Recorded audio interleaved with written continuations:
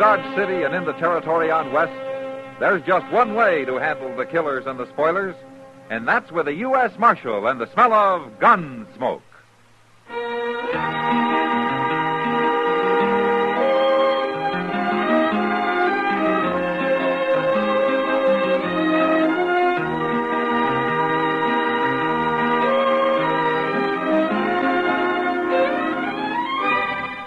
Gunsmoke, starring William Conrad.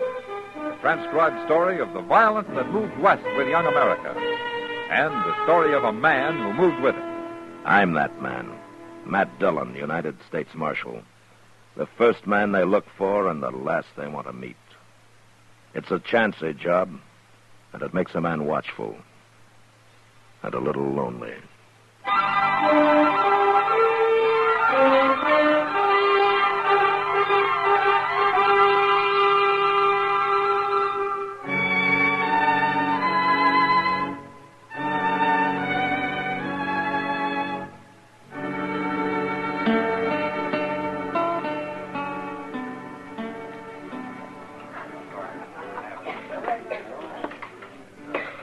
Barkeep, What'll it be, young fellow? draw me a beer, will you? Got it right here. That looks mighty good. Right, Farm? Far enough. I ain't seen you around Dodge before. No. There you are. Thanks. Take it out of that, will you? Take two out of that, barkeep. Hmm? I'm having a beer, too. Any objections? Give him a beer, barkeep. And that's right smart of you, fella. I ain't looking for trouble. Of course you ain't. Not with Jake Kroll, you ain't. Not with anybody, mister. I said my name was Kroll, didn't I? I heard it. Well, maybe you ain't so smart as I thought. Barkeep, I'll have a shot of whiskey with that beer. What about it, young fellow? You buying him whiskey, too? Anybody drinks with me drinks what I drink. Bring me the beer, barkeep. Okay.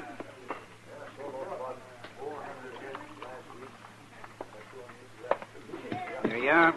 Now, young fella, I'm going to show you what happens to people that don't do as I tell them. Watch how I drink your beer. Sticky wet, ain't it, young fella? Yeah. Yeah, it is. Hit me, huh? Now I'm going to have to kill you.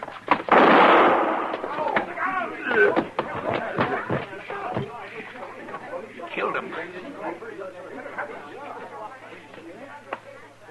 Oh, Marshal Dillon. Oh? Did you see that, Marshal? Jake drew first, not the boy. Jake made him fight. He was bullying him right from the start, and then he drew first. I'll be witness to that. I saw it. I came through the door just as it happened. Good thing you saw it, Marshal. Give me your gun. What? That ain't right, Marshal. It was self-defense, pure and simple. I said give me your gun. Marshal, you ain't listening. It's okay, barkeep. It's okay. Here's my gun, Marshal. My office is across the street. Let's go. It ain't fair, I tell you.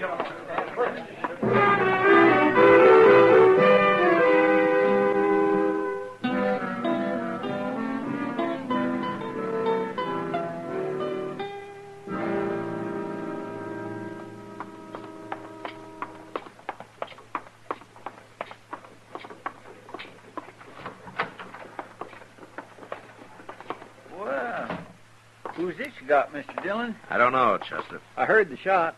Did he fire it? Yeah. Sit on there, fella. Anybody get hurt? Jake Kroll. They killed him. He did? It was self-defense, Chester. Well, then why'd you arrest him? I'd kind of like to know myself. What's your name? Andy.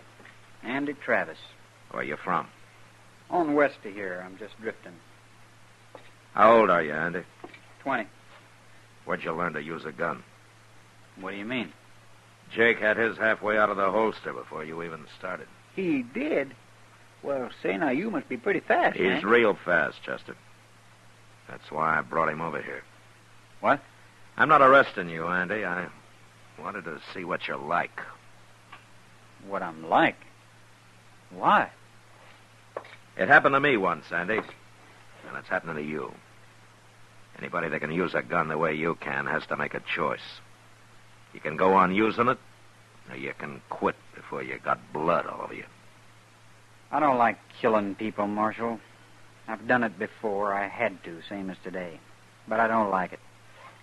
How'd you get so good? Practice. All my life I've practiced. I don't know why. It was fun at first, but it ain't fun now. It just leads to trouble. That's all I ever got out of it. Trouble. Then why are you still wearing it? I don't know. I wouldn't feel right without it, I guess. Yeah. How long you been in Dodge, Henry? Just got here today. And you've already killed a man, huh? And the barkeep is going to tell everybody in town just how fast you are. And the first thing you know, you're going to have a reputation. It won't be very long before somebody tries to cut you down for it. You're going to have to go on killing the rest of your life. However long that is. It's too late already, Marshal. No, it isn't. You're not a killer, Andy. I know a killer when I see one. No. No, I'm sure not. But you're going to have to kill. One man after another. I know. Well, I'm not going to watch it. You take your gun off and you leave it off or you get out of Dodge. You go do your killing someplace else. Marshal, you think I could find a job here? Chester. Yes, sir. Moss Grimmick's looking for a man over at the stable. Yes, sir. On your feet, Andy. I'll show you where it is.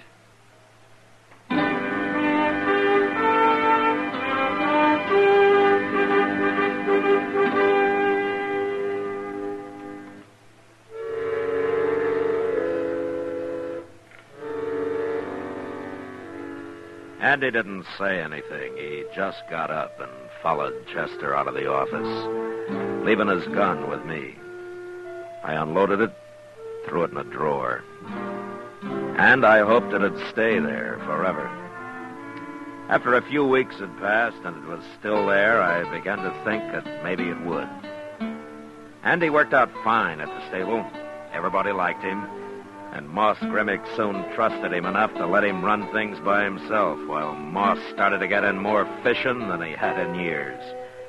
Sometimes Chester went with Moss, and having Chester out of the office gave me a chance to catch up on some paperwork.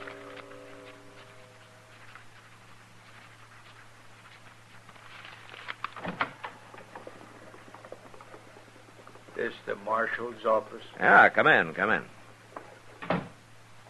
You the marshal? What can I do for you? Remember me. What? Remember me next time you see me. I mean it. Take a good look, Marshal. Who are you, mister? Joe Kite. All right, Kite, say your piece. I did, Marshal. I want you to know me. I want you to know my name. Why? Because I don't want you to shoot me or buffalo me or treat me in any kind of hurry at all next time you see me. Why?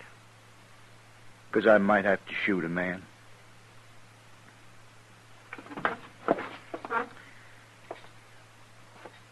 What are you talking about? I can't tell you now. I'll tell you after I've done it. Are you drunk? Plumb serious, Marshal. There's no need for you to get all fretted up. I'm not going to do anything wrong. Shooting people around here is wrong, mister. Kite. Joe Kite, Marshal. What are you trying to tell me? That I may have to shoot somebody. But if I do, there won't be nothing wrong about it. And I want you to know in case you come running up with your finger on the trigger of a shotgun or something. You look like a bar bum to me, Kite. I doubt if you even own a gun. Oh, I'm going to get one, Marshal. I see you wearing a gun, and I'll take it off you and throw it away. Now, Marshal, that's no way to Get talk. out of here. All right. But you're going to talk different, Marshal. Keep moving. You'll see. You just wait.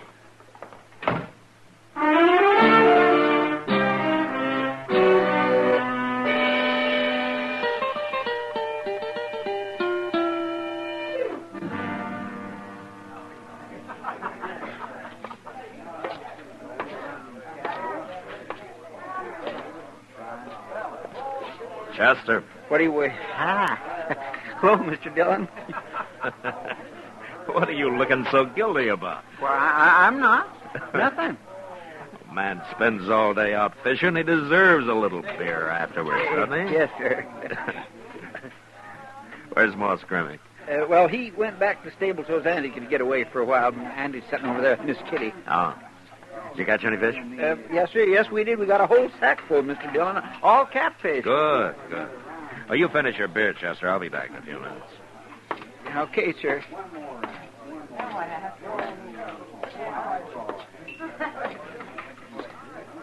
Hello, Matt. Hello, Kitty. Andy. Oh, Marshal, take a chair. Thank you. I hear your boss is loaded with catfish, Andy. He's over at the stable now, trying to give them away to anybody who'll have them. Well, if he and Chester are going to keep on, we ought to fix up a fish model one of these days. A fish muddle? Huh? I never heard of that, Miss Kitty. Oh, then you've never been in Kentucky, Andy. I've seen them making in 20-gallon batches down there. It's, kind of a fish stew, I guess. But it's awful good. Say, I'd like to try that. Let's do it, huh? Uh-huh. Next week sometime. First day Moss and Chester can guarantee the fish. I'll tell them about it. I better get back to the stable now. See you later, Miss Kitty. Okay, Andy. So long, Marshal. So long, Andy. He's an awful nice boy, Matt. Yeah, I think he's going to make out fine, Kitty. He already has. It sure bothered him at first, though, not wearing a gun. You know, he told me he'd been working with a gun since he was about 12 years old. Yeah. You know, he's a natural, Kitty. Some men can practice all their lives and never be any good. Well, it's sure nice to know one man that wants to live peaceful. Yeah. He's mighty lucky he ran into you, isn't he? What's that? You better stay in there, Kitty. Don't worry. Everybody but Chester, stay right where you are. You want me to guard the door, Mr. Dillon? No, follow me.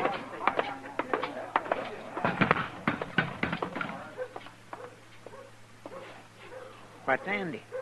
That fella shot him. I never saw that man before, Mr. Dillon. His name's Joe Kite. Joe Kite? Yeah.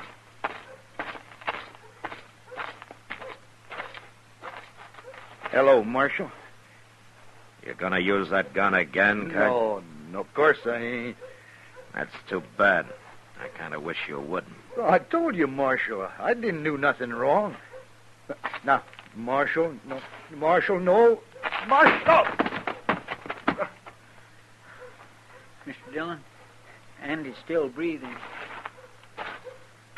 Well, I'll carry him over to Doc's, Chester. Yes, sir. When Joe Kite comes to, you kick him into jail, huh? It'll be a pleasure.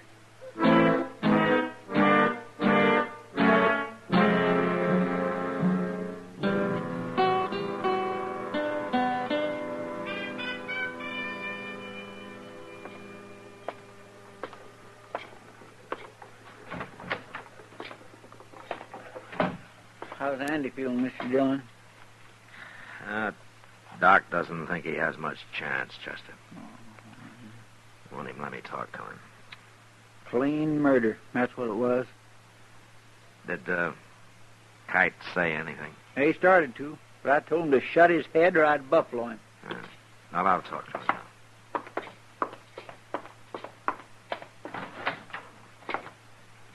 It's about time you came, Marshal. You had no reason to lock me up. You had no reason to hit me either. I told you what might happen. Well, unlock it and let me out of here. You'll get out of there when you go to trial. That's where you're wrong, Marshal. You're going to let me out of here now. Why did you murder him, Kite? I didn't murder him. I told him I was going to take him in, and he resisted. Take him in? I was going to march him right in here and turn him over to you, Marshal. What are you talking about? His name isn't Andy Travis, Marshal. It's Andy Haycox. So? Of course, you didn't know it, or you'd have arrested him yourself. I couldn't tell you before this, or I'd have lost the reward. $1,000, Marshal. That's what he's worth, and I get it. You don't believe me? You ever hear the Fisher gang up around Laramie? Well, Andy Haycox is one of them, and they're all worth $1,000 apiece, dead or alive. I just come down from Wyoming. They got their pictures up all over. Sure lucky I recognized him, ain't I? You're lucky, Kite. You're real lucky. If Andy had been carrying a gun, you'd be dead. If he'd have been carrying a gun. He took it off his first day in Dodge, and he hasn't worn one since. I don't believe you. Don't you? No, it ain't true. No, he had it under his coat. I stopped him, and I told him to come with me, and why. And then he started to grab for his gun, and I had to shoot him. An outlaw like... Of course he had a gun. I'll ask Andy what he did. If he lives long enough to tell me. He'll lie. You going to take the word of an outlaw against mine? Chester. Yes, sir. I'm going out for a while. I'll be back shortly. What, you mean you ain't going to turn me loose? You're going to leave me in here? You got no right to do If that. he gets too noisy, Chester, club him.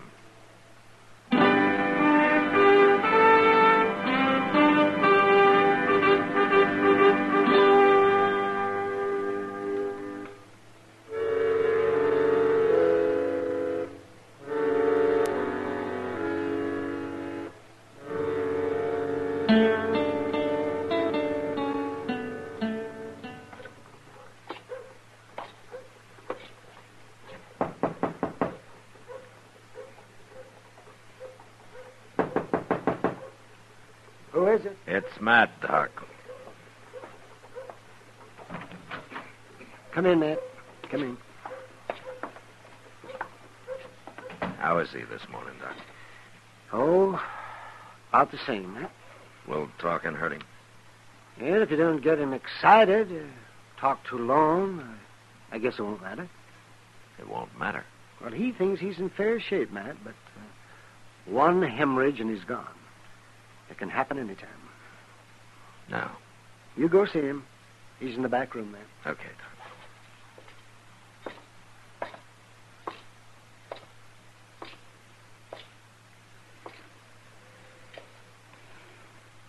Hello, Andy. Marshal, Well, I hear you feel pretty good. I still got a bullet in me. Oh, well, Doc will take it out as soon as he can. It wouldn't be there if I hadn't forgot I wasn't carrying a gun. I just naturally went for it, and it wasn't there. So he shot me. Yeah. And I guess he's told you about me, Marshal. He said that you're wanted up in Laramie. Dead or alive. That's what them posters said. You were part of a gang, Andy. Long enough for him to put up a reward for me. But I quit, Marshal. I quit. What do you mean? Fisher and them fellas. I told them I was through. They tried to stop me, but I said I'd shoot my way out if I had to.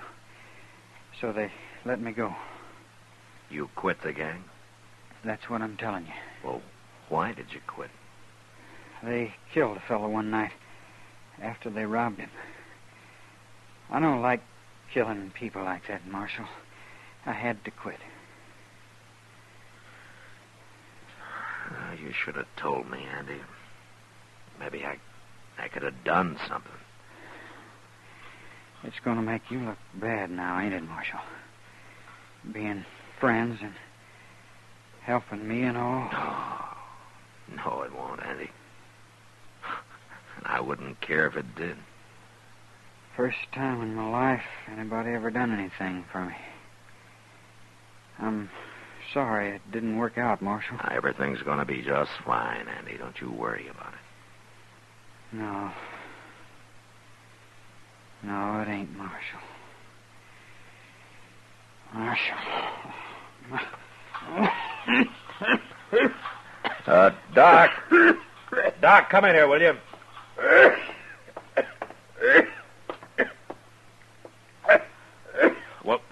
Well, do something for him. Doc. Well, I'm sorry, Matt. I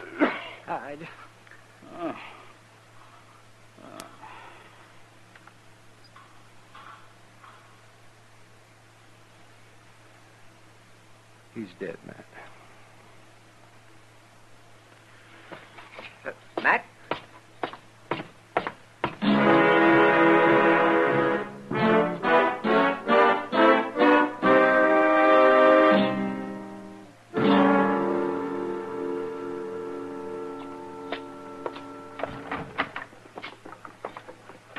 Chester, Yes, sir.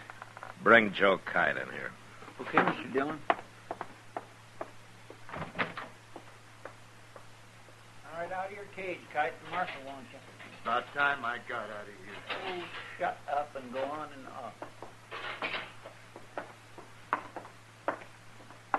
Change your mind. Huh, Marshal? Singing a different tune now, huh? Andy told me what happened, Kite. You're clear. Always knew I was. You should have believed me from the start, Marshal. That's all right. I don't hold no grudges. Hey, when do I get my reward money? I telegraphed Laramie a few minutes ago. You did? Good. How long do you think it'll take, Marshal? I wouldn't wait around for it, Kite. What do you mean? Andy's dead. Well, what difference does that make? I put it in the telegram. I told him Andy was dead. And that I killed him. You what? Of course, I won't collect the reward. As a U.S. Marshal, I don't get cut in on reward money. Oh, no. You're fooling me, Marshal. You didn't tell him that. I think they'll take my word against yours, Kite. And besides, Chester witnessed it. Didn't you, Chester? Yes, sir. I seen the whole thing. You can't do this to me. You're stealing my money. That's what you're doing. You're being a thief. Get out of Dodge, Kite. Get out of Dodge while you can. No. Hey, you ain't done nothing. Open the door. This ain't fair, Marshal. You can't do it. Get out before I kill you.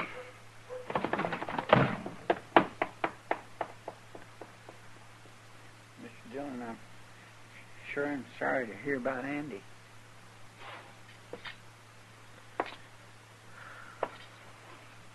Yeah, Did you really telegraph all that stuff to Laramie? I did.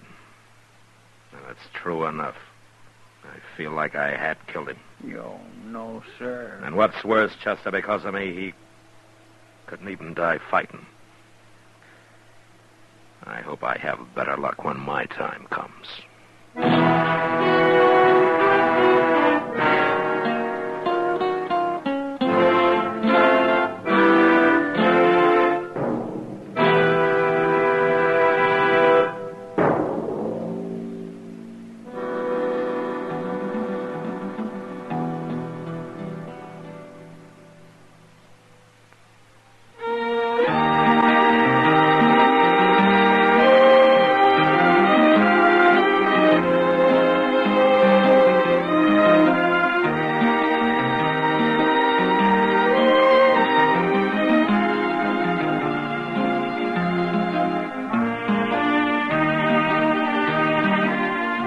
Gunsmoke, produced and directed by Norman McDonald, stars William Conrad as Matt Dillon, U.S. Marshal. Our story was specially written for Gunsmoke by John Meston, with music composed and conducted by Rex Corey.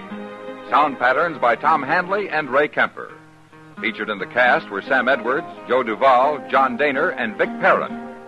Harley Bear is Chester, Howard McNear is Doc, and Georgia Ellis is Kitty.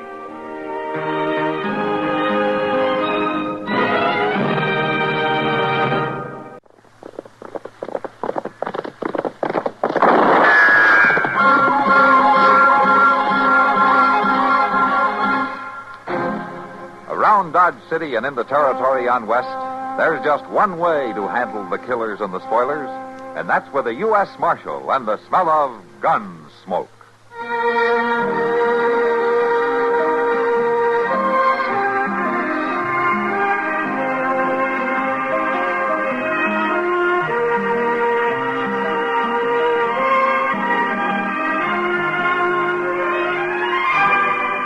Gunsmoke, starring William Conrad. The story of the violence that moved west with young America.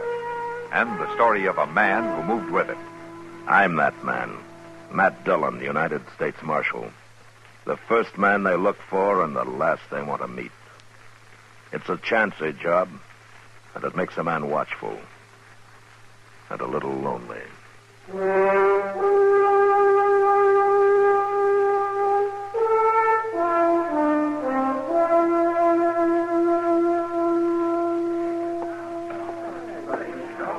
Evening, John. Oh, Miss Russell. Good evening. Hello, Chester. Oh, Miss Kitty. Why are you sitting over here all by yourself? Oh, it's my new boots. I just could not stand on my feet another minute. New boots? Yeah. Oh.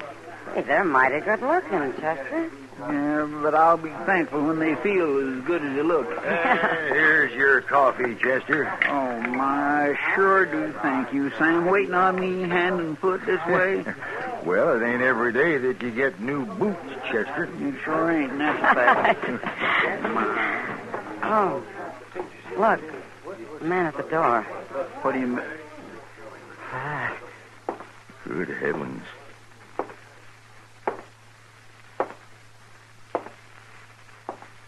Did you see his face?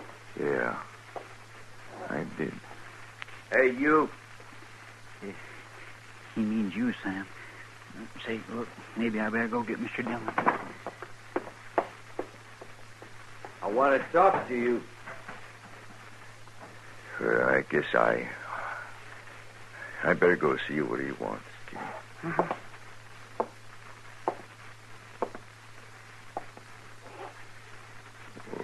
What is it, mister? Can I get some food here? The store is closed. You put it in this bag, I'll take it with me. Well, okay, mister. Charlie, put some bread and meat and some ground coffee in this bag right away. Okay, Sam. The food will be right out, mister. Thank you. He just wanted something to eat, Kitty. I know. Sam, I can't bear to look at him. Well, maybe he'll leave when Charlie brings him food. I hope so, Sam. I really do. It'll be 35 cents, mister. Oh. Thank you. Yeah, he's leaving now, Kitty.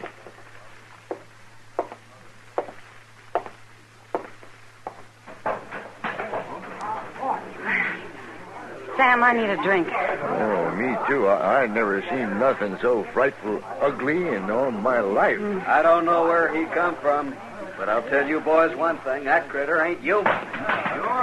Matt? Hello, Kitty. Sam? Kitty, there was a ghost. What's going on here? Well, didn't Chester tell you? Tell me what? I haven't seen Chester. A man was just in here, Matt. A man with a face that was Oh.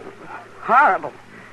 Well, there are some faces still here that won't take any prizes, you know. Oh, no, it's no joke, Marshal. This was worse than anything I ever seen. That's true, Matt. Well, what'd this fella do? Nothing. He just bought some food and left us all. Marshal Dillon, Yeah.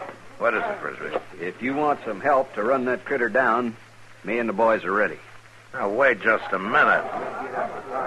As I get it, an ugly man walked in here and bought some food and left, and that's all.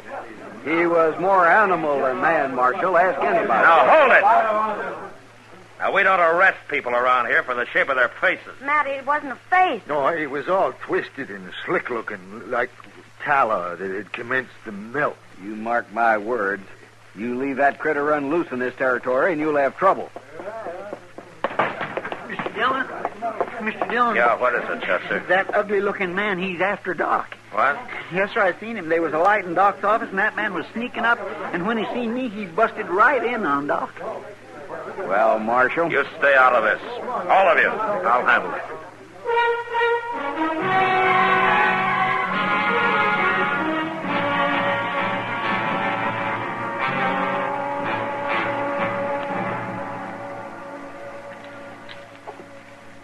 You see what I mean, Doctor?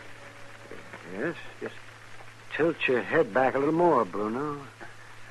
My, oh, my. That's unbelievable. Doc? You all right? Well, of course I'm all right. Now, why wouldn't I be? Come in. Come in. Oh, this is Bruno Thayer, Matt. Matt Dillon's the marshal here. How do you do, Marshal?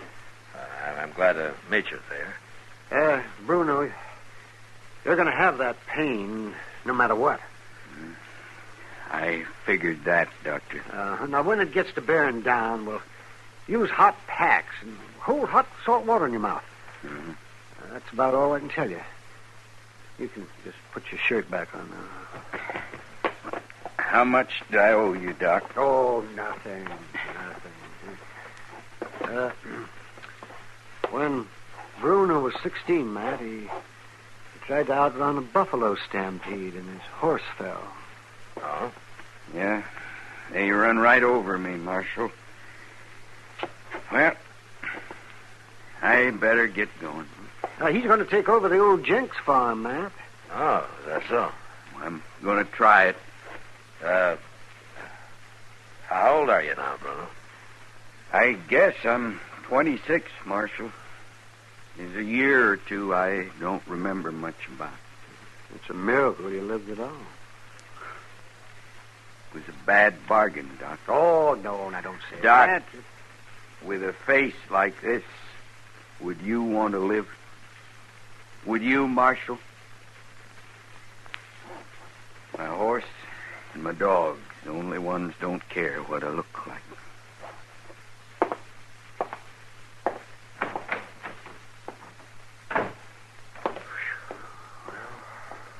Well, Matt?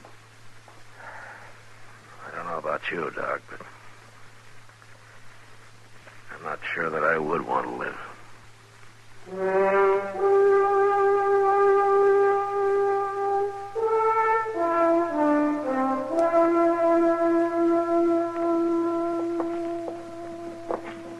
Warm sun and cool air makes for a nice day, doesn't it, Matt? Yeah, it does. Sure does, Kitty. What are you thinking so hard about? What? Oh, Bruno Thayer, Kitty. Oh. Yeah, he's been out on the old Jenks place 2 weeks now. Maybe I ought to ride out there and see how he's doing. Why? Well, everybody else in Dodge has, judging by the number of wild stories going around. He murders travelers and buries them in his garden. He conjures up evil spirits. He calls the coyotes to counsel with him in the middle of the night. All kinds of crazy stories like that. Well, I'm not so sure it's all crazy, Oh, Matt. Kitty, will you... Look, 3 different friends of mine swear they've ridden by and heard Bruno talking to something, but there was nothing there to talk to. Sure there was. What? His dog. Come on, let's get some dinner.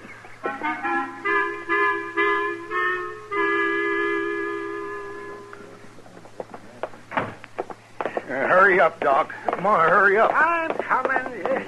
Yes, what happened? It's Hazel Perkins. They found her out south of town, scared half out of her wits. Oh, Doc, he was right over me. Now, all right, Hazel. All right. Just calm down now. You're all right. Who was it, Miss Perkins?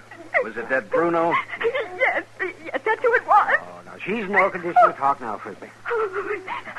I ran, but he came after me, and he chased me, Doc. No. Doc, what are those gashes on her arm? Well, I don't know yet, Sam. Looks like some animal clawed her. You mean some half animal, don't you, Doc? Now, Frisbee, you're a fool. Get out of the way. No. Come along, Hazel. Right at you. Fool, am I? Maybe I'm just fool enough to believe that the women folks ought to be protected. I say it's time something was done. I say we got to stop that ugly brute and stop him for good, like they used to do in the old country. Yeah, but how do you mean, Frisbee? My grandpappy knew. He told me when a hateful, unnatural monster like Bruno was found, they burned it. And they took what was left and drove an oak stake through it. Then they were safe. And not before. Well, I never heard of that. Seems to me the marshal... The marshal had his chance. My chance to do what, Frisbee? It was you let that critter loose on us, Marshal. What happened to Hazel Perkins is your fault. Hazel Perkins? Bruno grabbed her, Marshal. She's all bit up and scared half to death. Where is she? She's up in Doc's office. What are you aiming to do, Marshal? I'm aiming to find out what really happened, Frisbee. We've had about enough talk. We want action. Just one more word out of you, and I'll give you more action than you can handle. After I've talked to Hazel, if Bruno Thayer needs bringing in, I'll go get him and I'll bring him in, but I'll do it without you or anybody else.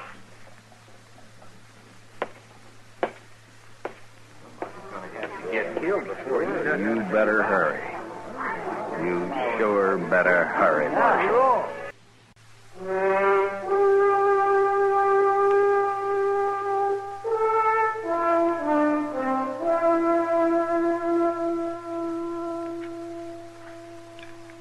Hand me that bottle, will you, man? Yeah, sure.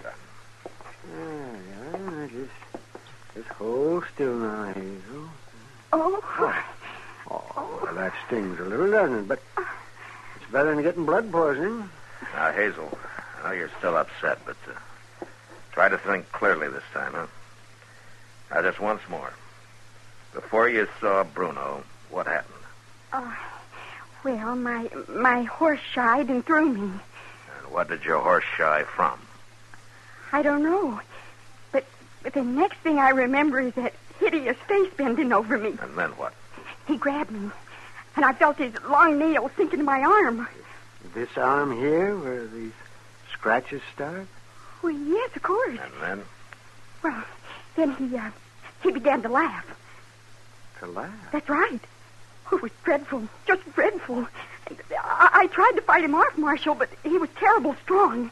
And... Well, Hazel, why didn't Bruno laugh the last time? Well, what do you mean, Dr. Adams? Well, I mean that every time you tell this story, it gets better.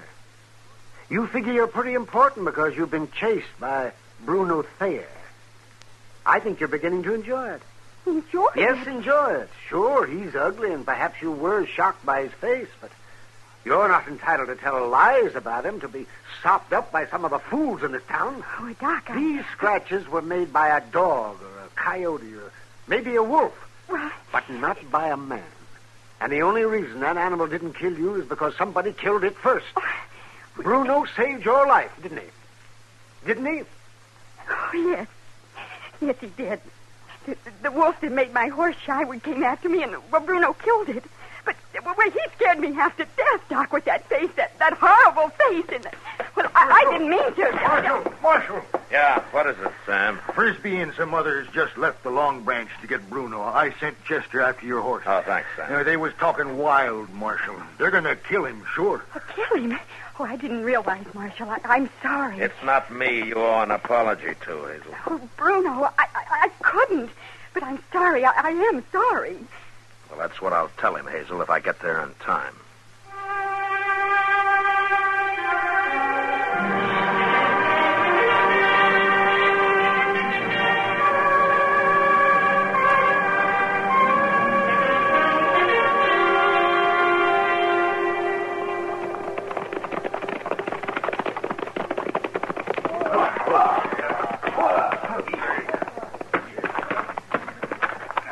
There he is. He ducked in his shack. We got him trapped now, just like we wanted. We'll spread out and circle him. I'm going to go this way. Watch me. We'll close in on my signal. Hey there! Hold it, you man!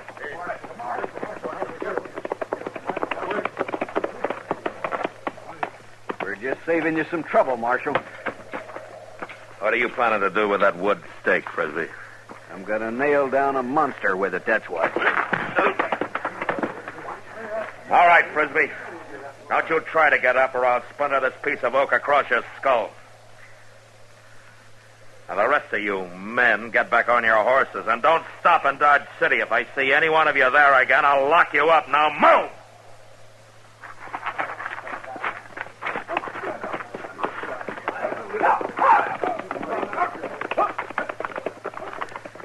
Chester. Yes, sir? You hold Frisbee right here. If he makes a move, you kill him. Yes, sir.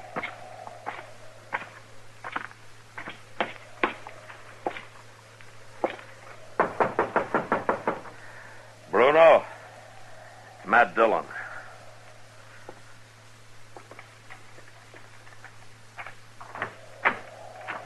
Can I come in?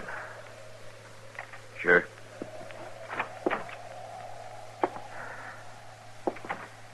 You saw those men out there, huh? I saw him. You said that they were out here to get you, didn't you? I figured somebody'd be coming out here. That girl got pretty scared of me. But there wasn't anybody else around to help her. Aren't you even going to defend yourself? I hadn't decided, Marshal. I saw what you did to them, though. I'm grateful. Grateful? For what? Well,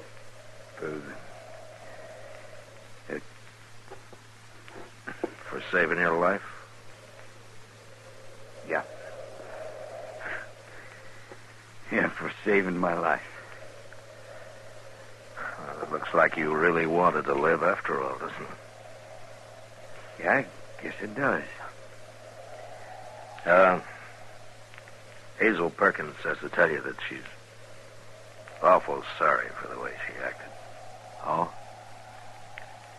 Yeah. Well, I'll see you, Bruno. Oh, here's a nice piece of oak wood for you. Make yourself a hat rack, huh? I think you'll be having some friendly callers one of these days. So long, Marshal. So long, Bruno.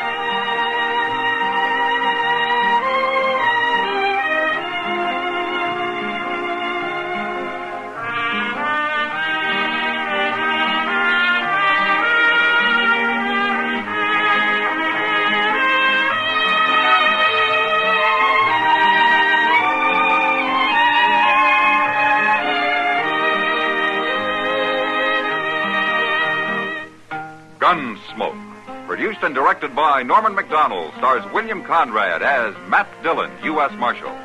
The script was specially written for Gunsmoke by Les Crutchfield, with editorial supervision by John Meston. The music was composed and conducted by Rex Corey. Sound patterns were by Ray Kemper and Bill James.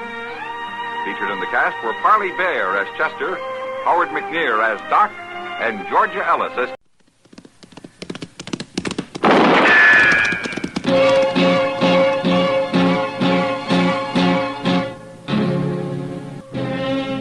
Around Dodge City and in the territory on West, there's just one way to handle the killers and the spoilers, and that's with a U.S. Marshal and the smell of Gunsmoke.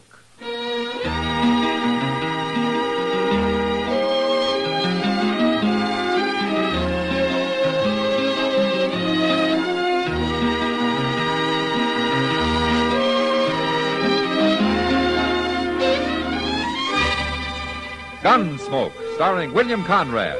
The transcribed story of the violence that moved west with young America. And the story of a man who moved with it. I'm that man. Matt Dillon, United States Marshal. The first man they look for and the last they want to meet. It's a chancy job, and it makes a man watchful. And a little lonely.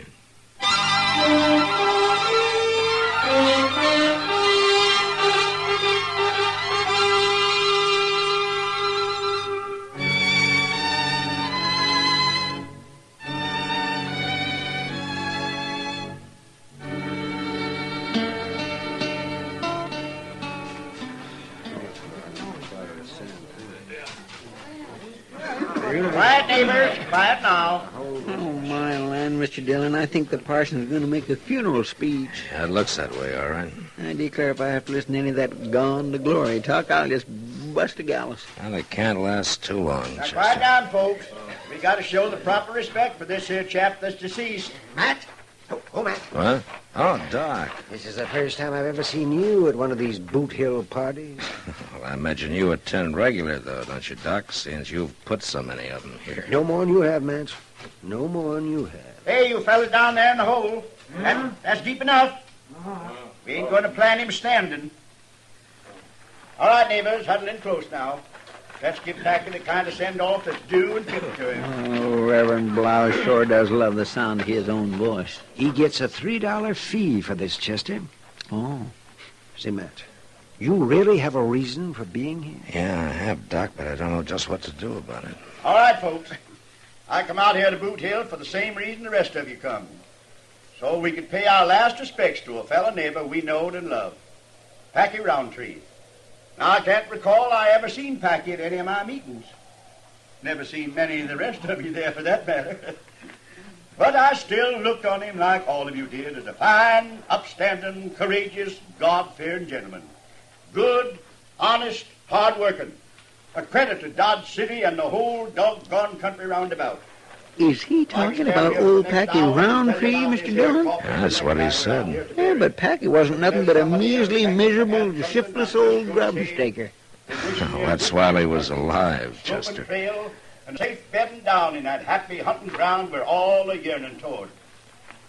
Well, now he's got a long journey ahead of him, folks, so let's get him started on his way. You fellas that's going to be pallbearers, get your ropes looped under the ends of that coffin. We'll put him down gentle-like. Doc, did you ever hear of a sawbones over at Walnut Springs by the name of Stearns? No. Why? Yeah, because that's who signed the death certificate. Well, it must have been some doctor who was just passing through. Yeah, maybe. Something eating you, Matt? Yeah, Doc. All together now, boys. We'll lift him up, lower him into the grave, and then slip the ropes out. Just a minute, Parson. Come on, Chester. What do you want? Well, I'm sorry, Marshal. Didn't know you was aiming to speak. I'm not. Well, what do you want? Reverend Blas, I'm going to have to take a look at the corpse. Oh, but Marshal, I told you that his horse rolled on him. Something terrible. He's broke up bad. Well, I've seen men broke up bad before. Chester? Yes, sir? Take that pick over there and pry a board loose on top of the coffin, will you? All right, sir. Now, resent this, Marshal. Why, it's a reflection on my calling. Oh, due respect to you, Parson, but I still got my job to do. Violent deaths have to be certified by the marshal's office. But I told you what happened, and I brought in Packy's body myself. Yeah, that's right, Parson. Already in his coffin, nailed up tight. You about got it, Chester? Yes, sir. Here it is. We'll be able to... Mr. Dillon. Yeah, I see it. Let me have a look here, Matt. I can tell you in 2 minutes what he died. What who died of, Doc? There's nothing here but some straw and a bunch of rocks.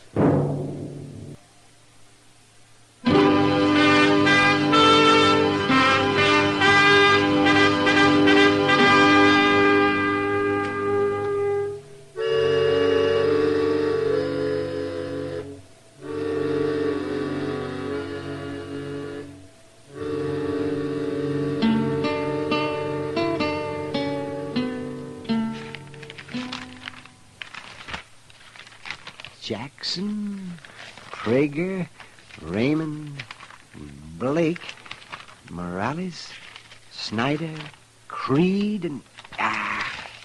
There's nobody named Hawkins in these bulletins, man. That's not here either, Doc, but I didn't figure it would be. You think maybe the Parsons lying? No, I figured it just wouldn't be as easy as finding the name in a stack of wanted bulletins, that's all. I can understand Packy Roundtree taking on a partner. Why, the old coot never had one before. Yeah, I know, Doc. But that's who the Reverend claims turned the coffin over to him out at Walnut Springs, a man named Preston Hawkins. He said he was Packy's partner, and he gave the Reverend a will to file, leaving everything Packy owned to him. It's the darndest thing I ever heard of. Yeah, that's that, all right. But the coffin was full of rocks, Matt. Packy may not even be dead. And so the will's worth nothing. No, but it might have been if that box had been buried according to plan. Sure. All I own, I leave to my partner, Preston Hawkins.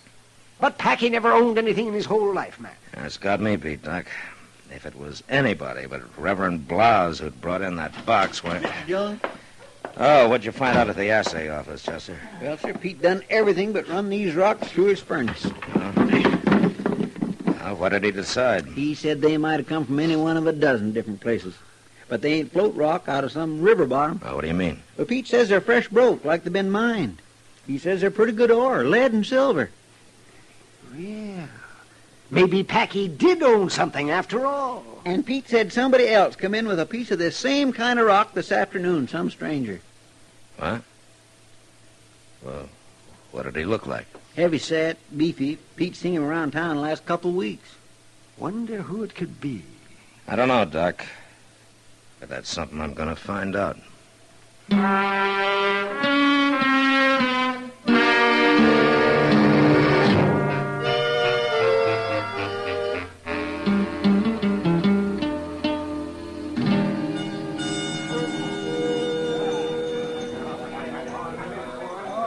It's the man there by the end of the bar mat. You see the one I mean? With the calico shirt, huh? That's right. Heavy-set, bull-necked. He sure fits the description. You know him, Kitty? No, and I don't want to. He's giving the girls here a lot of trouble, Matt.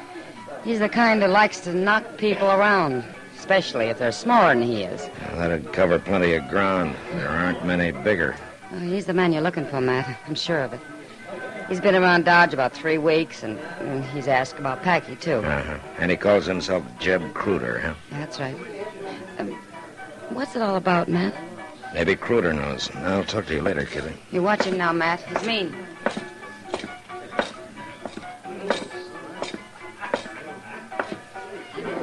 Evening, Cruder. Well, if it ain't the marshal. Have a drink, lawman. Cruder, I understand you took some rock into Pete Will's assay office this afternoon. Any log in it? I also understand that you've been trying to find Packy Roundtree. Not so. Well, Marshal, suppose you go do your understanding someplace else. Mr. Cruder, in Dodge City, a man answers questions with a civil tongue in his head. It's a kind of a habit we got here. Are you aiming to teach me about it, are you? Yeah, I think I am. I'll kill you. Get your hand away from that gun. You don't have the guts to draw it anyway. All right, now get up. Come on your feet, Cruder. Marshal, I didn't mean no offense. I ask you some questions. Well, I've been looking for Packy, all right. Come here a couple of weeks ago. I knowed him for years, but I ain't seen him in a long time. Did you find him? No, sir, and then that happened out there at Boot Hill this afternoon. Well, I was just poleaxed, Marshal. You know any reason why Packy would pull a trick like that? Well, no, sir, I sure don't. I thought I might trace him through them rocks, so I took some out of Packy's coffin. But the assayer couldn't help me none. Ever hear of a man named Preston Hawkins? No, sir. I just don't know nothing about this, Marshal. If I did, I'd tell you. I sure wouldn't want you to think I meant any offense a while ago, sir, because I was Cruder, don't overdo it, huh? A man can get too civil sometimes.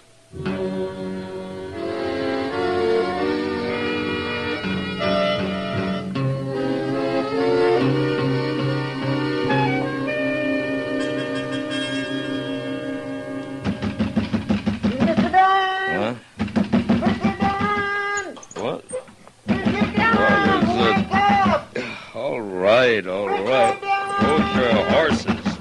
I gotta talk to you, Mr. Dillon. All right, just a second. Mr. Dillon! Mr. Dillon! What's the matter, Chester? I am right sorry to wake you up, but the parson's over at the office, and he says he's got to see you. Reverend Blouse? He sure picks a fine hour to come calling. Well, he ain't calling exactly. Truth is, he's awful upset, Mr. Dillon. No, what about? You won't never believe this, but the parson says he wants to confess.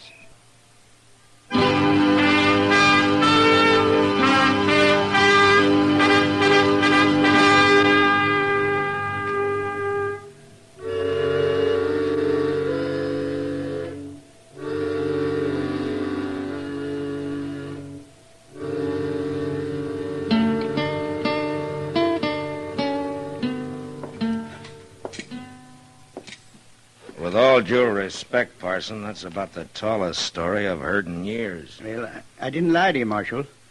I maybe just let you mislead yourself a little. Now, you claim that Packy Roundtree met you outside of Walnut Creek and asked you to help him, huh? He was in mortal fear of his life, Marshal. That's the only reason I done it. He showed me the paper where he had gone to in Hayes and got his name changed legal to Preston Hawkins. Yeah, go on. He give me that will of his at the same time, leaving everything to Hawkins, or rather to himself under his new name. And he gave me the coffin and asked me to bring it to Dodge and have a burial service.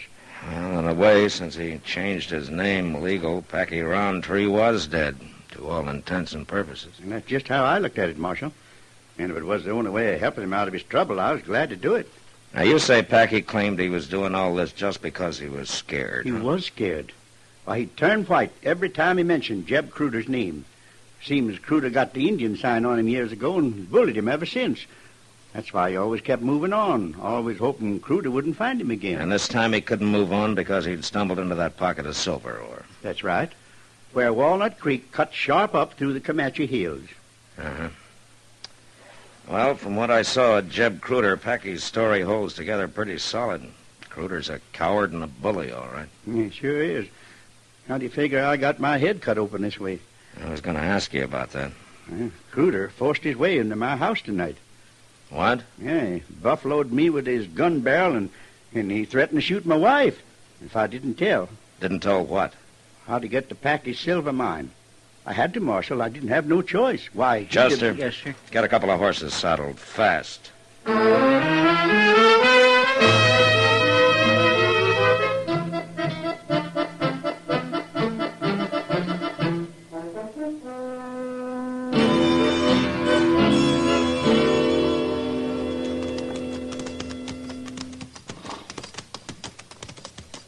There's smoke coming up over yonder, Mr. Dillon. Yeah, he must have a cabin there in the brush.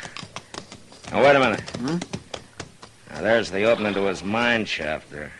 Well, I declare if that don't beat all. He sure has got things mighty well hid. Mr. Dillon? Yeah, there's a horse tied in the bushes. I wonder if by any chance... Get around, Chester. There goes somebody running. Across the creek. Yeah, and it's Jeb Cruder. Well, he's heading for the mine shaft. Hold it, Cruder!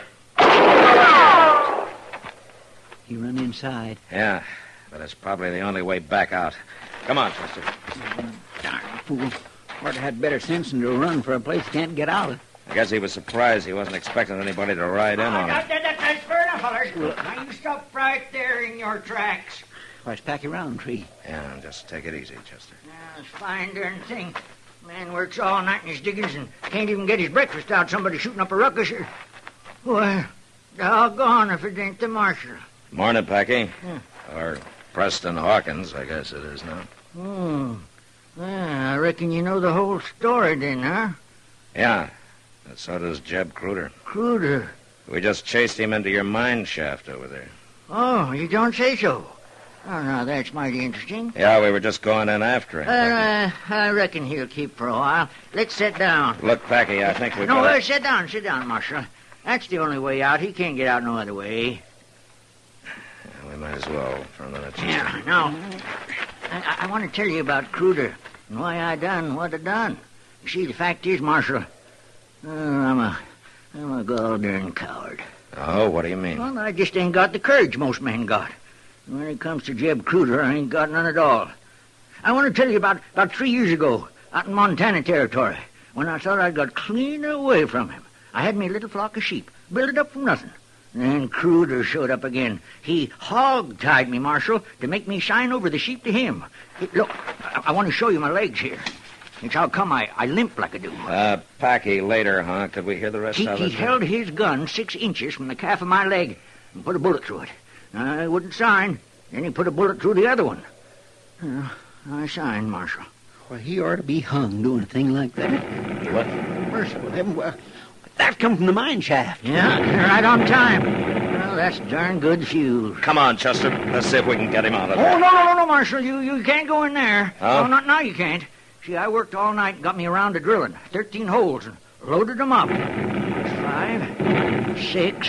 Yeah, I touched him off just before I went up to the cabin. But you don't understand. Cruder's in that shaft, Packy. Cruder? Oh, Oh, doggone if it didn't clean slip my mind, Marshal. 7, 8.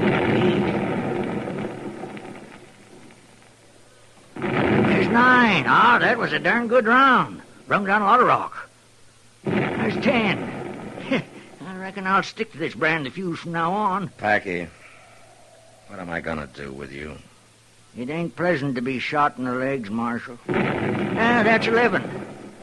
Sure hope the parson kept that coffin I built. Come in handy if we can find anything to put in it besides just rock. That's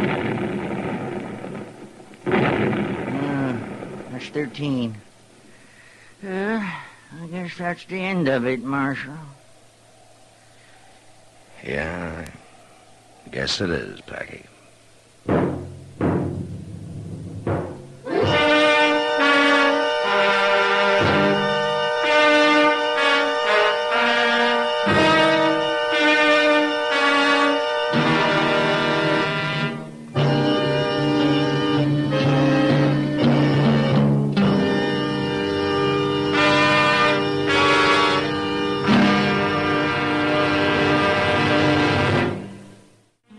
Gunsmoke, produced and directed by Norman Macdonald, stars William Conrad as Matt Dillon, U.S. Marshal.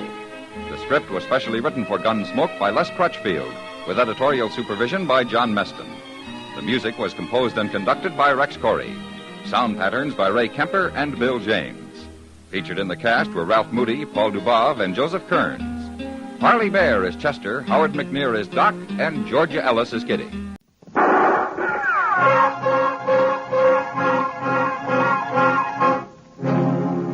Around Dodge City and in the territory on west, there's just one way to handle the killers and the spoilers, and that's with the U.S. Marshal and the smell of Gunsmoke.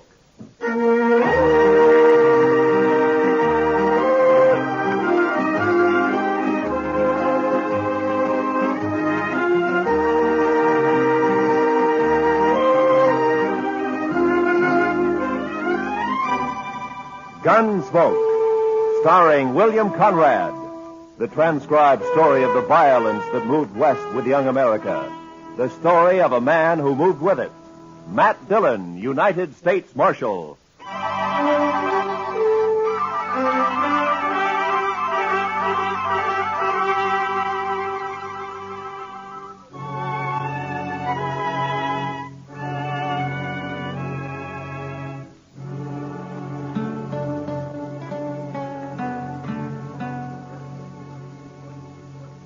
You know, Mr. Dillon, on evenings like this, I feel kindly towards everybody. Is that so, Chester? Yes, sir. It's so peaceful. There's no cowboys hoorahing up and down Front Street, no shooting, no fights, almost no nothing. Well, that doesn't upset you, does it? Oh, my, no, Mr. Dillon. I like it this way. Puts me some in mind of Texas. Texas? Well, now, Mr. Dillon, I don't mean there isn't some dust raising done down there from time to time. Why, sometimes Waco don't cool off from sunset to sunup. Is that so? Yes. Well, I'm going to walk down to the Texas Trail, Chester, and have a beer with Kitty. Well, sir, I'll just sit here and think some. All right. But I'll come get you if anything happens. Yeah, you do that, Chester.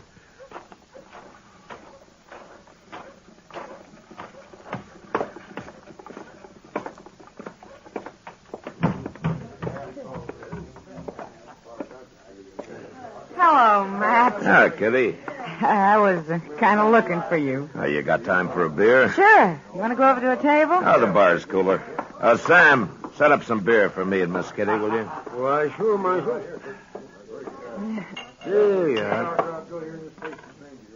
It's kind of quiet in here tonight. The whole town's quiet, Matt. Too hot for trouble, maybe. Sometimes heat brings trouble, Kitty. Makes people ouchy. Kitty, bring your beer and come over to the table. I need more luck. Sorry, Webb. I can't right now. Of course you can. Come on. I said I'm sorry, Webb. Your friend will wait for you. Webb, this is Marshal Dillon. Webb Johnson. How are you? Marshal, you won't mind if I take Kitty away for a while, will you? I think Miss Kitty gave you her answer. I heard what she said. But maybe she feels kind of obligated to stay, seeing as you're a marshal. I don't figure my being a peace officer has anything to do with what Miss Kitty decides. Maybe not. But most girls know which side of their bread the butter's on. You better get back to your poker game. Okay. But come over to the table, Kitty, when you're free. How long's he been around here? A couple of days, maybe more. You know anything about him? Not much. Plays poker mostly. He doesn't drink too much. Gambler? I don't know if that's his profession, but he likes cards, and he's lucky. Figures he has quite a way with women, too. Oh? With you? He tries. We were talking last night. He offered me a job. Job? He says he's bought out the Longhorn Saloon. Wants me to come over and be his hostess there. Figures maybe some trade would follow me over. So he bought out the Longhorn, huh? Mm-hmm. He must have some money with him. He's not short. Yeah, he's talky enough to cause trouble sooner or later. Don't mind him, Matt. Yeah. Well, I better get back to the office. Will I see you later, Matt?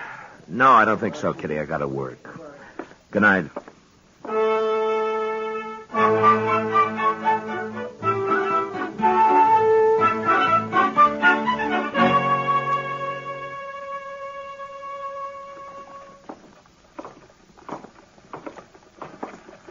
You sure you don't want to eat, Chester? No, sir, thank you kind of, Mr. Dillon, but I already ate. Oh. I think I'll just walk on down to the depot, maybe. The depot? Yes, sir. Chester, what in the world do you do down there? Oh, Mr. Hightower and me just sort of sit around and socialize. Then besides, there's a train due in. Sometimes there's all sorts of things. All right, Chester, I'll see you later. Yes, sir.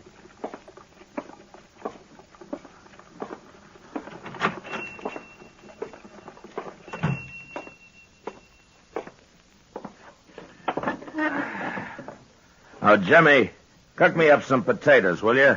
3 or 4 eggs and some of that side meat. Yes, sir, Marshal. It's the marshal, ain't it? Well, good morning, Mr. Webb. Unless you're expecting company, you could ask me to sit with you. Well, I don't mind. Well, thank you. How'd you make out last night? In the poker game or with Kitty? At cards. Seems like everything I say sets you on edge, Marshal. Maybe. Well, I'll tell you, Kitty and I didn't quite hit it off, but I done fine at start.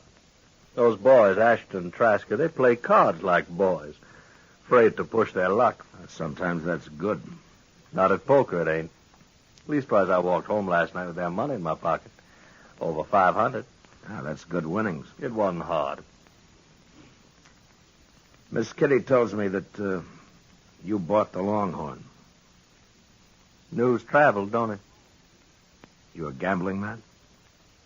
I don't make my living playing cards, if that's what you mean. You going to keep on the same boys that are at the Longhorn now? No, Marshal, I'm not. I've got my own way of doing things. Those boys might not understand. So I've got 2 dealers coming in this morning from St. Louis. We worked together before. Here's your breakfast, Marshal. Fried up some onions for good measure. They kind of bring out the flavor of the eggs some. Oh, thank you, Jimmy. You want beer, coffee? Coffee, I think. Bring the pot over. I'll have some, too. Yes, sir. You don't like me much, do you, Marshal? No. Why not? Why don't you like me? Well, for one thing, you talk too much. That may be. Let me give you some advice, Mr. Webb. This is an easy town to get killed in. So I've heard. So see to it that the Longhorn runs smooth and easy, huh? Speaking of gambling. Gambling or girls. Well, now, Marshal, there's a lot of money in Dodge these days, what with the trail herds and the buffalo and all. I'd feel kind of bad if I didn't get my share of it. The money that changes hands in the Longhorn is your business as long as it's honest. You just tell your St. Louis dealers to remember that. You're mighty preachy for a marshal, ain't you? I'm not interested in the morals of the citizens individually. But when it affects the peace of the whole town, it is my business. Well, now, from the way you talk, I don't imagine you'd be interested in a percentage deal. Or would you? Get out of here. And remember what I said. Why, sure. Well, I'll tell you one thing, Marshal. That star on your chest don't scare me one bit. Well, good morning, Miss Russell, and how are you this morning? I swear, I don't understand that Webb Johnson. Sit down, Kitty. Have some coffee. That's why I came by. I figured you'd be eating when there was no one at the office. Chester's down at the depot waiting for the train. Anything important, Matt? No, just the train. He likes trains. Matt, I had a long talk with Webb last night. No? Yeah, after the game broke up, he bought me some drinks. He say where he was from, Kitty? Missouri. Mr. Dillon? Mr. Dillon. Yeah, what is it, Chester? Oh, you should have seen it, Mr. Dillon. My gracious alive. The train no sooner come to a stop. Hello, Miss Kitty. The train no sooner come to a stop and they begun getting off. Must be 15 or 20 of them. 15 or 20 what? Girls, Mr. Dillon, girls. In no time at all, the depot platform was just plain crawling with them. Well, they're going to work at the Longhorn. The Longhorn? That's right, Chester. Webb Johnson's bought it. Those are new hostesses. They're from St. Louis, Chester. Oh, my goodness, Mr. Dillon, it fair gives a man the shakes to see so many women all at one time. Well, they'll keep, I think. You can go on back to the depot if you want. I'll see you later. Well, don't you want to come look, Mr. Dillon? Like he says, Chester. They'll keep.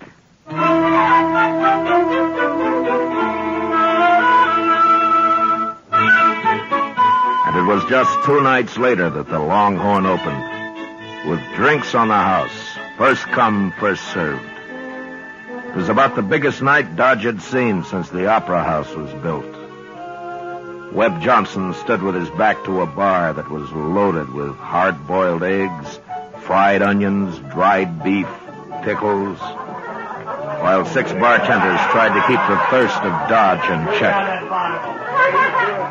Chester and I sat back where I could watch the dice table and the new dealers. But it wasn't a night for trouble. Well, Marshal Dillon. See you come to pay us a visit on opening night. Hello, Webb. Not drinking, Marshal. It's on the house, you know. Not tonight, thank you. Too bad. I've always made it a practice never to turn down anything free.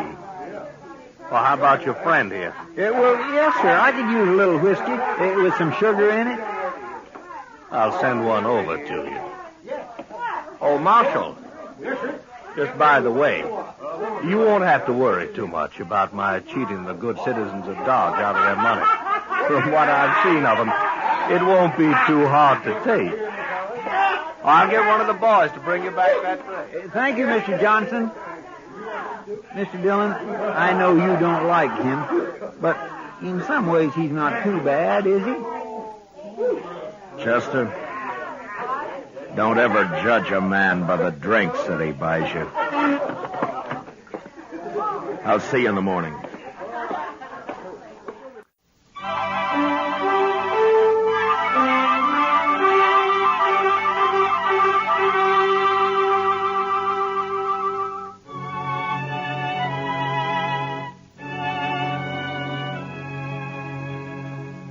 More than 2 weeks passed in Dodge, and there wasn't any trouble to amount to anything. A couple of buffalo skinners got knifed in a fight the other side of the river, and that was all. I saw Webb Johnson a couple of times walking along Front Street, each time with one of his new entertainers, but I avoided going into the Longhorn unless I had to. I didn't want any part of him or his saloon.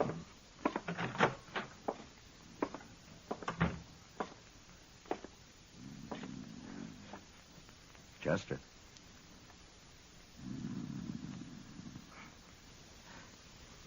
Chester.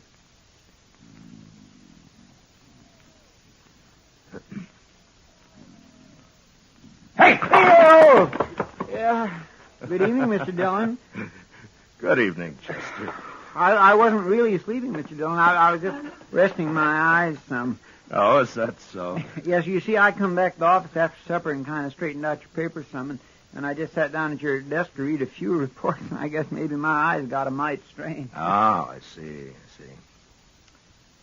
Chester, the way you've been working lately, are you after my job? Oh, Mr. Dillon, I wouldn't never be able to do that. Well, I've been a little worried about it. You've been patrolling the town an awful lot at night lately. Oh, that. Well, to tell the truth, Mr. Dillon, I've been keeping company, you might say. Oh? Yes, sir. One of them little... I think she cottons to me some. Olive Hasty, her name is. Olive Hasty, huh? She one of the girls from St. Louis? Yes, sir, but she isn't like the others. Oh, she's just as nice and polite. Why, she told me the other night that all she wants to do is find some nice place and settle down. Oh. She purely hates being in this sordid business. She's one of the finest... Marshal Gillum? Yes, that's right. My name's Cook. Side Cook. Mr. Cook? I was thinking maybe you could help me. Well, perhaps I can. I'm looking for a man. I heard he took a train for Dodge about 2 weeks back. Oh? Well, what's his name? He called himself Sam Williams last time I saw him. Don't know what name he uses now. Oh, there are 2 or 3 Williamses in Dodge, Mr. Cook. Oh? What did this man you're looking for have to mark him out? Oh, nothing special. He's a young man, Marshal, maybe 35, 6. Big, too, with dark hair and black eyes. Well, that wouldn't fit any of the Williams men I know. His name wouldn't have to be Williams. Yeah. Now, just why are you looking for this man? I'm going to kill him. That's a funny thing to tell a U.S. Marshal, isn't it, Mr. Cook? I guess it is, Marshal, but I got my reason. Well, do you mind telling me? No. I've seen a lot of gunfights in my time, and most always there's someone gets killed that had nothing to do with the argument. I figure it's best to stay away from people if there's got to be shots fired. So? So when I came into Dodge, I figured I'd find out from you if this man was here, and you could tell him to get out of town. I could kill him then out on the prairie somewhere. I see. Well, are you sure you'll kill him? It could work both ways, you know. Oh, I know that, but I'm an old man, so I don't have as much to lose. Why is it you want this Williams so bad? What did he do? It's not too long a story, Marshal. He was a Missouri raider after the war. He and some other fella come down to my farm one night. He took most everything we had, my wife and I. He was all pretty drunk, I guess.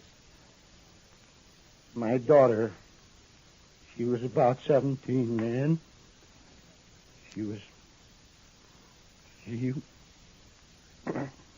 Well, it's not a new story, Marshal. No. Yeah.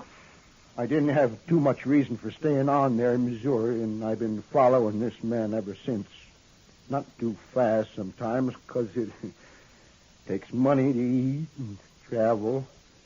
But I've been following. You think he came to Dodge? That's right, Marshal. I see. Are you staying here, Mr. Cook? I got me a room for tonight at the Dodge house. Maybe I'll be there for a day or so while I look around. Yeah. Well, I'll remember what you've told me, Mr. Cook. Well, thank you, Marshal.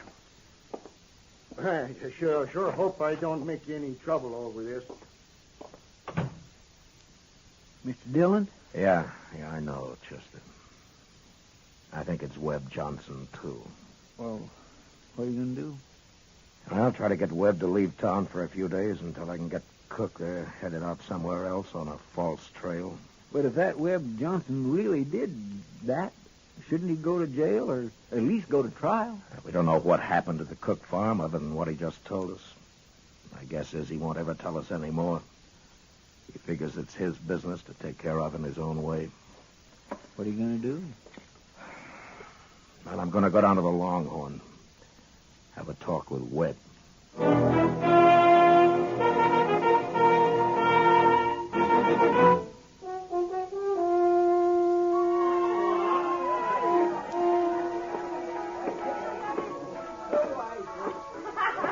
Webb, I want to talk to you. Well, sure, Marshal. What's on your mind? Now, let's step down to the end of the bar, huh? Now you sound like a peace officer talking. Move. Sure. You look mighty serious, Marshal. What's troubling you? A few minutes back, a man came into my office. He's looking for you. That so? He knows you by the name of Sam Williams. Most folks know me by the name of Webb Johnson. Your man must be thinking of someone else. I don't think so. You could have changed your name. Lots of men have. And you fit the description he gave. Suppose I am the one this man is looking for. What then?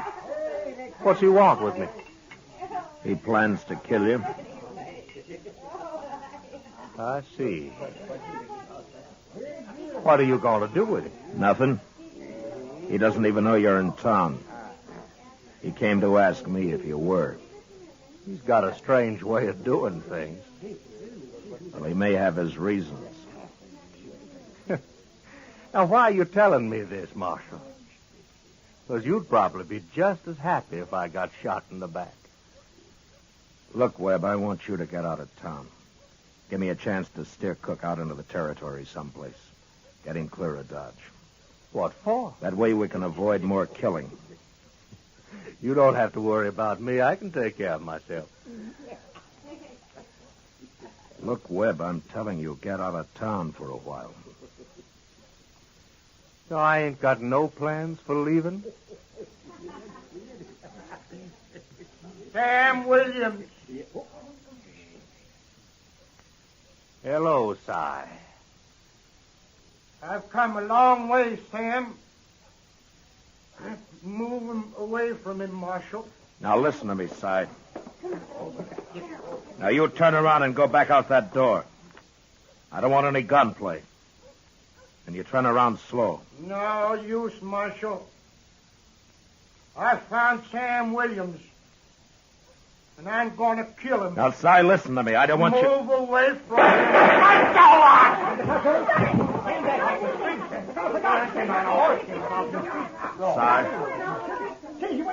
Si. He's dead, isn't he? Yeah, he's dead. Well, he was bound to get himself hurt sooner or later. He was crazy as a hooty owl. Who did this, Webb? Well, why do you ask me that, Marshal? Because Cook told me why he held a grudge against you. Why he was looking for you. You mean that story about the farm and his daughter-in-law? Well, now, what about it, Marshal? You couldn't prove nothing now, even if it was true. All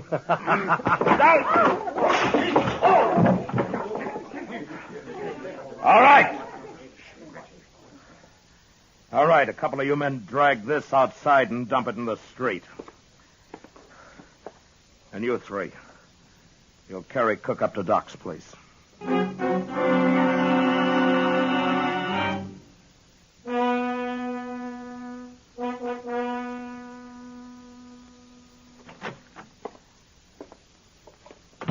You talk with Webb Johnson, Mr. Dillon? Chester, Cy Cook was shot just 5 minutes ago.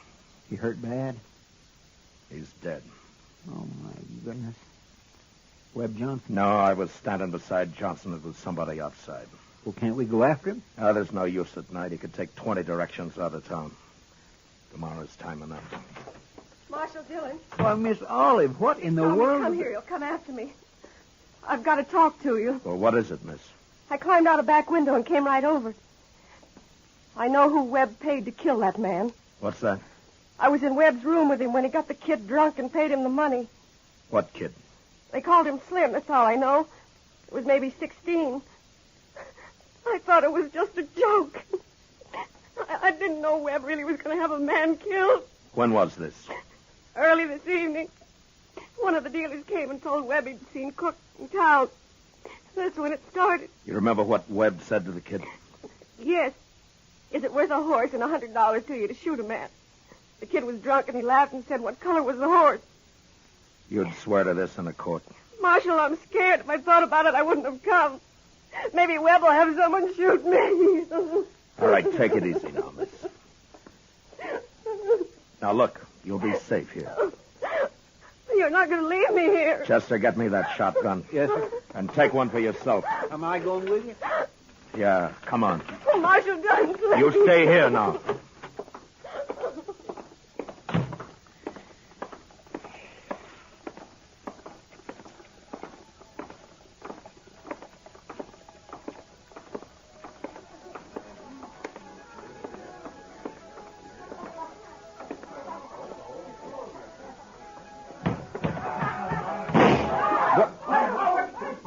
All right, Chester, climb up on the bar. And shoot the first man that makes a move. Yes, sir. You two men, you dealers. Get over against the wall. Now go on, belly up. I'll cut you in half. You make a move. All right, now, where's Johnson? I said, where's Johnson? Where is he? He's upstairs, Marshal, in the office. All right, Soros, you're deputized. Stand by the door there. No one goes in or out. Chester, I'm going upstairs.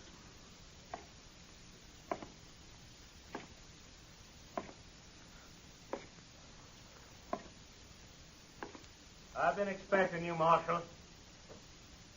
Be no need to come upstairs. I'll meet you halfway.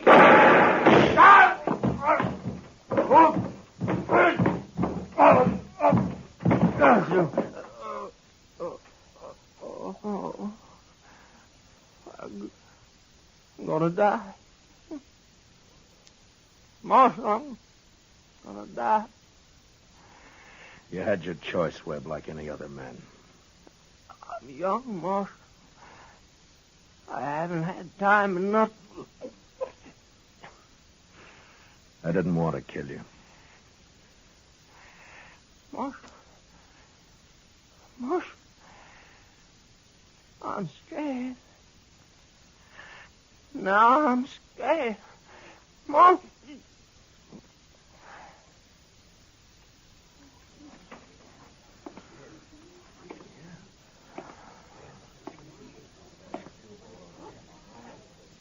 All right. Gentlemen, cut loose and ride for home.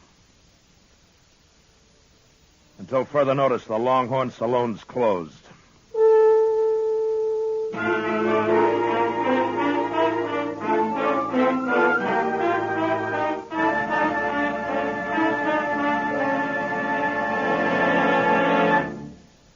Gunsmoke, transcribed under the direction of Norman MacDonald, stars William Conrad as Matt Dillon, U.S. Marshal. The special music was composed and conducted by Rex Corey. Featured in the cast were Lawrence Dobkin, John Daner, Howard McNear, and Charlotte Lawrence. Parley Bear is Chester, and Georgia Ellis is Kitty.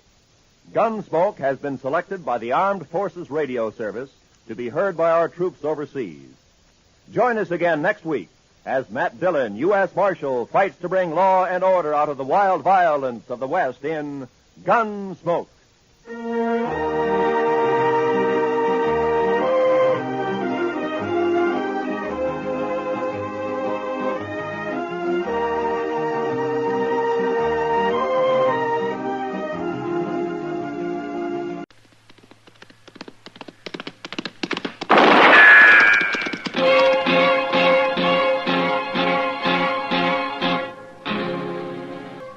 Around Dodge City and in the territory on West, there's just one way to handle the killers and the spoilers, and that's with a U.S. Marshal and the smell of gun smoke.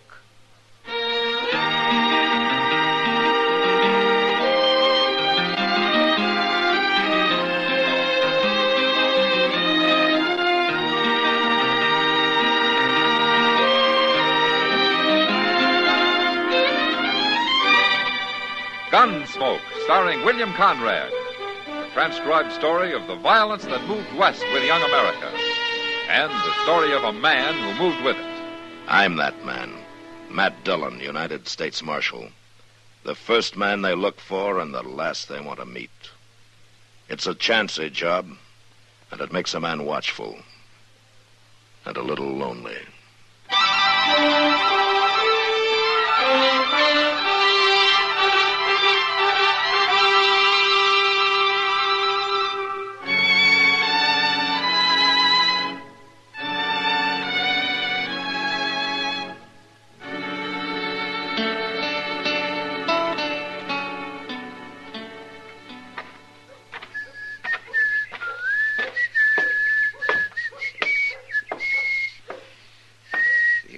Oh, Mr. Dillon? Oh, sit down, Joseph. You got yourself out of the sun. It ain't only me you ought to get out of the sun. Oh, what do you mean? See them two fellows down the street there? You see them? Yeah? Oh, what about them? Well, they've been standing there most an hour, Mr. Dillon, arguing. And you've been listening to them for most an hour, huh? Oh, no, I was in Teeter's getting me a haircut. Oh. But I was watching them. The young one, he's the tall one, he don't say much. But the old one that keeps jabbering at him, I swear, I don't see how that boy can stand it. Well, all he has to do is walk off, you know. Yeah, I suppose. My, they sure do look like they never got far from the sod, don't they? Yeah. Oh, look at that. Oh, he slammed that old fella into the wall. I knew he'd get enough sooner or later. He's hitting that old man again, Mr. Dillon. Yeah, they'll be using knives next. Come on. He stopped hitting him. He's just kindly squeezing him now. Yeah. At least he made that old man quit talking at him. Well, that's one way of doing it. Hear no more about it, and I don't. Let me go, Viney. You grab my rib. I ought to crack your neck. He'll do it, too, Mr. Dillon. All right, turn him loose, fella. What? I said turn him loose. Now. All right. You're meddling, mister. It's my business to meddle. I'm the marshal here. Marshal? That's right. Well, I wasn't hurting him none. You're all right, ain't you, Uncle Oliver? Little bear hug ain't gonna ruin me. He didn't mean nothing by it, Marshal. Didn't mean nothing by why he liked to killed you. Viney plays rough sometimes. You're his uncle, huh? Yeah, Viney's pa died not very long ago, and he practically never did have a ma, so I'm kind of taking care of him. Isn't he a little old and need taken care of? I think I'm 22. You don't understand. Viney's lived all his life out on the prairie. This is the first time he's come to town, but he's going to make out fine. You'll see. Oh, Uncle Oliver. No, I mean it. You be an important man someday, Viney. As important as Marshal here. Hey, wait a minute. I got an idea. I know what it is, too, and I'd like it fine, Uncle Oliver. But I can't be Marshal. Now use your head. I am using it. Why can't you be Marshal? 'Cause they got him, that's why. I don't mean right now. You gotta learn how first. And you know how to learn how? By working for this Marshal. You follow them around, Now, help wait a them minute. out, find out all the things they done. Oliver. Ain't I right, Marshal? No. What's wrong with it? Now, for one thing, I don't need a helper. Oh, everybody can use little help. Chester Proudfoot gives me all the help I need. What's Chester Proudfoot? I'm Chester Proudfoot, doggone it. Oh. Well, there you are, Uncle Oliver. There I am, nothing. What do you want me to do? Get rid of Chester Proudfoot, shoot him or something? Now, now, look here. What kind of talk is that? Are you darn people crazy? Yeah, he's right, Viney. That's no way to talk. I'm surprised at you. You'd be more surprised if I did it, wouldn't you? Yeah, now. I'm going to find our wagon and get me some sleep. I'm tired of talking to you. He don't mean nothing by it, Marshal. He's young and hot-headed. Well, I sure hope you're right. He come to the city to make his way, and I'm trying to help him. Now, there's nothing wrong with that. There is plenty wrong with that, the way he was talking. Well, no use arguing. I'm going to go do me some gambling now. I'll see y'all. Why didn't they stay out on the prairie where they belong? I wouldn't worry about him, Chester. Well, you don't have to. It's me they was talking about. Forget it. Come on, I'll buy you a beer. I thought you was taking Miss Kitty to dinner. Yeah, I am, but we got time for a drink. Oh, I could sure use one.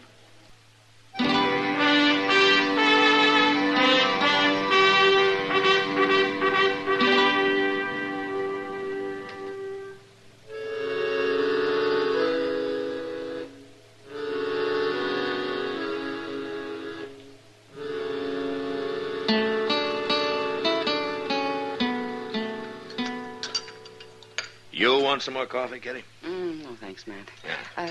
Tell me, did you find out their last name? Well, they didn't bother to tell me, but I ran into Moss Grimmick. They're keeping their wagon at his stable. And, he said their name's Stang. Stang? They sure sound like a great pair. Yeah. You know, maybe in a few weeks in Dodge, around people, they'll start acting more civilized. It sounds like they're just plain simple-minded to me. Yeah, you'll meet him. Oliver, anyway, he's a gambling man. He is, huh? Yeah. What's his game, mumbly peg? Yeah, he might surprise you, Kitty. Well, maybe. From what I've heard about him, he won't surprise any dealers I know. Uh-uh. Huh? What?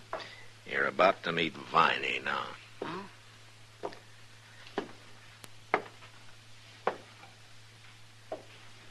Marshal? Hello, Viney. I don't aim to bust in on you and this lady Marshal. That's all right. I wanted to tell you something.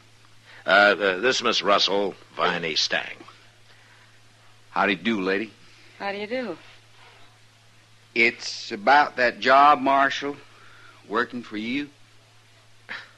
Well, I thought we'd been through that, Viney. I'm worried you might let Uncle Oliver talk you into something. Well, you can stop worrying.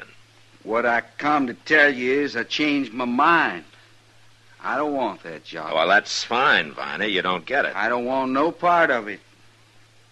That's what I come to tell you. Viney, you can quit worrying about the job. It isn't there. Now, why don't you go to work for some freighter or a stable or something, huh? I just might do that, Marshal. I've been thinking on it. Well, good, fine. Like I say, plumb sorry busting in on you this way. I'll be going. You didn't do him justice, Matt. It'd take two of him to be simple-minded. I'm not so sure, Kitty. What do you mean, Matt? Nobody could be as simple as Viney. Not even Viney.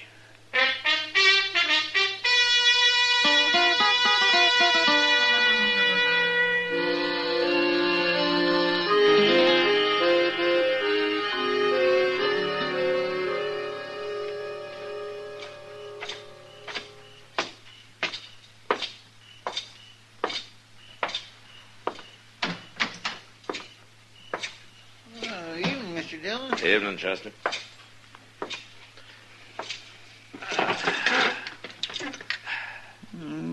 Things seems to be pretty quiet tonight. That's why I came back to the office.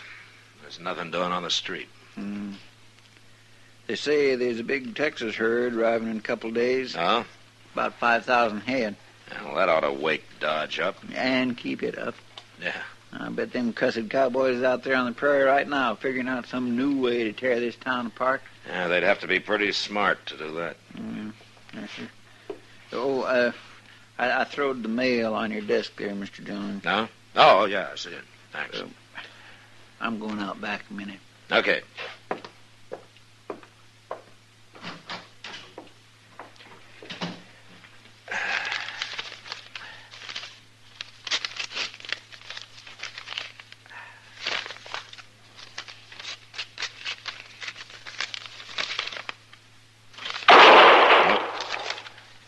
Chester!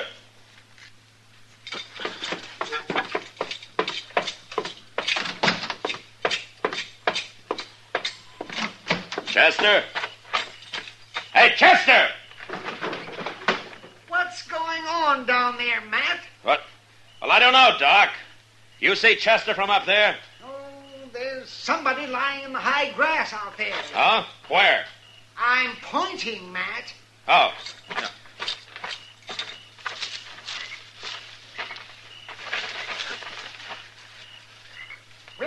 Who is it? What's happened? It's Chester, Doc. He's been shot. Chester, get him up here to my office. Now, hurry up. I'll get things ready.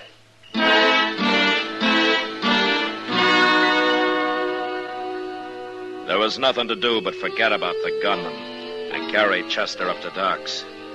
He was still unconscious when I got him there. And after Doc took a look at the crease in his head, he wouldn't even guess how much longer he'd stay that way. And of course I knew now why Viney Stang had come up to me at the restaurant, made such a big point about not wanting Chester's job. He was planning all the time to shoot him. So I went out after Viney, and I went almost everywhere. But I didn't find him. Finally, I tried the Long Branch, where I thought Oliver might be gambling, and then maybe he could lead me to it. Evening, Matt. Hello, Kitty. You look like you're about to strike. I am. Anybody in particular? Viney Stang. Huh? He ambushed Chester a while ago.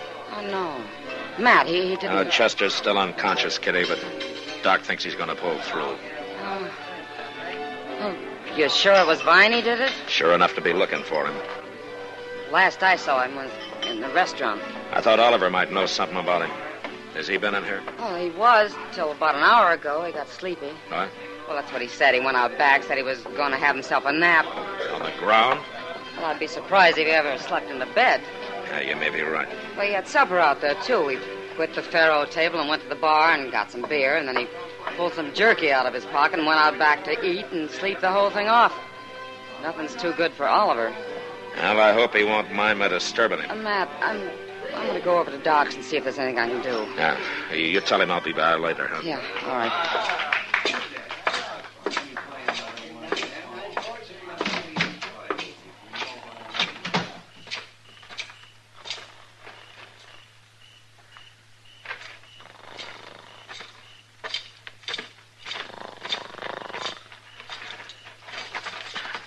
Oliver?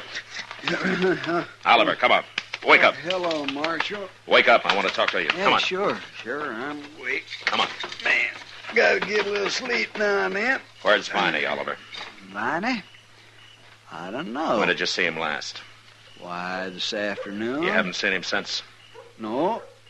What do you want him for, Marshal? Something wrong? Chester's been shot. No. Ambushed. Ambushed? That's right. Well, you think Viney did it, huh? Well, he didn't, Marshal. Viney never killed nobody in his life. I didn't say he killed him. What? I said he shot him. Hit him in the head. Chester's still unconscious. He ain't dead? You seem disappointed.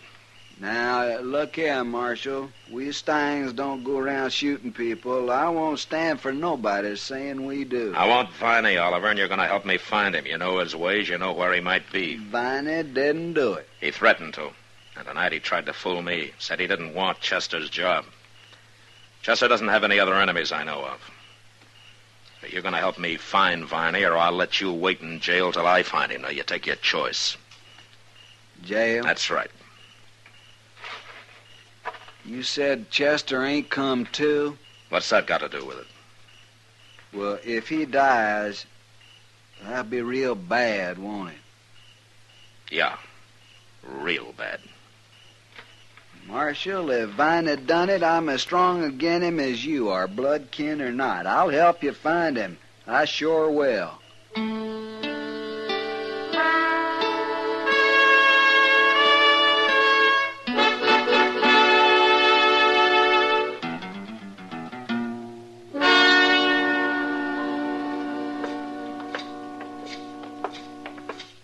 Well, look in the oasis here, Marshal. This is the last place I can think of where he might be. Any particular reason why he'd be in here? It's the littlest rag-tailed saloon in town. Can't be many people in there. Viney's more at home where there ain't too many people. All right, I'll go in first, Oliver. Sure.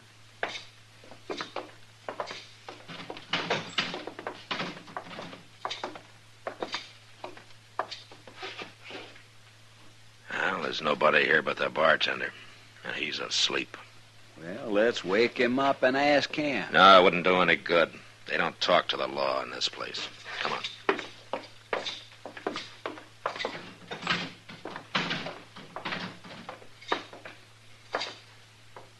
I'm just plumb confounded, Marshal. I don't know where to look now. We've been everywhere that boy might be. Maybe. Well, you think of some place then. You think of it, Oliver. I'm going back and see how Chester's coming along. You talk like you don't believe me. I'll believe you when you find Viney. All right, I'll find him. I'll look all night if I have Not to. all night, Oliver. It's about 10 o'clock now. You look till midnight. What do you mean? Have Viney in my office by midnight. Now, see, you don't believe me. I believe you. I just think you might have better luck without me hanging around. If he did it, I want him caught bad as you do. I told you that. And if he didn't do it, he's probably got a good alibi. But you find him. And don't you run. I'll track you down if it takes all year. Marshal, you're terrible wrong about me. I'll be waiting in my office, Oliver.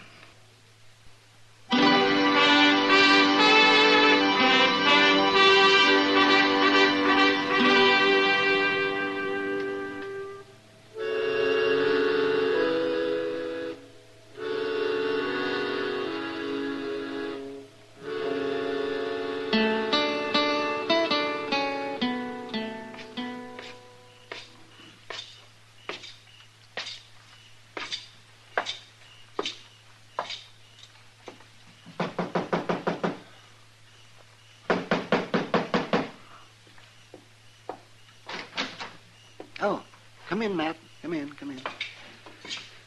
I got Chester in the back room. How is he, Doc? Oh, can't say for sure yet, but my guess is he's going to be all right. It'll take time, though, of course. Well, as long as he makes it. Is he conscious? No, not now. You mean he was? Well, he came to about a half an hour ago. He wasn't very clear, of course, but he was mumbling something. He got his eyes open for a few seconds. Didn't last long. He passed out right away again. Oh, what was he mumbling about? Did you catch any of it? Well, it was about the shooting. He saw who it was, Matt. He did? Mm-hmm. But he didn't get the name out. Viney's or anybody else's. Oh. I asked him, but he passed out again before he could say it. I don't suppose there's any way of telling how long it'll be before he comes around again. Huh? Oh, no. No way in the world. Might be in an hour and might not be for a day or two. But he did see who it was. Oh, yeah, sure. But he didn't say who. So, that's no help. Yes, it is, Doc. How? If Chester saw Viney, then Viney must know he did. He won't make him feel very easy. Well, you've got him in jail, haven't you? No. But it won't take long now. Oh, and Doc, while I'm gone, you lock this door and you keep it locked, huh? Sure, Matt.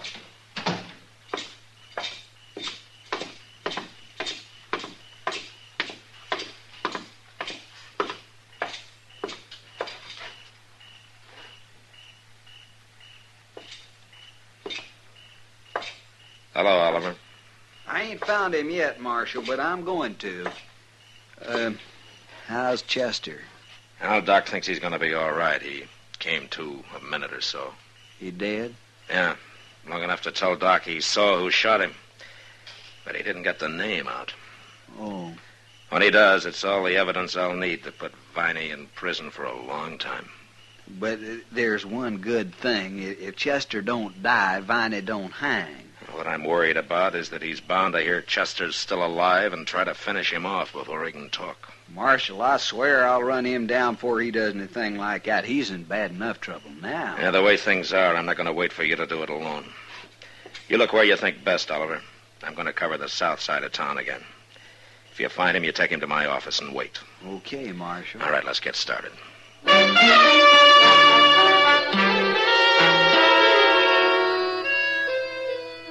As I left Oliver and walked down Front Street, I noticed a figure standing in the shadows directly across from where we'd been talking. I guessed it was Viney, but I couldn't be sure. And at the moment, it didn't matter much anyway. I walked on a ways. Then I ducked up an alley and ran around back to the rear of Doc's place. A handful of pebbles brought him to his window, and he lowered the fire rope for me, and I was soon inside. We pulled the rope up and locked the window, and then went into the front office to wait. The door's still locked, Matt. He can't get in. Yeah, he'll knock, Doc. When he does, you open the door fast and get behind it and stay there. Yes, I'll stay there, all right. Matt, are you sure Viney's coming up here? He's got to shut Chester up before it's too late, doesn't he? But he must know I'm here with Chester. Yeah, that's right, Doc. Oh, you mean he aims to walk in here and shoot me, too? You must be tired tonight, Doc. Oh.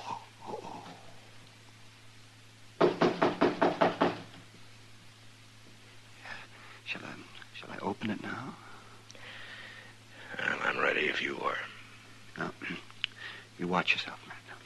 All right, go ahead, open it. Yeah, I'm coming. I'm coming.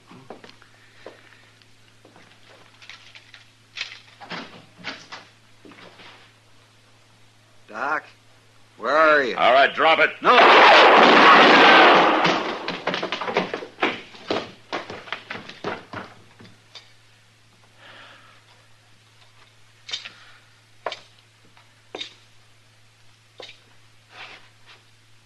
All right, Doc. He's through. Why, Matt, it's Oliver. Yeah. Wait a minute. Who's that? Stand back, Doc. I'm sure.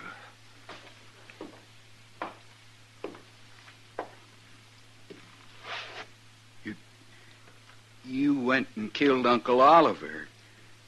I had to, Viney. Well, why didn't you wait? I'd have stopped him. Then why didn't you stop him downstairs? I couldn't get over there fast enough. Where have you been, Viney? Uncle Oliver told me to go wait for him by the river this evening, but I figured he was up to something. And then I heard about Chester, and I knew. I've been following him ever since. I was afraid to show myself. I thought you'd shoot me, Marshal, just like you shot him. I told you I had to shoot him. But he was only trying to help me like he promised Pa he would. He tried too hard. All I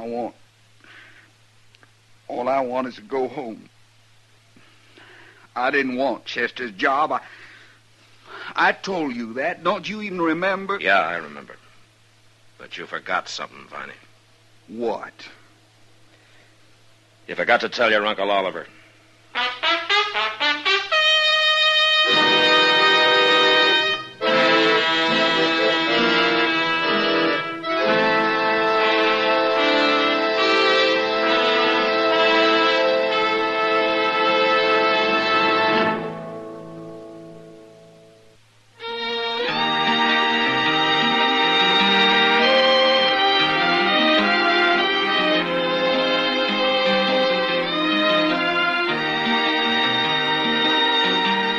Gunsmoke, produced and directed by Norman Macdonald, stars William Conrad as Matt Dillon, U.S. Marshal. Our story was specially written for Gunsmoke by John Meston, with music composed and conducted by Rex Corey. Sound patterns by Tom Hanley and Bill James. Featured in the cast were Vic Perrin and Harry Bartell. Harley Bear is Chester, Howard McNear is Doc, and Georgia Ellis is Kitty.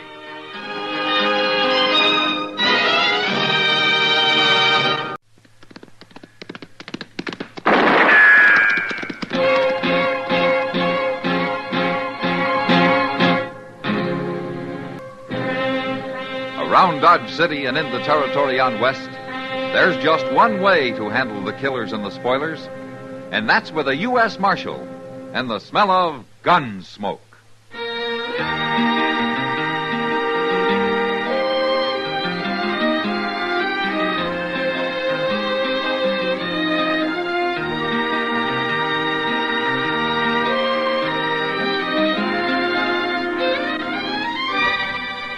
Gunsmoke, starring William Conrad. The transcribed story of the violence that moved west with young America.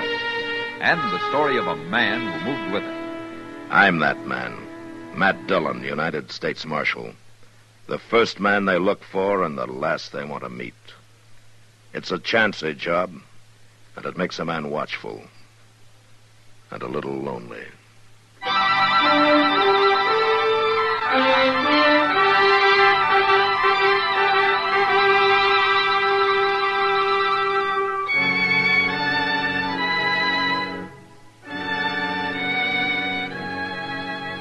A lonesome town, Dodge City.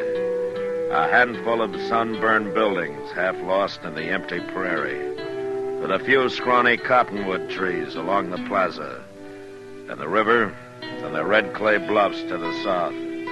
A frontier town like all the others, except for one difference. We're on the railroad. So about once a day, when the train starts whistling off in the east, the folks in Dodge listen and remember that they're part of a bigger world outside. A different world beyond the plains.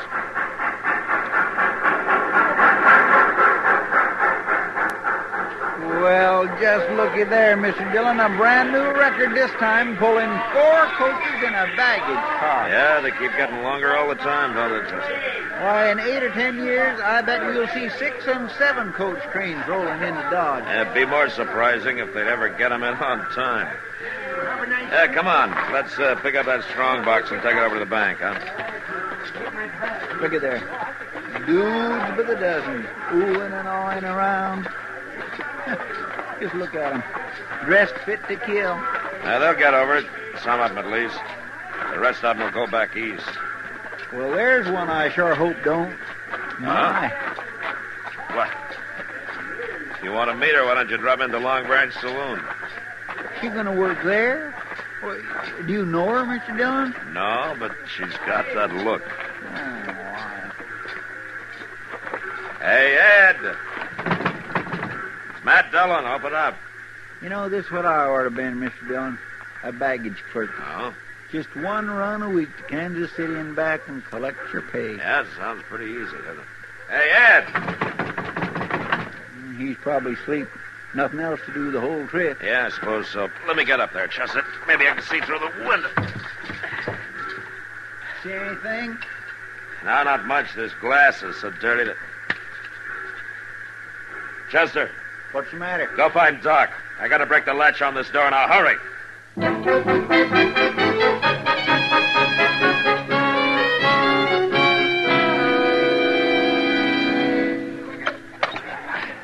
Careful now, Chester. Bear down just a little harder. It's starting to give. All right, now, watch your hand, Chester. I'm watching. Yeah. All right. That's it. Let's get her open. It's... That's it.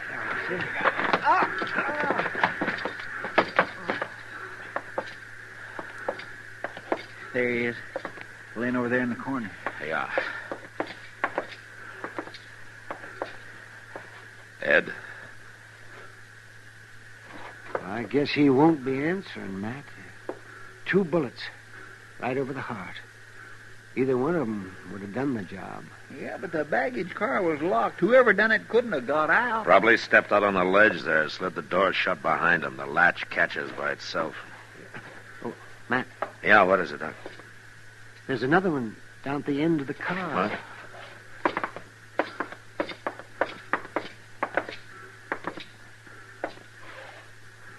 What? It's just a kid. He's not over 10 years old. And he's been shot. Same as the baggage clerk. Why, that's Ed's own boy, Billy Barton. Ed must have took him along on this one. Is he hurt bad, Doc? No, just grazed his head the way it looks. He'll pull through all right. Good.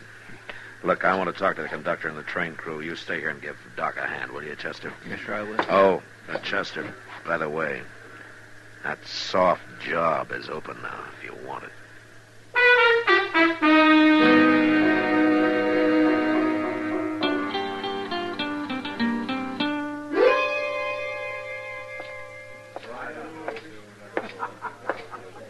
Matt? Hello, Kitty. What happened, Matt? Somebody said the train was held up. Yeah, somebody got into the baggage car and killed Ed Barton. Shot his son. Took the strong box. Around $20,000, I guess. And they got away? Yeah, it looks that way. Train crew figures it must have happened near the Walnut Creek crossing. Whoever did it dropped off when the train slowed down for the trestle there. What about the boy, Billy? Oh, he'll live. Doc's patching him up now. Poor little kid. Ed was all he had, and now he's left with nobody. Yeah, it's too bad. It's going to be rough on Laura, too. She and Ed were planning to be married. That's what I heard. So I figured I better stop by and tell her. Well, maybe she can go back to Taggart, if he's still around. She left him when she and Ed started going together. But she's not one to be without a man. Marshal. Make it gentle, Matt. There's nothing gentle about death, Kitty. Marshal, nobody will tell me anything. What's happened? Ed's been hurt, hasn't he? Yes, I'm afraid he has, Laura. I knew that's what it was. Is it bad? Couldn't be any worse. No. No. I'm sorry, Laura. He's dead. No, Marshal. No. Oh. Kitty, will you take care of her? I gotta go see if the boy's able to talk Oh, yet. don't worry about her, Matt. She'll be all right. Just get whoever did it, that's all. Don't let him get away with it. Well, I'm hoping the boy can help me in some way. As it is, I got nothing to go on. Nothing at all.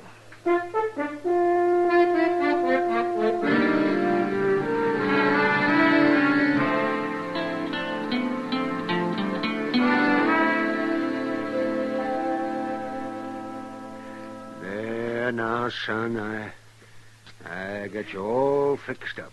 Oh, now you're going to be all right. There's nothing to worry about. Well, I bet you've been hurt worse just from bumping your head. Oh, it ain't so hurting, Doc. I know, son.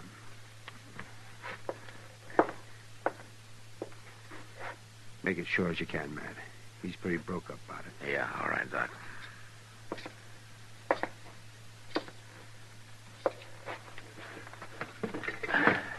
Well, Billy, you, feel like talking? I'm all right.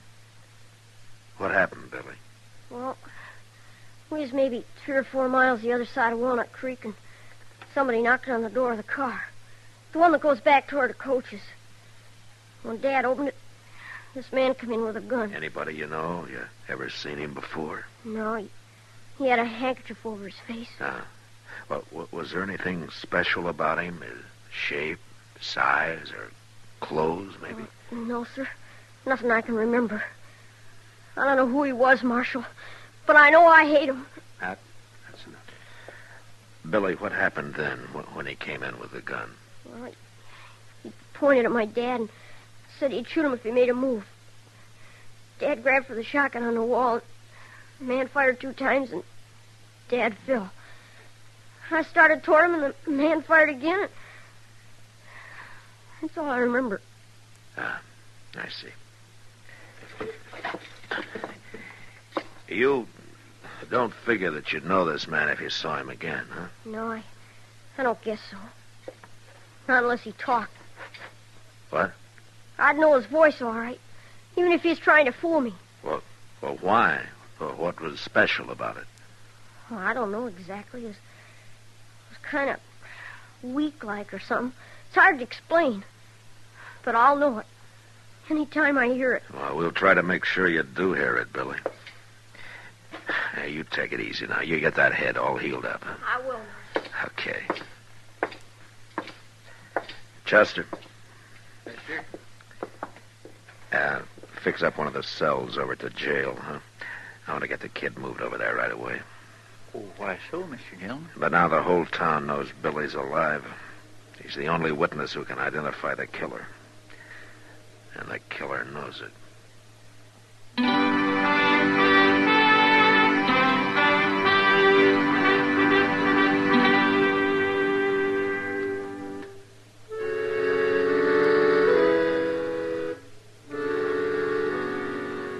So Billy Barton moved into a cell at the Dodge City jail. And Chester stayed with him most of the time to keep him company and to keep him alive.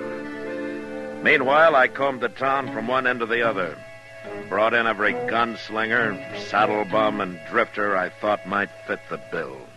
Get your hands up. Stand still. Don't make a move. Well, what do you think, Billy? Does that sound anything like him? No, sir. I mean, maybe it's kind of like him. But he's not the one, Marshal. Yeah. Now, all right, Chester, take him out. Yes, sir. Come on. Oh, and bring in Hawkley, will you? All right, Mr. Dillon. See, Billy, it takes time, but we'll get him sooner or later. This is a preposterous outrage, Marshal. This is an unmitigated insult. Man of my character and integrity to be dragged in here... You're a sniveling card sharp, and you've been dragged into half the jails west of the Mississippi. Marshal, I beg your pardon. Just keep talking, Pegasus. Well, it's true. Of course, one or two occasions in the past I was accused falsely, basely, unjustly, with deliberate malice. Accused of certain more or less criminal activities. Which it goes without saying I was entirely innocent and blameless. It ain't him, Marshal. Regard His voice ain't nothing like it. Now, that's too bad. I've been trying to nail him on something for the last year. Libel proceedings. All right, Pegasus. You can shut up now. Well, I've only begun. I said that's enough. Throw him out, Chester, then bring in the next one.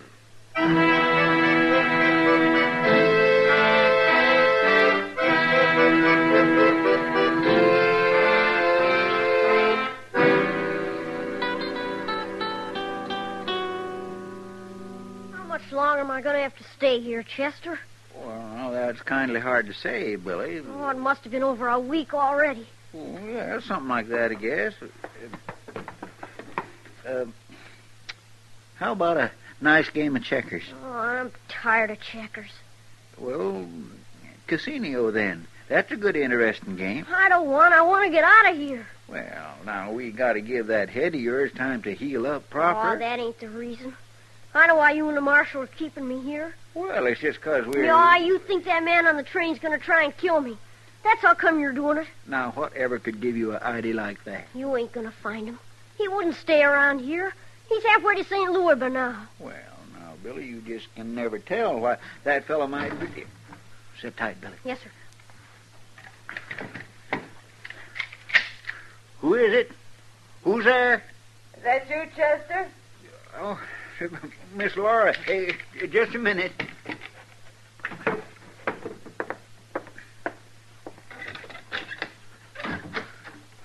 Sorry to keep you waiting, Miss Laura. Well, that's all right. Well, how are you, Billy? All right, I guess. Well, do you suppose I could interest a couple of hungry men in some home-cooked food? Oh, yes, ma'am, you sure could. Here, let me take that basket. Oh, look at that. Why, that's better than last year's church social. How's your head, Billy? All right, I guess. Well, I've got something here that's going to make it better in a hurry. Oh, what's that? Slice of rum cake. One of the girls I work with had it sent all the way from New York, and I talked her out of a piece of it. Just for you. Well, now, what do you say for that, Billy? Thank you. Ah, you're welcome, Billy. You'd better sit right down here and help us eat up some of this good food, Miss Laura. Well, I'd like to, Chester, but I got a change to get on over to the Long Branch. My work day's just starting, you know. Well, we sure do appreciate this. Well, I'll see you later. Billy, I know it's sort of understood that you're going to go live with Miss Austin over at the boarding house when you leave here, but, well, I've always wanted a little boy. One all my own, and I'd kind of like for it to be you. Well, you don't have to answer now, but think it over, Billy. Yes, ma'am. Well, good night, you two. Good night, Miss Laura. Well, now, what do you think about that? It's all right, I guess. All right? Well, I think it's just fine. Billy, let me get a knife from under my mattress, and we'll try out these victuals of yours.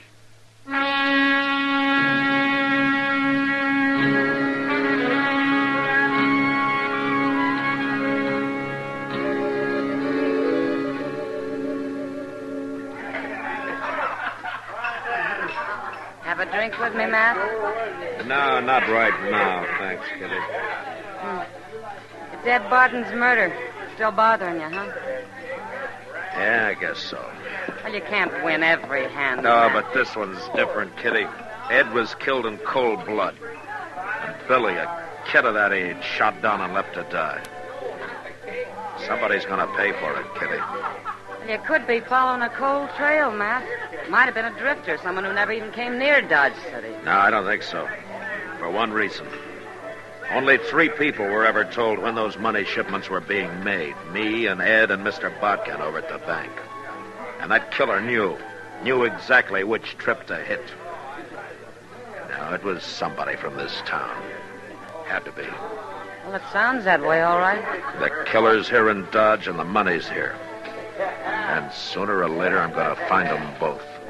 Well, I hope it's sooner, Matt. You're beginning to look like a scarecrow. I'll make out. How's Laura getting along? Oh, not too bad, I guess. She's kept it to herself mostly. Hasn't talked about it. Might be better if she would. I suppose. I've heard that she started hanging around with Taggart again, though. Taggart? Uh-huh. I thought he went to Kansas City. Well, he did a couple of weeks ago. I guess he's back again. Anyway, one of the bartenders claims he saw him night before last over on the south side, and, of course, that's where Laura lives. Taggart, huh? She's even started talking like him again the last few days. She's a regular parrot. You know that voice of his? Soft and sort of husky-like. Yeah. Yeah, I know. Thanks, Kitty. For what? I'll see you later.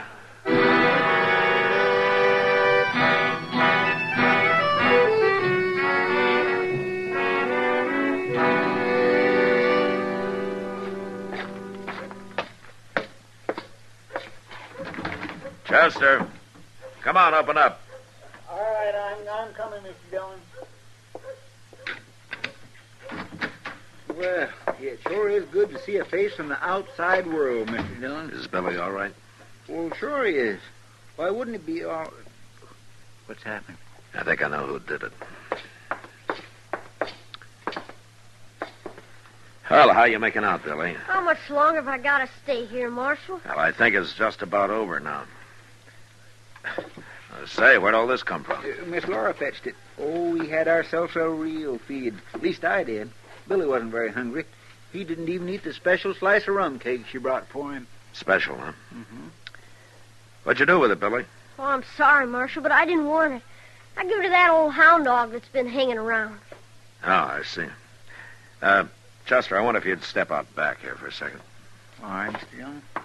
We'll be right back, Billy. Yes, sir. Chester, go find Clint Murphy and have him come back here and keep an eye on Billy for the next hour. Well, ain't no need for Clint. I'll be here, Mr. No, you Dillon. won't. We're going to pick up a killer. I can't take any more chances. What do you mean? The dog. The one Billy gave his special cake to. It's lying out there by the edge of the street. It's been poisoned.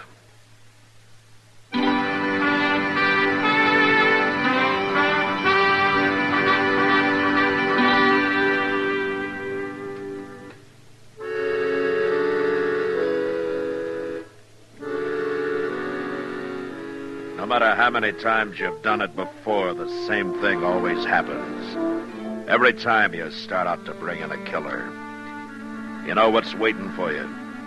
And the muscles under your belt knot up, and your heart starts to pound. But after a few minutes, you go cold and loosen up. And then it's all right. You stop thinking then. Stop feeling anything. You just go out and do the job.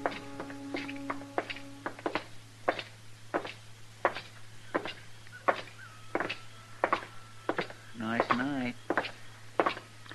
Kindly peaceful like. Yeah. I swear I don't know, Mr. Dillon. It just makes you wonder. What is it gets into people? I got no answer for you, Chester. That's her place there, the second one down. Yeah, I know. Do you think he'll be there? I think he'll be there. All right, stay clear, Chester. Watch yourself. Yes, sir, I will. She was just using Ed Barton so she could find out the date of the shipment. That's right. I can't understand it. Get out, Chester. There he is, there by the porch, Mr. Dillon. Come on. Over here by the back of the tree.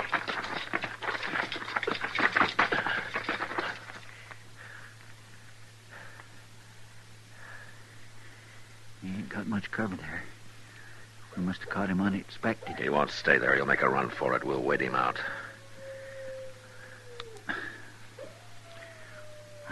I don't know, Mr. Dillon. It don't look like he's... There he goes. Drop the gun, Taggart. You're under arrest. Your last chance, Taggart!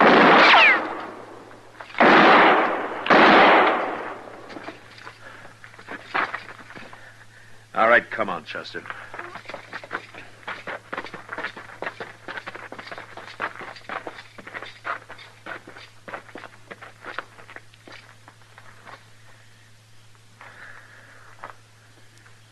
Well, I guess that's the end of it. No. Not yet. What? You wait here. Yes, sir.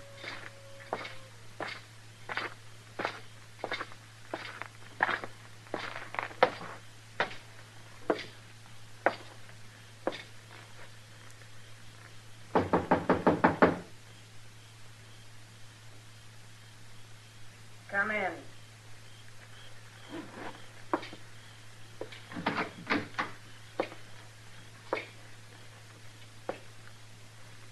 You killed him, didn't you, Marshal? Put that gun down, Laura. The only man in this world I ever cared about. And you killed him. You'd never stop me with one shot, and you know it. I'd still have time to draw and kill you. You're not the man to draw a gun on a woman. I never have before. But a little while ago, I saw a dog lying dead in the street. And if you'd have had your way, it'd have been a kid instead. So you better put that gun down and take your chances with a jury. Because you got no chance with me.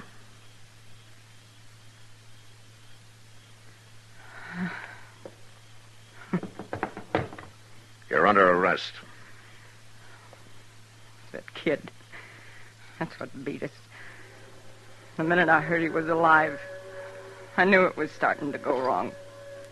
It started long before that, Laura. What do you mean? When? The day you were born.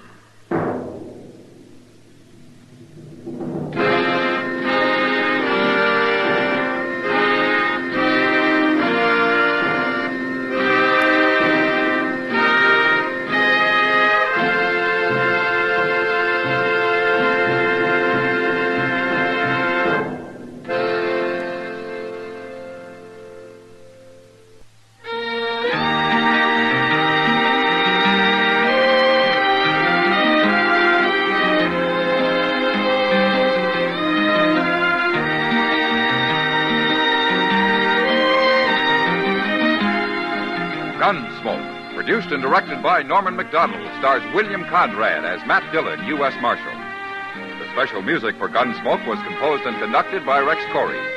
Sound patterns by Tom Hanley and Ray Kemper. Featured in the cast were Virginia Christine, Richard Beals, and Lawrence Dobkin.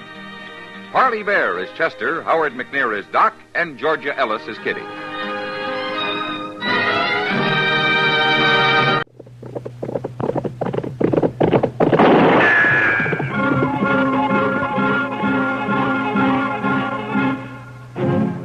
Around Dodge City and in the territory on West, there's just one way to handle the killers and the spoilers, and that's with a U.S. Marshal and the smell of Gunsmoke.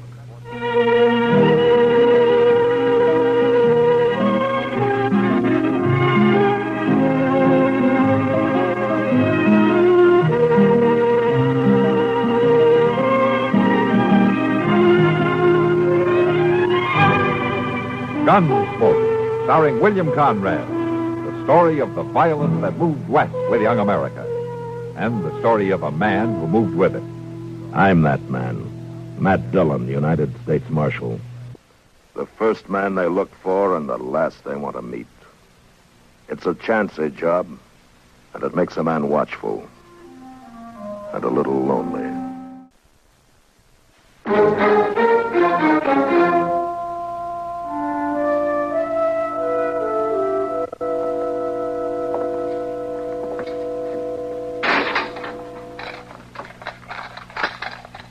right, Tom. He's all yours. And we'll take good care of him for you.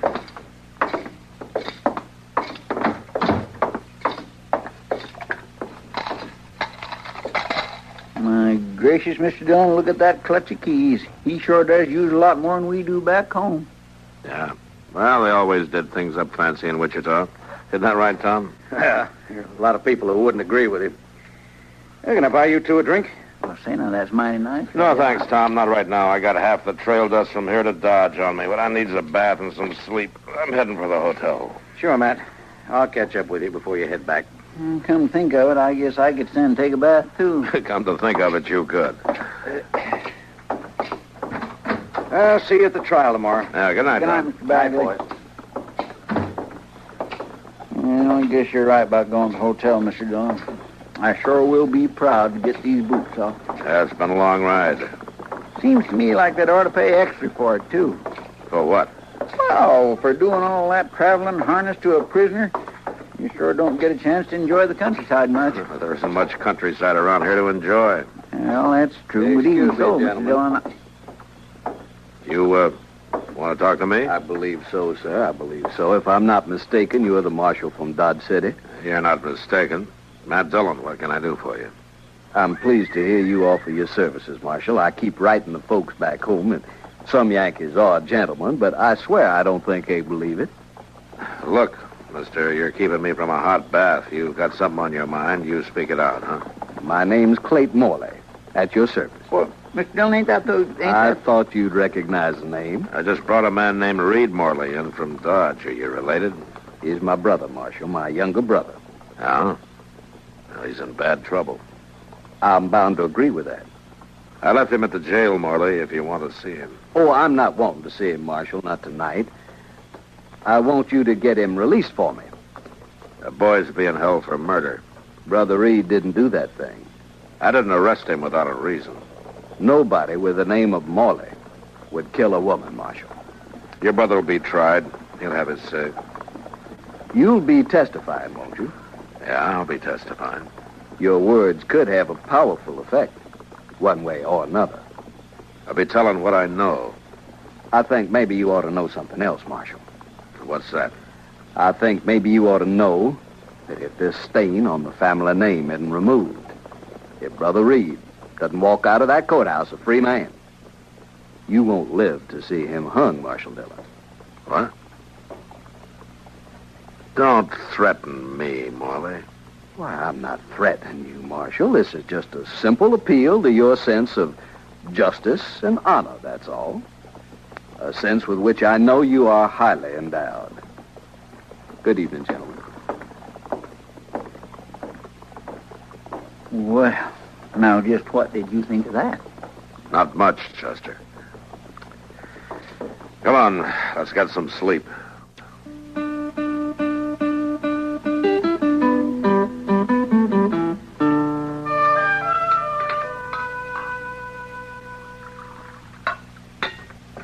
You know, Mr. Dillon, that place we're staying at ain't one bit better than the Dodge house.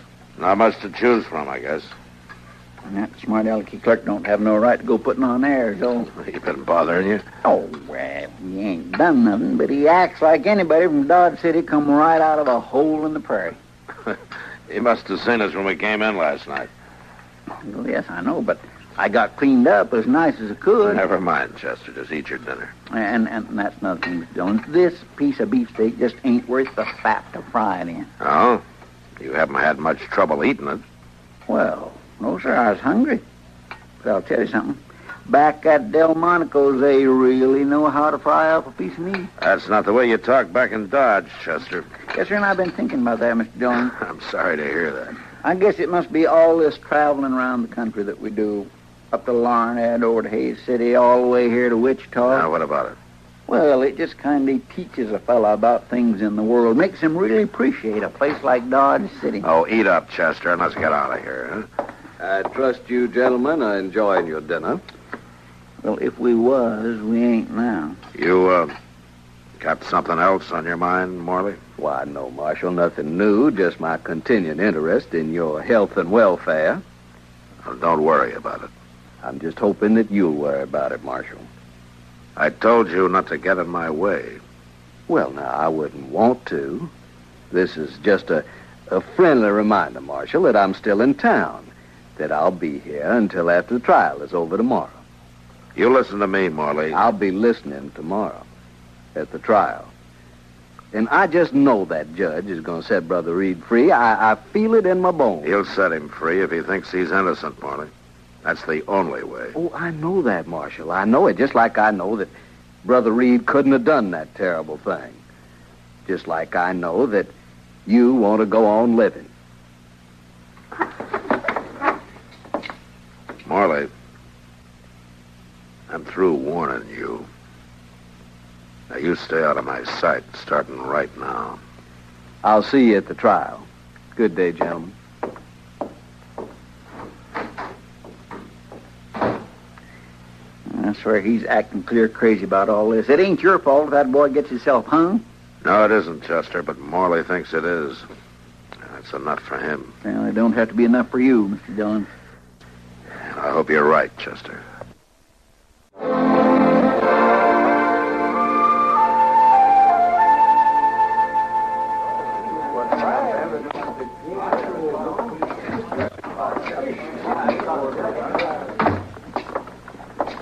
Sorry you made the trip for nothing, Matt. Yeah. Well, old Bowers never has been a hanging judge. I thought this case would hold up, though. I was sure the boy was guilty. I don't think my testimony was much help to you.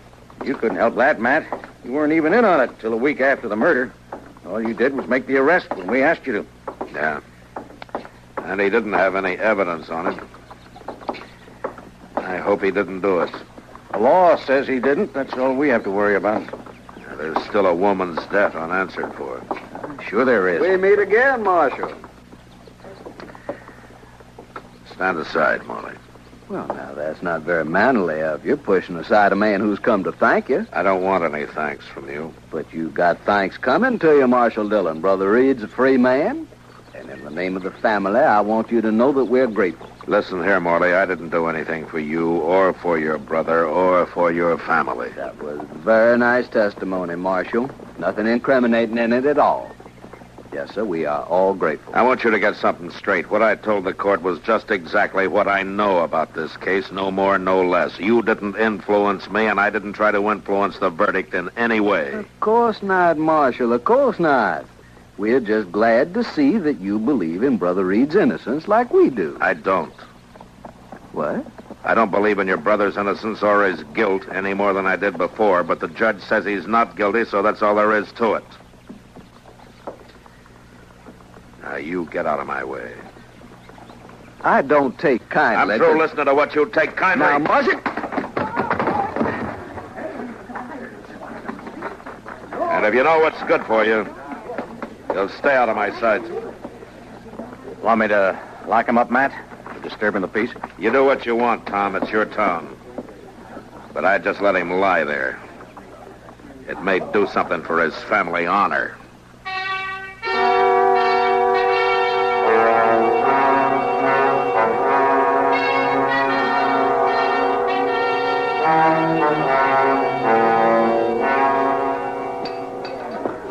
I guess you're right, Sam. Better order some more glasses. I swear, it seems I just got some now. Customers ain't very gentle with him, Kitty. That's a fact. Customers aren't too gentle with anything around here. Oh, hello, Matt. Hello, Kitty. Sam. Hello, Marshal. You want to take your poison standing up or sitting down? Well, I think I'll sit down, Kitty. Yeah, pour a couple of beers, will you, Sam? Sure thing. How was the trip to Wichita, Marshal? Oh, not too bad, Sam. A little dusty's all. Here you are. Thanks, Sam. You want to carry him to the table, Matt? Sure, Kitty.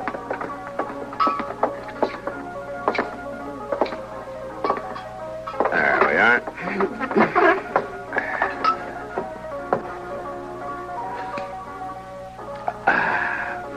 That's good.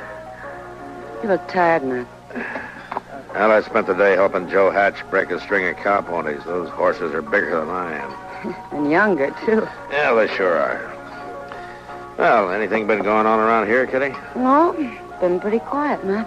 That's good. I'd like an empty jail tonight. Well, there is one thing that I've been kind of wondering about. Oh? What's that? What's that? Reed Morley. The boy I took to Wichita? Yeah, he's back. You know, I'd have bet my last dollar that he wouldn't want to come back here. You didn't? What do you mean? His brother, that Kite. Do you know him? Yeah, we've run into each other. Well, Klate's insisting that Reed come back here to live. How do you know all this, Kitty? Well, the boy spends most of his time in here drinking, Matt. He says Klate's making him stay in Dodge. Does he say why? Well, Reed says he has to stay here until folks stop talking about the killing and that woman, till everybody's convinced of his innocence. For the family honor, huh? Yeah, how did you know? Oh, I heard about it somewhere. Well, Kitty, we better enjoy the quiet around here while we can. What do you mean, Matt? It's my guess that either that boy or his brother's going to blow up. And I don't know which would be the worst.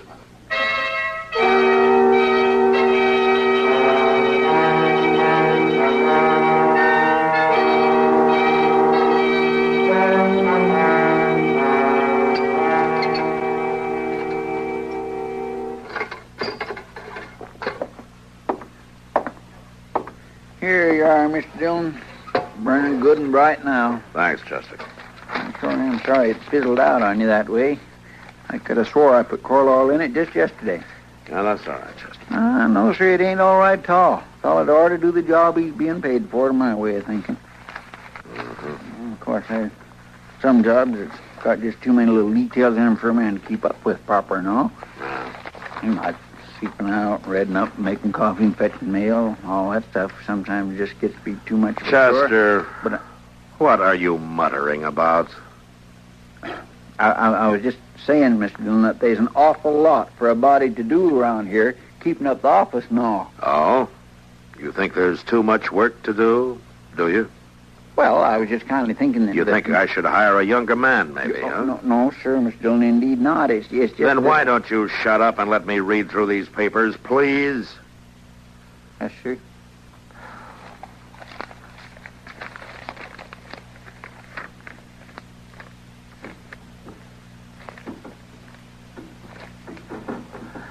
Chester, quit that rattling. Will you settle down someplace? It ain't me, Mr. Dillon. I am not doing nothing at all. All right, Chester. I guess it was the wind. No, sir, Mr. Dillon, that ain't the wind. There's somebody working the door that way. We'll see who it is. Yes, sir. Yeah. Oh. My land, Mr. Dillon, somebody laying there. Look. What? Yeah. He's hurt bad. Here, help me get him in, Chester. Yes, sir, I will. Oh, my land. Easy. Easy now. Hey, we'll put him down on the cot here. Well, Mr. Dillon, it's Reed Morley. What do you suppose? I don't know, Chester. From the looks of him, he's not going to be able to tell us for a while, either. Now go get Doc.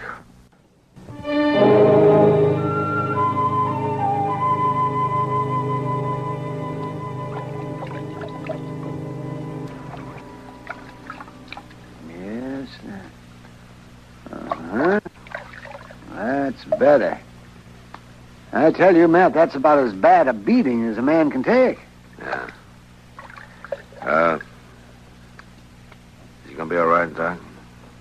Oh, yes, I think so, but he's going to be sore for a while. Awful sore. Hey, look, Doc. Looks like he's about to come to. I shouldn't wonder with all that water I splashed on it. There we are. Now, that'll do. I won't be needing any more hot water, Chester. You can take the rest of these things out. Okay, Doc. Can he stay here for the night, Matt? He should be able to limp away by morning. Oh, yeah, Doc, sure. Can I talk to him? Oh, talk shouldn't hurt him. Just don't go slapping him on the back, though. Okay, now I'm going to go back to the office. Try not to have any more riots tonight, will you, Matt? I'm short on sleep. I'll try, Doc. Matt, Yeah, Doc. you better hope that this fella was the loser in that fight.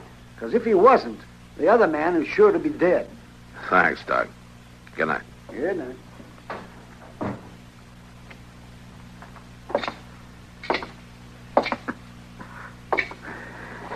Reed?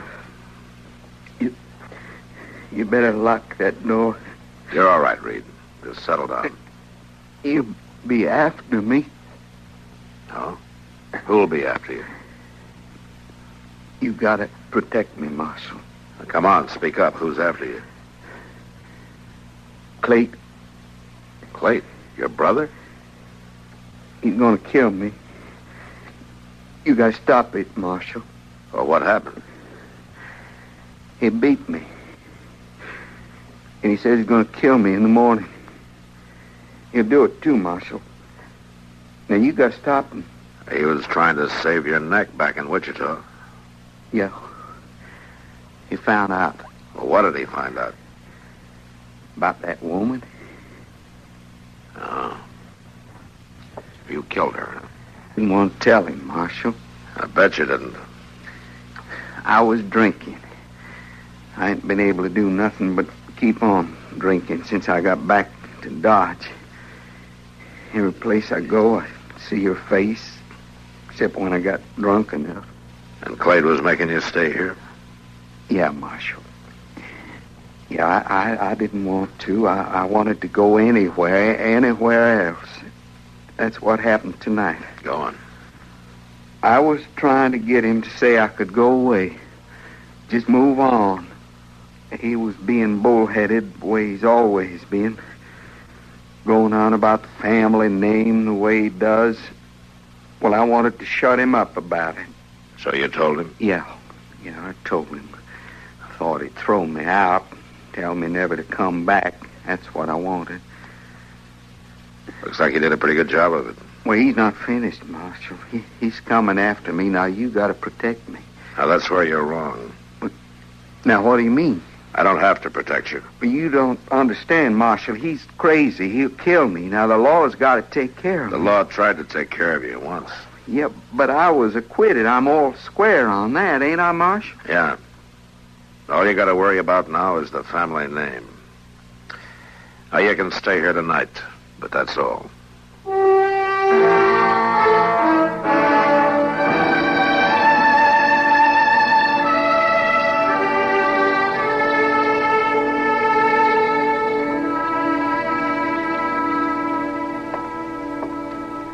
Morning, Mr. Dillon. Morning, Chester. I land that Reed Morley back there sure sleeping like he was dead. He ain't showing no sign of moving at all. He's sleeping off a bad beating. Oh, say, did you mean to leave that cell door open that way? Yeah, I meant it. He isn't a prisoner, Chester. No, I can't think of it. I guess he ain't at that. Funny thing, ain't it, Mr. Dillon? Now, what's so funny? Well, the law can't touch a man again after it's tried him, even if he does turn out to be guilty of sin. Now, the law's stood up for a long time, Chester. I guess it knows what it's doing. It still don't make no sense to me. Oh, you be needing me for a little bit, Mr. Dillon? No, Chester. You can go ahead and eat. All right, sure. Ain't you coming? No, not yet. Yeah. All right, I won't. Oh, say, you want me to close the door into the back? No, never mind, Chester. I'll do it. All right.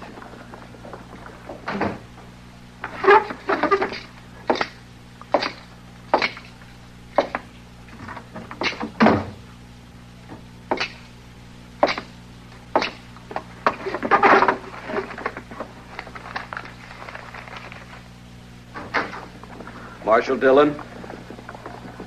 Hello, Morley. This is not an easy call for me to make. No, I guess not. I want you to know, though, Marshal, when a Morley makes a mistake, he admits it. I want to apologize to you and to the law. That's a little late for that. I know that, Marshal. I found out last night my brother did kill that woman. That's too late, too. He can't be tried again. No, Marshal. It isn't too late. I mean to see justice done, even if the law was unable to do it. Just how do you intend to do that? I will take care of my brother, Marshal, for the honor of the family. All right, you take care of him, just so you keep him away from me. Oh, he'll be away from everybody, Marshal. What do you mean? He'll be dead.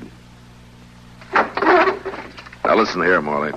I don't blame you for wanting to skin him alive. I don't blame you for beating him the way you did. I got no mind to protect him, but I can't stand still for a killing. You better understand that. Did you just mention a beating? How did you know about that? I saw him. He's here, isn't he? He came to you for help. I should have known. Yeah, Clayt, he's here. I didn't expect you to hide a killer, Marshal. Stay out of there, Clayt. I'm not hiding. Not anymore, you're not. Clayt, no. No.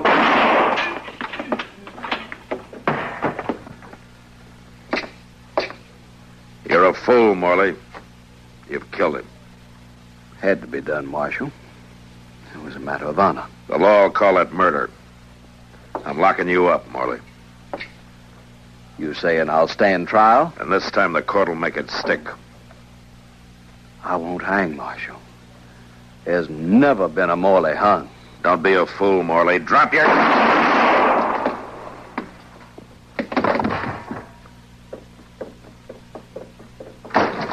Mr. Dillon, I heard them shots. I would... Oh, my gracious, are you all right? Yeah, I'm all right. They both dead? Yeah. It's like he was saying. A Morley is never hung. It's a matter of family honor.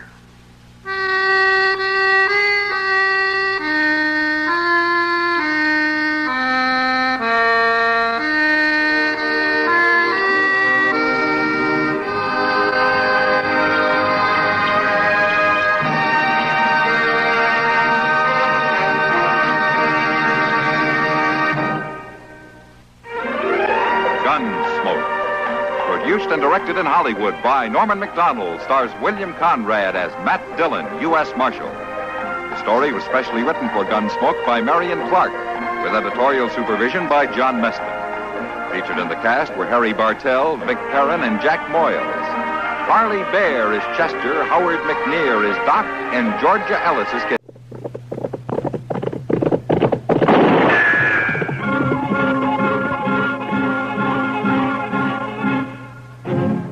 Around Dodge City and in the territory on West, there's just one way to handle the killers and the spoilers, and that's with a U.S. Marshal and the smell of gun smoke.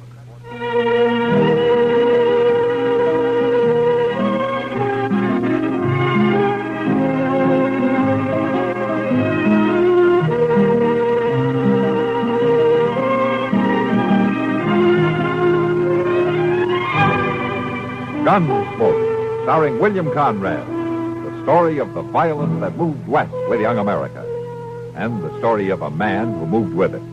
I'm that man, Matt Dillon, United States Marshal. The first man they look for and the last they want to meet. It's a chancy job, and it makes a man watchful and a little lonely.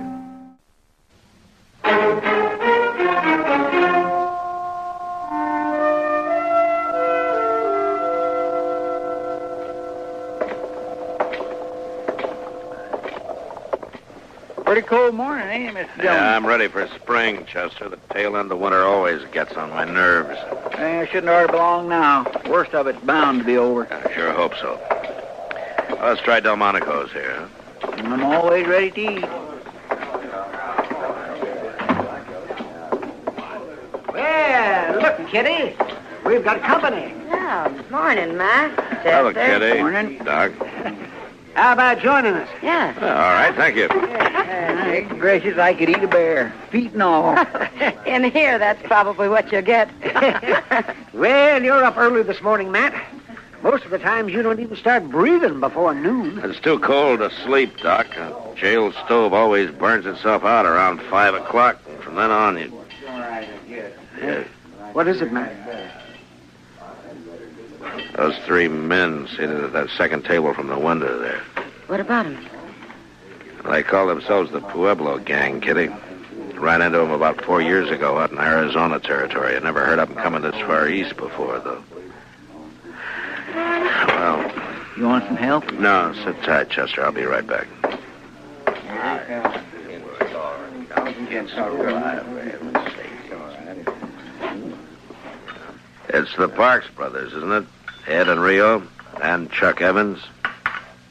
Well, what about it? Easy, Rio, easy. Dillon, our food's getting cold. You got something on your mind or not? No, nothing important, Rio. I figure it's quite an honor to have the Pueblo gang in town. I just thought I'd drop over and tell you how I felt, that's all. And how do you feel? Well, that depends, Ed. You boys here on business? Or pleasure? Does it make a difference, Mark? Yeah, it makes a difference.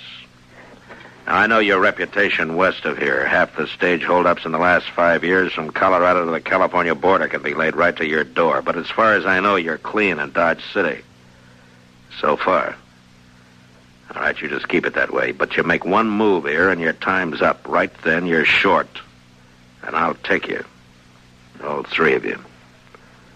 You understand? Sure, we understand.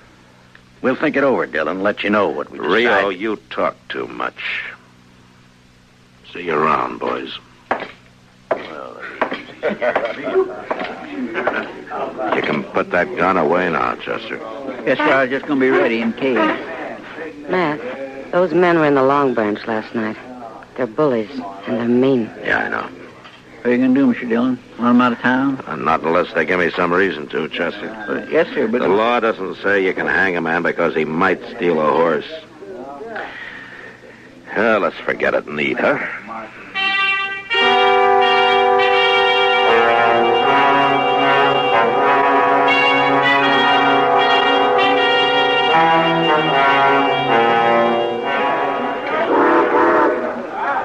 Train about ready to pull out, it looks like. Yeah, it's on time. It's 3 o'clock. Be in St. Louis tomorrow night and Chicago the next day. That is if the engine holds up. Oh, they don't break down as much anymore. Oh! They're getting them worked out so they're pretty dependable. Yeah, I guess so. Mr. Dillon, you ever get a hankering to take a trip back east? See how things have maybe changed? No, not me, Chester. I've been on the frontier too long. I'd be lost back there. I wouldn't know how to act. Reckon a man could get his rope kinked over which fork to use or what to do. Hello, Will. What are you doing down here? Watching your competition pull out? There'll be a stagecoach running for a long time to come yet. Railroad's not bothering me any. I'm glad to hear it. Something else is, though. Yeah? Marshal, the stage from Buckeye is more than 2 hours overdue. I'm getting a little worried. Oh, why? It's usually late, isn't it? Not on this particular day of the month, Marshal. Oh, why today in particular? Gold dust. This is the day those placer mines out there always ship their cleanup. Now, Charlie's never missed getting it here at 3 o'clock on time for the eastbound train. Not once. Who's riding shotgun? Houston Jack. He's a good man. I doubt if there's any cause to worry, Will. That shipment runs $80,000 or $100,000 sometimes. Marshal, it's never been late before. Well, Charlie will probably roll in any minute now. Well, I hope you're right. See you later, Marshal. Yeah, so long, Will. What do you think, Mr. Dillon? Same as you do, Chester. Let's ride out to meet that stage.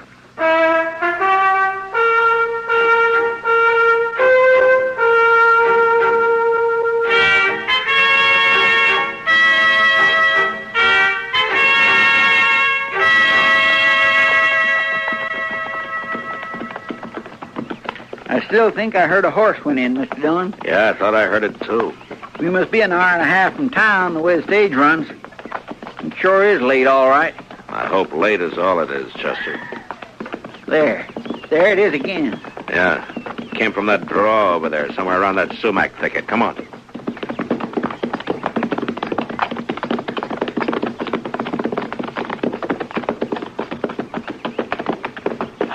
Look, wheel tracks leading off the trail. Yeah.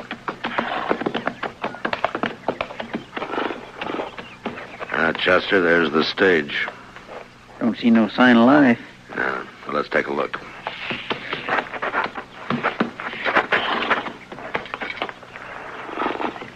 Tracks all around. Must have been 3 or 4 horses here. Yeah, 3 the way I'm figuring it. I'll lay any odds you want that this is some of them. That's Houston Jack. Yeah. Shot in the back of the head. And they didn't take any chances. They must have ridden up behind the stage and fired without any warning. it spooked the horses and started to run away. Yeah, they shot the lead horse. It's an old trick. Charlie's still up there on the box, Mr. Dillon. They got him, too. Yeah. Here's the strong box. Been forced open. It's empty. That's the same way they used to work it out west. Shoot the guard in the back, let the team run until they're far enough off the trail, then kill the lead horse to stop them. You mean the Pueblo gang? But sure, who else, Chester? Good thing there weren't any passengers. They'd have got the same treatment. Mr. Dillon, I think there was some passengers. One, at least. Huh? Well, there's a carpet bag of some kind inside the stage here. Well, let's have a look. The only bodies are the guards and the drivers. Maybe one of the gang was riding as a passenger. Uh-oh. What's the matter, Mr. Dillon? There's stuff in the carpet bag. Belongs to a woman. But there's no woman here. Yeah, I know. Well, then they must have taken her. Yeah. All right, come on, Chester. Let's try to pick up their trail.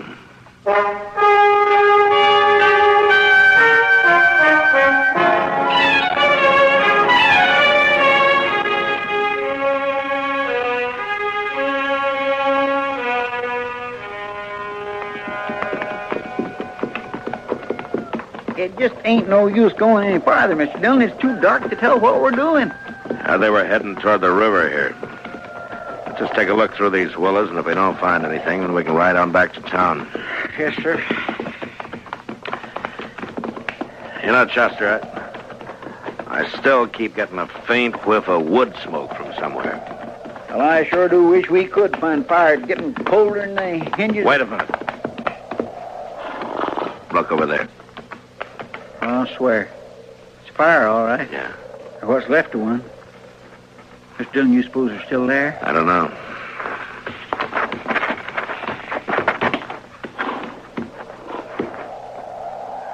There's nothing moving. No signs of life. Well, they couldn't have left too long ago. That fire would have burnt itself out.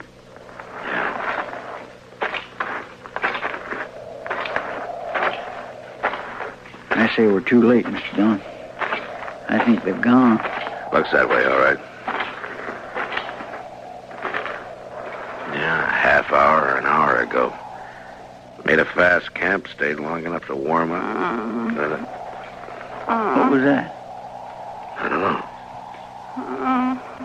Here, over here, Chester. Help me. Help me, please. Chester, throw some brush on that fire, huh? Yes, sir. Miss, it's all right. You'll be all right now, miss. 3 of them robbed the stage. Killed the driver and the guard. Brought me with them. Anything I can do, Mr. Dillon? Yeah, get some light over here, Chester. Grab one of those branches that caught fire. Bring it over here. Yes, right with just a second. Oh. Take it easy now, man. It's going to be all right. I pleaded with them. I begged them to let me go. This helping, Mr. Dillon? Yeah, hold it over here. Now, closer. Helen. But they wouldn't.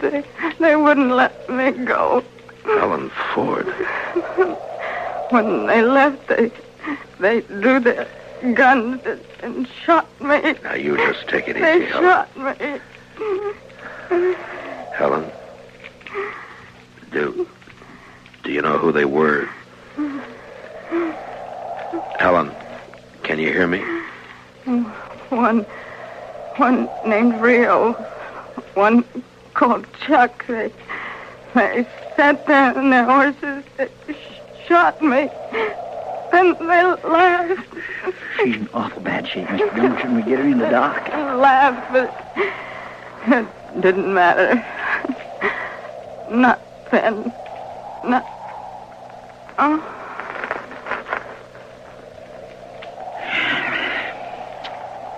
Guess it's too late now. Yeah, it's too late.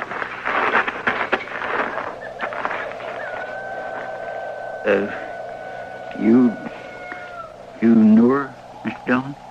Yeah. A long time ago, Chester.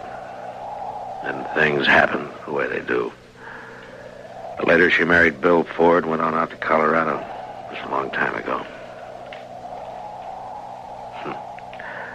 Didn't expect I'd ever see her again. It's a bad thing. Yeah. But I'm gonna see them hang for it.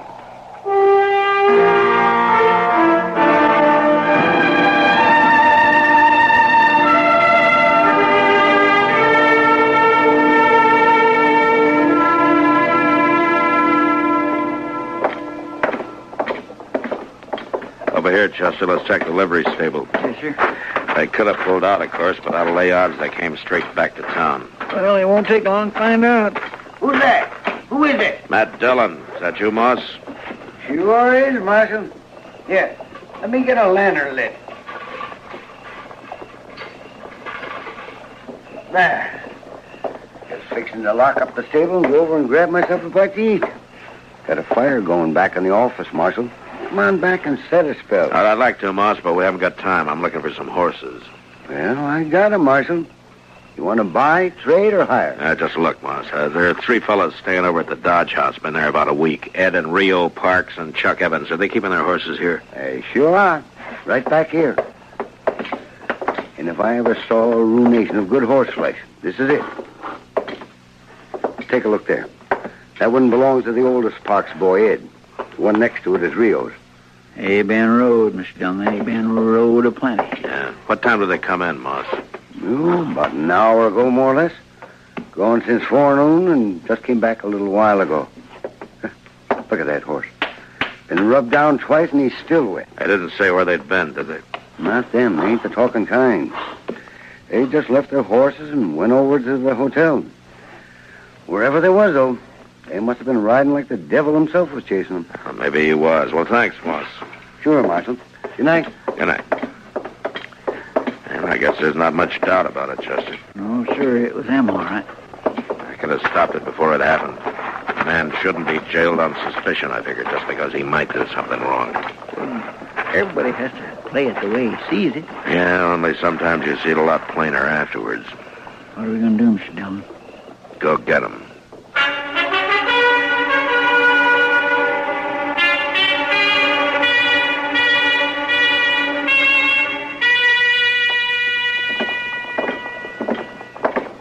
Where do we start looking? Long Branch. Oh, and one thing, Chester, before we go in, leave the play on this one to me. Just keep me covered, that's all. Mr. Dillon, what was her name before she was married, Mr. Dillon? Marlowe, Helen Marlowe. All right, let's go.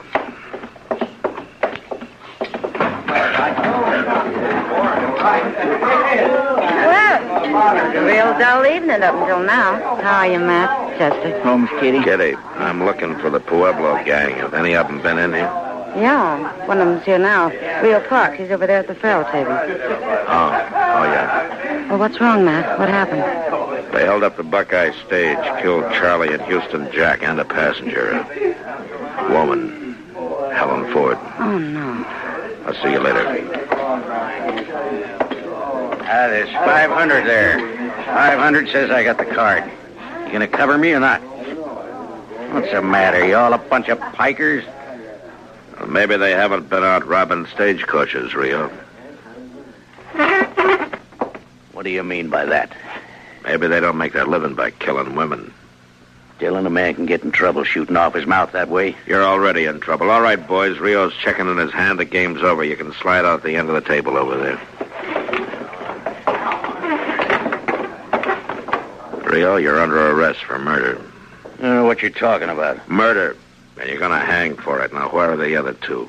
Go and find them if you want them. I'm going to as soon as I finish with you. I said you're under arrest, Rio. Now get your hands up. Supposing I don't? You're not going to make any play. You don't have the guts. Shooting a man in the back is more in your line. Or killing a woman. Now get your hands up. That's better. All right, Chester, get his gun. Yes, sir. All right, let's go. I still got 2 men to find.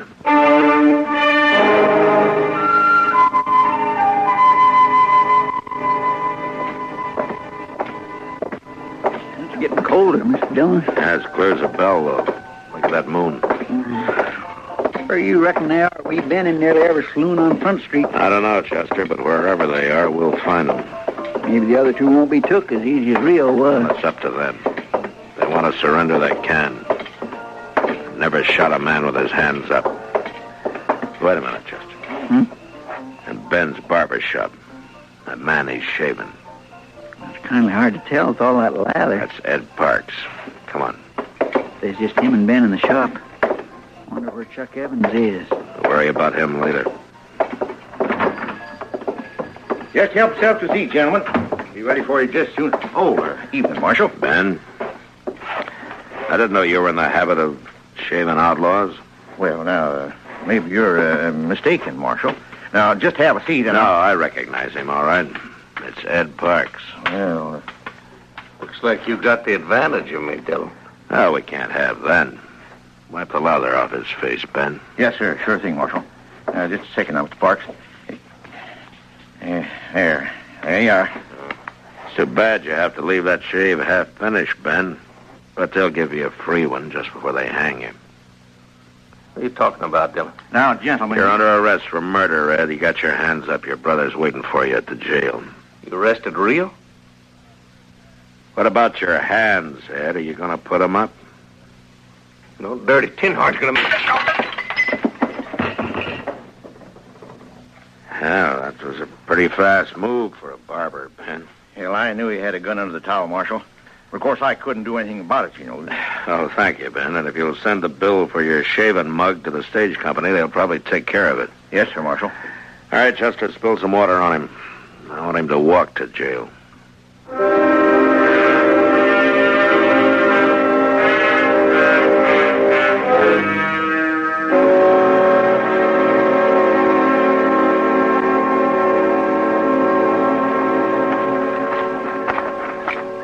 I bet Chuck Evans got clean away, Mr. Dillon. The word must have got to him. Well, he had to do it awful fast. The clerk said he checked out of the hotel less than 10 minutes ago. Moss!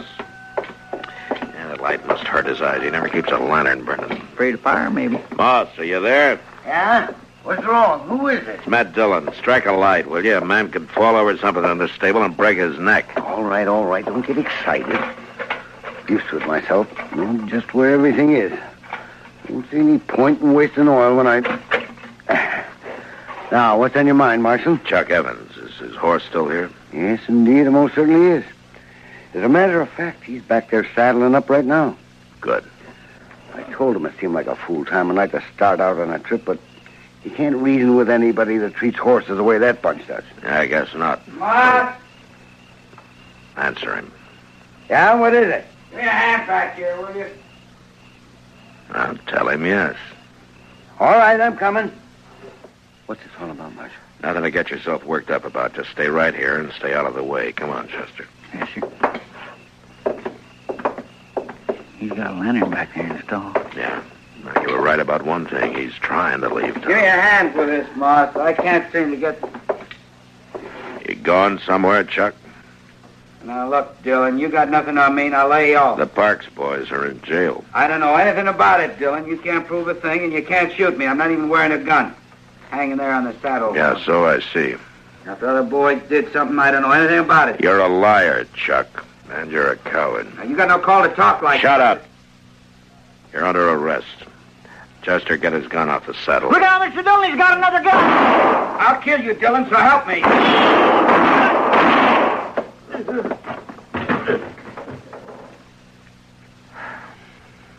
Well, I guess that does it, Chester. Let's go. What was it, Marshal? What happened? Evans is dead. The Parks boys are going to hang. You're short 3 customers, Moss. Who's going to pay the stable bill? Well, you got their horses. Sell them. I never thought of that. Well, it serves them right. Anybody who treat a horse the way that... I guess it's over, Mr. Dillon. Yeah, it's over. And it sits as well. This country will be a lot better off with them dead than alive. I guess so. Even the moon looks brighter. Yeah. You're still thinking you should have jailed them on suspicion, ain't you? I'd have half a Dodge in jail if I started that. No, Chester, it's the kind of a chance a lawman has to take. Yes, sir. Whether he likes it or not. Yes, sir. And I'm not liking it much right now. In the morning, I'm going to talk to the preacher about holding a service for Helen. That's all I can do for her right now.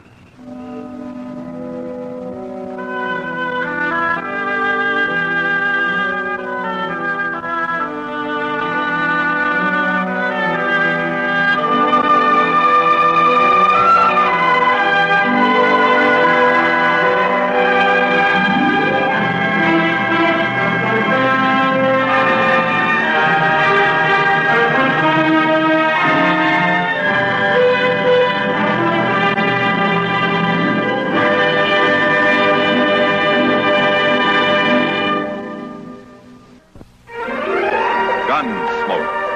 Produced and directed in Hollywood by Norman Macdonald, stars William Conrad as Matt Dillon, U.S. Marshal. The story was specially written for Gunsmoke by Les Crutchfield, with editorial supervision by John Meston. Farley Bear is Chester, Howard McNear is Doc, and Georgia Hawkins is Kitty.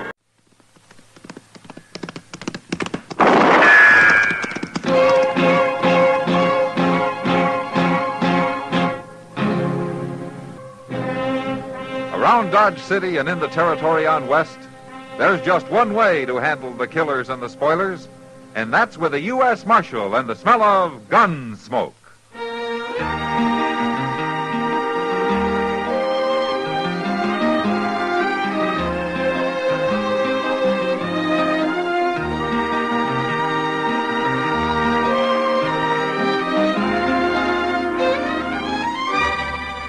Gunsmoke, starring William Conrad. The transcribed story of the violence that moved west with young America. And the story of a man who moved with it. I'm that man. Matt Dillon, United States Marshal. The first man they look for and the last they want to meet. It's a chancy job, and it makes a man watchful. And a little lonely.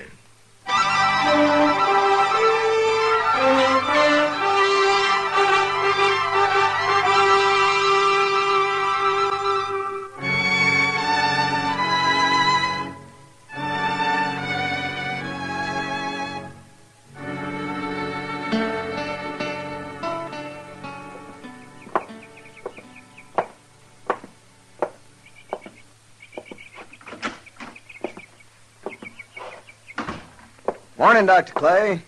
Oh, good morning, Nielsen. You wanted to see me? No, I never wanted anything less than to call you in here. You got bad news. Yeah, it's been bearing down on me for 2 days. But you've got to know, Nielsen. I'm not going to make it? Nope. Sooner or later, that bullet in you is going to kill you. Are you sure? Yes, sir, I am sure. Well, I feel good enough, Doc. You could be wrong, couldn't you? Well, I wish I was. I don't know if I'm right in telling you about it, but I treated the same kind of case at Shiloh. And the bullet kept moving, just like yours. And there was no way to stop it. How long did it last? Not as long as you have. You've been going 2 months since the fight. And how much longer I got, Doc? Well, there's no way to know. Another month, maybe longer, maybe less. I just thought you'd want to know, Nielsen. Better to know now than when it's too late to do anything about it. What are you going to tell Alice?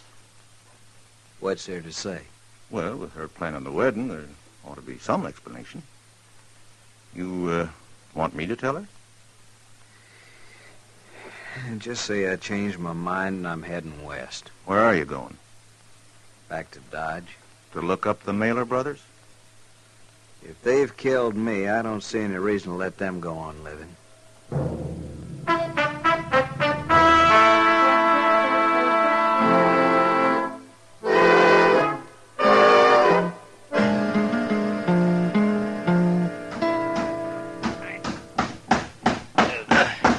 Chester, can you force it up a little more? Well, no, not much, Mr. Dillon. Come on. Yeah, that's better. Hold it then. Well, can it turn loose now? Now, let's just try one more nail. Oh, the only thing that's going to fix this door is a whole new door, Mr. Dillon. That'll hold it for a while. That cussed wood's so rotten dry it won't hold a nail no more. Well, haven't you two given up with that door yet? Oh, hello, Kitty. I give up a long time ago, Miss Kitty. Matt, Jim Nielsen's back in town. Jim Nielsen? What? Nielsen's dead, Kitty. No, he's not. He's at the Long Branch right now, spreading the word that he's come back to kill the Mailer brothers. Are you sure? I've seen him. I've heard him. Well, have the Mailer boys heard about it? It won't take long, the way it's getting talked about. Tom Mailer rode up to Clay City, Mr. Dillon, day before yesterday. Charlie's the only one in town. I guess I better go see him. What about Nielsen? Well, if he's spreading the word, he'll be where I can find him anytime I want.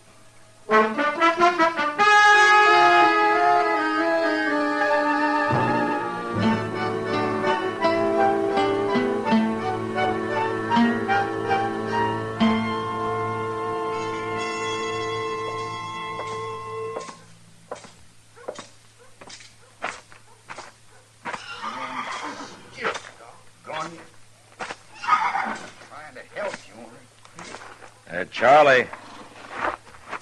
Oh. Afternoon, Marshal. Hello, Charlie. What's the trouble? This blamed mare got a rock in her hoof. She won't even let me pick it up. You want me to hold her, boy? No, I'll manage. How are you, Marshal? Oh, I'm fine, Charlie. Fine. Charlie, did you know that Jim Nielsen was in town? Nielsen? Nielsen's dead, Marshal. Tom did for him. He's not dead. He's back in Dodge looking for you and Tom. All right. He's welcome. Look, Charlie, I know a lot of people are on your side, but there are a lot of others on Nielsen's, and I'd like to stop this trouble before it goes any further. It was a fair fight, Marshal. I know it was. Any time Nielsen wants to stand up again against either of us, we'll be ready. It'd be better if you'd stay out of sight until he leaves. I can't do that, Marshal, and you know it. People would say I was a coward. What people say isn't important, Charlie. I don't hide from nobody. Now, the only thing behind that fight was some temper and some strong words. Aren't you man enough to forget it? What are you going to do about it, Marshal? There's nothing I can do if you're set on facing Nielsen. Except try and get him out of town.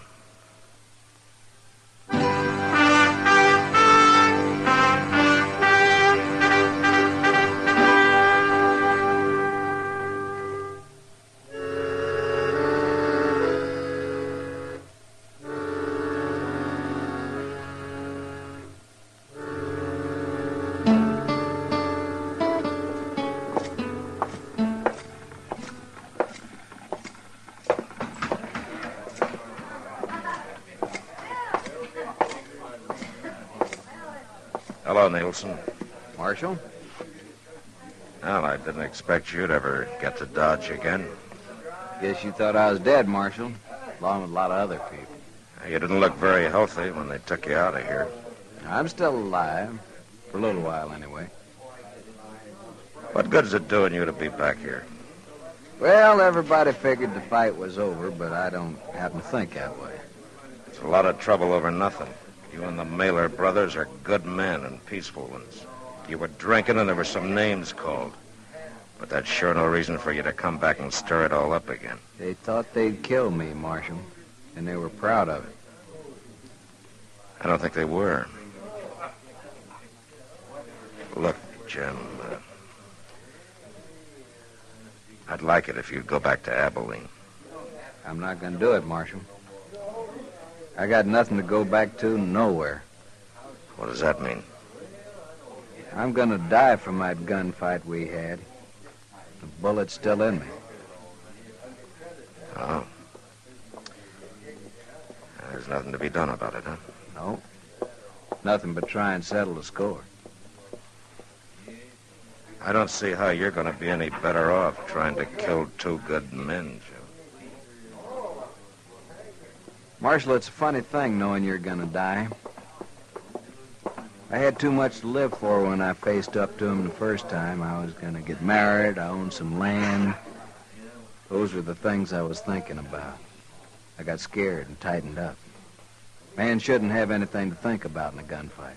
It was kind of hard not to. But I don't have now, Marshal. I don't have a thing to lose.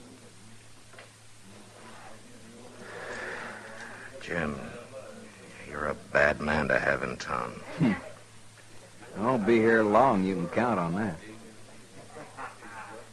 Drink with me, Marshal? No. No. Not tonight, thanks. Nielsen. I hear you're looking for me and my brother. You forget it, Charlie, and get out of here. Where should I get out to, Marshal? You want me to run away, Nielsen? Hold it, Charlie!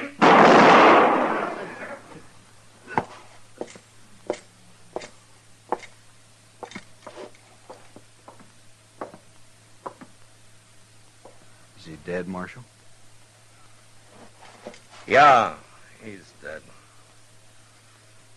You satisfied now, Nielsen? It was a fair fight, just like the first one. And just as needless. Not to my way of thinking. Tell me, Marshal, when's Charlie's brother gonna get back to town?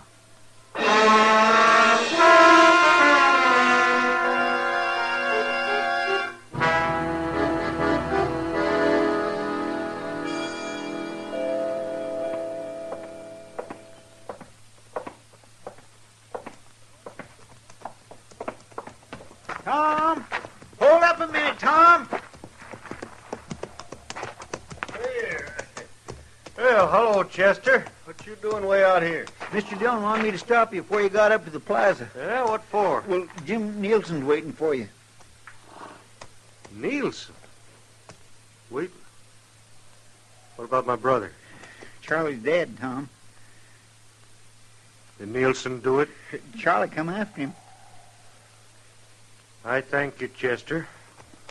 And thank the marshal. Tom, you gonna ride in anyway? I got no place else to go.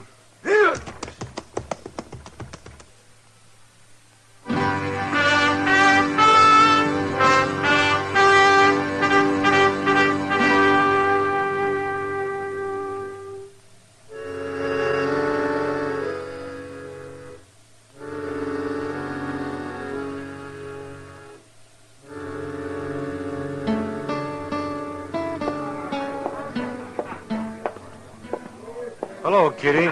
Tom, I thought you were in Clay City. I was. I did real well, too. I signed up for Charlie and me. Take a pack train clear to Lincoln County. Charlie's dead. Can I get you a drink, Tom? Maybe later. I thought Nielsen was here. He left about a half hour ago. Happen to know where he went? No. Can't you get your pack train together and go, Tom? Oh, you know I can't, Kitty. What good's it going to do you looking for Nielsen or waiting for him? It's something I got to do. If he kills you, what are you going to be proving? My brother's dead. Killing Nielsen won't bring him back. Some men ought to be killed, sure, but not you and Nielsen. You're fine men, both of you. My brother was a good man, too. Kitty, what would you have me do? I don't know, Tom. Being the kind you are, and after what's already happened, I guess I got no right trying to tell you what to do. Now, do you know if Nielsen figured on coming back here? I don't know, Tom. I'm going to my room. I was just about to order that drink. Then you'll have to have it without me. Thank you for sitting with me, Kitty. Matt, how long have you been here? There's not a thing I can do, is there, Kitty? Not if you don't take the guns away. They'd only find more. Then you watch them kill each other, Matt. I can't do it.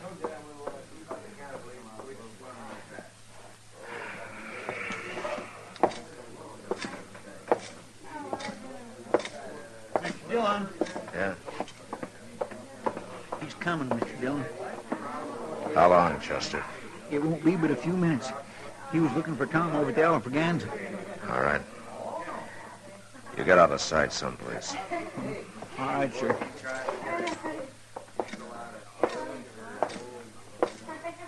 Afternoon, Marshal. Hello, Tom.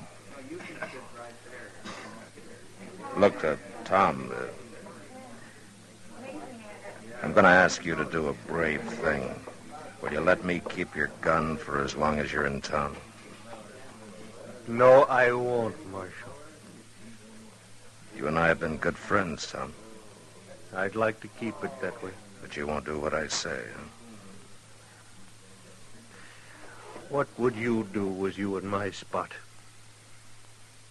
What you're going to do, I guess. Tom, it's a different kind of a fight this time. Nielsen's going to die from the bullet you put in him 2 months ago, and he knows it. He's got nothing to lose. I kind of wondered why he come back. That's why. Now, will you either take off your gun or get out of town? I'd like to leave, Marshal. I'd like to be rigging our string of mules with Charlie. But there won't be any more of that. All right. All right, Tom. I told Nielsen, and I'll tell you from the beginning, this thing has been needless. My mistake was not throwing the three of you in jail right off. Marshal Dillon, have a drink with me. No, thanks, Tom. I'm going back to my office. Goodbye.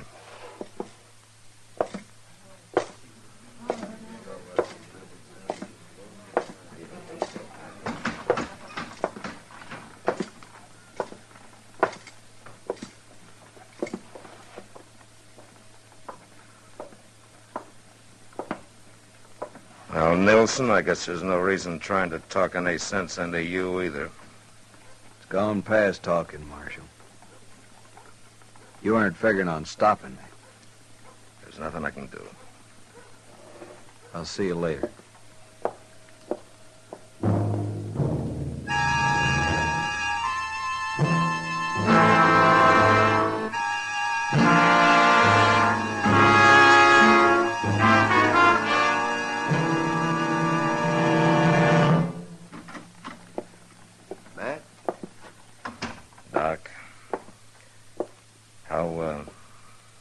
Nothing I could do for him, Matt. He's dead.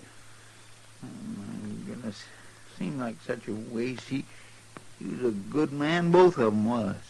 There's no reason for you to feel bad, Matt. You tried your very best to stop it. Someday there's going to be a law about carrying guns, and there's going to be fights like these that'll bring it.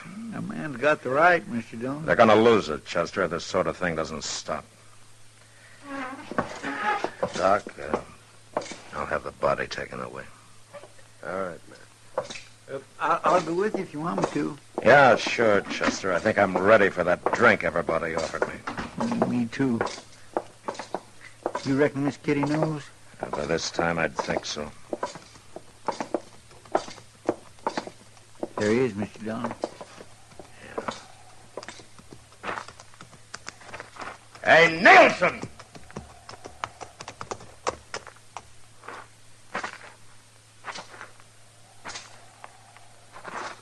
Well, you made it, huh? You killed both the Mailer brothers. Yeah? And in fair fight, huh? Yeah. I want to ask you something. Make you feel any better? No. Tell you the truth, it don't.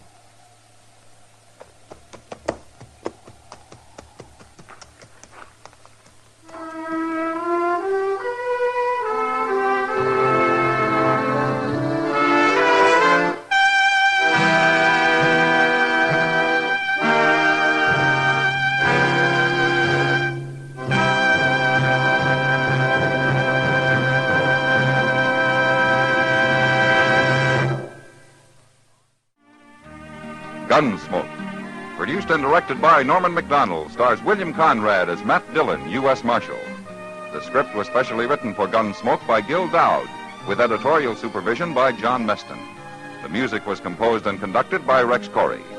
Sound patterns by Ray Kemper and Bill James. Featured in the cast were Harry Bartell, Vic Perrin, Lawrence Dobkin, and Jess Kirkpatrick. Parley Bear is Chester, Howard McNear is Doc, and Georgia Ellis is Kitty.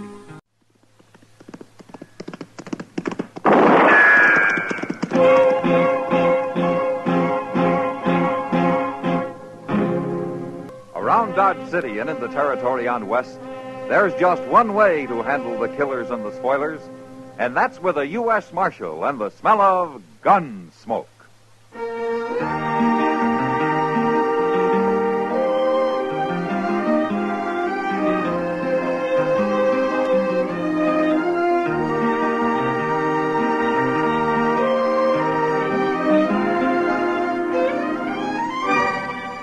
Gunsmoke, starring William Conrad. The transcribed story of the violence that moved west with young America. And the story of a man who moved with it. I'm that man, Matt Dillon, United States Marshal. The first man they look for and the last they want to meet. It's a chancy job, and it makes a man watchful and a little lonely.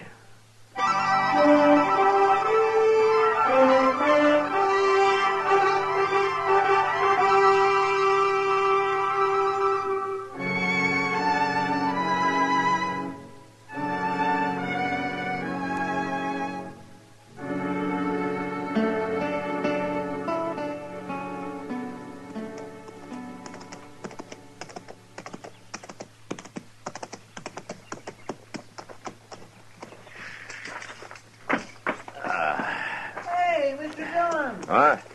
Mr. Dillon, how are you? Hi, Chester. Well, sir, I sure am glad to see you back. Well, it's good to be back, Chester. My, you've been gone over a month. That's 6 weeks to be exact.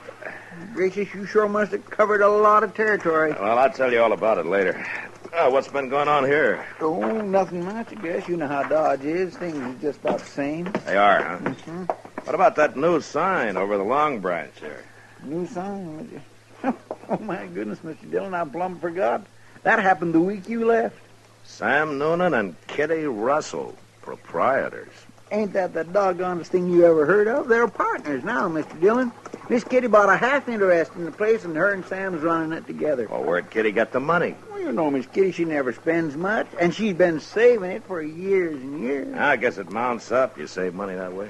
Yeah, you ought to go and say hello, Mr. Dillon. Miss Kitty's been waiting real proud for you to get back. Well, I'd like to. If you'll put my horse up for me. Well, sure will. Okay. I'll see you at the office later. All right, sir.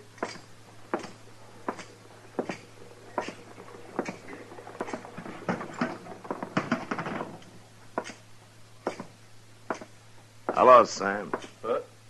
Well, Marshal Dillon, when'd you get back? Just now. Saw your new sign outside, and I came in to see if the price of whiskey had gone up. Well, Marshal, the price of whiskey went down at the Long Branch. What? Yeah. First thing Kitty talked me into. Well, knowing you, that must have taken some talking. Well, you know, she was right. We're making more money than ever. I sure got to hand it to her. Ah, good. And where is she? Well, she went to her room, Marshal. And, you know, I wish you'd go up and see her. She got me worried. Oh, why? Well, we were sitting here talking business, and a boy come in with a telegram for her, and she read it, and well, she turned kind of pale and then got up and left. Huh. Yeah, sure, Sam. I'll go see her.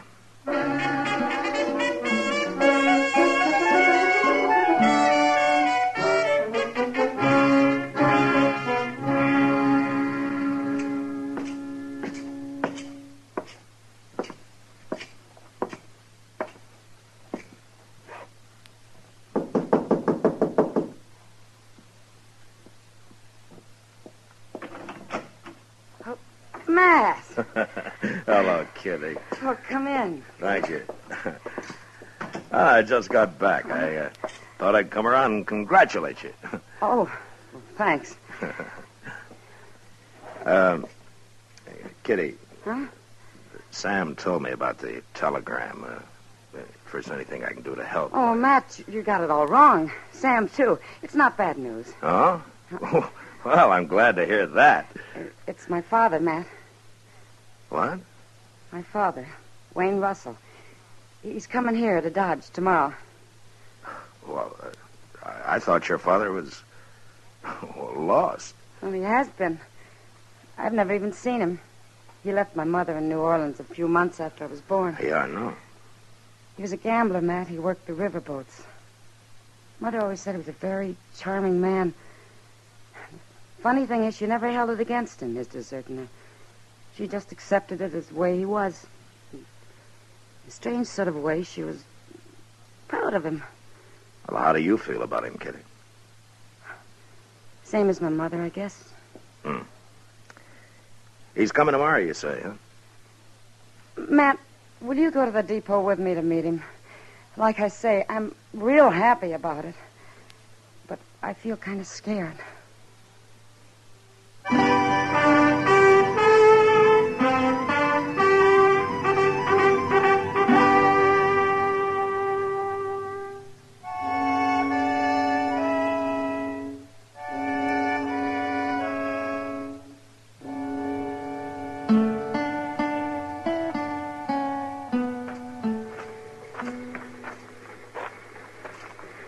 Matt, you really think he'll be on it? Now, you just keep calm, Kitty. People are starting to get off, you see? Yeah, I see. Oh, I just thought of something. What? Well, I recognize him. I don't even know what he looks like. Matt, what'll I do? No, wait a minute. Ah, here comes Chester with somebody now. Oh, you think that's him? Oh, he's about the right age. Yeah. Gray hair. He's dressed mighty fancy. What'll I say to him? Maybe it isn't him at all. Easy now, kid. Well, I found him, Miss Kitty. He come right up to me and asked if he knew you. Now, can you imagine that? So you're Kitty. Hello. You're beautiful. I knew you'd be beautiful. Thank you. I know how you feel, child. We'll get acquainted. We're going to be great friends, Kitty. Well, sure. I mean, of course. Oh, well, this is Marshal Dillon. Welcome to Dodge, Mr. Russell. Thank you, Marshal. It's a pleasure to know you. Kitty, I want to meet all your friends, and I've an idea. Yeah? I'd like to give a dinner tonight. I trust there's a restaurant here that could accommodate us. Oh, there sure is, Mr. Russell, and that is a fine idea. Delmonico's, that's the best. We could go there right now and tell them to get started cooking. Chester. Well, I'm only trying to help. Well, that'd be pretty expensive, wouldn't it? Kitty, my child, expense doesn't matter. I own a very prosperous freighting business in New Orleans now. I've had it for some time. Well, that's wonderful. Will you invite your friends for me, Kitty? Yeah, if you want. And about how many shall I tell them to expect? Well, Chester and Matt and Doc Adams and... Oh, I don't know. Well, ain't you going to ask Sam, Miss Kitty? After all, he's your partner now. A partner? What partner, Kitty? Oh, it's nothing. Nothing? Why, Mr. Russell, she's half owner of the Goiness Saloon in Dodge, that's all. Is this true, Kitty? Well, it's really Sam Noonan's place. But you're associated with him in the saloon business? An unmarried woman has to make a living. I'm making a good one. Of course. Well, we'll talk about all this later, Kitty. But tonight we'll celebrate, shall we say, 8 o'clock at Delmonico's. I'll see you there, too, Marshal? Aye, certainly, sir. I'll take you over to the hotel, Mr. Russell. Well, thank you, Chester. Very kind of you to put yourself out this way. Well, Kitty? So that's my father, huh? He's quite a gentleman, isn't he? Matt? Yeah. I need a drink.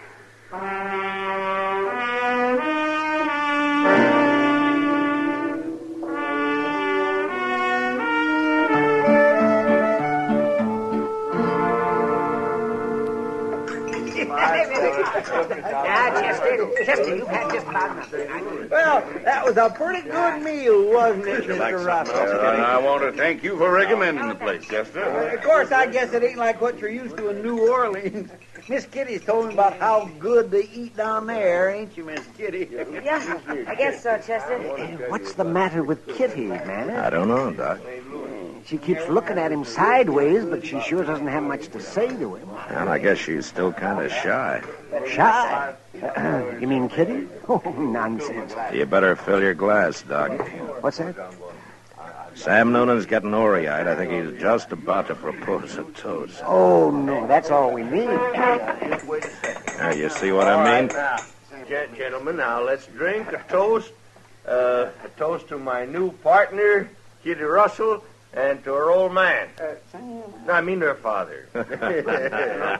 Sorry, Mr. Russell. And they're a very happy reunion, and many more of them forever and forever and forever. We All are right, getting Jen. thirsty, Well, Sam. Thank you, gentlemen. Thank you. This is the happiest day of my life. Here's to you, Kitty, and to the Russells, the proud Russells. Oh, hooray. Oh, hooray for everybody. Oh, my, you better lock Chester and Sam in the same cell tonight, man. Yeah, that's a pretty good idea. I'm afraid I gotta go now. Come, Kitty, the evening's just started. Yeah, well, it started at the Long Branch, too. I'm in business, remember? Yes, I know. I don't think Sam's going to be much help tonight. I'd better get down there and take over. Kitty, I ain't going to be no help at all. Well, don't you worry, Sam. You stay and have a good time. Kitty, you can't go out there on the street this time of night. Well, I'll go with it, Mr. Russell. Well, if she must leave, I'll stop in later and say good night, Kitty. Good night, sir. Good night. Doc, keep an eye on those two, will you? Now, doggone it, Sam, you shouldn't be drinking all that. I'll give you some. That was a pretty nice party, huh? Yeah, fine. Al, what is it, Kitty? Because he disapproves of your being in the saloon business? You'll get used to it, Matt. Maybe I gotta get used to having a father, that's all.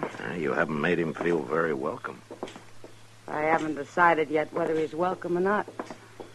Well, I didn't mean to interfere, Kitty. It's no business of mine. Yep. I understand that.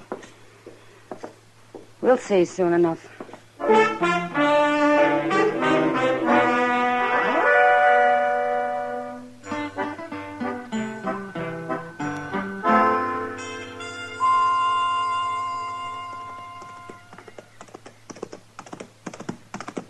Well, that's a good-looking horse Chester's riding, man. He's thinking of buying it, Doc. Buying it, buying it. With what?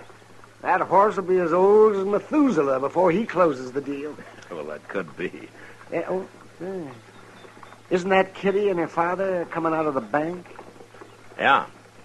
She treating him as cold as ever, man? It's been 2 weeks, and she hasn't changed a bit toward him, as far as I've noticed. Yeah. Well, she's waving to you. She wants you to come over there. Yeah, I guess so. I'll be back directly, Doc. Yeah, the sun will keep your seat warm. Okay. Morning, Marshal. Morning, Miss Russell. Morning, Kitty. We've got some news for you, Matt. Oh? Good news, Marshal. Matt, we've been talking to Mr. Botkin, and he'll buy my share of the Long Branch anytime for cash. You mean you're thinking of selling out? Tomorrow morning, just before we leave.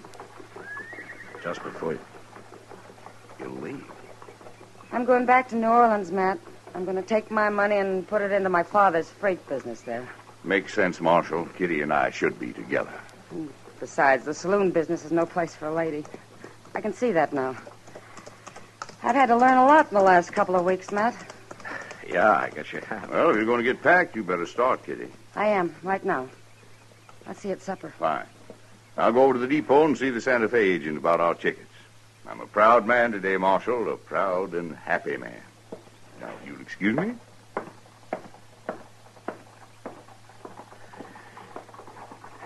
Kitty. Yes, Matt?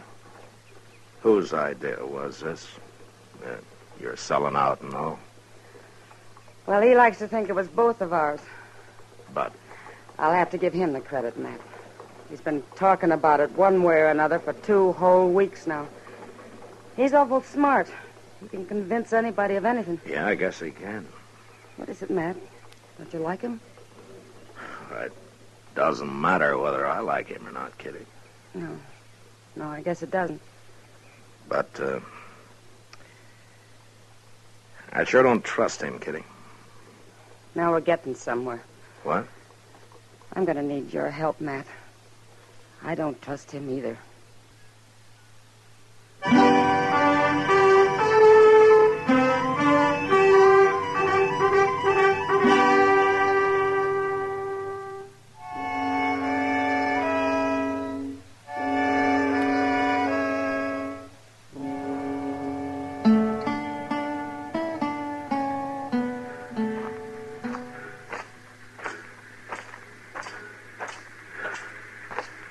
Morning, Mr. Russell. Morning, Marshal. Well, I see the train's ready. Where's Kitty? Well, she insisted on meeting me here. She wanted to do her business at the bank alone for some reason. Well, maybe it's because this is the last time she'll be doing any business on her own. I hope so. No woman should be in business anyway. Yeah, especially Kitty. She, trusts people too much. They take advantage of her. Not anymore, I can assure you. I only hope she gets here with that money. Well, nobody's likely to hold a woman up in broad daylight, Mr. Russell. But they would at night, eh? Oh, there are some men who'll do anything for $1, day or night. Yes. Ah, there she comes. I told you she'd be all right. Nobody'd bother Kitty anyway. She's awful well liked around here, Mr. Russell. By a lot of people. Yes. Yes, of course. They take it mighty personal if anything happened to her, no matter who did it, Mr. Russell. Morning, Kitty. Morning, Matt. Father. You're late, Kitty. Dane hasn't left. No, but we'd better be getting aboard. All right. Don't you have a bag of some kind? Oh, my baggage is all taken care Oh, of. I mean a handbag. You're not carrying anything. I know. Well, where's the money, Kitty? Didn't you get it? No, Father, I didn't. What? I changed my mind the last minute. What do you mean? I decided to leave it here in the Long Branch with Sam Noonan. It's a good investment. I can always come back for it. Now, look here, Kitty. I'm deciding things for you Well, from we'll now talk on. about it on the train. Come on. No, we're not leaving till you get that money. Which is it you want, Father? Me or the money? There isn't a question of that. Now, you do as I say. You haven't changed a bit. What? Mother always said you'd never change, and she was right. Don't tell me you're running a freight business in New Orleans. That's enough. Easy, Mr. Russell. You stay out of this, Marshal. You're just another man to me, Father. And a crook besides. Kitty, you're going to be sorry for this. I'd be a whole lot more sorry if I let you steal my money. All right, Kitty, all right. I think he understands now. You're in this together. Mr. Russell, you played it pretty smart so far. Don't disappoint us now. You see it through. Don't make me throw you in jail. Just play it all the way, Mr. Russell. You can do it. Please, Father. Get on the train. Leave me at least that much pride. Yes, I think so. Goodbye, Kitty. Bye. Marshal. Goodbye, sir.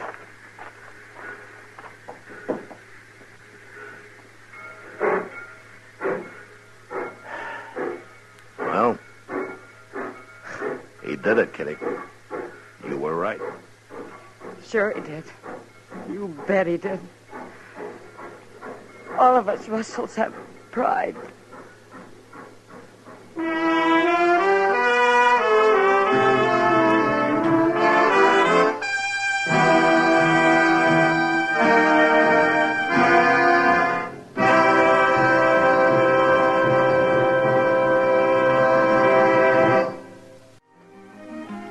Gunsmoke, produced and directed by Norman McDonald, stars William Conrad as Matt Dillon, U.S. Marshal. Our story was specially written for Gunsmoke by John Meston, with music composed by Rex Corey. Sound patterns by Tom Hanley and Bill James. Featured in the cast were John McIntyre and Lawrence Dobkin.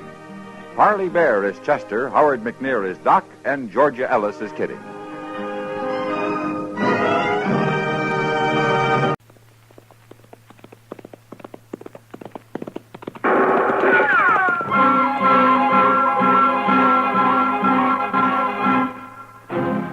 Around Dodge City and in the territory on west, there's just one way to handle the killers and the spoilers, and that's with a U.S. Marshal and the smell of gun smoke.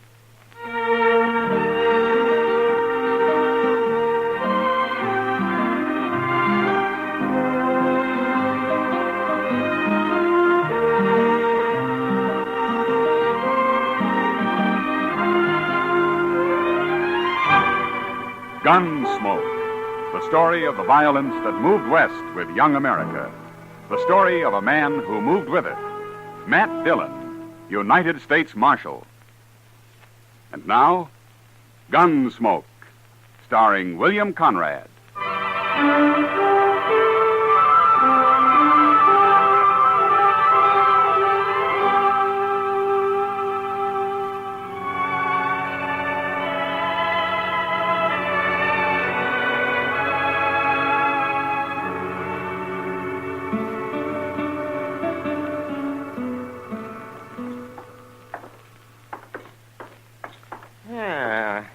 Nice day, Matt.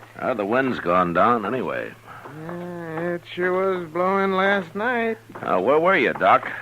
Out at the Caldwell place. Mrs. Caldwell's expecting. Still? There's a false alarm last night. Oh, you ought to get some sleep while you can, Doc. Yes, I know. That's right where I'm headed. Doc Adams. Oh, hello, Roof. I've been looking for you, Doc. Matt, this is Roof Tucker, Sheely Tucker's son. Oh, hello, Roof. We ain't met before, Marshal. No. How's Sheely these days? He's just like ever. But it's Ma I come to get Doc for. Well, what's the matter, Roof? She swallowed a nail, Doc, and it's hurting her bad. Swallowed a nail, does she? How'd she do that? I told her not to, but she was fixing the chicken house anyway, and she had some nails in her mouth. Oh, you say it's hurting her? It's her stomach. She's got a terrible pain in her stomach. Oh, that's bad. I'll ride out with you right away, Roof. As soon as I get my tools, may have to operate. You know Pa, Doc. You know how he is.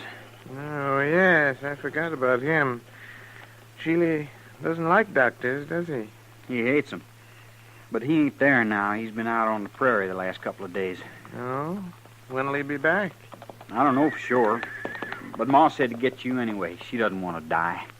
Sheely'd cause trouble if he found me there, wouldn't he? He sure would. He'd beat you half to death. Well, maybe I better ride out with you, Doc, just in case Sheely comes home while you're there. Good idea, Matt. I think you better. Yeah, Roof, go over to the Alafraganza and tell Chester I want him to go with us, will you? Sure, Marshal.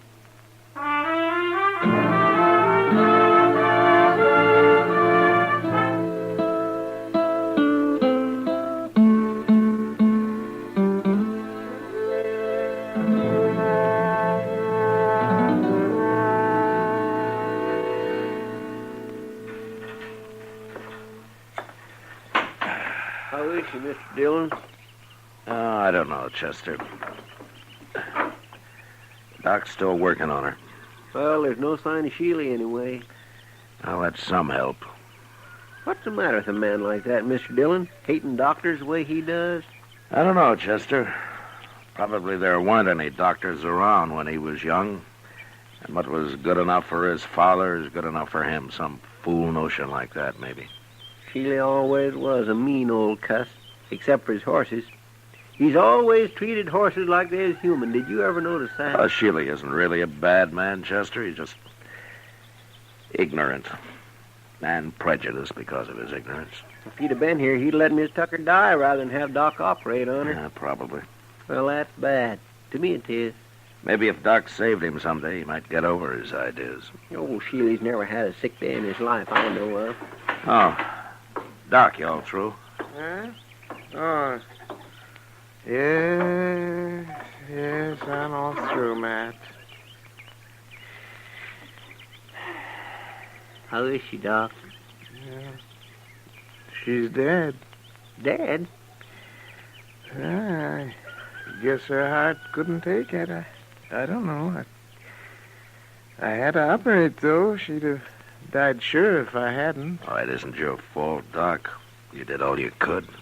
I know, but I always feel maybe if I'd have done it better, things like this wouldn't happen. You're not to blame, Doc. You, want me to tell Roof? Yeah, I've already told him. He's in there with her. Oh, how'd he take it? He didn't say a word, Matt. Well, we better be getting back to Dodge, I guess. Yeah, you must be plumb wore out, Doc. Yeah, I am. Doc. Hey? Yes, Ruth. And you too, Marshal. You're going to have to help me. Oh, we'll help you, Roof. What is it? It's about Pa. I don't know what to tell him when he comes back. Hey, that's right. I kind of keep forgetting about him. Just tell him the truth, Roof. Doc tried to save your mother, but he wasn't able to. Nobody could have. You don't know Pa very well, I guess. He just won't stand for it. Well, there's nothing he can do about it now. It's all over. Not for him, it won't be. What do you mean, Ruth? When Pa says a thing, he means it. And he said none of us was ever to go near a doctor. Roof, do you agree with your Pa's thinking? No. And neither did Ma. But we didn't dare cross him when he was around anyway. I'm afraid of him, Marshal. You'll have to stay here and tell him. Yeah, well, I can't stay. I have to get over to the Caldwell place. That baby's due any time now. But you can't go. All right, Roof, all right. I'll stay here till he comes back. Chester, you better ride into town in case anybody's looking for me, huh? All right, sir, Mr. Dillon. Yeah, it's a funny thing how a doctor can lose one life and maybe bring another into the world all on the very same day. Yeah. Come on, Chester. We can ride partway together.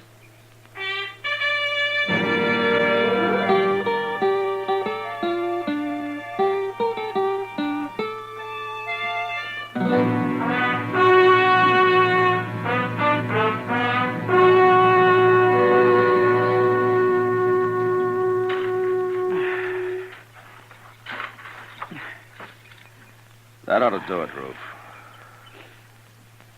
I want her buried good, Marshal. How about a cross? You want to put up a cross? I'll let Pa decide that. Oh, my gosh, Marshal. Here he comes now. Yeah, looks like he's been riding pretty hard. Pa always rides hard, but he takes mighty good care of his horses all the same. He's never hurt one yet. I know. Oh, there, Marshal. How are you, Sheely? What are you doing out here? What's this? Sheely, your wife died. Ruth and I just finished burying her. She died? Just a few hours ago. We didn't know when you were going to get back, so we went ahead and buried her. What'd she die of? She was holding some nails in her mouth, and she swallowed one of them. Oh. Ruth, take this horse into the barn and dry him off. Sure, Pa. Rub him good now. I will, Pa. Don't let him near no water yet. I won't. What are you doing out here, Marshal? I came out with Doc. With who? Doc Adams. He did everything he could to save her life, Sheely. He cut on her, didn't he? He tried to get the nail out, if that's what you mean. She'd have died from it if he hadn't. Cutting on her, that's what killed her. Look, Sheila, your wife was dying, and Doc tried to save her. That's how it happened, no matter what you think. I've got no use for doctors. They're all croakers. That's what my old man called them, croakers. I kind of figured that's where all this came from. Sheila, have you ever thought that your old man might have been wrong? Not about them, he wasn't. Hey, how'd Doc get here anyway? Who told him to come? Your wife wanted him. After all the times I've told her to stay away from doctors? I guess she didn't want to die, Sheila. She wanted a chance to live. Yeah, sure. And he come out here and killed her. Poor defenseless woman.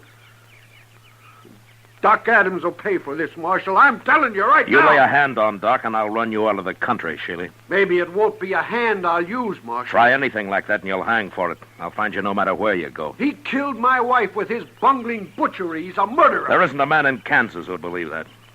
Doc's a pretty valuable citizen around here, Sheila. Not to me, he ain't. It's an eye for an eye, Marshal, like it says in the good book. You even try it, and I'll throw you in jail. I don't try nothing. Then you'll hang.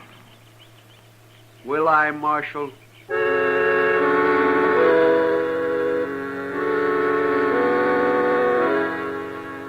I left Sheely Tucker standing by his wife's grave, and I rode back to Dodge. There was no use trying to convince the man that doctors aren't bunglers and murderers. I figured he'd have to experience the truth himself somehow. And there wasn't much chance of that, the way things stood. But what really worried me was his threat to get Doc. Ordinarily, Sheely was peaceable enough, but there was no telling what he might do now. Doc stayed at the Caldwell place that night and the next day, too. I thought he'd be safe there, and I didn't worry about him till the next evening. Kitty and I were having supper at the Dodge house. Matt, for a town that lives on the cattle trade, you'd think we'd be able to eat decent steaks. You should have had the prairie chicken, Kitty. It didn't have to walk all the way from Texas. That steak I had got carried. It was too old to walk. I've never eaten prairie chicken, Matt. What's it taste like? Oh, a little chicken. A lot of prairie. If I didn't know you better, I'd say you've been drinking. If I know you, you'll order steak next time anyway. I don't give up easy, Matt. Yeah, I know. Remember it, then. Sure. You don't know much about women, do you, Matt? Well, I'm learning. Yeah. But at the pace you've set, I'll be in my grave before you're out of first grade. Well, it took me 10 years to learn how to handle a six-gun. Well, that's the nicest compliment I've had all day. Drink your coffee. I gotta get out of here. Yes, sir, Mr. Dillon. Oh, here's Doc. Hello, Matt. Kitty. How's Mrs. Caldwell, Doc? Yeah, gave birth to a 12-pound boy this afternoon. Ah, that's fine. Yes. That's not what I came to talk about, Matt. Somebody tried to shoot me on the way back from the Caldwell place. What? Who was it, Doc? Yeah, I didn't see him, and since I didn't have a gun, I rode straight ahead. Fast. Where did this happen? Yeah, about a mile the other side of the grove. I should have come out and ridden back with you, Doc. You should have, huh? Well, then, you know something about this? Yeah. Sheely Tucker, huh? He came back after you and Chester had left, Doc. He made some threats. Yes, I might have known it. But I'm not going to be a target for Sheely every time I go on a call in the country. I'm going out and see him, Matt. We'll have this out face to face. I don't think you can change his mind, Doc, but I'll go with you. And if he admits shooting at you this afternoon, I'll bring him back to jail. Maybe I'll bring him back anyway. Well, I should hope so. People around here'd be in an awful fix without Doc. Well, then there's me too, Kitty. Oh, sure, Doc. I was thinking of you. We'll ride out in the morning, Doc. Yeah, good.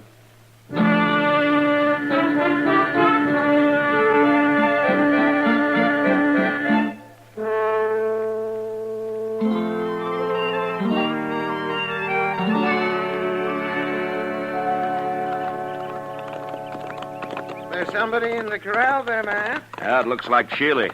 Tis. Him and Ruth both. Oh. Well, let's leave them here. They'll stand.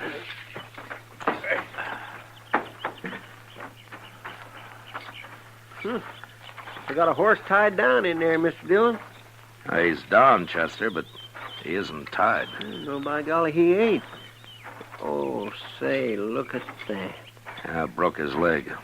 Now, that's too bad. Well, here we are. Doc, I'll go first in case Sheely gets excited. Oh, all right, man. Yeah. Go ahead, I'll close it.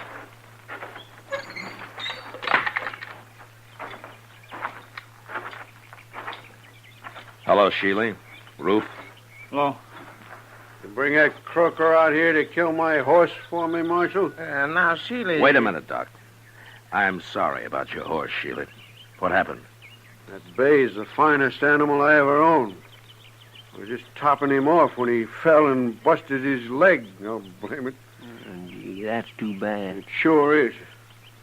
Ruth, go on up to the house and fetch me my rifle. Okay, Pa. Terrible thing to lose a horse like this. Sheely, if you like, I'll do the shooting. Oh, thanks. I'll kill him myself. It's my job. You know, it's a funny thing. We always shoot a horse if it breaks a leg, but we wouldn't think of shooting a man when he does. You croakers got other ways of getting rid of people. Yeah, I'll overlook that, Sheely, but I'll tell you something. I don't want to hear nothing from you. Well, you like that horse, don't you? Of course I do. Well, then, don't shoot him. What? Well, look, Sheely, that horse is done for anyway, so it won't hurt to let me try to fix his leg the same way I would a man. It just might work. You mean put a cast on him? I do. I never heard of putting a cast on a horse, Doc. Yeah, neither have I. It's crazy. I don't like it. It's up to you, Sheely.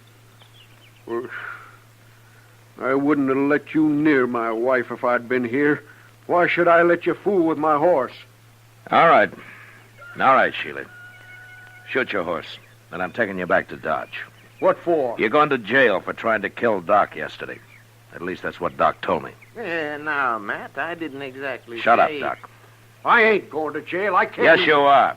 Unless maybe Doc changes his mind about charging you with attempted murder. Then I couldn't put you in jail. Oh? Yeah, no. No, yeah, he couldn't then. You know, Sheely, I might get so busy working on this horse, I'd plain forget about everything else. I might even save the animal to boot. Well, make up your mind, Sheely. I gotta get back to Dodge. Well, all right. But you better make it work, Doc. I said I'd try. That's the best I can do. Ever. No matter who the patient is. Okay, Doc, you try. But try real hard, will you? I always do, Sheely. Real hard.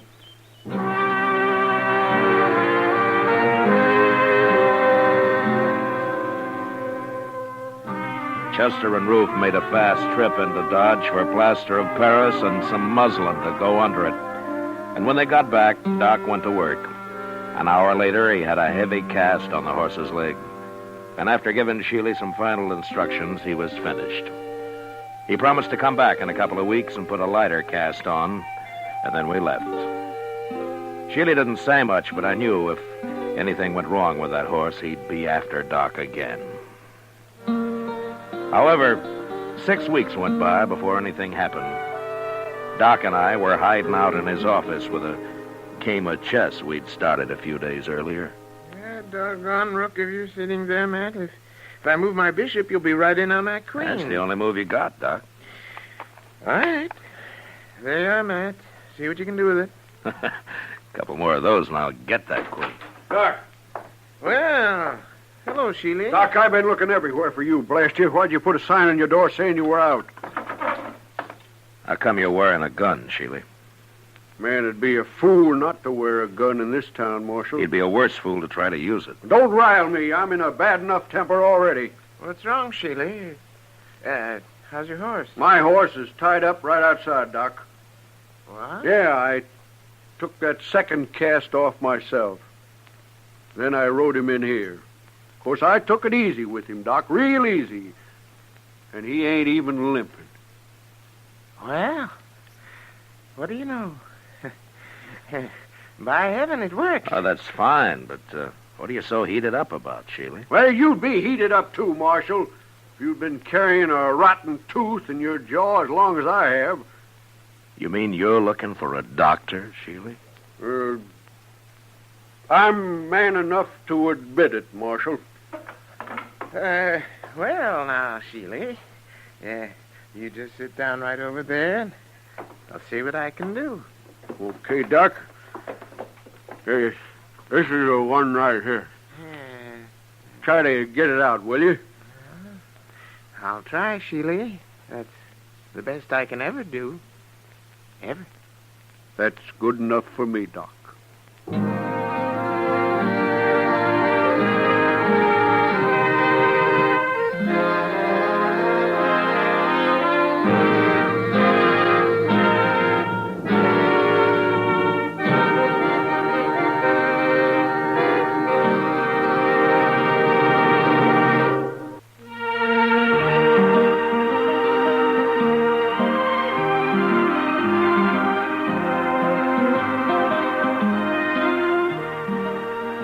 Gunsmoke, under the direction of Norman MacDonald, stars William Conrad as Matt Dillon, U.S. Marshal.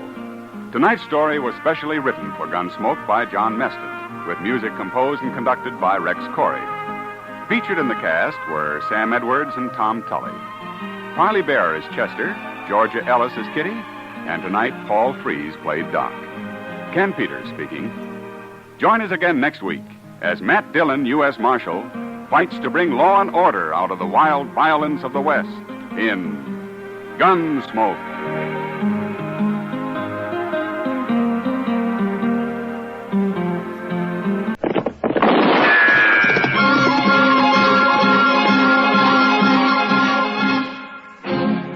Around Dodge City and in the territory on West, there's just one way to handle the killers and the spoilers, and that's with a U.S. Marshal and the smell of Gunsmoke.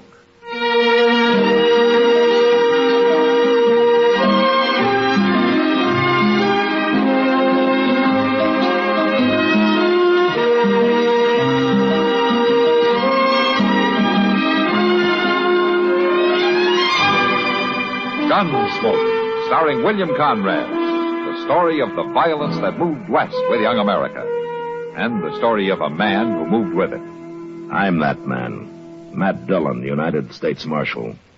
The first man they look for and the last they want to meet. It's a chancy job, and it makes a man watchful and a little lonely.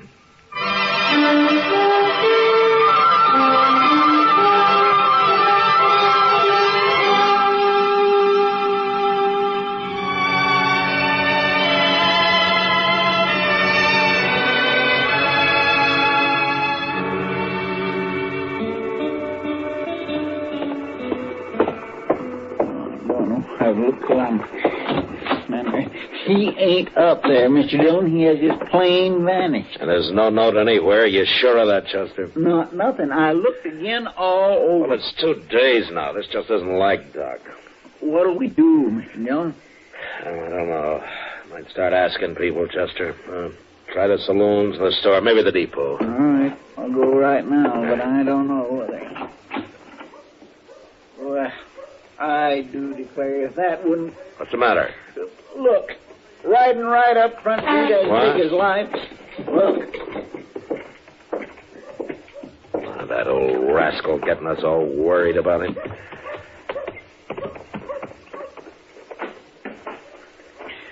For land's sake, you sure are a sight for sore eyes, Doc. Where in the world have you been, anyway? Hello, Chester. Matt? You had us worried, Doc. That's so? You've been gone 2 days, you know. I know. Well, next time, leave word, Doc. I will.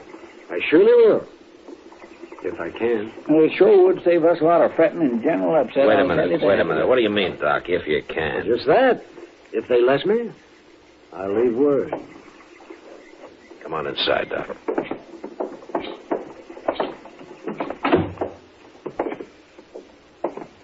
Well, you want to tell us about it? I can tell you part of it, the least important part. I made a promise about the rest. You know how it is, Matt. No, but tell us.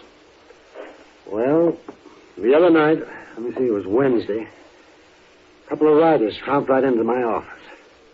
They said a man was hurt bad, somewhere out past Fort Dodge.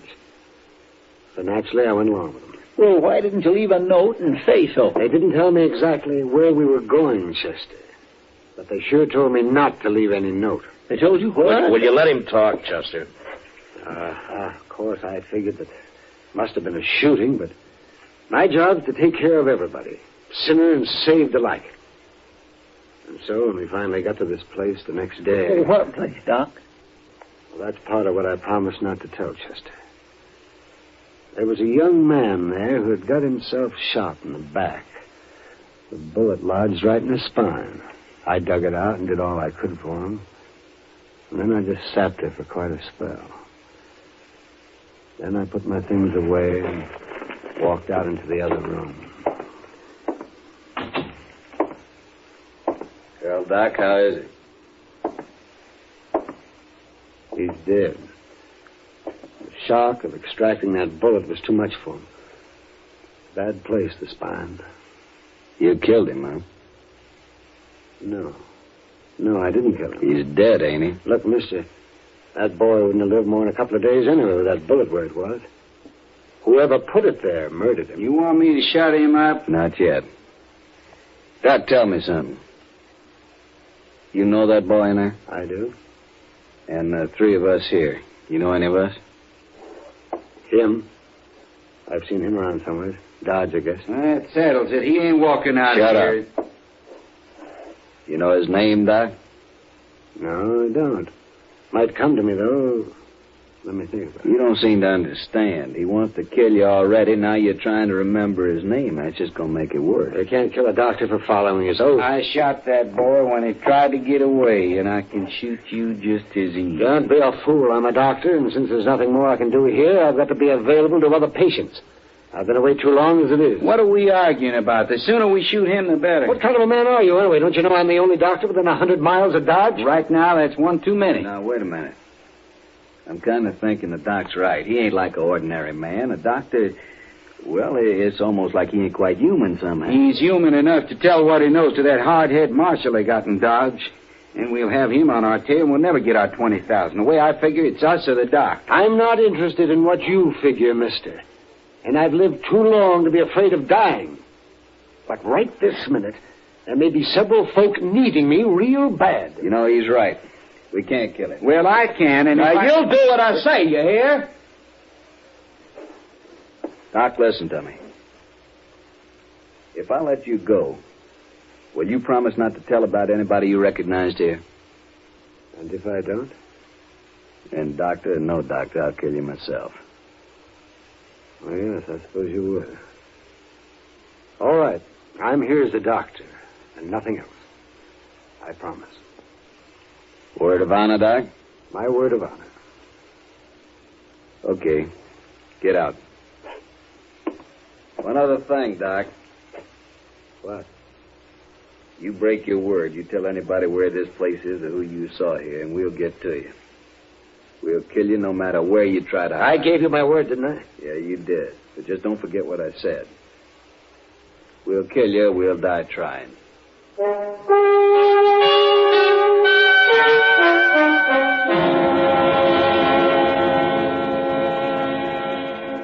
that's quite a story, Doc. And you played it right smart, if you ask me. Who was they, Doc? I say, who was they? I only recognized one of them, Chester. Besides the man they'd shot. Yeah, that's what you said, but have you thought of his name Chester, yet? you don't understand. I gave my word I wouldn't tell. Yeah, but, Doc, they're just a bunch of killers. Matt, wouldn't you have done the same if you were in my boots? It'd be a hard choice, Doc, but... Yeah, I suppose I would. Well, any man would, leastwise any man of honor. Yeah, I guess I wasn't really thinking about it that way. I'm going to get some sleep. Matt? Yeah, Doc? That was a good boy they murdered. I hope they hang for it. How are we ever going to find him, Mr. Dillon? I don't know, Chester. We don't even know who they killed.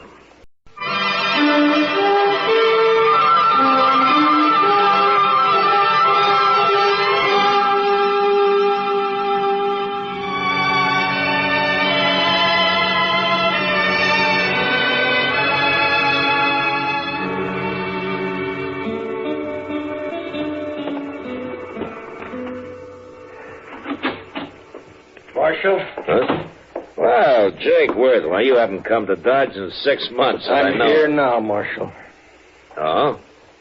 Is there trouble, Jake? I'd call it that. Well?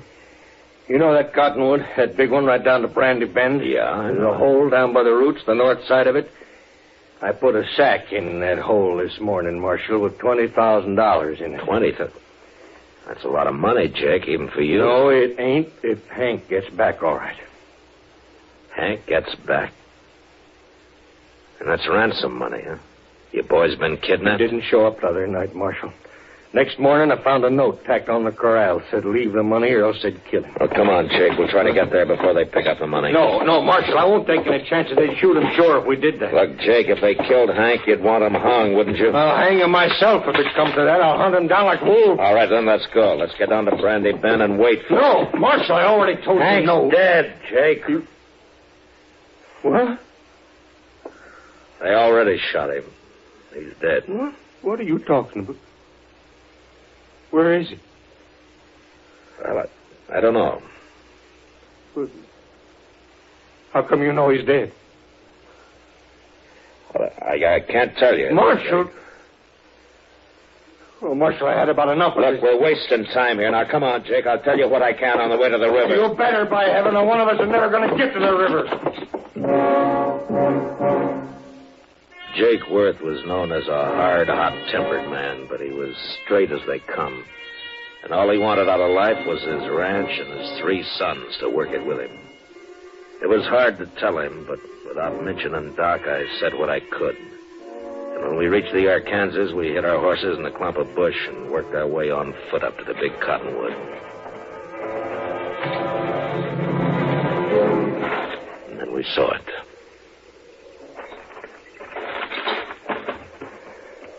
They do it.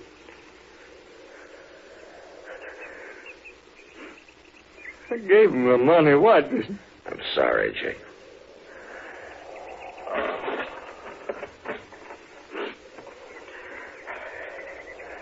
Marshal, I've been kind of confused by all this. I swallowed your story on the way down here. Now I want the truth. I want every bit of it. I told you I don't know who they are. You know a lot you ain't telling me. What's going on with you anyway? I told you all I can. Marshal, this is my boy laying here. Take it easy now, Jake. Will you talk? I don't know anything, Jake. The man who told me about it had to promise not to name anybody. What man? Who is he? I'll get it out of him if I have to cut it out. I know. That's why I can't tell you who he is. I'll give you 24 hours to name those men.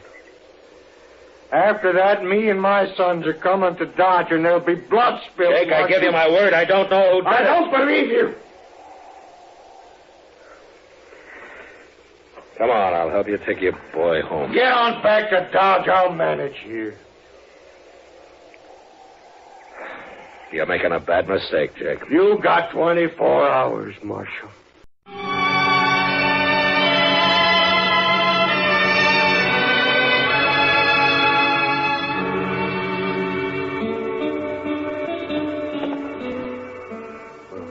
All right, man. I'll do whatever I can. It might not work, Doc, and you'll be exposing yourself to a lot of danger. Have you thought about that? Yes, I have. And I've also been thinking about the men who killed young Hank Worth. Well, we could wait till they start spending their money, or till one of them gets drunk and maybe talks too much somewhere. Yes, we could, but meantime, you and the Worths will have a gunfight, man. All right, then, Doc, let's go. I want to get out to the ranch before dark. Come on.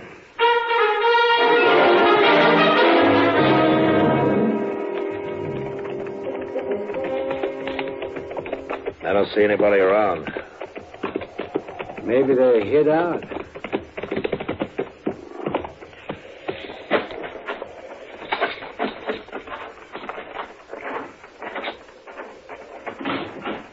Line up, Marshal. Just watch him, boys. If he makes a move, you shoot. Jake, I came here to stop a shooting, not to start. You can stop it, Marshal. Just tell me who killed my son. If I knew, I'd be on his trail, Jake. What's Doc doing here? You tell him, Doc. Jake, I took the bullet out of Hank. He died soon after. What? That's right. Now come down here where we can talk like friends, and I'll explain it to you. Stay where you are, boy.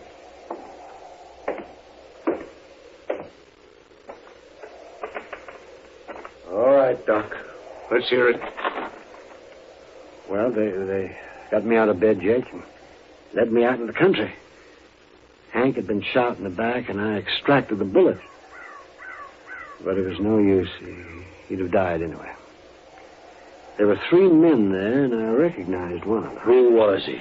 I had to promise I wouldn't tell, or they'd have killed him. That don't matter now. Wait a minute. Just think about it, Jake. Doc gave him his word, and you're asking him to break it. Will you think about it for a minute?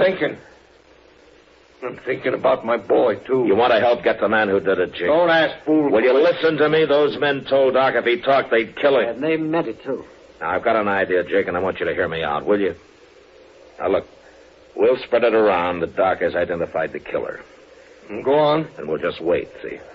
1 or 2 or maybe all 3 of them will come into Dodge to kill Doc some night. Still, they might get away. I'll deputize you and your boys right now, and you can wait for them with us. But you're going to have to stay hidden like me. And Doc would rather make himself a target for them killers and break his word to them? Yeah, Jake, that's right. Now, look, Doc and I'll go back to Dodge now. I'll see that the story gets started. In a day or 2, you and your boys can ride in. But separately, though. Otherwise, it might cause talk. I understand. And you come straight to the docks. We'll be there. Don't you worry.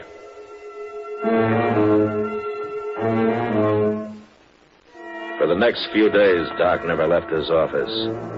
The rest of us sat around in his back room and waited. Chester kept us supplied with food and coffee, but we began to get pretty restless cooped up like that. And by the 5th night, we were being real careful with one another and over polite.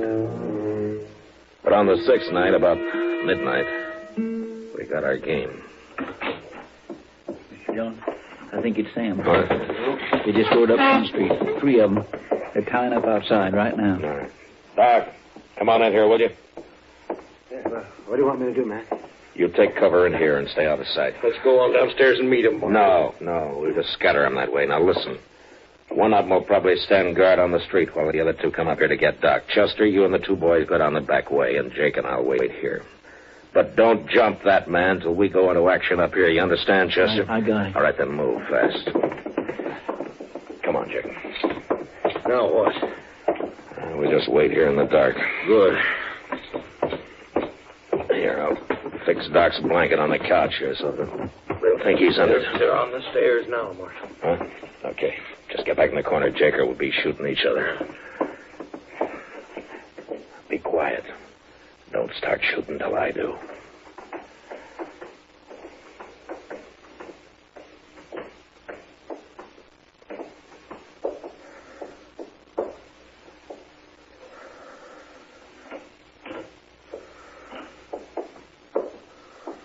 Doc, wake up, you lying dog. Let's just shoot him and get out of here. Wait, he ain't here. What? Get your hands up. You're under arrest, both of you.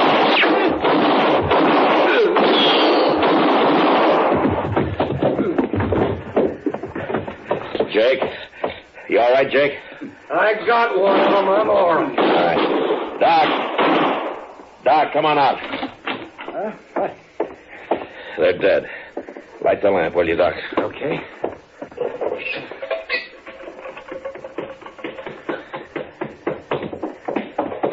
All right, Mr. Dillon. Come on in, Chester.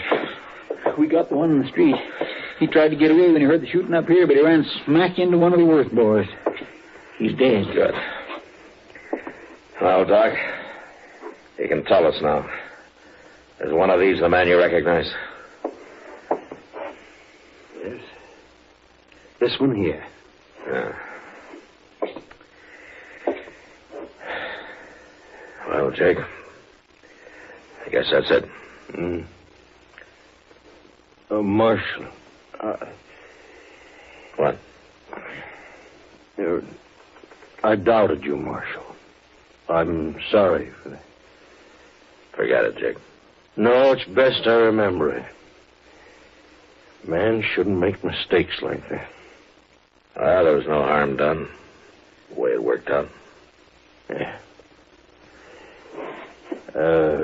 I'll buy you a drink before we leave, Marshal.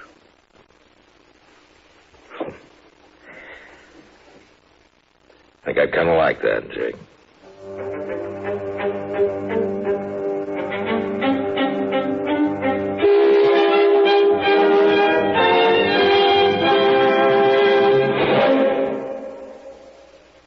Gunsmoke. Produced and directed by Norman McDonald, stars William Conrad as Matt Dillon, U.S. Marshal. The story was specially written for Gunsmoke by John Meston. Featured in the cast were Lawrence Dobkin, Vic Perrin, and Harry Bartell. Parley Bear is Chester, Howard McNear is Doc, and Georgia Ellis is Kitty.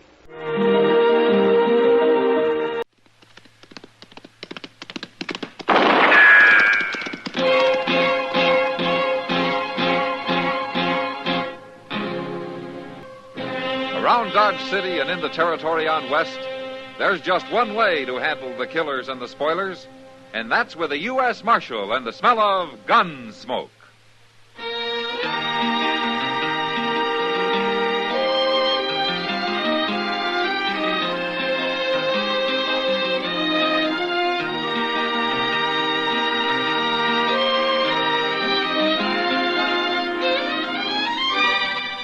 Gunsmoke, starring William Conrad.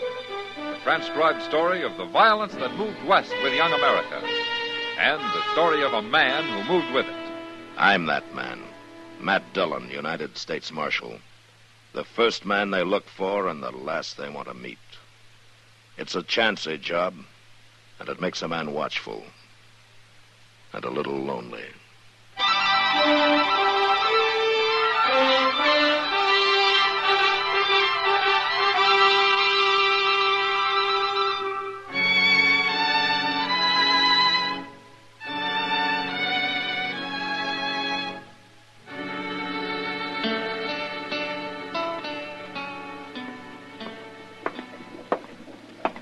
Miss Bell? Yes? I'm Jim Buck. I'm driving the stage from here on into Dodge. Oh. What happened to the other driver? I always spell him here. He told me to look out for you. Oh, that's kind of him. And kind of you, too. You're awful young to be traveling alone. I'm 17. Well, now, I take it back.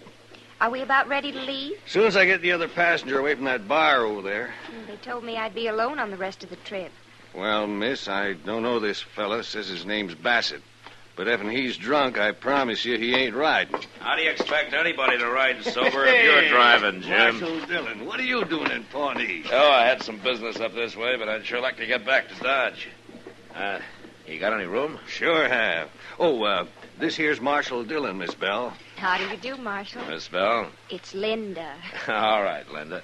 When are you leaving, Jim? Soon as I round up that Bassett fella. Well, get him, whoever he is. Huh? And drive easy, will you, Jim? I wore out a horse getting this far, and I sure need some sleep. I'm glad you're riding with us, Marshal. I don't like the looks of that fella Bassett. But you two climb in now. We'll pull out of here in 5 minutes.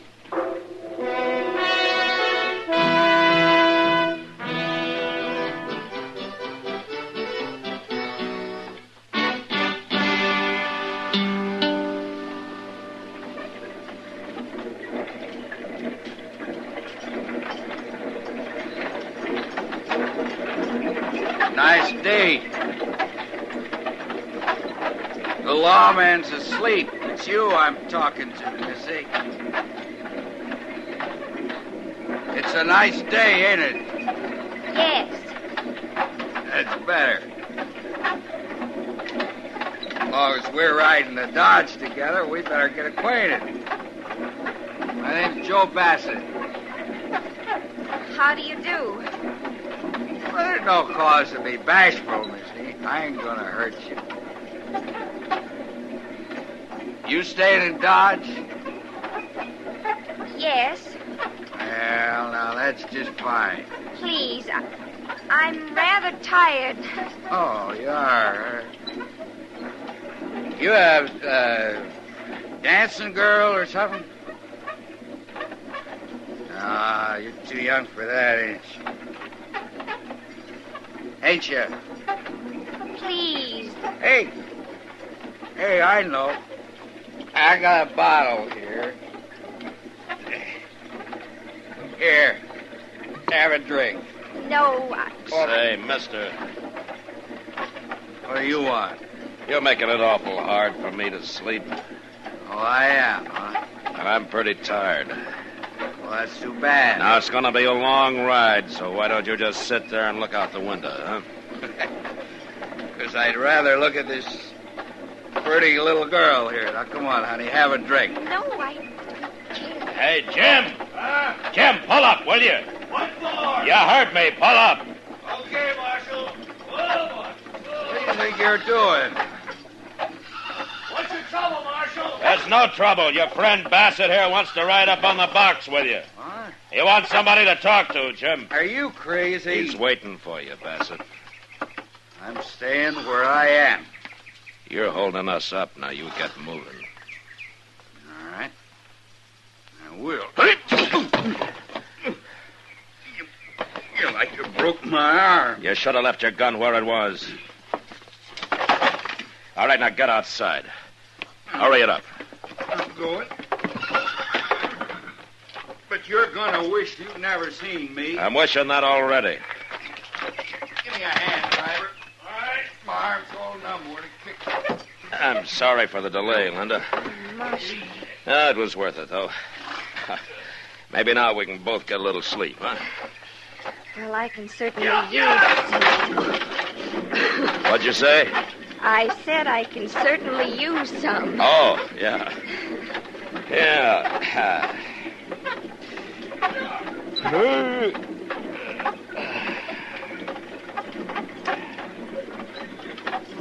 You know, I feel as though I hadn't slept since I left St. Louis. Oh, you've come a long way, huh? Oh, it'll be worth it once I reach Dodge. How's that so? I'm meeting my fiancé there, Marshal. Oh, well, maybe I know him. Oh, he hasn't been there long. His name's Lou Paxson. Lou Paxson, huh? Yeah, well, what does he do? Well, I don't really know. I met him in St. Louis. It was only for a few days. Uh-huh. I see.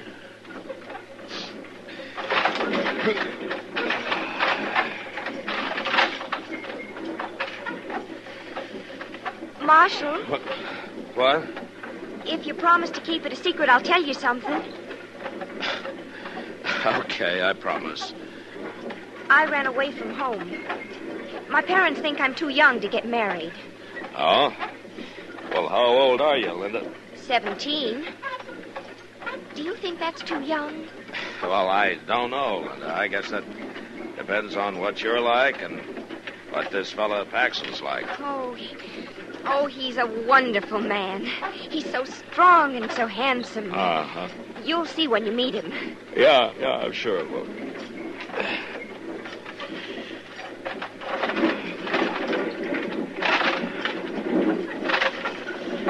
Marshal,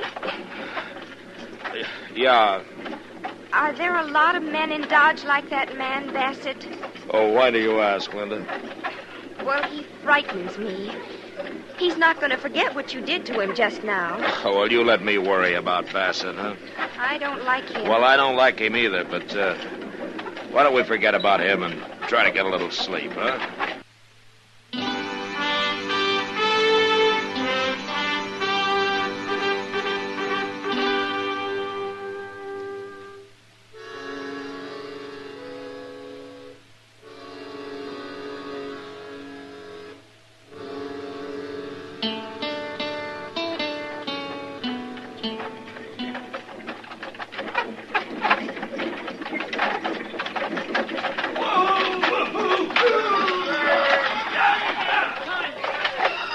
Well, here we are, Linda. I don't see Lou.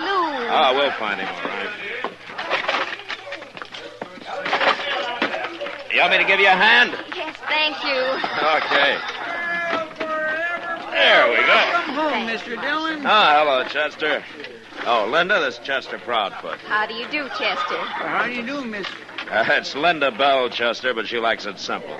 Oh, you look good. There he is, Marshal. There he is. Huh? Lou? Lou? Linda! Hey, how come she knows him? Why, do you?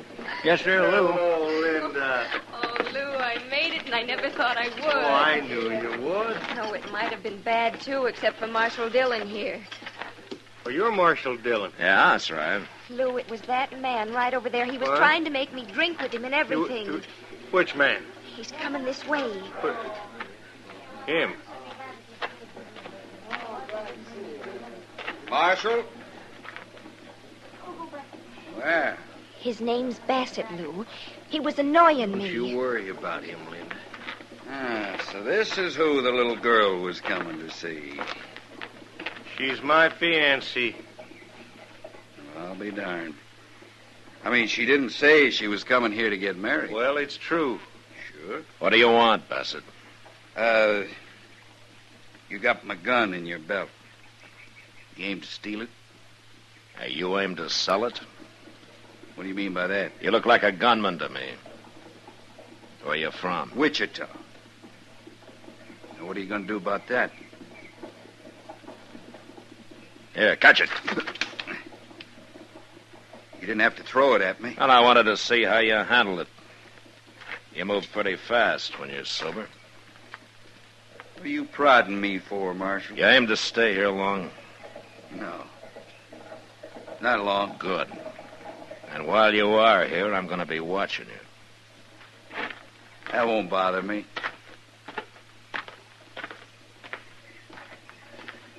Well, Marshal, I got to thank you for taking care of Linda. Yeah, sure. Now, I don't know who that Bassett fella is, but he shouldn't have been bothering her. No, that's right. Well, come on, Linda, we'll get your stuff. They got a room for you over to the Dodge house. All right, Lou. Marshal, I hope I'll see you again.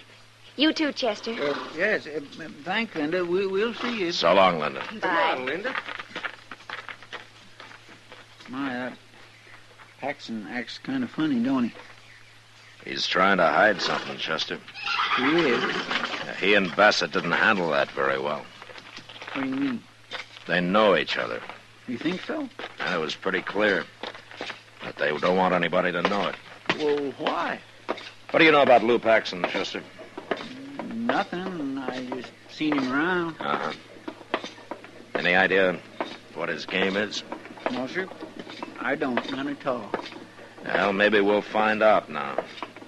I expect he's just been waiting for Bassett to get here.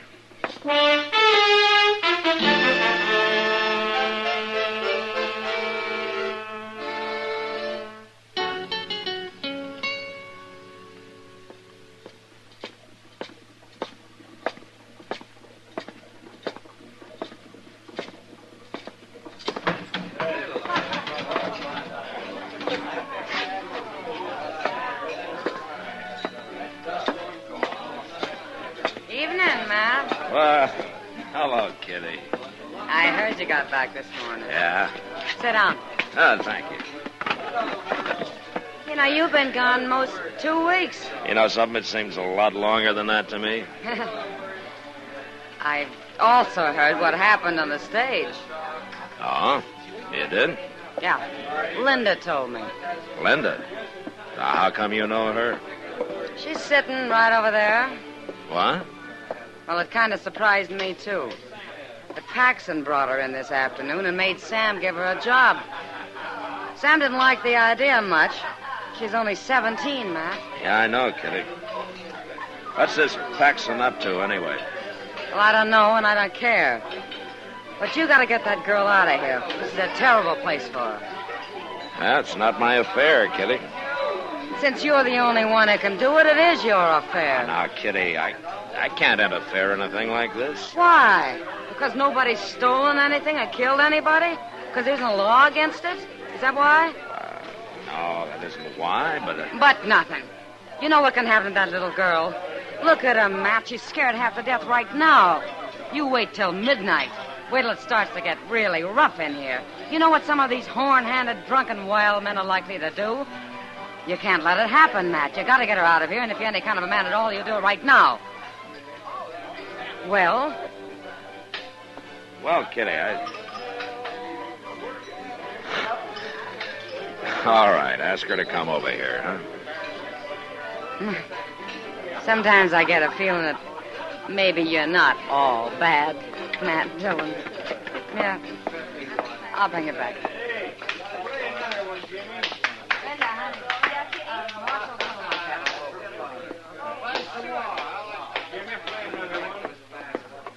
Here we are. Ah, hello, Linda. Kitty said you wanted to see me, Marshal. Yeah, that's right. Sit down, won't you? All right. You don't have to be scared of the marshal, Linda. Oh, I'm not really. But, well, tonight I feel scared of everybody. Then why do you stay here, Linda?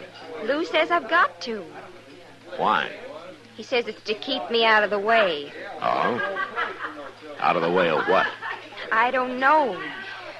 But if I'm here, he knows where I am, and he can always come to find me. But I don't like it here, Marshal. I'm not used to men like these.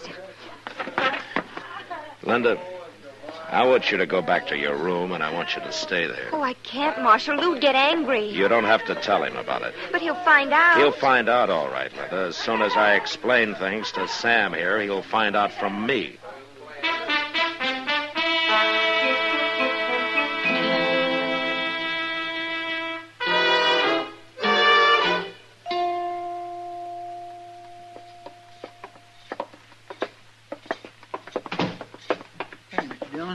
Down at the end of the hall, there goes that fellow Bassett. Yeah. I didn't know he had a room here. Well, that could be Paxton's room he came out of. Number 12, ain't it? By golly, you're right, it is.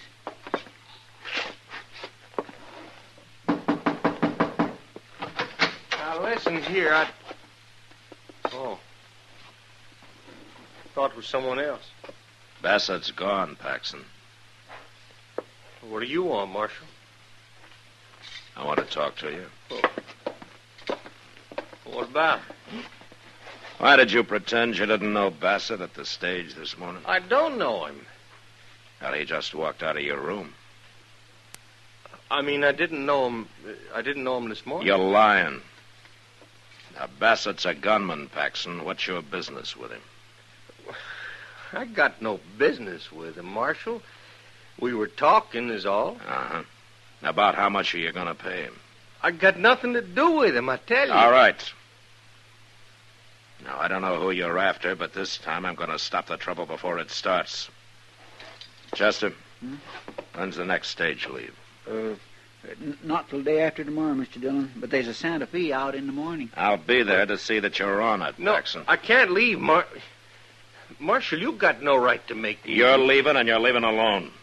What? A man who'll put an innocent 17-year-old girl to work in the Long Branch isn't going to keep her if I can stop it. I got her out of there, Paxton, and I told Sam she's not to come back. Well, I got good reason for her being there. Oh, and what are they?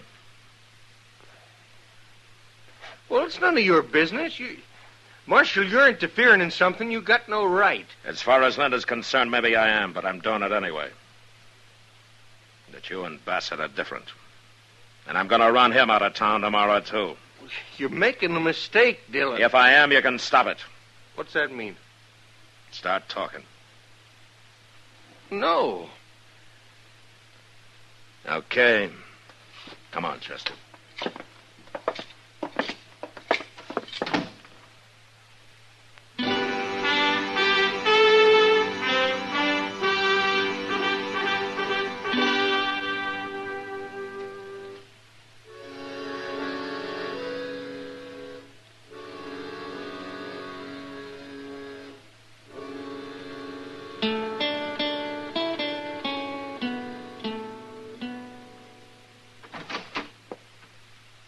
Still up, man? Oh, come in, Doc. Come on in. Said, you know it's nearly midnight? Well, now, when did I start going to bed at midnight? Well, you should. A man needs to sleep. Then what are you doing up? I'm looking for somebody to argue with. Well, I'm your man, starter. Yeah, sounds like somebody beat us to it. Yeah, come on. Yeah. That came from right down the street. Down by the Alfraganza. Yeah, it sounded like it. Mr. Dillon! Mr. Dillon! Over here, Chester. What happened, Chester? Lou Paxton. They shot him. He went into the back room at the Alfraganza wearing a mask and carrying a gun in his hand, but they shot him before he could run off with any money.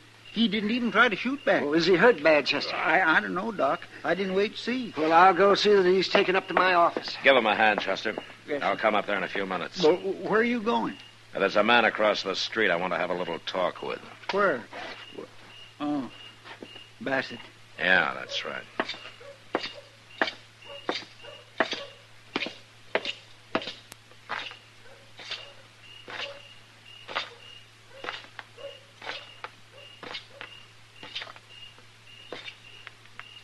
Evening, Marshal. What are you doing here, Bassett? Watching? Watching for what? Not for anything. Just watching. You working with Lou Paxson? Why? He just got shot. Dead? Why don't you go find out? Ain't nothing to me, Marshal. You know, Bassett, I was going to run you out of town tomorrow, but now I think I'll keep you around till I find out what this is all about. I ain't done a thing. And you're not going to, because I'm going to lock you up right now. I never been in jail in my life, Marshal. A lot of men haven't, even men like you. But you're going now. No. No, I ain't. You leave your gun alone. Then get out of here and leave me alone. There's been one shooting already. That's enough. Now, I'll take your gun, Bassett.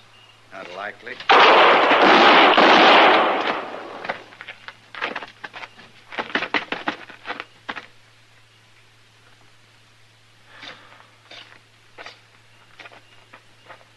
He missed you, Mr. Dillon.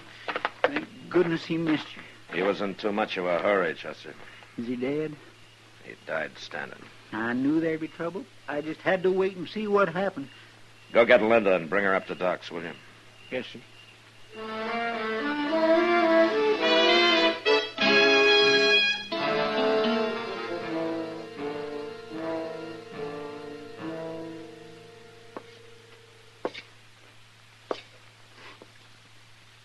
How is he, Doc?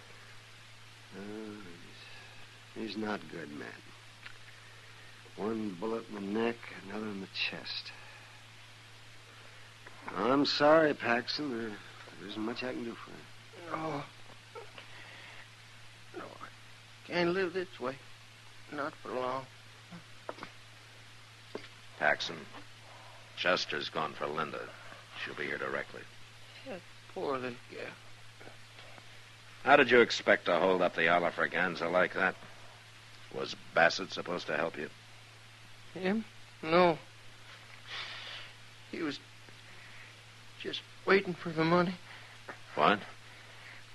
I tell you, it don't matter. It's what he come here for. We robbed a stage up north. And I run off and I spent the money in St. Louis. And he followed me here. He found me. No wonder you didn't want to tell me what it was all about. He said he was going to hurt Linda if I didn't get the money, so I figured she was safer where there was a crowd around. Bassett's dead, Paxson. Is he? So am I. Just am I.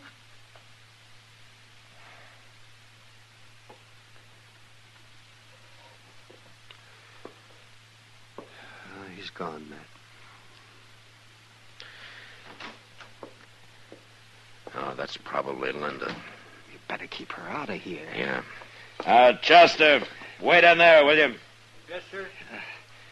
What are you going to tell her, Matt? I'm going to tell her the truth, Doc. The whole story. Oh, that would be awful hard on her, wouldn't it? Finding out what kind of a man Paxson was? No, you could spare her that. Linda got off easy, Doc. Married to an outlaw, she'd have been in real trouble. But all this won't do her any good at all if I don't send her home a lot smarter than she left. And that's what I'm going to do.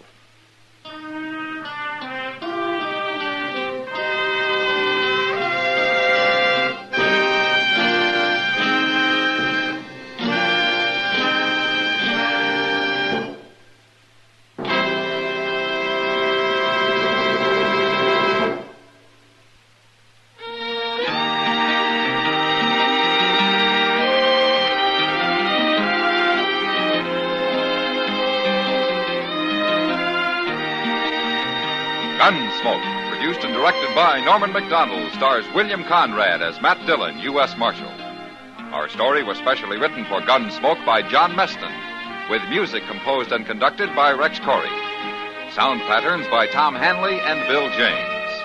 Featured in the cast were Eleanor Tannen, Vic Perrin, Lawrence Dobkin, and Paul Dubois. Parley Bear is Chester, Howard McNear is Doc, and Georgia Ellis is Kitty.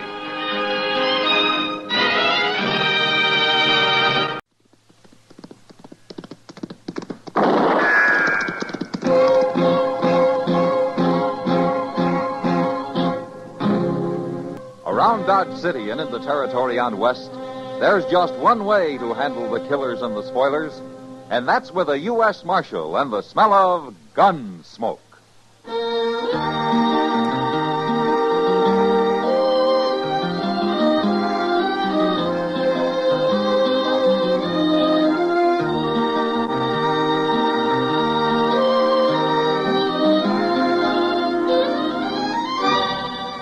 Gunsmoke, starring William Conrad. The transcribed story of the violence that moved west with young America. And the story of a man who moved with it. I'm that man, Matt Dillon, United States Marshal. The first man they look for and the last they want to meet. It's a chancy job, and it makes a man watchful and a little lonely.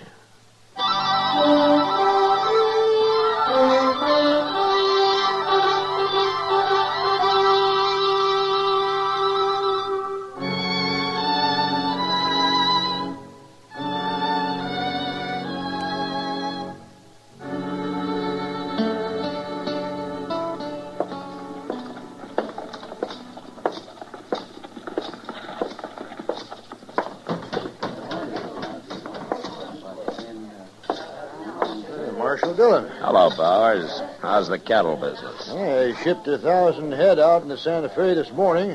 Guess I can afford to buy you a drink? Well, thanks, Bowers, but I hear Doc Adams has been looking all over for me. I better go find him. I was in here a while ago talking to Kitty. No? Oh, here she comes. Maybe she knows where he went. Matt? Oh, Kitty. Hello, Mr. Bowers. Hello, Kitty.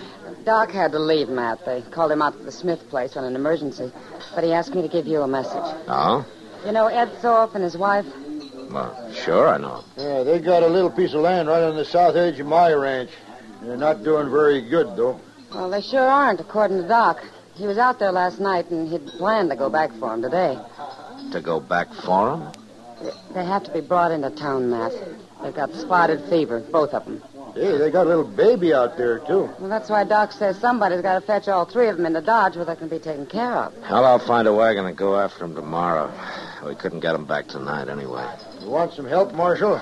I got a pack of cowboys who ain't earning their feed. Well, thanks, Bars, but Chester and I can manage.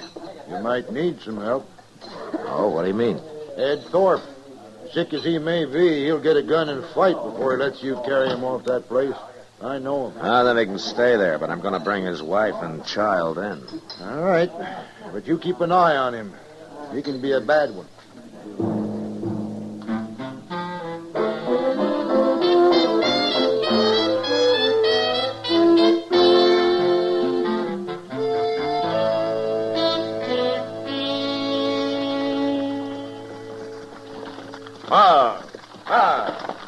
This ain't Ed Thorpe's place, Mr. Dillon. Yeah, I know, Chester, but I want to meet these people. They must be new.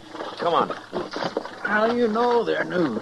You ain't been out this way in over a year. Well, all the more reason to meet them. Now, let's walk around back. I thought I saw somebody there. Nothing but a sod hut and blow dirt. You must be living on nothing. Well, it doesn't look like it, Chester. Huh? Why, he's butchering a calf. Now, where'd he get that? Well, he sure didn't raise it on those weeds his woman's trying to hoe. Hello. What are you men doing here? I'm Marshal Dillon from Dodge. This is Chester Proudfoot. How you do? Something wrong, Marshal? No. Except your hat's going to get all bloody where you laid it on this calf. Leave it be. Here. You get sunstroke without a hat. All right. So I was trying to cover up Emmett Bauer's brand. We're starving out here, Marshal. I had to kill that calf. You ain't going to arrest my husband, are you, Marshal? No, ma'am. Not unless Emmett Bowers complains.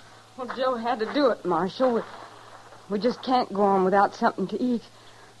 Look where I've been hoeing over there. I couldn't plant enough for hardly anything to come up. We can't afford no more seed. Our credits run out in Dodge. Well, that ground doesn't even look like it's been plowed. I done the best I could. It ain't easy. No, ma'am. Not for a woman. We're on our way over to Ed Thorpe's. I guess you know that they got spotted fever. I was there this morning. Ed Thorpe's dead. Died in the night, I guess. She didn't tell me that, Joe. You mean you left Miss Thorpe and the baby alone over there? I ain't gonna chance catching no fever. But, Joe, the baby. My woman's always worrying about babies. It's only 'cause she can't have none, I guess. She's like one of them there dry gourds. Don't, Joe. You're putting shame on me. Chester. Yes, sir? Let's get out of here. Oh, Miss Nader, Yes, Marshal? next time you're in Dodge, come see me, huh? I'll get you some seed to plant.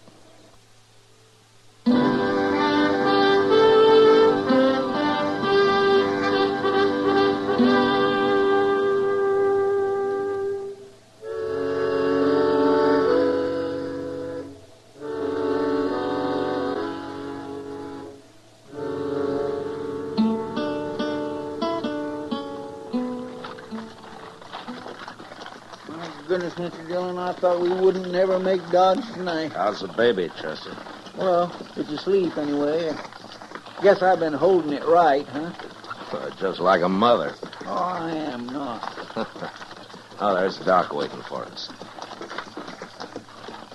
Oh, there. You just sit tight a minute, Chester. We'll help you with the baby. I hope it don't wake up or anything. Matt, where are Ed Thorpe and his wife?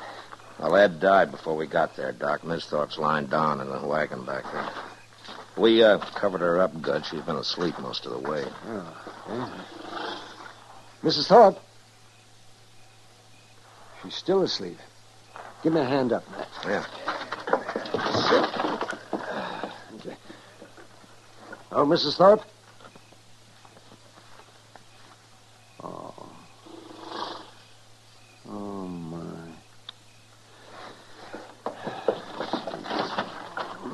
What's the matter, Doc? She's not asleep, Matt. She's dead. No. Died on the way in, I guess. Now we got a baby to take care of. You know, Doc, I think she knew she was going to die. Why? Just before we left her place, she told me that if anything happened to her, the baby was to be put in Ma Smalley's care. And Ma Smalley was to have complete charge over him.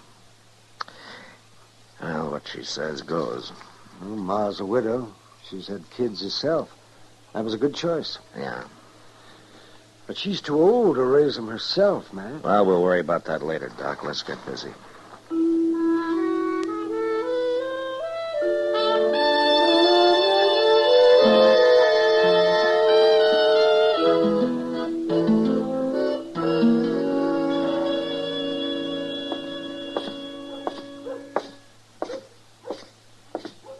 Hello, Ma. Howdy. How have you been, Miss Nadler? Pretty good, Marshal. Marshal, Mrs. Nadler wants to adopt the Thorpe baby. Oh? Well, Miss Thorpe left the baby in your charge, Ma. It's all up to you. Well, I've had him over a week, Marshal, and I'm going to keep him a while longer so he'll be near Doc just in case. But Mrs. Nadler here seems like a mighty fine woman to me. And I'd let her take that baby, only I'm worried about one thing. I told her, Marshal, and the truth, and she's afraid maybe Joe and I can't make a go of it out there. You remember what you said when you was leaving that day? I said to come to see me. I'd help you get some seed to plant. Well, now, that's all I need. I get a little corn up there. I might even raise a few hogs. I'll work awful hard, Marshal. I promise I will. She gets started. She can have the baby, Marshal. Miss Nadler, why don't you come by my office before you leave town? I'm going to the store here and have a talk with Mr. Jonas now. Oh, Marshal, I do thank you. Come on back to the house, Mrs. Nadler. All right. You can look at him.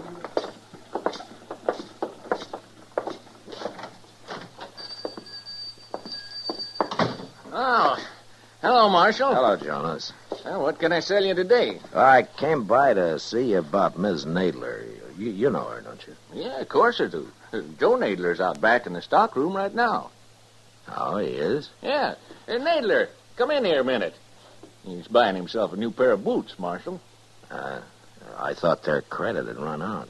Oh, well, Nadler's doing better now. He started bringing meat into Delmonico's and a couple other eating places and paid up part of his bill already, ain't you, Nadler?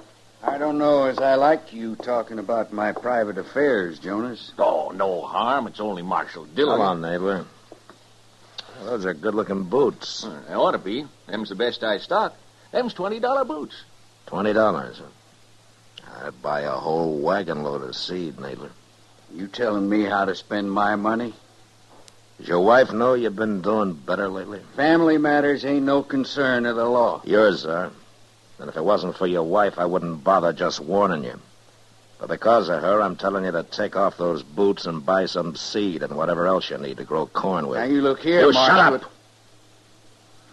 Now, I'm giving you a chance, Nadler. In 3 days from now, I'm riding out to see what you've done with it. It's up to you whether or not you'll be riding back with me.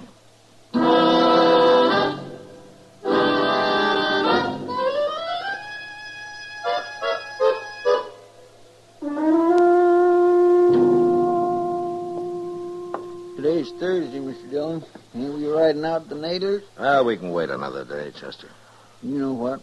I don't think you want to go at all. Yeah, you're right, I don't. Hello, Marshal. Bowers?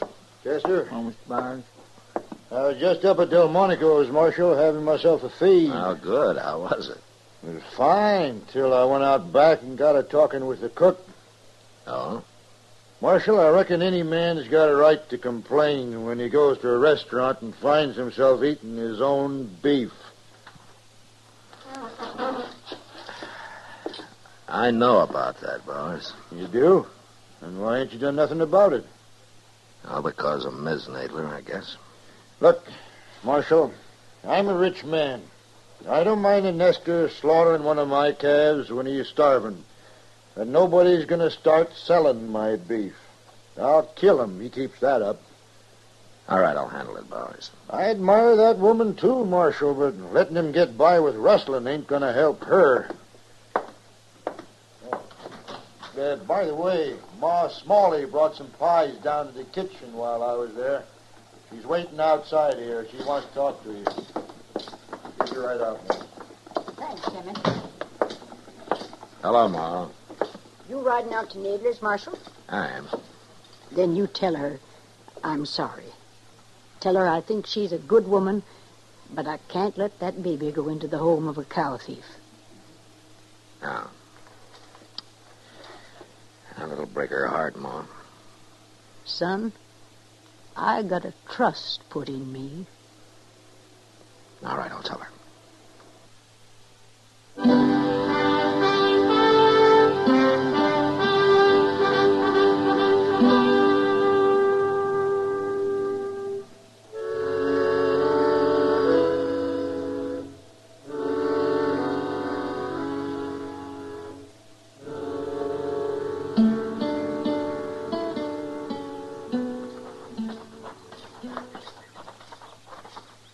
Hello, Miss Nadler.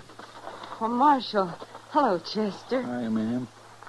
What brings you out here, Marshal? Is your husband home? No, he's been gone since morning. Oh. Miss Nadler, do you know that he's been slaughtering Emmett Bowers' beef? Oh. Mr. Bowers complained about it. About that calf? Oh, it's more than that one calf, Miss Nadler. He's been selling meat around Dodge lately. So that's what he had in the wagon. I know you had nothing to do with it, Miss Nadler, but I hate to tell you this, but Ma Smalley isn't going to let you have the baby. Oh. Well, she's right, Marshal. It wouldn't be fitting. Mr. Dillon, look. Huh? Over yonder. That's Emmett Bowers. I'll be back, Miss Nadler. I'm going to go talk to him. Them other two must be riders of his, huh? Yeah.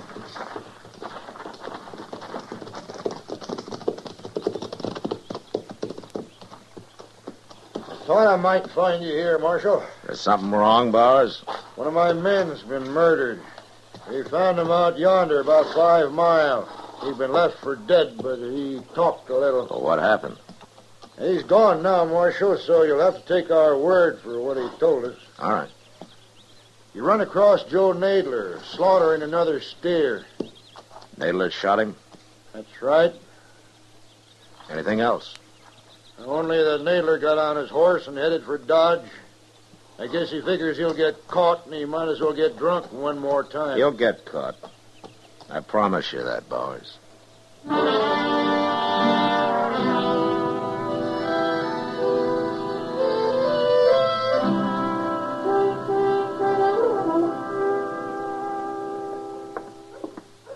Finally found him, Mr. Dillon.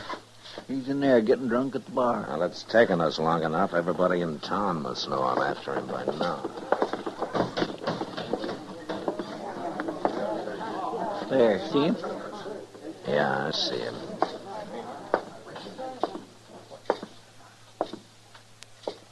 Stop there, Marshal. Don't you come no closer.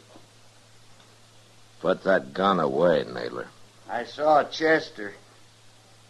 I knew you'd be in here next. Why, Nadler? You don't fool me. You know all about it. You admit killing that rider? I knew when I shot him I couldn't get by with it. My horse's tracks was all over the place. Well, don't make it any worse than it is. I told you not to come no closer. Put your gun on the bar, Nadler. You watch what I'm going to do with it. No, Nadler, don't. Why not? Hit you, didn't I? Now I'm going to kill you. You hurt bad, Mr. Dillon? He hit me in the arm, Chester, but I'll be all right. You killed him? Yeah. Do something with him, will you? I'm going over to Doc's. Yes, sir, I will. Alvin.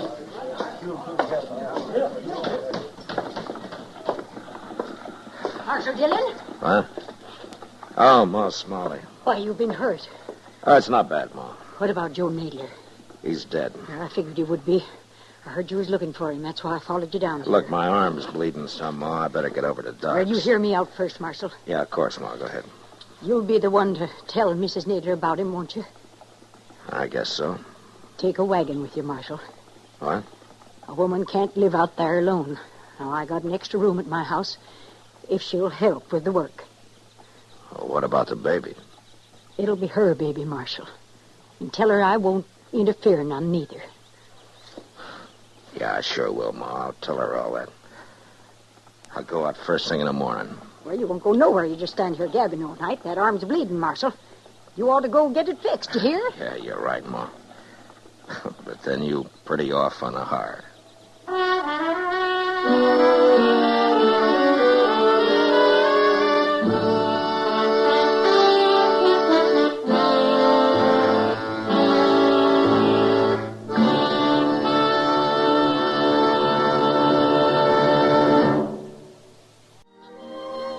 Gunsmoke, produced and directed by Norman McDonald, stars William Conrad as Matt Dillon, U.S. Marshal.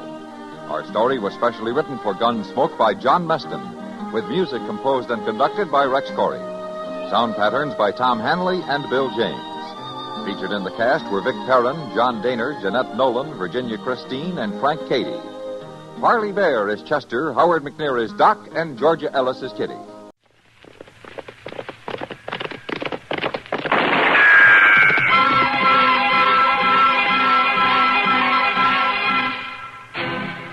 Around Dodge City and in the territory on West, there's just one way to handle the killers and the spoilers, and that's with a U.S. Marshal and the smell of gun smoke.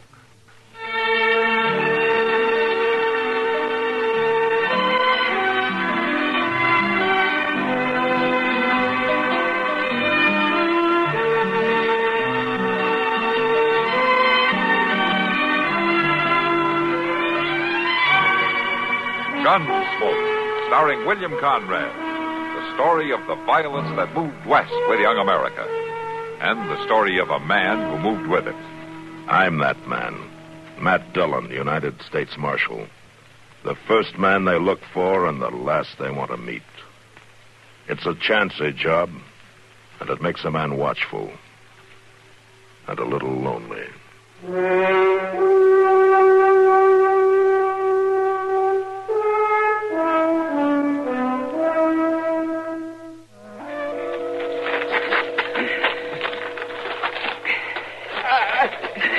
Easy, Joe. Easy. Can't help it. I gotta get you out of sight. The law? I think we lost him. Doubling back.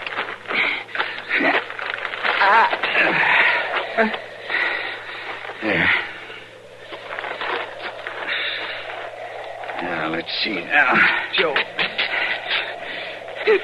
It's no use fooling with it, Joe. You just hold still. Oh, that dirty Marshal.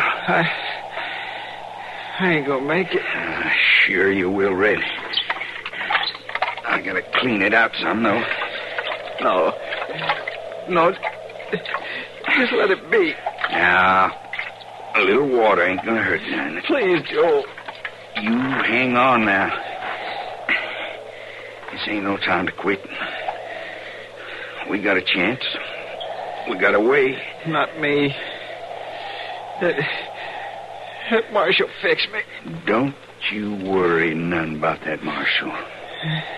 He ain't finding us now. You get him for me, Joe. You're going to be able to get him for yourself, Red. All you need's a little rest. Joe, you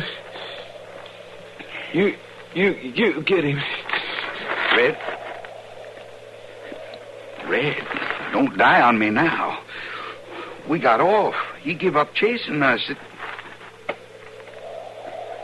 Red? All right, Red. All right, I'll get him. If I don't do nothing else, I'll get that Marshal.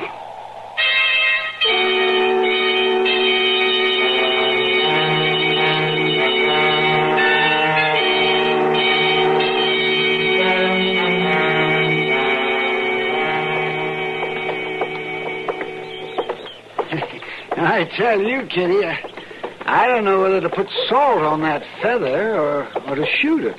What? What are you talking about, Doc? That feather in your hat. Oh. Every time you turn your head, it nearly puts my eye out. Oh, for heaven's sake. If you think this one's bad, look at the one in Jonas's store window here. Why, listen.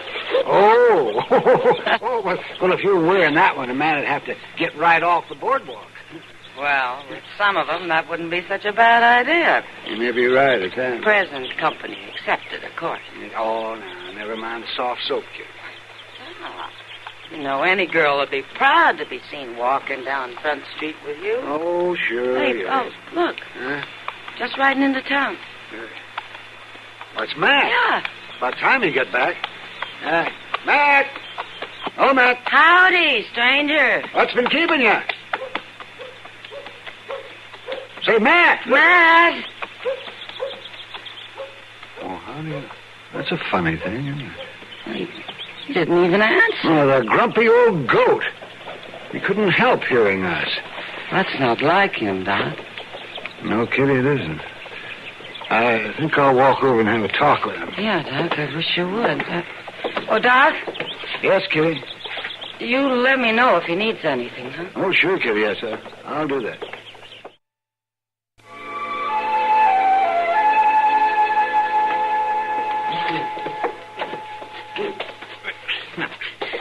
Look here, Mr. Dillon. You should at least ought to let me take your boots off anyway. Don't bother me, Chester. I ain't wanting to bother you, man, but you won't rest near as good laying there with your boots on. Will you just never mind? It's just that I'm trying to make you more comfortable. Get out of here and let me go to sleep, will you? All right.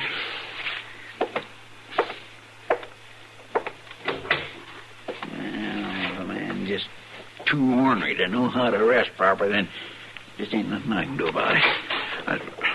Oh, hello, Doc. Matt back there? He's back there, all right, but he ain't worth seeing. What do you mean? Well, he's just plain out of sorts, for one thing. Oh, that's nothing new. What else ails him? Well, he ain't acting like he's got good sense. Trying to go to sleep after a 4-day ride without even taking his boots off. I'll take a look at him. I sure do wish you would.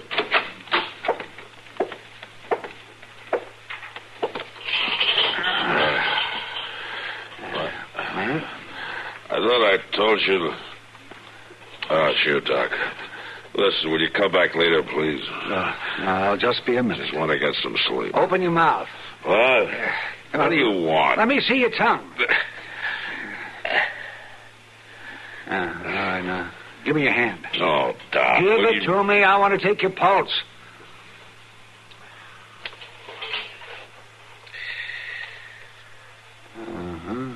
Chester.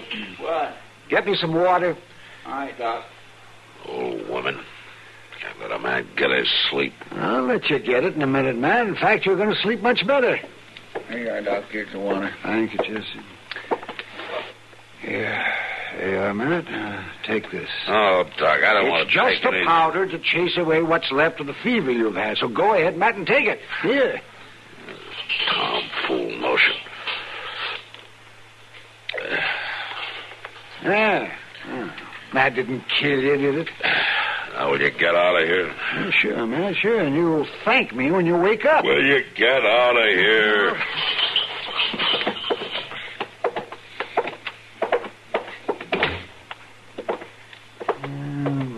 I don't know why they'd choose a U.S. Marshal who acts so much like a mule. Hey, Doc, is Mr. Dillon really sick? Yeah, I think the worst of it is over, but he probably had a pretty bad touch of fever on the trail. No wonder he's worn out. Well, ain't there something I can do for him? Oh, I don't think so, Chester. He needs sleep more than anything. Yeah, but, Doc, you know I ain't so bad at taking care of sick folks. I know, but I don't think Matt's going to need any of your expert nursing. Well, it just don't seem right. There ain't nothing I can do. Matt's for right, him. Chester. You are like an old woman. Well, I'm just trying to help. Well, if you want to help so much, why don't you pick up his things for him? Look, he surely did spread them around, didn't he? Oh, my God, it looks like a pigsty in here. He just throwed his stuff down as he walked through. Look, saddlebags, bedroll. Yeah. Oh, that's fine. That's good, Chester. You can fix them all up for him. Doc, just look at there. Here, why? Wait, just take a look at his gun. The way he just dropped the belt in the corner there. Yeah, I see. That looks like it's been in the mud. It sure does. Now, that ain't like Mr. Dillon. No, it isn't, but I don't think he's been feeling much like himself for the last 2 or 3 days. Sir, I just don't understand how his gun could get this way, Doc. Look. I don't know, Chester. Maybe he fell off his horse.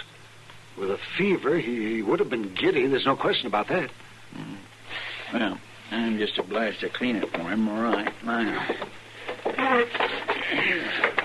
That's good, Chester. Yes. Now, there's something you can do, at least. Chester, you want to watch out for one thing. What's that? Well, you want to be sure and take the cartridges out of that gun before you clean it. Well, now, I don't think Matt'd take too kindly to the idea of your using his gun to blow your brains out with. Of course I'll take them out. I haven't started to clean it yet, you know. There. You can see for yourself. Oh, well, now, I must say that I'm relieved about that. Well, any fool would know that. Well, I'm glad to hear it. Yes. Well, Chester, I'll see you later. Don't buy any wooden bullets. Of course I won't buy no wooden bullets. I swear a body don't get credit for no sense at all.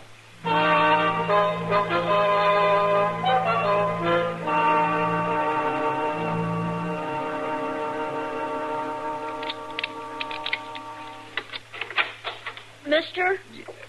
come in and shut the door, boy. There ain't room for no more flies in here. This here's the marshal's office? Yes, this here's the marshal's office. You can't see Mr. Dillon, no. I came to see Chester. You him? I'm Chester. What do you want? I'm to fetch you. Fetch me where? Doc says you're to come. Doc? Oh, that can't be so. It ain't been 5 minutes since he was right here. You're to come right away. Are you sure about that? Seems like Doc would have told me himself. Down to the corner. Josh Prentice broke his leg. Well, I can't do nothing about that. Doc wants you to help hold him down whilst he sets it. Oh, well, all right. Come right along. Wait. I better look and see if Mr. Dillon needs anything first.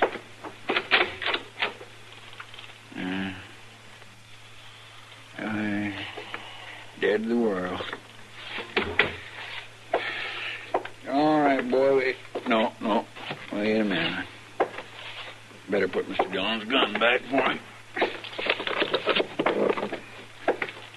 Swear and declare it keeps the body busy just remembering all his chores and duties around here, much less doing. Well, come on, boy. We can't keep Doc waiting.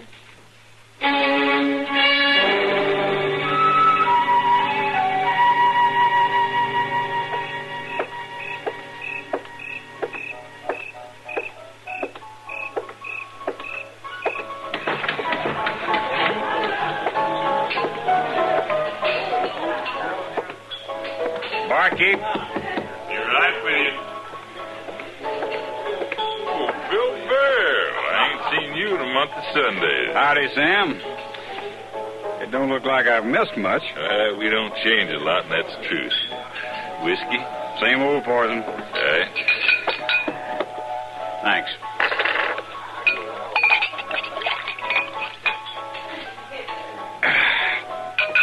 You sitting in on the poker game? Old Dolph would be glad to see you again. I reckon he would. Nope, not tonight, Sam. I figured Dodge is a good place to be shut of tonight. What do you mean? I don't want to be around when Joe Lime cuts loose. Joe Lime? Why, he must be 100 miles from here. Not now, he ain't. I've seen him. Matt Dillon chased him and his brother out of here after that holdup last week. You must have seen somebody else. Oh, Matt Dillon chased him all right, and he killed Red. That's why Joe's back to get Matt. You sure? I'm sure. He's down at the livery stable tending to a lame horse. He's telling it right out plain he's out to get the marshal. So I think I'll ride right on through. Well, if I'm going to catch a bullet, I don't want it to be one that was meant for somebody else. So long, Sam. So long, Bill. Sam. Yeah, Miss Kitty. Was that man talking about Joe Lime? Did he say he's back in Dodge? He sure did, Miss Kitty. He said he's down at the livery stable and he's out to get the marshal. Oh, somebody ought to tell Matt. You want me to send somebody? No, Sam, thanks. I'll go myself.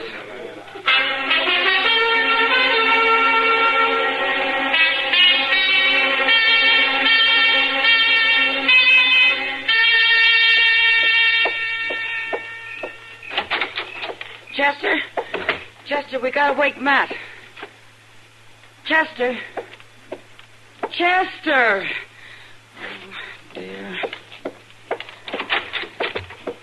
Matt, wake up.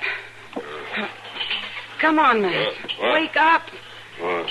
Oh, water. I need some water.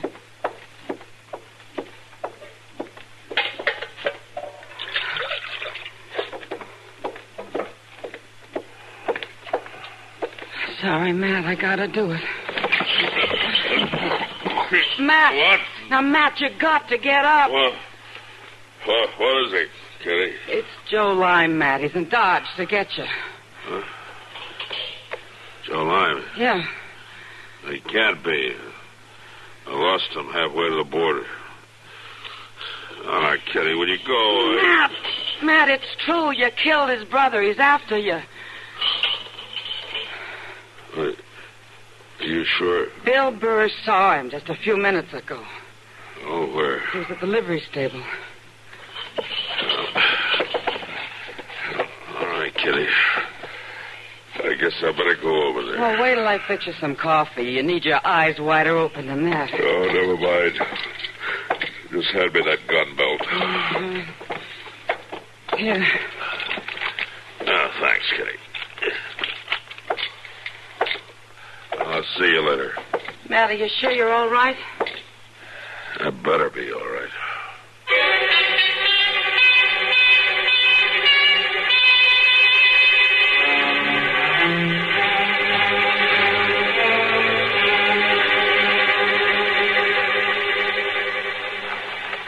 Well, now, all right, Josh.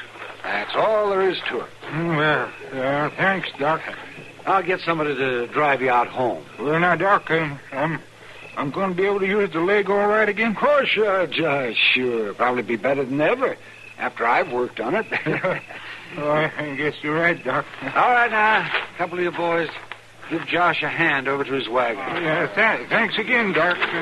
Good boy, Doc. Yeah. Is that all you need me for, Doc? Yes, Chester, I guess so. You were a great help. Well, I should be getting on back to the office. Sure. Oh, I forgot. Yes, you were in the middle of a mighty important job, weren't you, now? Cleaning that gun. Oh, I finished that, Doc. You sure don't give me credit for having much sense, do you? Telling me to be sure and take the cartridges out. Well, you better get the gun back to where Matt left it. He might catch cold if he got up and started wandering around without wearing it. You don't think I'd go off and leave Mr. Dillon's gun where he couldn't find it, do you? Well, I don't know, Chester. I put it right where he can see it. It's all right, Chester, all right. Yeah. Oh. Huh? Oh, my. What's the matter? I got to get back there right away. Well, what is it? You figured the coffee's going to boil over? No, Doc. I clean forgot to put them cartridges back in Mr. Dillon's gun.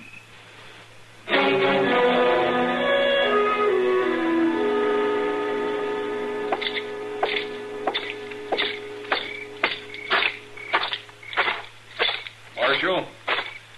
Hello, Moss. I thought I ought to tell you, Marshal. Joe Lime's still in the stable? He's there, all right, and talking awful mean. Almost crazy about you killing his brother. Yeah.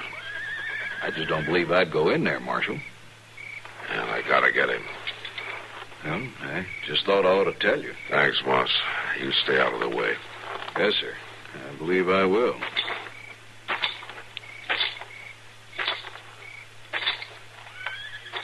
Lime. Joe Lime. Come out of there.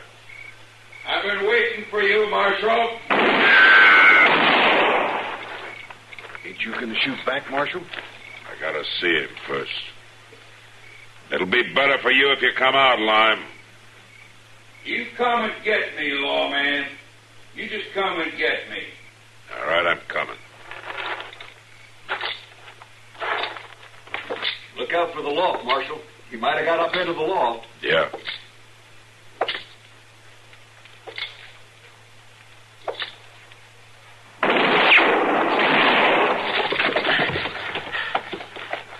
You sure look big and brave diving into that stall, lawman.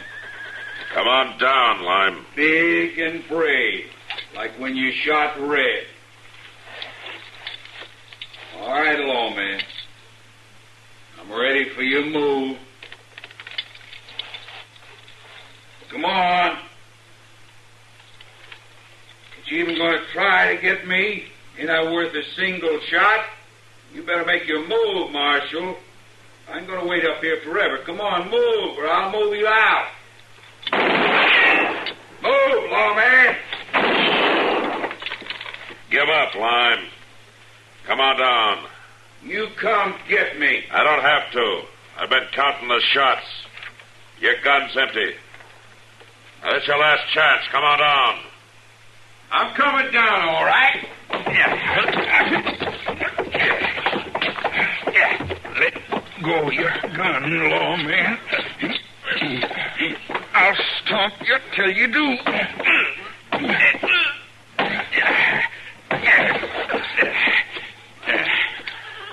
That's better. I got your gun. I got you, too. Now just stand still. Don't try nothing foolish. I ain't gonna kill you easy, Marshal. I'm gonna kill you slow. A little bit at a time.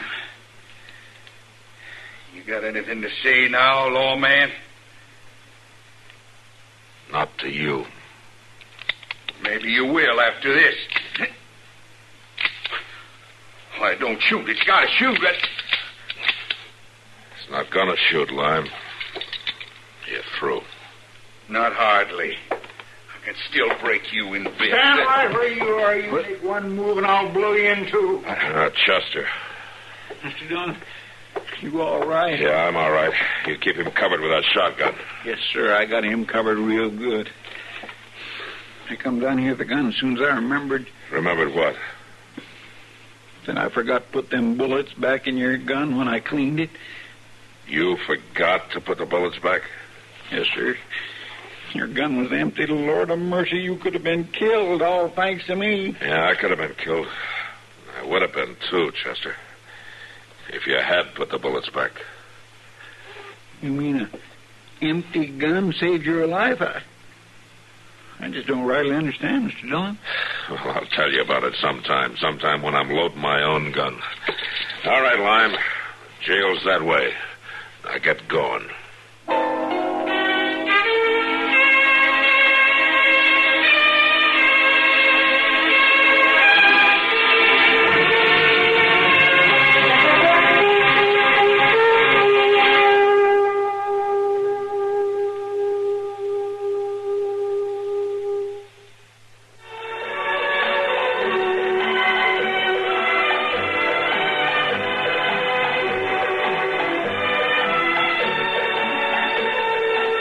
Gunsmoke. Produced and directed in Hollywood by Norman Macdonald, stars William Conrad as Matt Dillon, U.S. Marshal. The story was specially written for Gunsmoke by Marion Clark, with editorial supervision by John Meston. Featured in the cast were Vic Perrin, Barney Phillips, Sam Edwards, Harry Bartell, and Richard Beale. Harley Bear is Chester, Howard McNear is Doc, and Georgia Ellis is Kitty.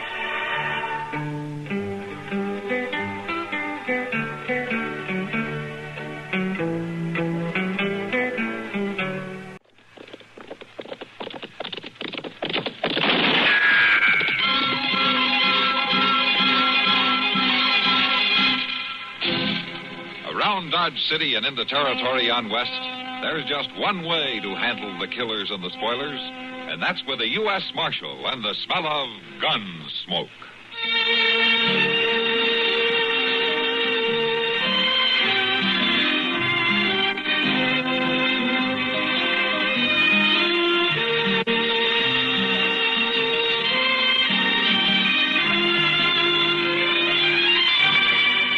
Gunsmoke, starring William Conrad. The story of the violence that moved west with young America. And the story of a man who moved with it. I'm that man. Matt Dillon, United States Marshal. The first man they look for and the last they want to meet. It's a chancy job, and it makes a man watchful. And a little lonely.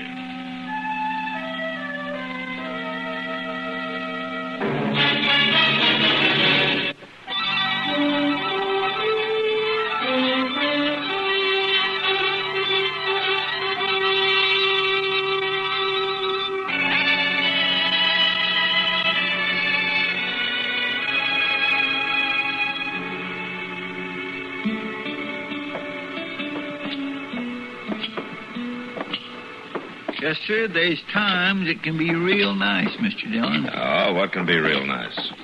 Dodge City can. Now, take a week like this last one with fine weather and the prairie all green before the June sun scorches it and people staying out of trouble. Well, that won't last long, Chester. The trail herds are starting to roll in. Doggone it all, Mr. Dillon. You just won't never let a person pleasure himself at all. I'm sorry, Chester. I didn't say it was always nice. I said right now it's nice. All right, Chester. I didn't mean to bust your balloon. Well, you sure done it. No, I didn't mean nothing by it. Well, look at there. There's young Packy Sutter. Yeah, let's go see what it's all about.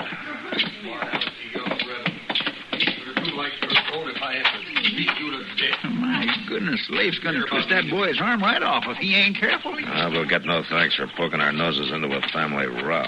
Just rode into town with him, Pa. I can't see nothing wrong in that. Maybe I'll learn you to see a little different. Pa, Pete! Hey, Leif! Mind your own What's business. the trouble? Oh, you, Marshal. That boy's getting pretty near as big as you are, Leif. If you're not careful, one of these days he's going to turn on you. You lift a hand to me just once, I'll take a horsewhip and cut him to ribbons. But all I done was to ride into town with Mr. Roll. You mean Jason Roll, Packy? Yes, sir. I met him on the trail south of the Shut creek. your mouth, boy. Now get on over to the livery stable and wait for me. And whenever I'm ready to go home, you better be sitting in that wagon seat. You hear me? Yes, sir. All right. Still wet behind the ears and back talking like you was grown up. Why are you so worked up against Jason Roll, Leif? Because he's no good, that's why. I told that boy of mine 24 times stay shy of him. He's gonna learn to do it if I have to beat him to death. But if that's what you're figuring on, you better do it outside of Dodge. You button into a man's right to teach his family discipline, Discipline's one thing, but a grown man beating a boy with his fist is something else, and that's what you were doing when we walked He up. knowed what to expect. He's been told enough. Told what? Jason Roll's pretty well liked as far as I've ever heard. Listen, I aim to raise Packy up to be a cattleman, to take over the ranch someday, to run it with his own 2 hands. I aim to be proud. All right, so I ain't raising him up to be no good book-reading poet. Just enough sense to plant a bean patch and live off in a herd of scrawny sheep. And I told that boy to stop hanging around that no-good Roll. So have I, Mr. Sutter. How are you, Jason? Marshal? It wasn't because I don't enjoy his company that I told him to stay away, but because I knew it was making trouble for him with you. I had no intention of trying to convince him by beating him to a pulp. I ain't sure you're man enough. I am sure, though. That's why I don't have to go around proving it 24 hours a day. You trying to start something with me? I think it's already started, Sutter. As long as you confined your attack on me to talk, I wasn't greatly concerned. But I don't like being shot at from ambush. What do you mean, shot at? When was this? Last week, Marshal. Maybe Sutter can tell you more about it. You claiming I tried to shoot you in the back? As a matter of fact, my back was turned. Odd that you knew. I never even been near that shack of yours. I think you're a liar, Sutter. Too bad you ain't wearing a gun when you say that. Suppose you take yours off. You outweigh me 20 pounds. That ought to be fair Or enough maybe for you. you're scared of guns. Is that it? You're right. I am scared of guns. I've seen too many of them not to be. Like I said, Marshal, just a sheep herder that likes to read books. Roll. You keep away from my boy. You hear me? Any friend who comes to my door is welcome, and that includes Packy. And another thing, Sutter. From tonight on, I'll be wearing a gun. I'm mighty glad to hear that. Mighty glad. I'll believe it when I see it. Oh. You better get somebody to learn you how to load it. Marshal, that boy ought to be taken away from him. Well, that'd be pretty hard to do, Jason. The law gives a man a lot of leeway where his own family's concerned. Packy's a good youngster. But his father's killing the spirit in him. He may do more killing than that, Jason, if you give him the chance. By wearing a gun, you mean? No, Marshal. I'm afraid he's worked himself up to a point now where he'll try, whether I'm armed or not. What started all this, anyway? Packy happens to like me. And I've talked to him and given him books to read. Leif's a cattleman, and I run a few sheep. Maybe that's reason enough in itself. Yeah, maybe. Mostly, though, I think it's because he's scared. That's why he's always blustering, trying to cover up. And he knows I see it, so he hates me. And deep inside, he's scared of me, too. Yeah, that's possible. The worst enemy you can have in the world is a man who's scared of you. Yeah. I know that, Jason, but I wasn't sure you knew it.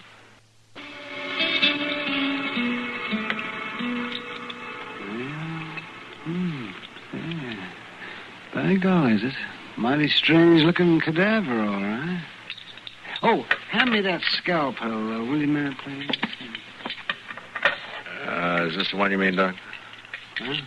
Oh, yes, of course. Thank you. You know, it's a fine way for a grown man to be spending his time, Doc, poking around on the inside of a dead prairie dog. It's a rare opportunity, Matt. Rare opportunity. No? The Hawkins kids brought me 3 of them this morning. Found them out south of town. Rare opportunity for what, Doc? Matt, how many dead prairie dogs did you ever see? Well, come to think of it. That's just what I mean. A prairie dog's a tough little animal. Oh, they get killed by hawks and snakes, coyotes, and so forth. But they don't just up and die. No, I guess not. Yeah? Come on in. Door's unlocked. Howdy, Doc. Oh, well, Packy's... Come on in, Packy.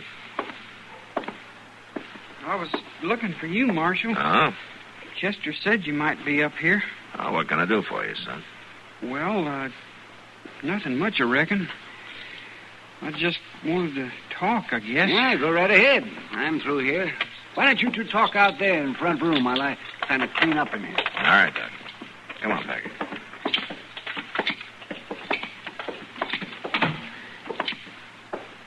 You know, Marshal, Pa just wailed the daylights out of me. He was madder than a wet hen. Oh? Well, maybe there won't be much more of that, Packy. You're about grown up now. Pa keeps saying he aims to be proud of me, make a man out of me. Maybe he just wants you to be everything he missed being. Oh, Pa talks real loud, real bravo. But I don't think he is at all. Well... Why does he hate Mr. Rolls so much? I don't see nothing wrong with him. I like him. So do I. He knows things. Most anything you think of, Mr. Roll knows about, and he tells you, so you know, too. Sure is a mighty big world, the way he tells about it. Yeah, I guess it is. Dodge City ain't all of it, or the prairie. It's bigger than that. And I aim to see for myself, learn all about it. Well, once you're grown up, I guess you can do about anything you want to, Packy. Growing up's kind of hard to do sometimes, Marshal. Yeah. Yeah, it's pretty hard. A lot of people never make it, Packy.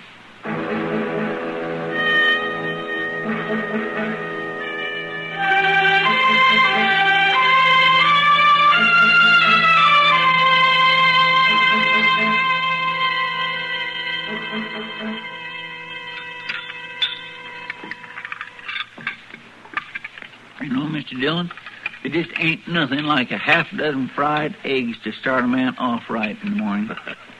Yeah, I imagine a hog wakes up with pretty much the same feeling, Chester. Well, a good appetite is a sign of good health. Then I'd say you're about the healthiest man west of St. Louis. Sticks and stones can break my bones, but words Mind won't if I never... join you, Marshal? Oh, Jason, glad to have you. Sure, sit down. Morning, Chester. Hi, Mr. Roll. You're up and around early today, aren't you? I'm just going through town, as a matter of fact. I've got a timber cabin up in the Chiricahua. The snows during the winter damaged it some. I'm going to spend a week putting it back in shape. Uh-huh. I see you're wearing a gun. I meant what I said, Marshal. Well, now, Mr. Roll, wearing a gun is one thing, but knowing how to use it when the time comes is another. I'm familiar with guns, Chester. Tell me something, Jason. You've led troops, haven't you? Why do you ask that? I'm not asking exactly. It's more a matter of guessing. Well, during the War of the Rebellion, I served as a captain. 29th New York Volunteers assigned to the 7th Cavalry. Uh-huh. Do me a favor, will you, Jason? If I can, Marshal. Stay clear of Sutter. Let me talk to him, huh? Let me see if I can knock some sense into his head. I've no intention of looking him up and calling him. But I doubt that'll make any difference, Marshal. He's like a blind, mad bull, ready to charge anything that moves. Yeah, I'm afraid you're right. Marshal, I want to know what's happened to Packy. I ain't seen him. Morning, Sutter. You're behind this, you sneaking rat. It's just about time you... All right, hold it, Leif. Get your hand away from that gun. Let him stand up. Loose or let... Give that. Give it. All right, settle down now. What's the matter with you, anyway? Packy's gone. Run away during the night. Well, I asked Roll. He knows. He put him up to it. Have you seen Packy, Jason? Not since yesterday out there in the street when Sutter was trying to beat him half to death. You're lying. You're hiding him out somewhere. Sutter. Sutter, since you seem determined to force this, watch. Well, my goodness, that was the fastest draw I ever seen. My gracious. Marshal, I think I'll push on. I'll eat breakfast on the trail. I'll see you in about a week. Have a good trip, Jason.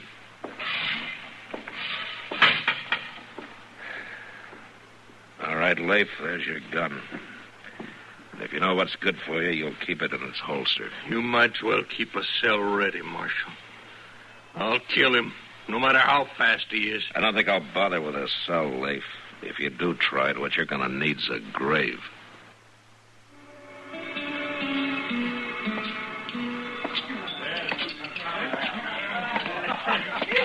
Hello, Matt. Good evening. How are you, Sam? Evening, Marshal. How about having a drink with me? Yeah, I could use a beer. Good. Sam, shuffle over a pitcher of beer, will you? Sure, Kate.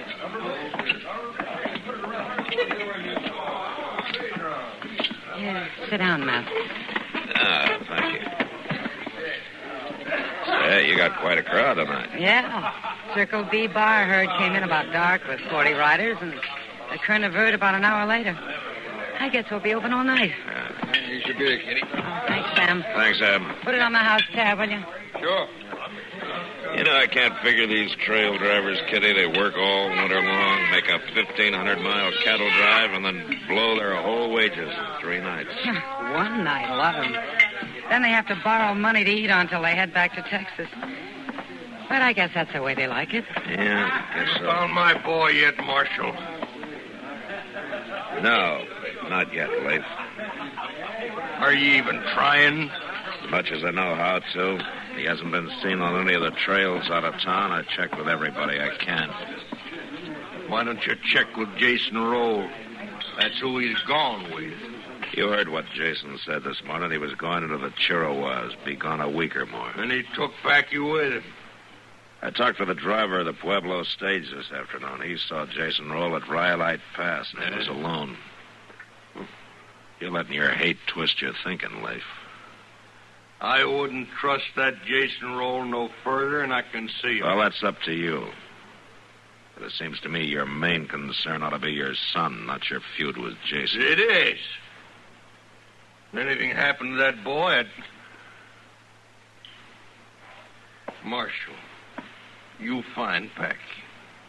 You find him and fetch him back home. You hear me? I'll do what I can, Leif. You find him and fetch him back.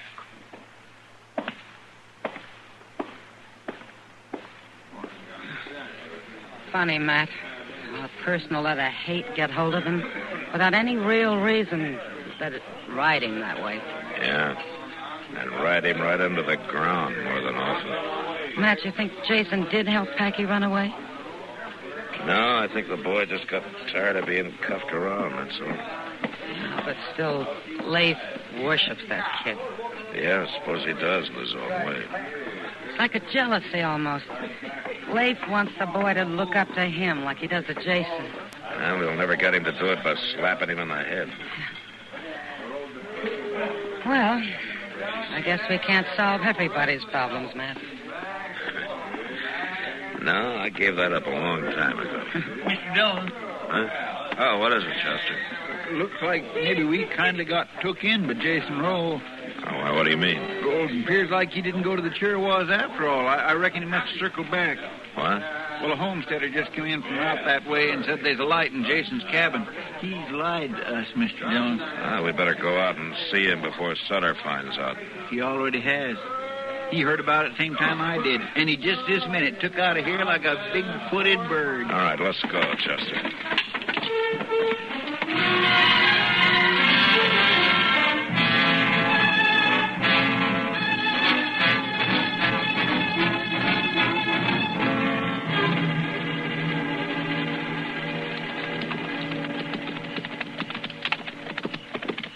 Jason's cabin's just around the bend there, Mr. Dillon. There still ain't no sign of Sutter. Oh. We must have passed him somewheres on the way out. Maybe. Well, it looks like that homesteader was telling the truth, Chester. There's a light in the cabin there. Mr. By golly, there sure is. Well, this ain't the first time I've been wrong about a man. Yeah, but Jason's not the kind to lie. Let's leave our horses here. All right, sir.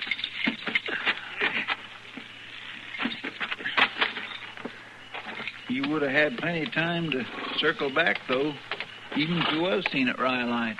I guess so. All right, let's go. It is kind of disheartening, though, ain't it? When you figure a man lied to you. I know you're in there, Roll. There's Sutter, over there in the brush. Come on, you rotten coward. Late! Hold it! Hey, look, somebody's opening the cabin door. Get out of the light! Get away from that door! Shot him, Mr. Dillon. Shot him, Sutter. Shot him down in cold blood. Maybe he isn't dead. Let's go see. Marshal, tell him, Late. Put down that rifle. We're going to the cabin. Sure, Marshal. I got no trouble with you.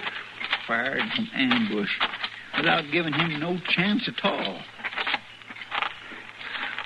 Here, give me a hand, Chester. Help me turn him over. Maybe there's a little chance he's still open.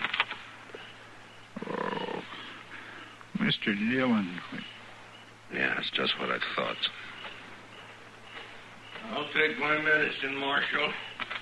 But I don't reckon a jury will go too hard on a man for shooting somebody that kidnapped his son. Leif, I told you that hate was going to twist your thinking. Jason Roll is somewhere on the Chirrawas. Huh? Are you telling me that this ain't Jason? Jackie. Was a good shot, Leif. One bullet right through the heart. Your son never knew what hit him.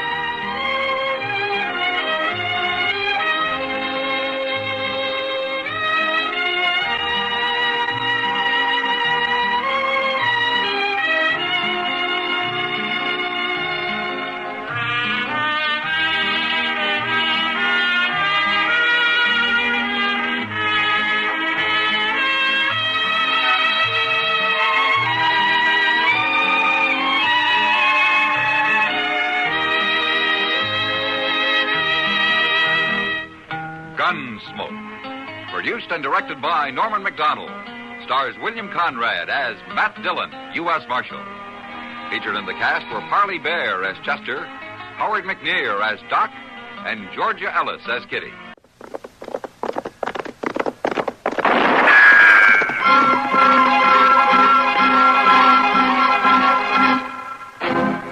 Around Dodge City and in the territory on West, there's just one way to handle the killers and the spoilers, and that's with a U.S. Marshal and the smell of Gunsmoke.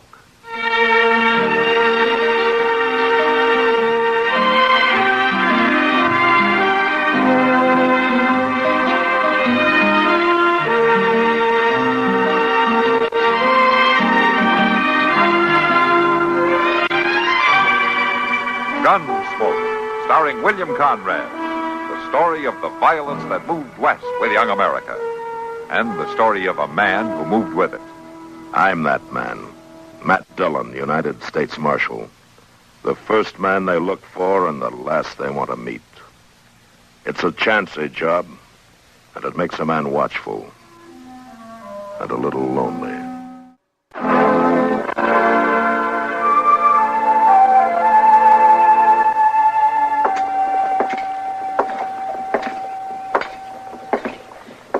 Well, hello, Matt. Hello, Kitty. Something the matter? You look like you've lost your last friend. And I could use a drink. Come on in.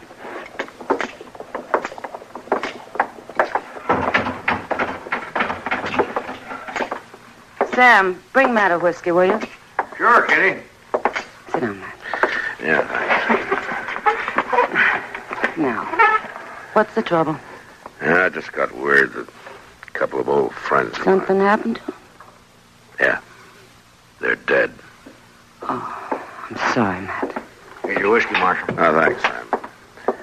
Yeah, it's a tough one, Kitty. They both took the fever. And they left a kid.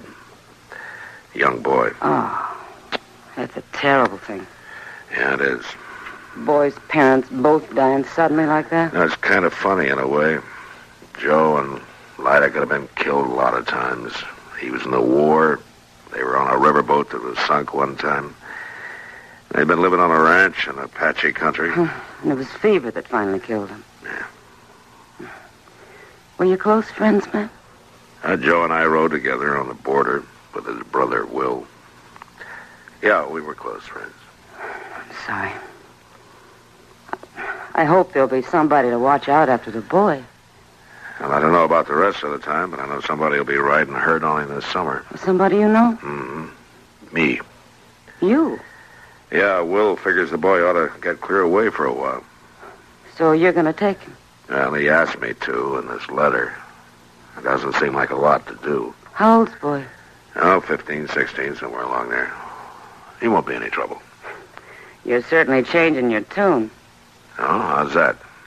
Seems to me you've always dodged being a family man up to now. Oh, Kitty, the boy needs help. Sure, Matt. Of course he does. And I think you have it in you to be a real good father. I always have. Oh, Kitty. I'm sorry, Matt. I couldn't resist it. I think it's fine. Thanks. When does the boy come? On tomorrow's stage. Well, Matt, let me know if there's anything I can do, huh? Who knows? I might be quite a mother if I had a chance. Yeah. I think you might, Kitty.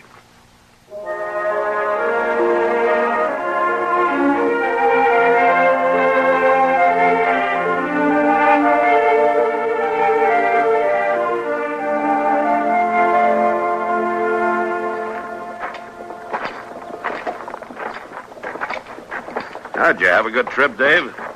Weren't nothing to it at all. I'd rather have rode. You what? Well, the stagecoach wasn't bad, but I'd rather have rode my own horse in. That was kind of a long way for that, wasn't it? That's what my Uncle Will said. But I could have done it. Maybe you could at that. We heading for your office, Marshal? Mm-hmm. That's where your headquarters will be most of the time. Might as well go there first. Oh, that's fine with me, Marshal. I like to be around guns. No? Well, we keep the guns locked up in the office. All the time? Well, unless we're using them or cleaning them.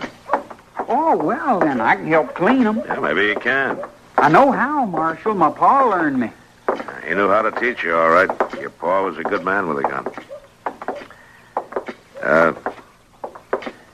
I'm sorry about that, Dave, about what happened. You must miss him a lot, your ma and pa. I guess I do. I ain't gonna let it bother me none, though. Kind of hard not to, isn't it? Well, a fella's got to do his growing up, Marshal. Can't be thinking on his ma and pa. I suppose not. I wouldn't have stayed at home much longer anyhow. You know, Marshal, Pa used to wear 2 guns. Yeah, I remember. Why don't you, Marshal, wear 2? Well, I guess I figured one was heavy enough to pack around.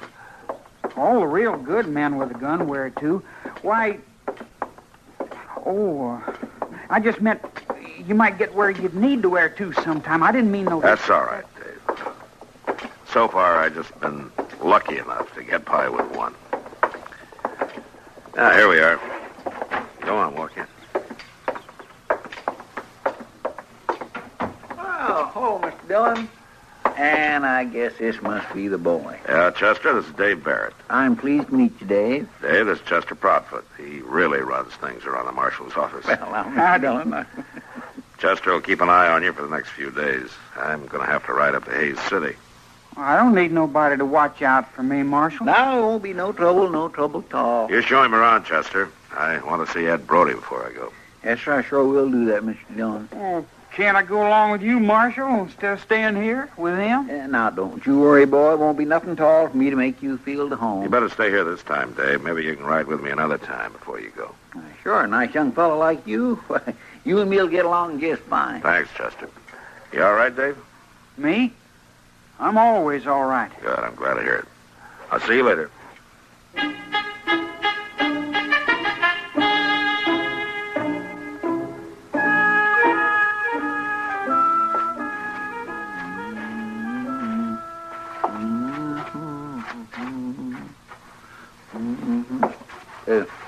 Excuse me, boy, I gotta sweep under that chair you're sitting in. Just scoot your feet out there.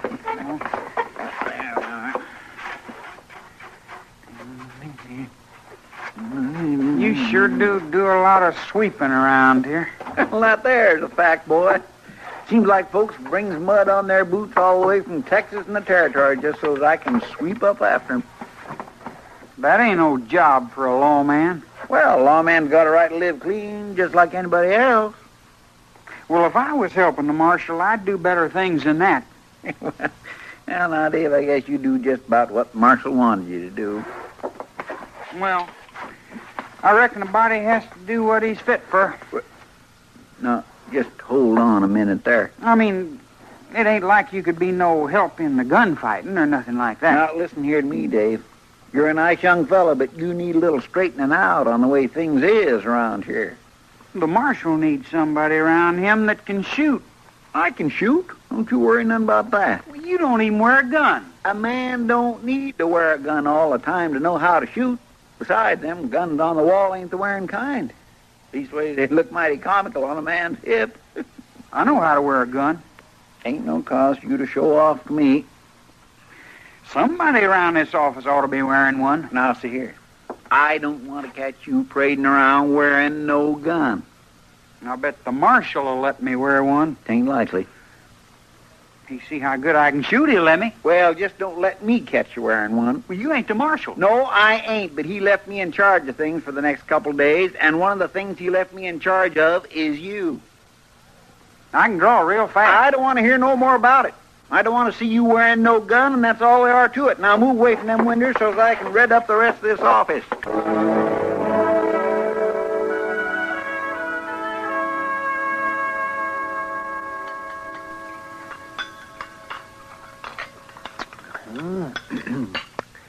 Well, I tell you, Dave, there's no particular trick to taking out a bullet. That's so, Doc? Nope. The trick is keeping the man alive afterwards. Well, how you do that? Well, if I knew the answer to that, Dave, I'd be the most famous doctor in the West. And the richest to boot. It sure would be nice. There's so many things to consider. The size of the wound, how much blood has been lost, infection, suppuration. Doc? Huh? I ain't so sure it's a good idea to go on about things like that. Why not? Well, we're eating our dinner, Doc. Oh, what's the matter, Chester? You getting squeamish? Me? Well, I'm as unsqueamish as they come, Doc. I can listen to your talk even though I am eating rhubarb pie. Oh, what's the trouble then? Well, Doc, it's the boy. He ain't used to hearing that kind of loose talk. Oh, well, yes, you may be right.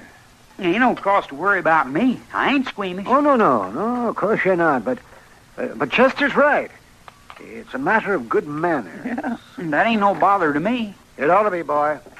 It ought to be. Hey, Chester, where in tarnation have you been? Well, I've been right here eating my dinner, Mortrees. I ain't exactly hiding out, you know. Well, seems there ought to be somebody taking care of things in the marshal's office. Oh, just ease off, Mort. I'm taking care of things.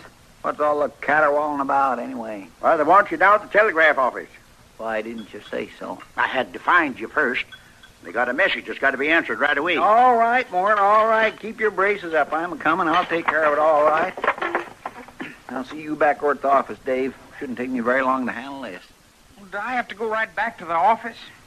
Ain't it all right if I mosey around a little? Well, now, you know you're Oh, not give the supposed boy to his be- head, for heaven's sakes. He's no child, Chester. I sure ain't. Well, I guess it'll be all right. Come on, Chester. I'm a-coming. Oh, that... But mind you be back there for supper, boy, here? Sure, I'll be there. Oh. Well, you wander around all you like, Dave. Chester gets more like a mother hen every day. I don't need no mothering. Of course you don't. Sometimes, though, it seems that Chester has more talent for that than for marshaling. Yeah, it sure does.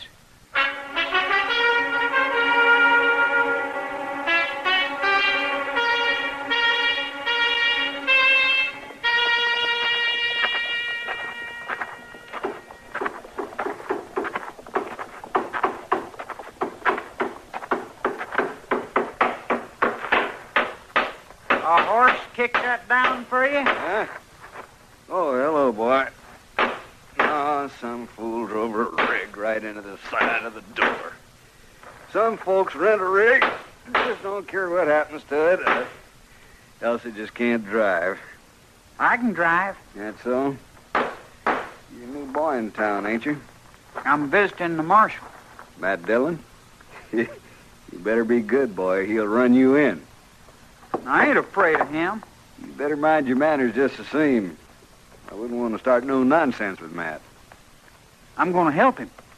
Well, now, I'll bet he's glad about that. I wish I had somebody to help me around this stable. Hello, Feely. Hello, Moss. Take care of the horse, will you? You want us to feed him? Yeah, go ahead and feed him. I ain't fixing to be back for him till tomorrow. Gonna make a night of it, are you, Feely? I sure am. I gotta find the marshal first, though. He ain't in his office. Ask the boy where he is. He's staying with him. Why, so? You know where he is, boy? Sure do. Up to Hayes City for 2 days. I might have knowed. Trouble, Feely? That's Hob Frank. He's out there at the old Prentice place, shooting everything in sight. You better get Chester, then. He ain't there either. I seen it, he wasn't. You know where he went off to? No, I don't reckon he'll be back for a while, though. Well, maybe I'll run into him. Somebody ought to get on out there. That's for sure and certain. Yeah. See you later. So long. Come on, boy.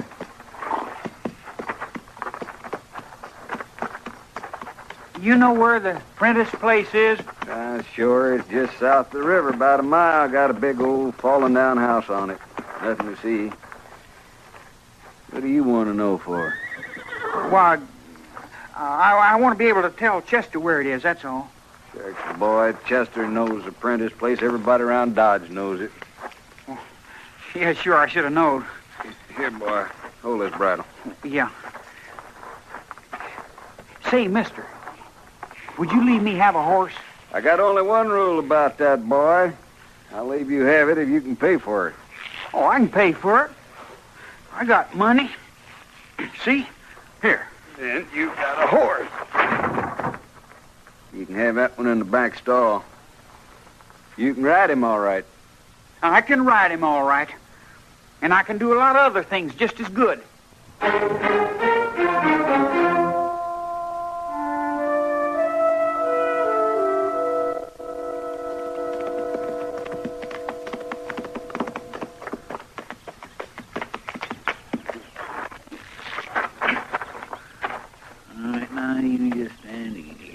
As soon as I see the old man, Frank, I'll take you down to the river for a drink. Hob could kindly have chose a cooler day to stir up a ruckus. Hob? Hob, Frank?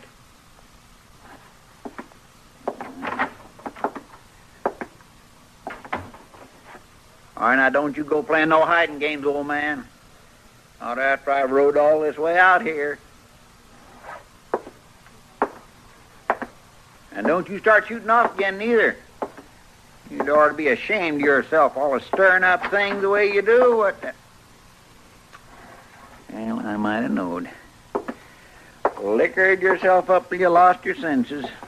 And come on. Gotta wake up some, Hob. Wake up so that I can ride you back to Dodge. Come on now, old man. It's time again for you to spend a night or two in the lockup, and then we'll get... Oh, my gracious mercy. You've been shot. He's dead.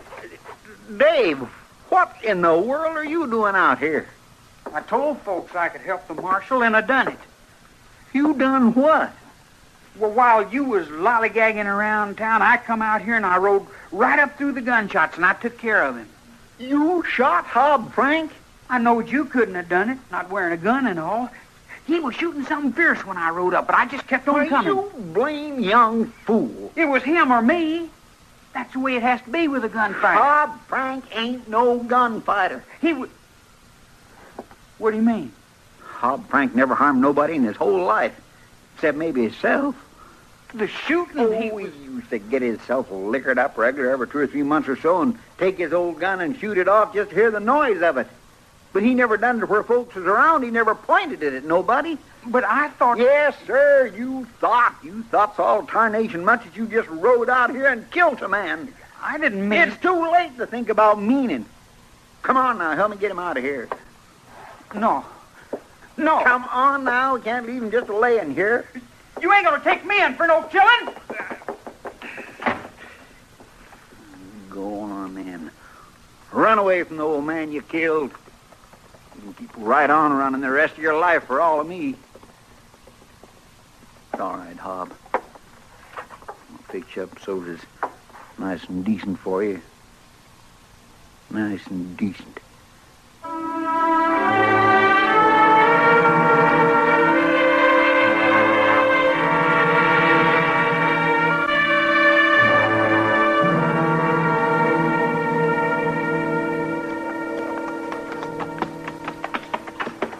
I tell you the truth, Mr. Dillon, I think it's too good for him. Oh, what do you mean by that? For that, Dave. To tell him that old Hob didn't die after all, that Doc pulled him through somehow. Yeah, maybe you're right. It was no thanks to him, and that's a certain fact. It just served him right to go on thinking he'd killed him. And if we don't find him, he will go on thinking it. I ain't so sure we'd ought to find him. Spending all this time riding out here in this weather. You'll live, Chester. Maybe I will, but I ain't at all sure we ain't just sending good money after bad, you might say. That's enough. All right, but what I said that's enough, Chester. Now, you know we gotta find this boy. Yes, sir, I guess we do. Then let's do it. Mr. Dillon? Yeah, what is it? Ain't you veering some off the road? I'm heading for that cave up there. You think he's hid out there? I know that if I was a boy running away, a cave would look pretty good to me as a place to hide. Yes, sir. Besides, this is the way his horse went. Yes, sir.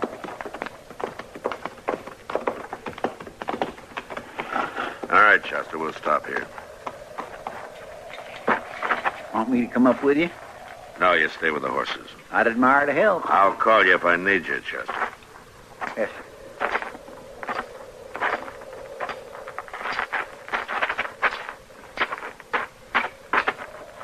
Dave! Marshal Dillon! Come on out of there.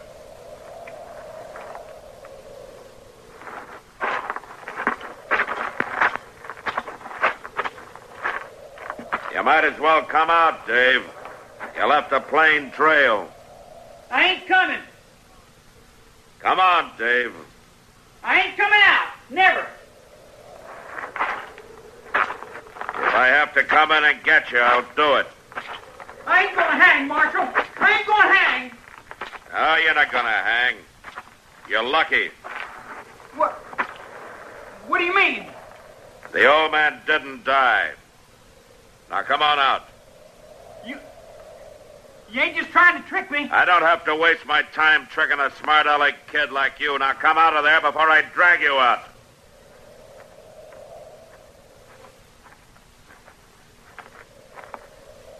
All right, come on, all the way out. Now, down here.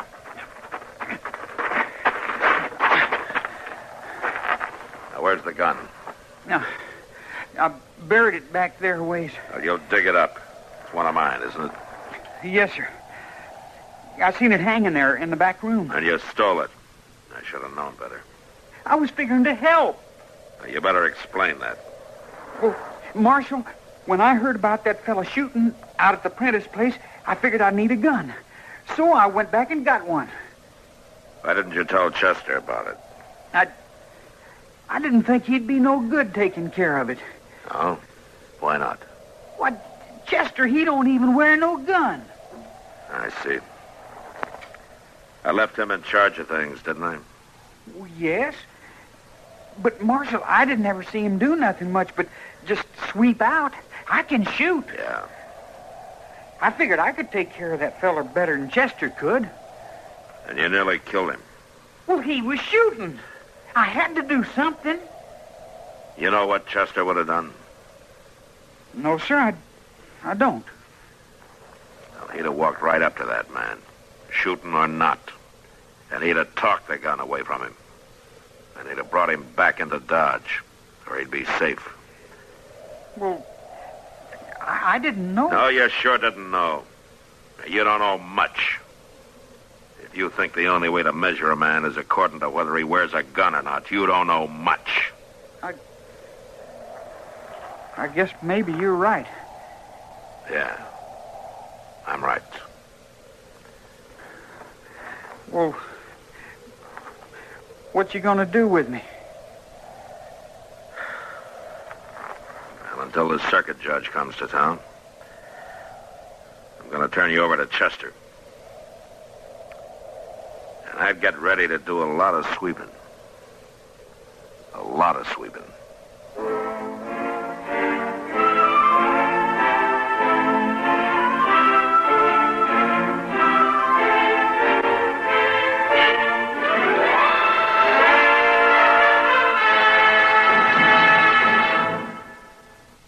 Gunsmoke. Produced and directed in Hollywood by Norman Macdonald, stars William Conrad as Matt Dillon, U.S. Marshal. The story was specially written for Gunsmoke by Marion Clark, with editorial supervision by John Meston.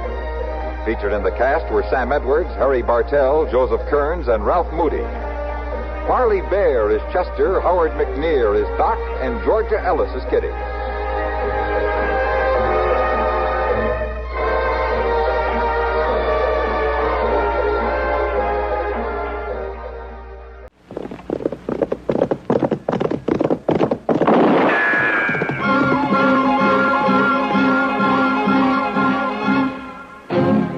Around Dodge City and in the territory on West, there's just one way to handle the killers and the spoilers, and that's with a U.S. Marshal and the smell of Gunsmoke.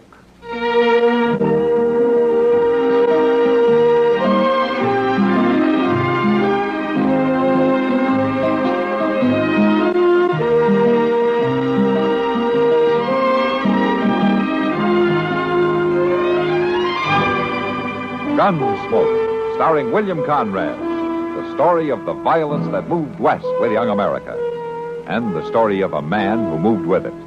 I'm that man, Matt Dillon, United States Marshal. The first man they look for and the last they want to meet. It's a chancy job, and it makes a man watchful and a little lonely.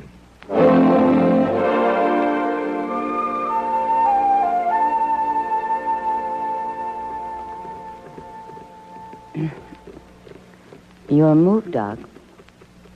Yes. Yes, I see this. Only I don't like my choices.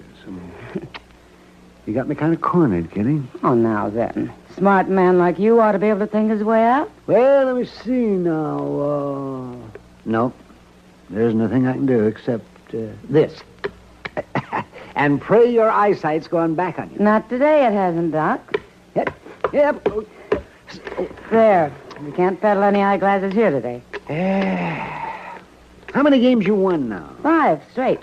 And remember, we were playing for $1,000 a game. In trade, that was. Some bet. I'd have to die to collect it. And the same thing if I had won, Kitty. $5,000 worth of your whiskey would wipe out every doctor in the West.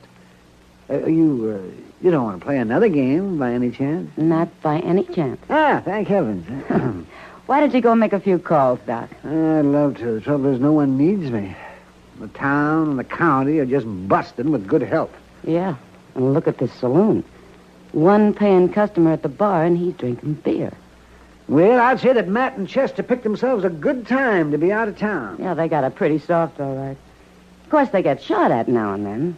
But at least they get out of Dodge once in a while. Yeah, let me see. Where is it? Pueblo this time, wasn't it? Near there, anyway. Didn't say how long they'd be gone. No. And I'll bet I know why. Oh? Why? There's some of the best fishing in the world not far from Pueblo. Wouldn't surprise me the least bit if they're settled back next to a stream that's just jumping with mountain trout.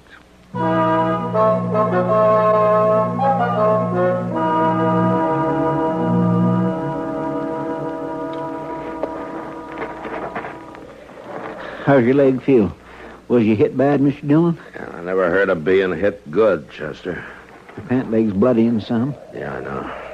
What got into them Indians anyway? We was just riding through. Well, if it hadn't been us, they'd have gone after a rabbit or a coyote. Maybe these rocks. They were shooting for the noise of it, I guess. They had to be Utes, didn't they? Yeah, renegade Utes, most likely. Well, they got tired of us, or they think they killed us, one or the other. Can you bear weight on that leg? I don't know. Now, let's try. Just let me slip my arm behind you here. Yeah. You pull yourself up. All right. Hold on to me, Mr. Dillon.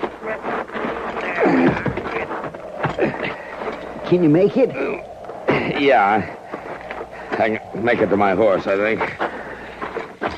There we go.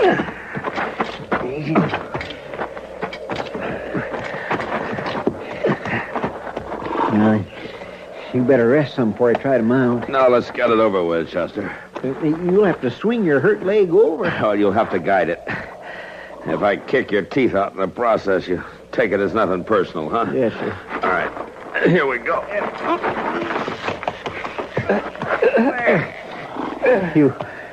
You all right, Mr. Dillon? Yeah.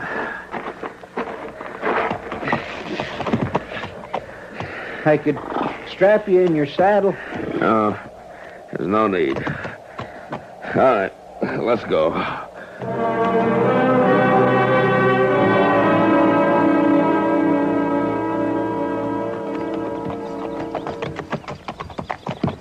You're awful peaked looking, Mr. Dillon.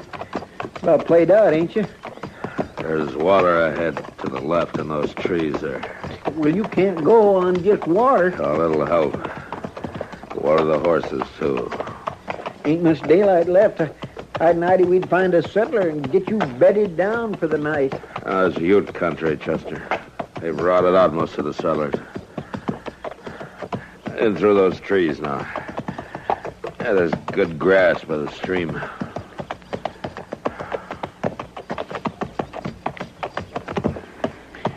Don't you move yet, Mr. Dillon. I'll help you. All right. Now, you stand to steady me. My leg won't bear any weight. Yes, sir. Come on. There you go. Now, just fall free again, me. Yeah. All right, now, you just stretch out there. How's that, Mr. Dillon? Oh, it's fine, Chester. It's just fine. I'll get you some water. I declare you look a-fright. I just need to catch my breath. Just rest a little bit.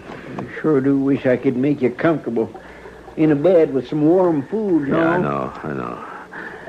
You just mind the horses, huh? Yes, sir.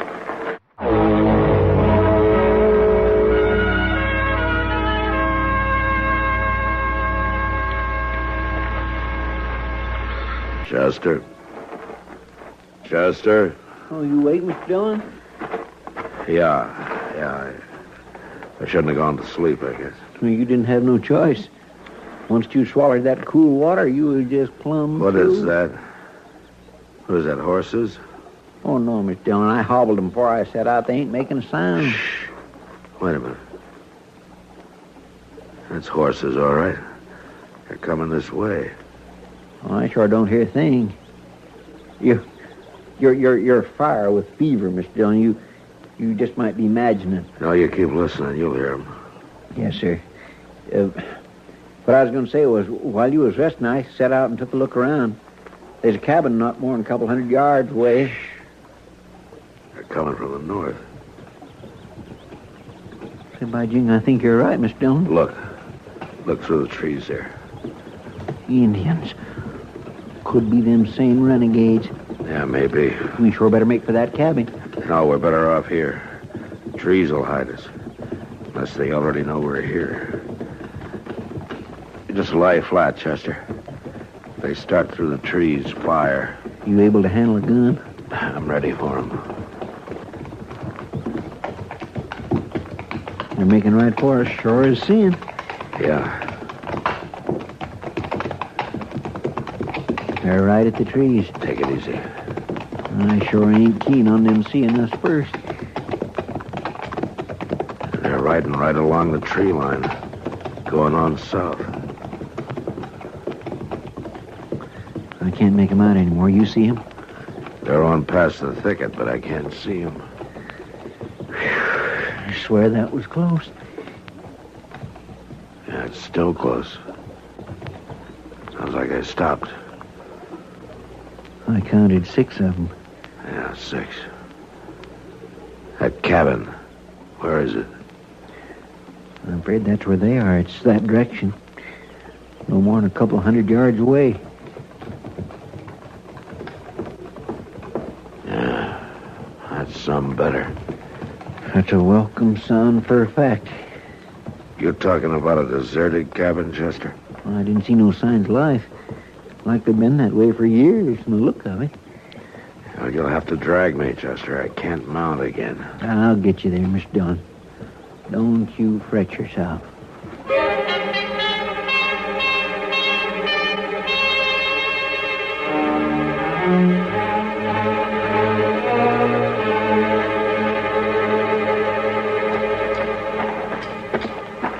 Ain't more than about 10 steps. You can make it, Mr. Dillon. I don't know, Chester. Come on now, you just lean heavy on me. You make out fine. You come no closer. Well, ma'am, you can just put that shotgun away right now. I'll judge about the shooting. What ails him? Oh, he's shot and weak. Ma'am, I gotta put him down inside. I never laid eyes on you before. No, ma'am, we're clean from Dodge City. Chester. Mr. Dillon. You all right, Mr. Dillon? Mr. Dillon? He dead? No, ma'am, not yet. Would you just try to help? Set that shotgun aside and help a body? How are you on food? We got precious little, I'll tell you that. Blankets? Shells? You got anything? What I got is a mighty sick friend here, ma'am, and I'm lifting him up right now and taking him in that cabin. How much money have you got? I don't know. A little? Hand it over. Once we're inside. I tell you, boy, I'd soon shoot the both of you's jaw with you. I want your money and your gun. Oh, for...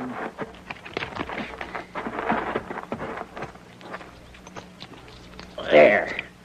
Now then. His money, too. Oh, my goodness. Here. I'm bringing him inside now. Well, all right. But for this little bit of money, he ain't gonna be there long.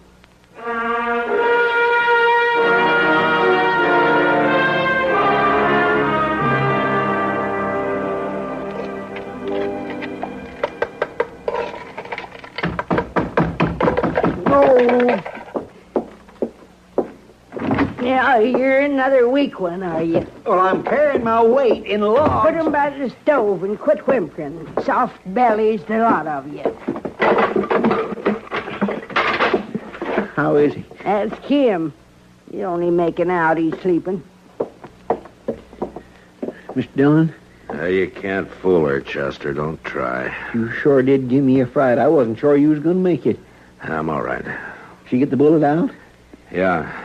And half of my leg, I think. Yeah, I seen new cubs with tougher hide. You told me you knew what you was about. Now, you mind your tongue. I'm no mind to hear you beller. No cause to go at her, Chester. She did all right. Well, she took everything we had, Mr. Dillon. Our guns, bullets, money. I never seen her like. You'd best quiet him. I buried 4 husbands, 20 children. A couple of strangers don't faze me. You better get some sleep, Chester. She says you watched over me all night. Well, now, if you need me, Mr. Dillon... No, I'm fine. You go on now. You go to sleep, huh? Yes, sir. 4 husbands, ma'am? 4. I outlived them. But they was men. Regular men. I can believe that. We didn't trifle with marshals, army folk in those days. Mr. Sitton and me lived as peaceable as could be with Indian folk.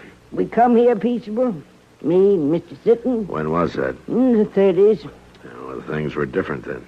No different than with Mr. Griffith, Mr. Albright, even later on with Mr. Netherton.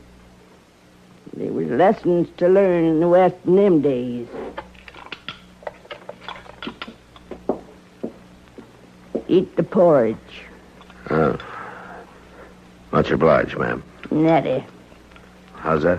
Nettie, I say. Nettie, Sitton. I go by that. I can't abide being called ma'am. Oh. I lean toward Nettie. Nettie? Nettie. You live alone in the middle of Ute country. How do you manage? Well, I come by your guns and such little money you had. Sometimes it's food, sometimes robes. I take what I can get. No matter to me if it's settlers or scouts or U.S. Marshals. Or Utes?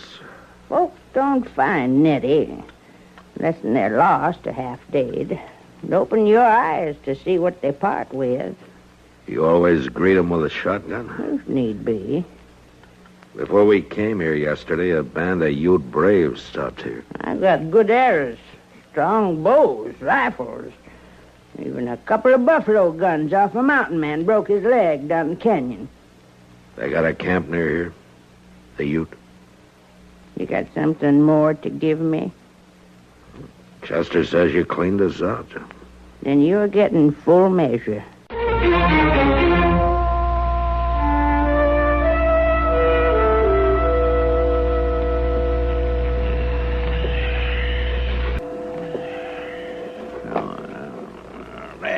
Hey, no, here. What's that? Here now, you can't have my ring. Oh, I ain't had it pretty for a spell, that's a fact. I bought that ring myself in St. Louis. Man's not safe sleeping here. It'll fit just fine once I wrap some twine around it. Body's fingers thin with age. I declare, next thing I know, you'll be picking my bones. Mind your tongue. Give him his ring back, Nettie. Oh, not likely, no. Mr. Dillon, what says you can't hit an old woman when she's so mean and contrary? For one thing, her shotgun. I'd as soon use it as have a ruckus with you. You take his ring. You give us something, Nettie. Oh, I do admire her pretty. I clean forgot the bright feeling they give you. Our guns for the ring, Nettie. That's fair. I come by your horses down by the creek this morning. They're grazing on my grass and swilling my water. The prettiest to pay for that. Mr. Dillon, I better go see to them horses. You'll stay where they're sick and ailing. I'll see to the horses. You saying he can't leave the cabin? Not alive, he can't. Well, you doggone She means it, Chester. I do that. Now, I've got tending to do outside. No need peering around for your guns whilst I'm gone. You won't find them. Mr. Dillon, we have got to get out of here. Yeah, we need horses to do it. Come here. Now, steady me. But you ain't fit stand yet. You stand steady.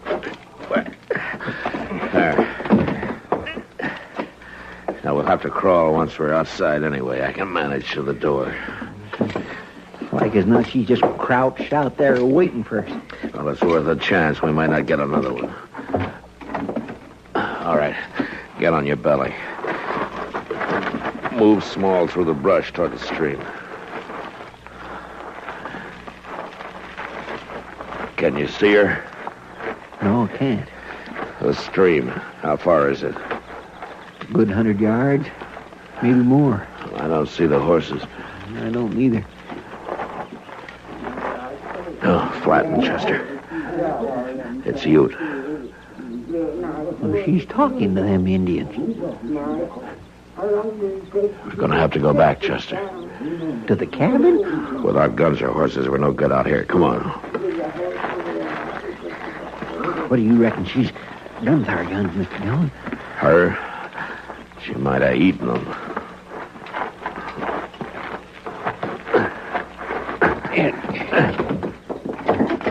Here, I'll steady you for the walk.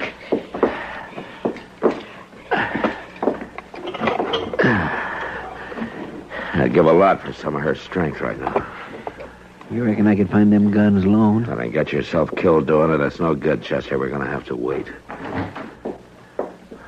You're just about as foolish as can be, ain't you? Crawling around in the brush out there. What's ID? Fresh air. You got no guns, no food. There's utes all around. You don't think too good of your hides, do you? Where are the horses, Nettie? Your color's coming back, Now, son. you heard him. What about them horses? They bring a good price in these parts. I could get me a passer of things, trading horses. You're real friendly with a Ute, huh? They treat me good. Of course, they know Mr. Sitton and me come peaceable to their country. Not to run 'em off what rightly is their land. You ever seen them at their killing? Women, babies, no matter to them. Ever ask yourself who started it all? Well, I seen it happen. The whites and their guns moving in. It wasn't pretty work they did. Women and children, too. That's a fact. They let you live here. There's got to be a reason. He come here, like you, full of shot, ailing, white man's doing. Mr. Sitton and me, we took him in, tended him. He was a young chief then, but White Bear never forgot. Not in all these years. White Bear's the oldest chief among the Ute now. He don't forget Nettie Sitton. He's near to a relation I got. You're from another age, Nettie. You and White Bear. Maybe you got someone. A wife? No. No wife. A mother, then? Well, I got her memory. And a pair of earrings she always wore. That's all. Not on you. I'd have come on 'em. They're back in Dodge City. Oh, that's a pity. That's a pity.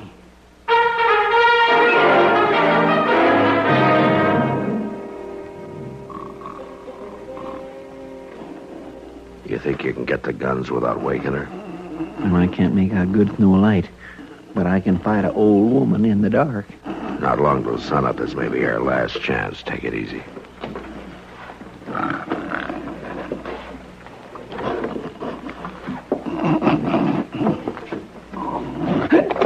Now, that's just close enough. I don't mind shooting one bit. Stealing up on an old woman. What kind of men are you? You're a doggone witch, that's what you are. Seeing in the dark here, and you ain't no kind of woman at all. Well, maybe not now, boy, but I was once more woman than you could have been. All right, shut up, both of you. Somebody's coming. They come earlier than I said. It's them same Indians, Mr. Dillon. Yeah. You stand still, the pair of you. Mr. Dillon, I swear I had my rifle. I'd blow us up before I'd let them take us. Maybe I'd help you, Chester. She's out there right now trading for us. You know that. Now, get ready. Somebody's coming. Oh, now, that cut of beef will last me a good long time. It was a gift from my friend, White Bear. For us? Oh, now then. You worth a sight more than that. Mr. Dillon, they're riding off. You're sparing us, Nettie. Why? Sparing you? You didn't tell them about us. You didn't ask. How come you're acting human so sudden like after near scaring us to death? I ain't gonna miss this boy. That's the truth of it. He's one ballin' big mouth. We'll be glad to get out of your way. And trade for guns, our horses, and a cut of your new beef. I've been thinking about them earbobs. And I've been thinking about our guns. Under my bed. There's 2 horses saddled at the spring. Now, them earbobs. They're in a strong box in Dodge City. You mean to ride back with us? Oh, I wouldn't be seen in daylight with you. Yeah. Well, I might get back this way someday. If I do, I'll bring him to you. For these old ears? Yeah, here. Now, here, boy. Take your ring. Pretties ain't for me. Not anymore. I'll take it. I declare I don't understand you at all. You just beat the Dutch. That's what you do. If you was regular men, you'd find yourself a woman. Pretties don't belong on a man's hand. There ain't no strong box. Us women folk gives us that bright feeling, having a pretty.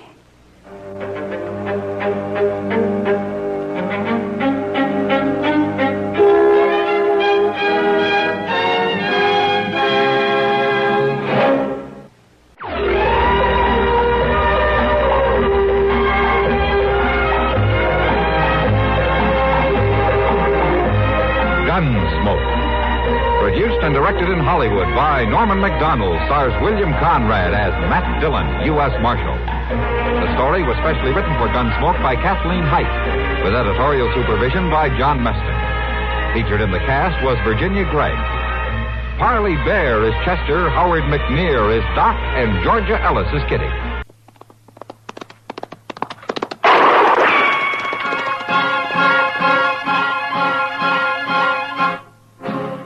Around Dodge City and in the territory on West, there's just one way to handle the killers and the spoilers, and that's with a U.S. Marshal and the smell of gun smoke.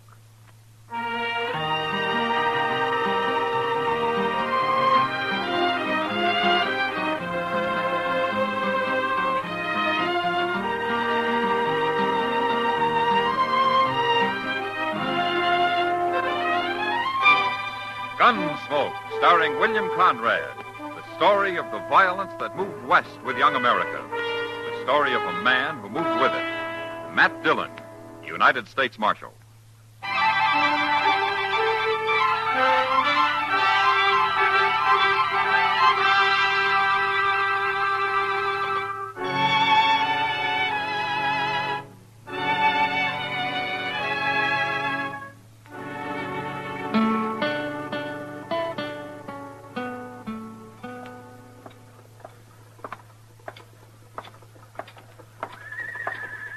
Mr. Dillon. Yeah, what is it, Chester? Doc wants you upstairs. Well, I promised Mr. Green I'd be at the Dodge House in a few minutes, Chester. Tell Doc I'll drop along later, huh? Young Lee Prentice is up there. He got shot last night. What? Shot? Yes, sir. Happened out at his ranch. Doc thinks you ought to talk to him. All right, let's go. I wouldn't have thought Lee Prentice had an enemy in the world. No, sir. He's about the nicest young fellow that's settled around here in a long time. Who brought him into town, Chester? Nobody didn't. He rode in alone. Oh. Doc don't know how he managed it. Oh, hello, Matt. Doc? Well, I hear you took a bullet, Lee. It's not bad, Marshal. Doc's got me all fixed up now. Oh, yeah, sure, but you're going to stay right here with me and take it easy for a few days, Lee. I'd be putting you out, Doc. Oh, yes, of course, it'll be a nuisance, but I'll manage somehow. How did it happen, Lee? Did you get in a fight? I didn't even see him, Marshal. It was still dark this morning, and I was going out after my horses. And then a bullet knocked me down. That's all I know. I did an awful lot of shooting the next few minutes, and whoever it was run off. Yeah. Would it be any particular man, Lee? I'd tell you if I knew, Marshal. I don't want any trouble.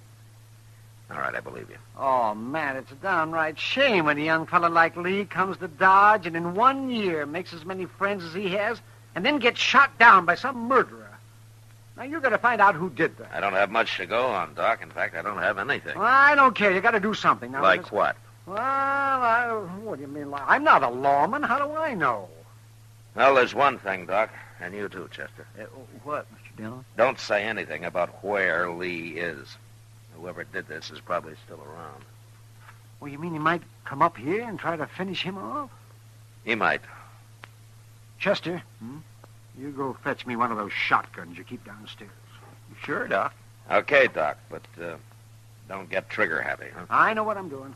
Doc, Marshal, I'm sure sorry for all the trouble I'm causing. It's no trouble, Lee. Oh, it's no trouble. Oh, all right, Matt. You go find him something to eat later this afternoon and bring it up here. A nice, say, roast chicken. That'd be just about right. Sure, Doc. I'll be glad to. Gee, I'd... See you later, Lee. Come on, Chester.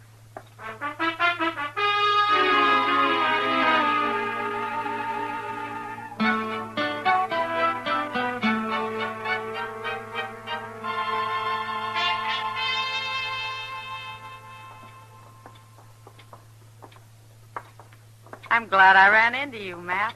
It was a good supper. It was all my pleasure, Kitty. Matt, Yeah, what? have you got time to sit here and watch the crowd for a while?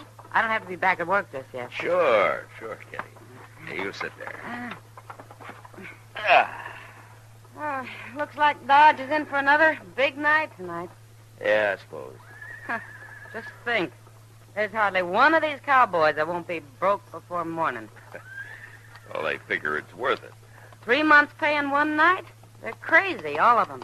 Well, what would you have them do with their money, Kitty? Well, I don't know. Most anything's better than throwing it away.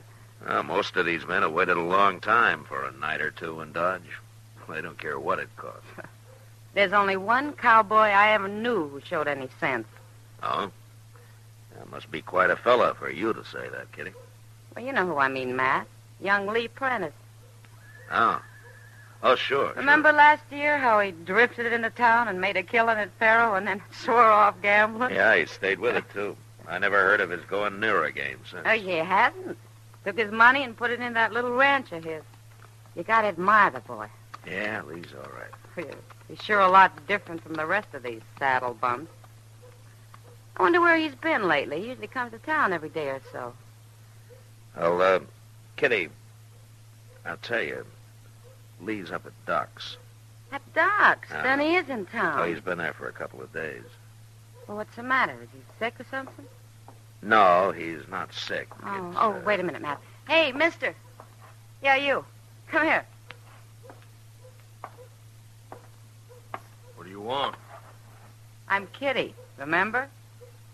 Yeah, I remember. Well, you don't act like it. You must have been drunker than I thought. I'm in a hurry, Kitty. Well, go on then. I won't tell you. Tell me what? You remember asking me last night if I know anything about Lee Prentice? Did I? You really were drunk. But if you're still interested, Marshal Dillon here just told me he's up at Doc Adams. Oh. Well, I don't need him now. Bye. Oh, just a minute, mister. You're a stranger in Dodge, huh? I'll talk to you later, Marshal. Not now. What do you mean, later? After I've done what I come here for. What's your name, mister? Jake Harbin. You look like a gunman to me. Why are you looking for Lee Prentice? All right, Marshal, if you're so nosy, I'll tell you. I'm going to kill him. No, you're not. You can't stop me. Jake, Harbin, huh? What'd you hit him for, Matt? What's this all about? I don't know, Kitty. But maybe I'll find out when he comes to. In jail.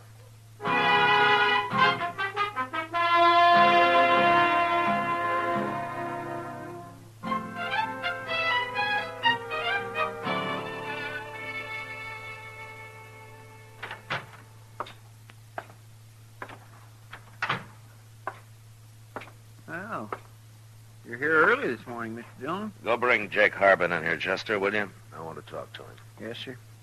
He's been saying he wants to talk to you, too. You wouldn't tell me nothing. Don't stick my nose into something that don't concern me, is all you say. No matter what I ask. Marshal's here, Harbin. Well, it's about time.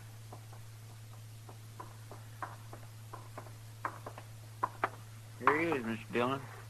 Come over here, Harbin. You'd have saved yourself a lot of trouble if you'd have stayed around here last night, Marshal. What do you mean by cold cocking a man, throwing him in jail? Where are you from, Harbin? Baker City. Down on the Canadian River? Yeah.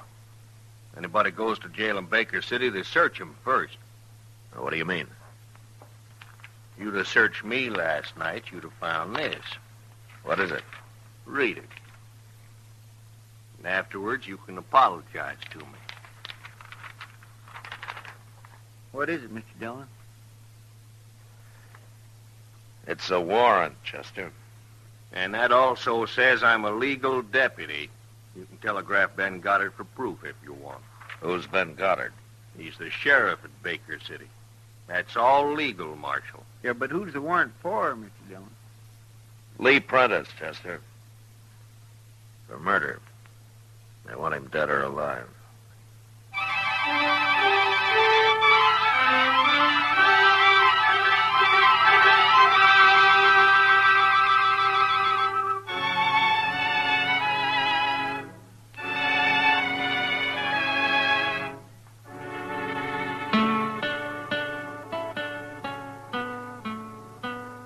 Chester.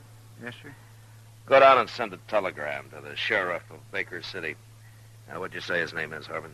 Ben Goddard. All right. Ask Ben Goddard to verify this warrant for Lee Prentice. And also ask him if Jake Harbin here is a legal deputy. You'll find out, Marshal. I expect Sure we enough. will, Harbin. Get going, Chester. Yes, sir. I'll hurry. This warrant says Lee Prentice is wanted for murder, Harbin. It's kind of hard to believe, knowing Lee. Well, then you don't know him very well, Marshal. Because he is a murderer, all right. And he'd have been caught a long time ago if they'd have found out where he was hiding. He hasn't been hiding. Lee's lived here for nearly a year. Right out in the open. And so? He's all through now. Maybe, if this is true. I want to tell you one thing, Harbin. You tell me what? Nobody, whether he's a deputy or not, is going to come to Dodge and kill a man. Dead or alive, Marshal, you read the warrant. I don't care what it says. You wouldn't like it said that you're protecting a murderer, would you, Marshal?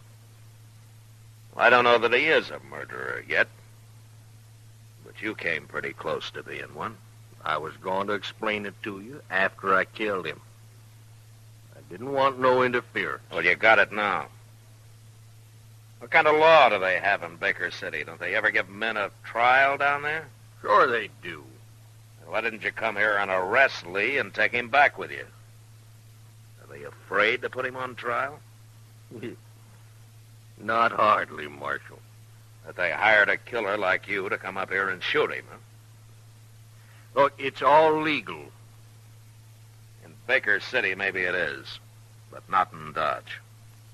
Well, the law's the same everywhere, ain't it? Should be, Harbin. But sometimes it depends on who's representing the law. Well, I don't aim to argue with you. Now, look, let's get one thing straight.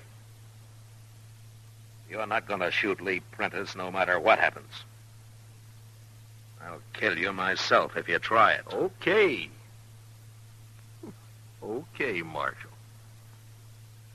Why don't you talk to him, being as you are such good friends? Ask him how he'd like to stand trial. I will, Harbin. But you stay away from him. You hear? Why, sure, Marshal. I'm just trying to do my duty.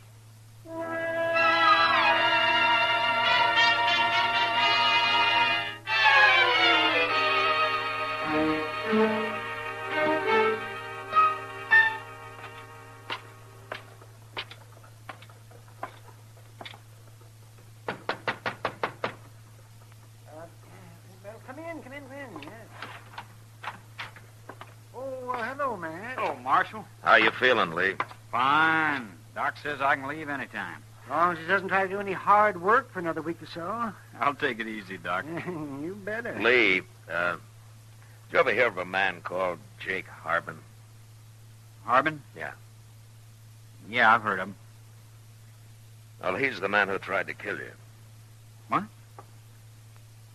How do you know? He's here as a deputy with a warrant for you. Dead or alive. The warrant signed by the sheriff of Baker City. Oh. What's the warrant for, Marshal? Murder. But it didn't say who. No. You didn't have to. Not if Ben Goddard signed it. It's for the murder of Jim Turner, Marshal. Oh? How did you do it, Lee? I killed him. He tried to shoot me in the back and missed. Well, that doesn't exactly make it murder, does it? His old man owns Baker City, Doc, and he owns the sheriff and Jake Harbin along with it. That makes it murder. Oh, I see. Is that why you left Baker City, Lee? They'd have killed me if I hadn't. Oh, what if you go back there and stand trial? Old man Turner'd run that trial, Marshal. I'd hang sure. No, I won't go back. I'll die here first. Well, I don't blame him, Matt. Or it'd be legal murder, that's what. It isn't legal to fix a trial and hang an innocent man, Doc. That's what'd happen, though. You're not thinking of turning him over to this so-called deputy, are you, Matt? Look, Lee, I believe you, and I trust you. Thanks, Marshal. Now, tell me something. Do you trust me? Well, sure do. Of course. Why? Well, you may not like what I'm going to do. What, Marshal? I'm putting you under arrest, Lee, right now. Under arrest? What for? No, I don't know. Horse thieving? Horse thieving? Eat all, Matt. It'll do. So you're my prisoner now, Lee. My prisoner. Now, come on, let's go to jail.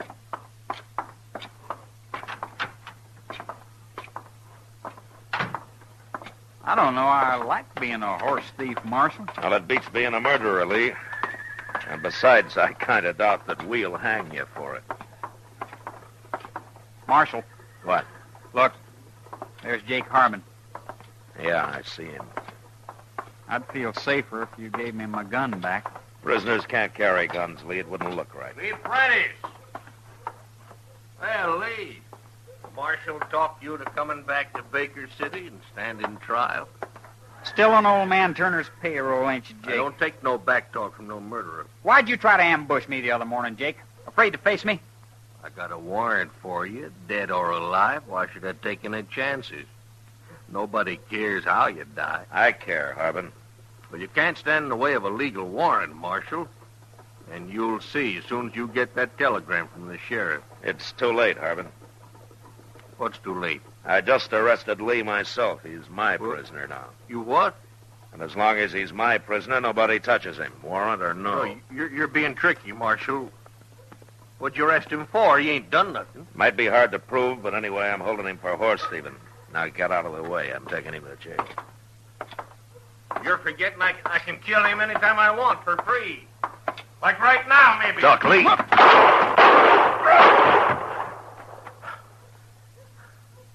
Are you hit, Lee? No. But it was mighty close, Marshal. I didn't think he'd try it. You got him just in time. The next shot, he'd have killed me. They sure don't care much how they do things where you come from, do they, Lee? There's going to be trouble now, Marshal. Real trouble.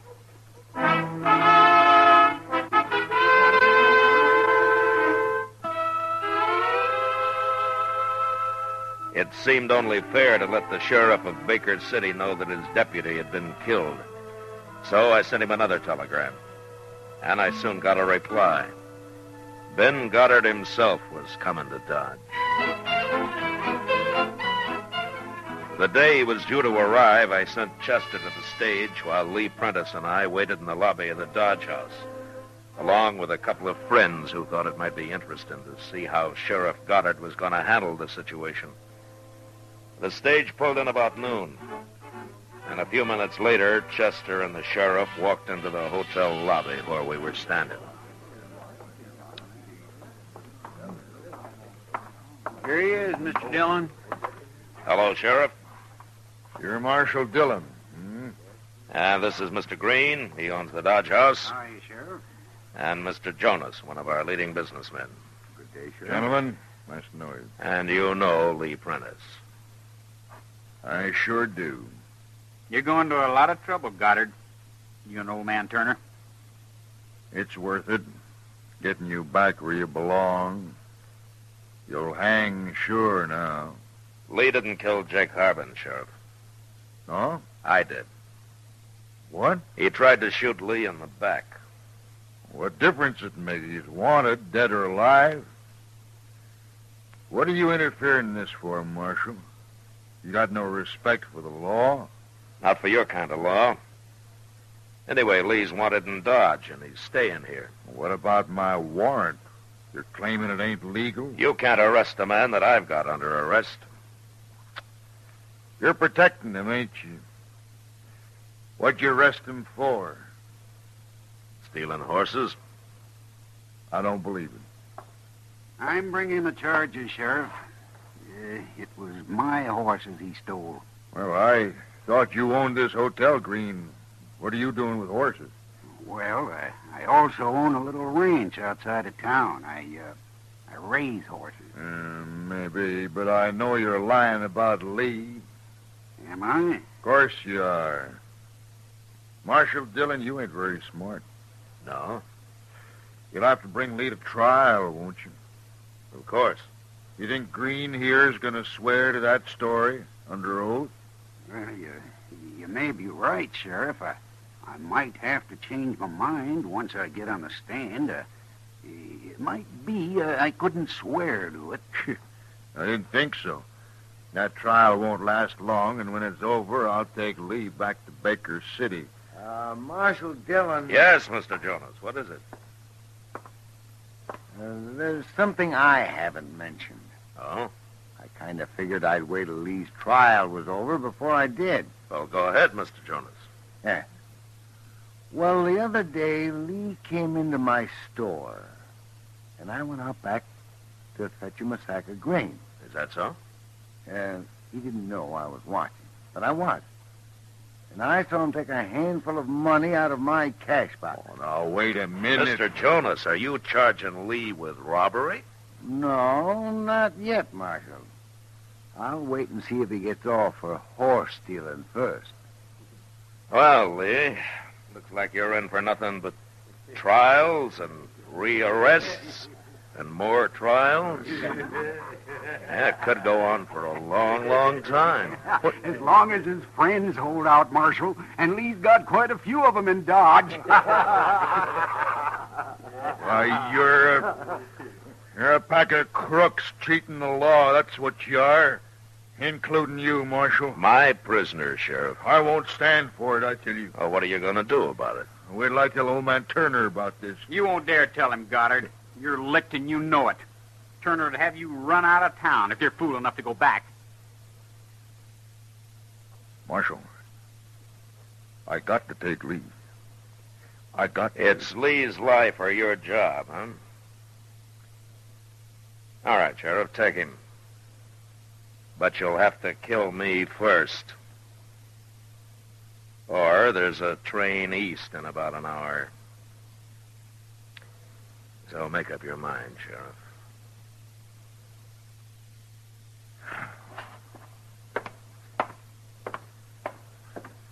Want me to follow him, Mr. Dillon? No, Chester, he'll leave. Marshal, gentlemen, I wish I knew how to tell you. Lee. Yes, Marshal? Go on home. But remember, you're still under arrest. And you're going to stay that way till old man Turner's in his grave.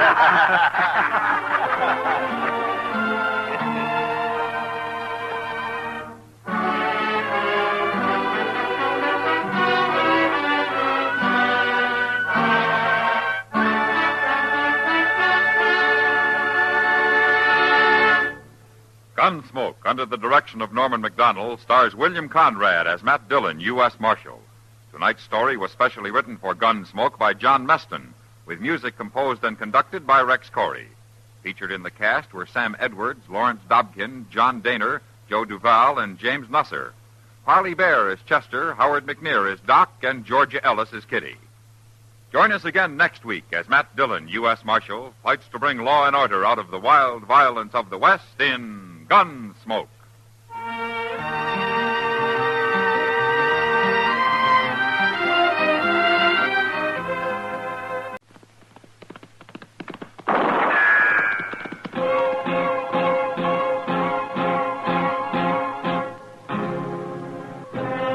around Dodge City and in the territory on west, there's just one way to handle the killers and the spoilers, and that's with a U.S. Marshal and the smell of Gunsmoke.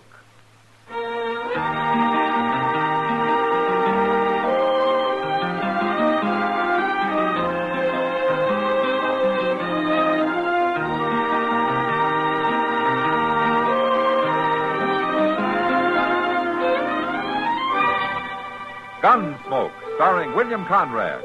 The transcribed story of the violence that moved west with young America. And the story of a man who moved with it. I'm that man, Matt Dillon, United States Marshal. The first man they look for and the last they want to meet. It's a chancy job, and it makes a man watchful. And a little lonely.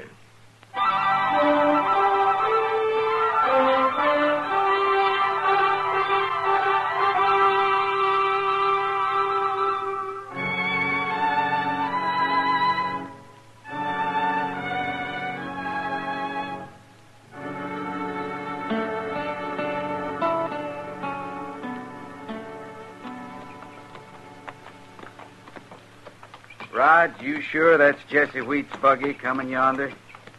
I got eyes like an eagle, Box. That's his buggy, and that's Jesse driving it. Good. I wish you'd tell me what we rode down here to meet him for. Look, kid, we've been together 6 months, ain't we? Sure. Another month or two, we're going to be rich. Not riding for Jesse Wheat, we ain't. We're just about through riding for Jesse Wheat. Huh? Let's wait for him here. You mean you're going to tell him we're quitting? I ain't going to tell him nothing. What we're going to do ain't none of his business. You're sure a hard man to understand sometimes. You'll learn. Oh, look at Jesse. He's kind of mad already. What are you men doing clear down here? We're going into Dodge, Jesse. No, you ain't. I ain't paying you to spend time in Dodge. You just been there. I had business there. Now you men turn around and ride back to the ranch and get to work. For a man that don't carry a gun, you talk mighty loud, Jesse. I don't have to carry a gun. Don't you? Look at mine, Jesse. Point that thing the other way. No. Now look, quit fooling. I don't like it. I ain't fooling. What you doing, Box? You're just going to make him mad. I'm going to kill him. Now look here. I've had enough of this. You put that gun away. Shut up, Jesse. You shot him. Of course I shot him. What for? You're always asking questions. He wasn't even armed. He didn't do nothing. That's murder. Nobody'll ever know. But why'd you do it? You wanted to get rich, didn't you? What's killing Jesse Wheat got to do with that? You'll see. You're in trouble. Murdering Jesse like that. You're really in trouble. No more than you are, kid. If they catch us. Don't you ever forget it. But I didn't know you was going to do this. That don't matter. Now we'll get that horse started for home, and by the time he and Jesse get there, we'll have our alibi all set in Dodge. Nobody'll ever know where or when this happened. See how smart? You stick with me, kid.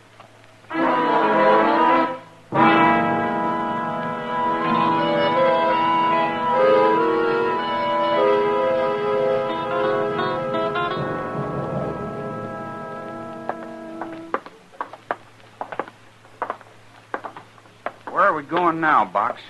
We're going to set our alibi with a man who's going to be more interested in this business than anybody in Dodge. Who's that? Standing right up there. Oh, now, wait Shut a up, kid. I'll do the talking.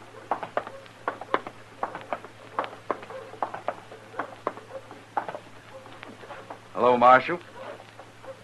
Hello. Well, I guess you don't remember us, Marshal. No, I don't. Well, we only been in Dodge once before.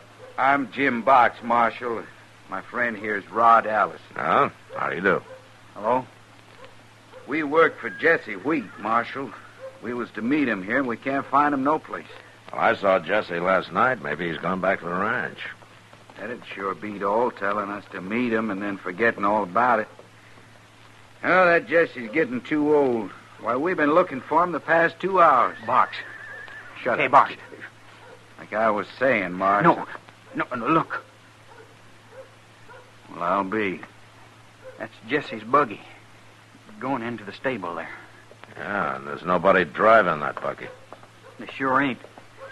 But it's Jesse's. Now, let's go over and take a look. Huh? What for, Marshal? Jesse ain't there. You too. Come on. Kind of funny. Horse and buggy and nobody driving it. I sure hope nothing's happened to Jesse. Don't you, Rod? It'd be awful. How long you men work for Jesse Wheat? Ooh, some 6 weeks, Marshal. He's sure a good boss. We like him fine, don't we, Rod? He treats us real good. Whose stable is this? Moss Grimmick runs it, but he's not here right now. Yeah, there's the buggy.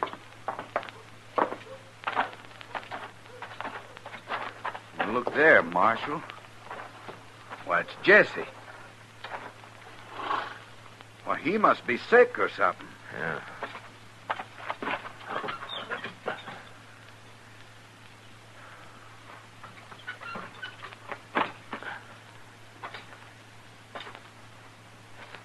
He's dead. He's been shot. That's terrible. Now, who'd have done that? Can't understand that horse coming back here. Why wouldn't he have gone on home to the ranch like any horse would? You say you've been working for Jesse 6 weeks? Well, sure. And you ought to know his brand. Say, that ain't a XL horse. No, it isn't. It belongs to the stable here. Jesse told me last night that his horse went lame. I never noticed the horse. It don't matter, Rod. It's a good thing that horse brought him back here. Now the marshal can get to work fast and find who killed him. We'll help you, Marshal. We sure don't like old Jesse getting shot. Well, you can help me get him out of the buggy. But I'll handle the rest of it. It's not your trouble.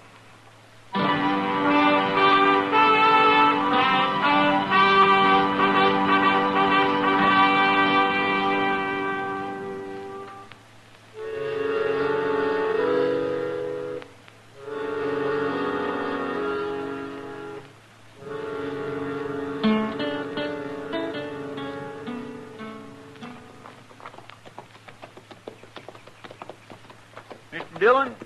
Yeah, what, Chester? Jesse Wheat was a whole lot older than his wife, wasn't he? Didn't you ever meet her? No, sir, I never did.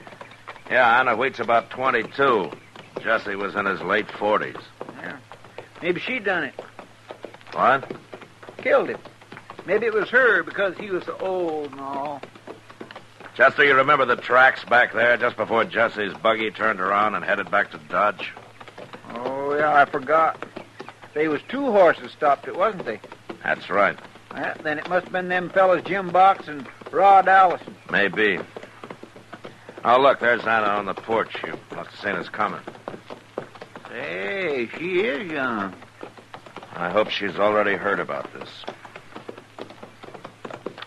Well, let's get on here, Chester. Yes, sir.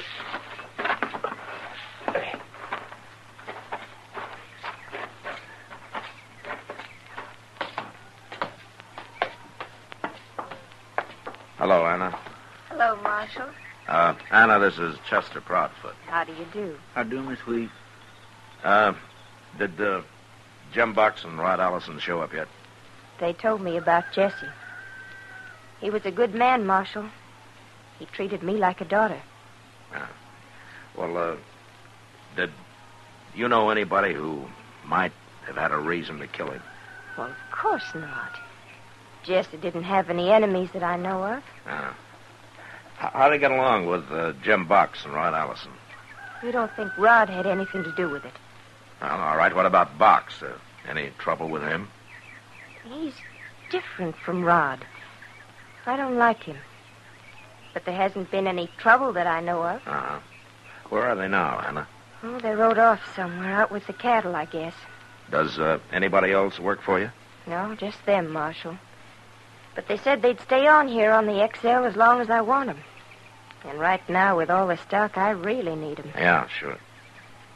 Will you come in for some coffee? You and Chester? Well, Thanks, Anna, but next time maybe, huh? We've got to get back. Well, so long. Bye, Marshal. Goodbye, Chester. Bye, Miss Wheat.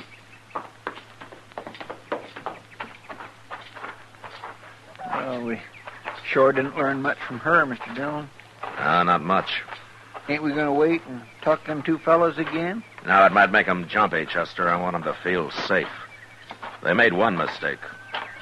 They'll make another.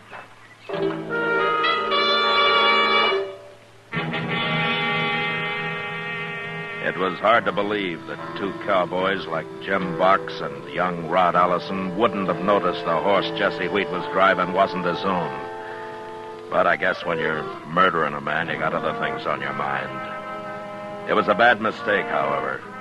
And from then on, I was ready and waiting to move on him. My first chance came about a month later, when I heard that some XL cattle had been driven to Dodge and were being sold to a buyer named Jake Worth. So Chester and I walked down to the loading pens to have a look. There's Jake over yonder, Mr. Dillon. He's talking to some fella. Yeah, that's Jim Box he's talking to, Chester. Oh, I couldn't tell with his back to us. I wonder where Rod is. Well, we'll ask him.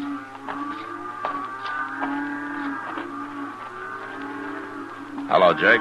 Well, hello, Marshal. Chester. Hello, Jake. Those XL cattle you buying? Only 30 head, Marshal. Uh-huh. Did Rod help you drive him in, Box? Last night, Marshal.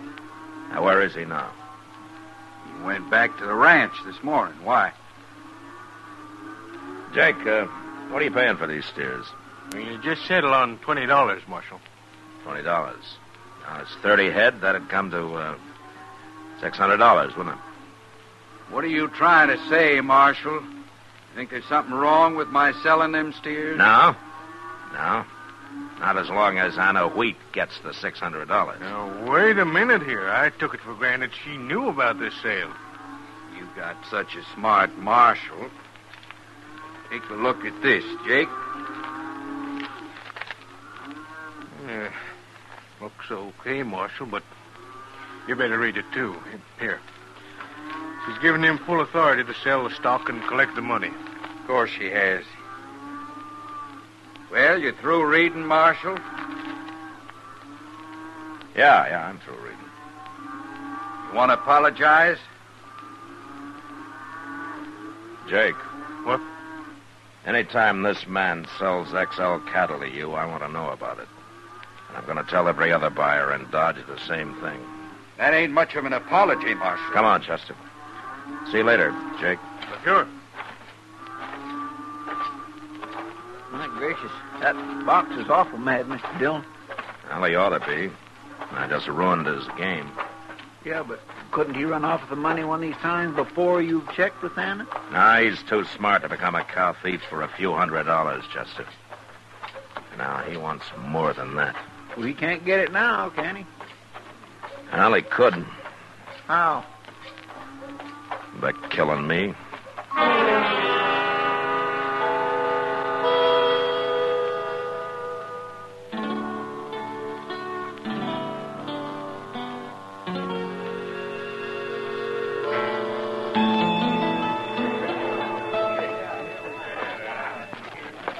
Evening, Marshal.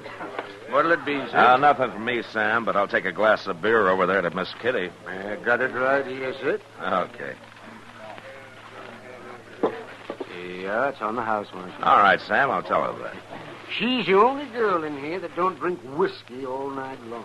Well, she claims it makes her drunk. My whiskey'd make a buffalo drunk, Marshal. I'll tell her that, too. There you are, Kitty. Compliments of the house. Where's yours? No, not tonight for me. Well, place looks kind of quiet tonight. That suits me. Yeah, well, you won't get rich in an empty saloon, Kitty. I won't get old either. Kitty, Hmm? why don't you quit and marry some nice young fella and settle down on a ranch or something? Ha. Oh, what's wrong with that? I've lived on a ranch. The women work harder than the men do. Well, don't they everywhere? Not in New York. At least so I've heard. Well, why don't you go to New York, then? What are you trying to do, Matt? Get rid of me? No. No, of course not. I just like to see you happy, that's all. I'm happy. You're the one that's doing all the complaining. Yeah, I guess I am. You're like a man trying to ride two horses at once, Matt. They do that only in circuses. Not practical anywhere else. No, Kitty, you know I'm a simple man. Tell that to somebody who doesn't know you. Like Jake Worth. Jake Worth? No, looks like he's come to tell you something. Oh? Evening, Miss Kitty, Marshal. Hello, Jake. Jake? Sit down. Thanks. It's all right to talk in front of Kitty, ain't it, Marshal? It doesn't matter, Jake. She finds out everything anyway. Now, what's on your mind? Jim Box. Oh? Remember a couple of weeks ago how you told me to report any sales of XL cattle? Yeah, sure. Well, he ain't sold none since then, but you're right. He's a crook. Well, how do you know? He come in this afternoon and offered to sell me some 500 head. That's about all the cattle Anna Wheat owns. Well, maybe she's selling out. No. Box says I can have 'em real cheap, providing I don't tell you about it. Oh. Now, what did you say, Jake? Well, I said I'd take 'em. He's hired a couple of men from somewheres, and they're driving the herd in day after tomorrow. I told them the Santa Fe would have cattle cars ready by then. Uh-huh. All right, thanks, Jake. Them two men he's hired, they can probably ride good enough, but they ain't real cowboys. Well, I'll go out tomorrow and have a look at them. Well, I'm glad I ain't got your job. Not going against them gunmen.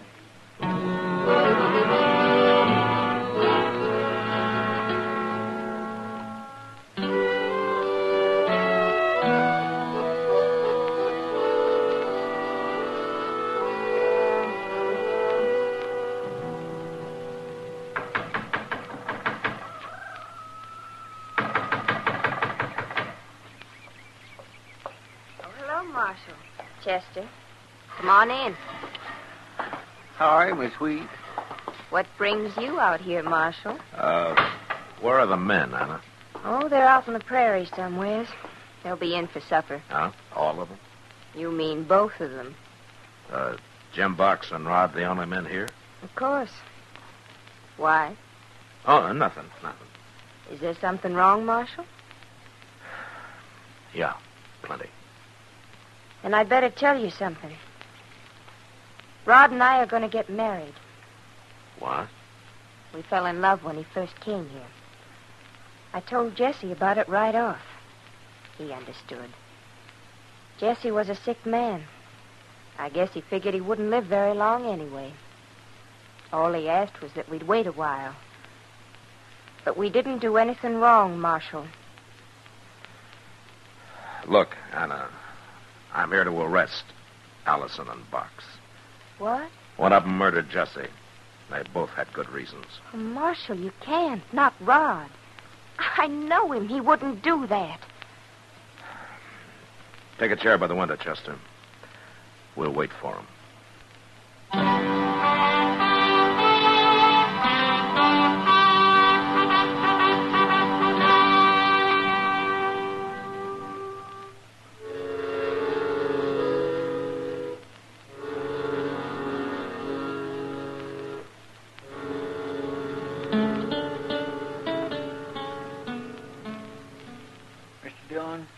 Yeah, what, Chester? You better come here and take a look. Huh? There's three of them. Yeah. Well, they must have left one man with a herd. And it was Rod. That's Jim Box and two strangers out there. Rod isn't with him? No. Thank heaven. It's no use, Anna. We're going to have to find him anyway. Not if Jim Box kills you, you won't. Chester, take Anna out to the kitchen. If she tries to warn them, stop her. Yes, sir. I'll hide here by the door. And if they get me, you do what you can. I'm sorry, Marshal. I didn't really mean what I said. That's okay, Anna. Come on, man. Sure.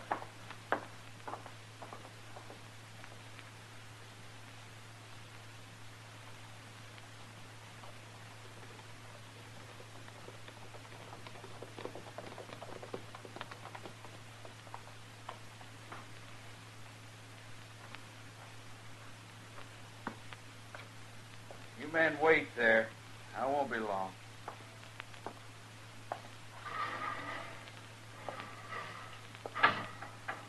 Anna. Anna, where are you? I'm in the kitchen. Come in here. I'm busy. You come out here. The gun, I will. Drop it, Box. You gonna shoot me in the back, Marshal? Drop the gun. I don't trust you.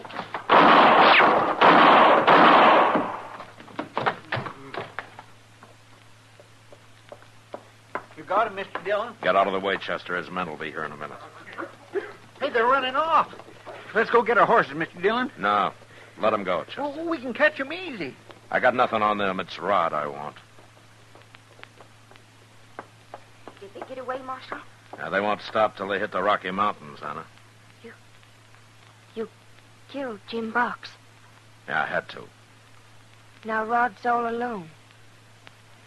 He's the only one left to blame it on, isn't he? I tried to take Box alive, Anna. Anna.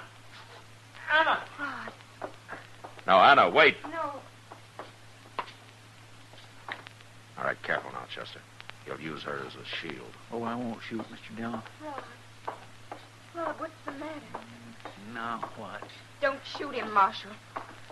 Well, looks like he's already been shot. Are you hurt bad, Rod?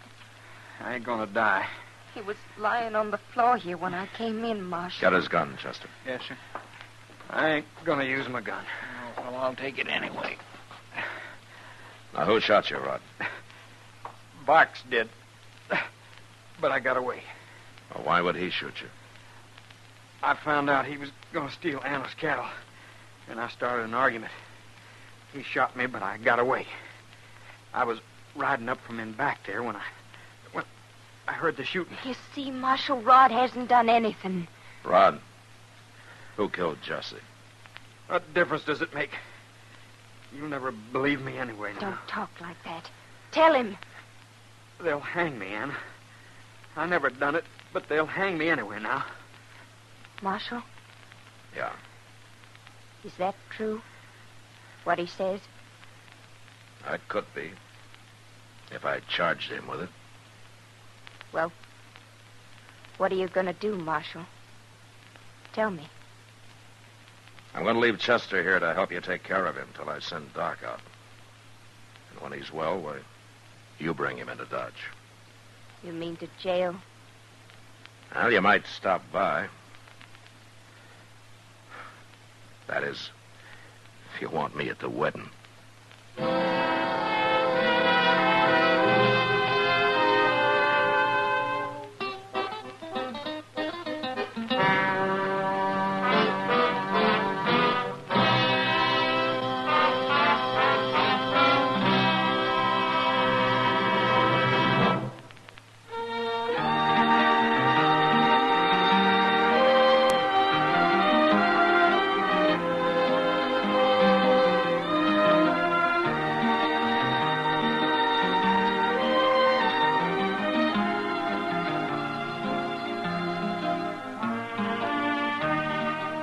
Gunsmoke, produced and directed by Norman McDonald, stars William Conrad as Matt Dillon, U.S. Marshal. Our story was specially written for Gunsmoke by John Meston, with music composed and conducted by Rex Corey. Sound patterns by Tom Handley and Ray Kemper. Featured in the cast were Sam Edwards, Eleanor Tannen, Vic Perrin, Don Diamond, and Frank Cady. Harley Bear is Chester, Howard McNear is Doc, and Georgia Ellis is Kitty.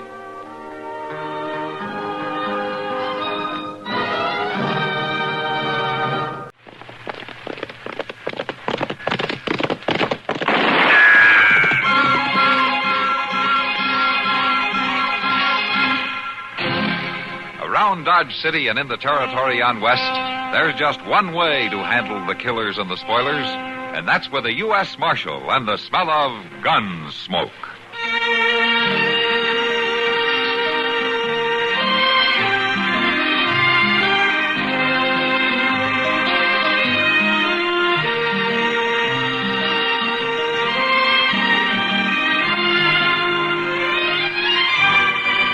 Gunsmoke. starring William Conrad. The story of the violence that moved west with young America.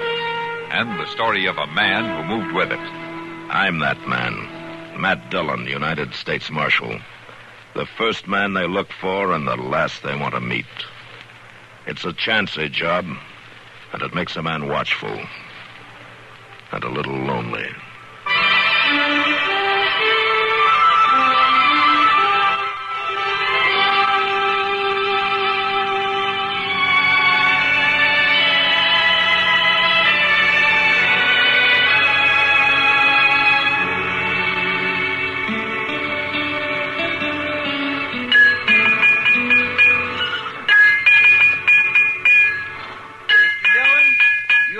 This fire built up? Mr. Dillon? What? What'd you say, Chester? I say, do you want me to keep this fire going on the fort? No, let it go out. Well, I haven't got this shoe shaped right now. I never will. Now, we'll quench it and see how it fits. Your own horse, next thing you'll be cutting your own hair. A haircut's different, Chester. Hold him steady now. We'll see how the shoe fits, huh? Easy, boy, easy. Huh? Why is it different, Mr. Dillon? Well, a bad haircut will never leave you stranded on the prairie 20 miles from Dodge. Reach me that hammer, will you? Here you are. Thanks. Moss Grimmick ain't that bad a blacksmith. Moss is all right. But I could still ride easier when I shod the horse myself. Just finicky, that's all. Oh, maybe. Moss does all right on my horse. I ain't throwed but one shoe in the last 6 months. Yeah? Well, that's just one too many. There. Whoa. Well, I'll trim the hoof now, and that'll stay on till it wears off. Well, after all that trouble, it ought to. I swear to goodness, Mr. Dillon, Man, get his horse put up here? Yeah, I guess so. It's a livery stable. I'll give him extra half ration of grain. Been rode hard today. How's that so? Where'd you come in from? Man got to tell his life history before he can leave a horse here? No. All you got to do is find the stable man. Ain't you him? He's up the street getting himself a cup of coffee. I'm the marshal. Oh. I didn't mean no offense, Marshal. There's none taken. My name is Argo, Ben Argo. Mighty proud to make your acquaintance. How do you do? I was aiming to come looking for you as soon as I got my horse took care of. Why? You see these here saddlebags? Yeah? What about them? They look kindly heavy. Well, they are heavy. Whew. I got a year's hard work up north of here at Gold Hill Diggings in them sacks. For near $15,000 placer gold. Gold Hill, huh? I hear they had quite a strike up there. Oh, it's a big one, all right. A few months of hard work, a man can quit rich. Providing he's lucky enough to keep what he makes.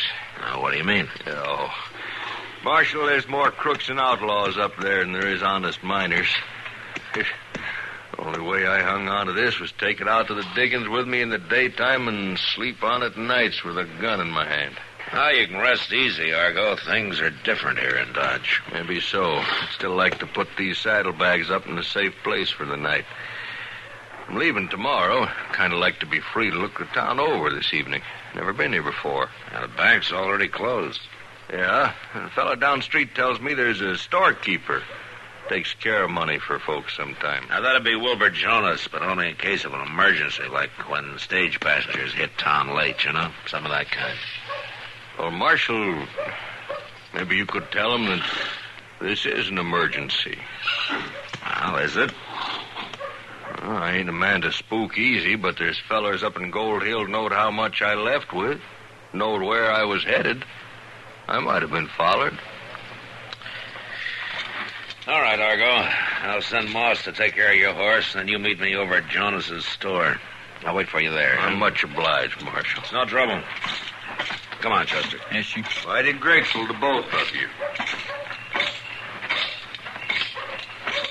You think somebody could have followed him to Dodge, Mr. Dillon? I don't know, Chester. Just depends on what his reasons are for lying. Lying? Yeah. Well, what are you going to do about him? For the time being, nothing. Just going to have to wait. Look, you better tag him around and keep an eye on him anyway, huh? Yes, sir, Mr. Dillon.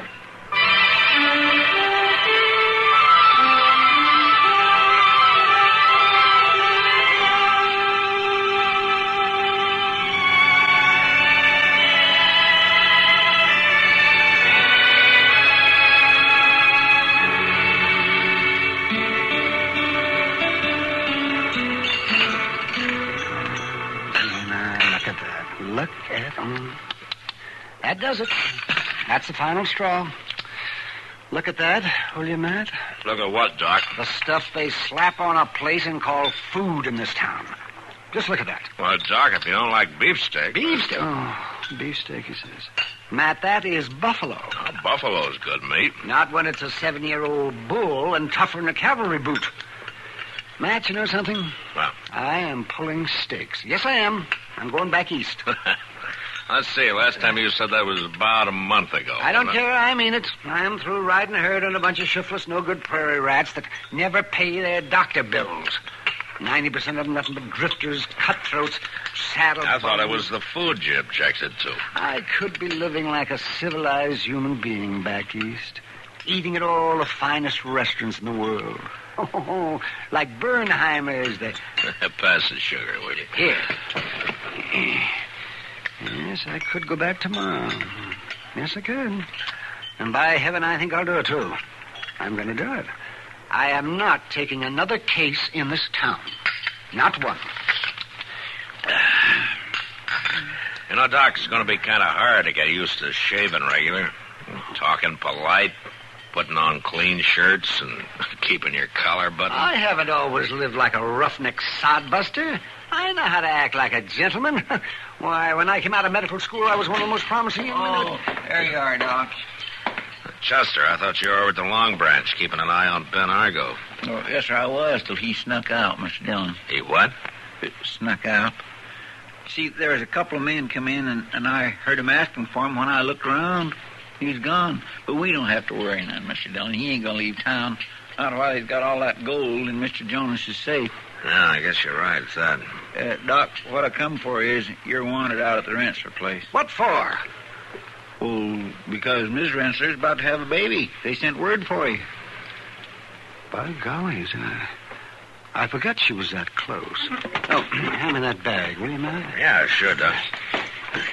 There Where are you going? Well, I'm going out to the...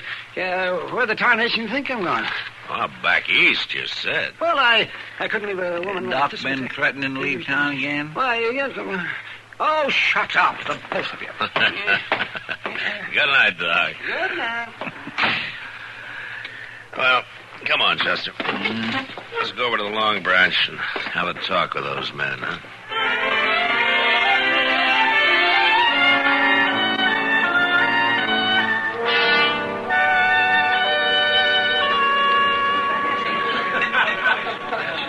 I'm glad you dropped in, Matt. I'm just going to send for you.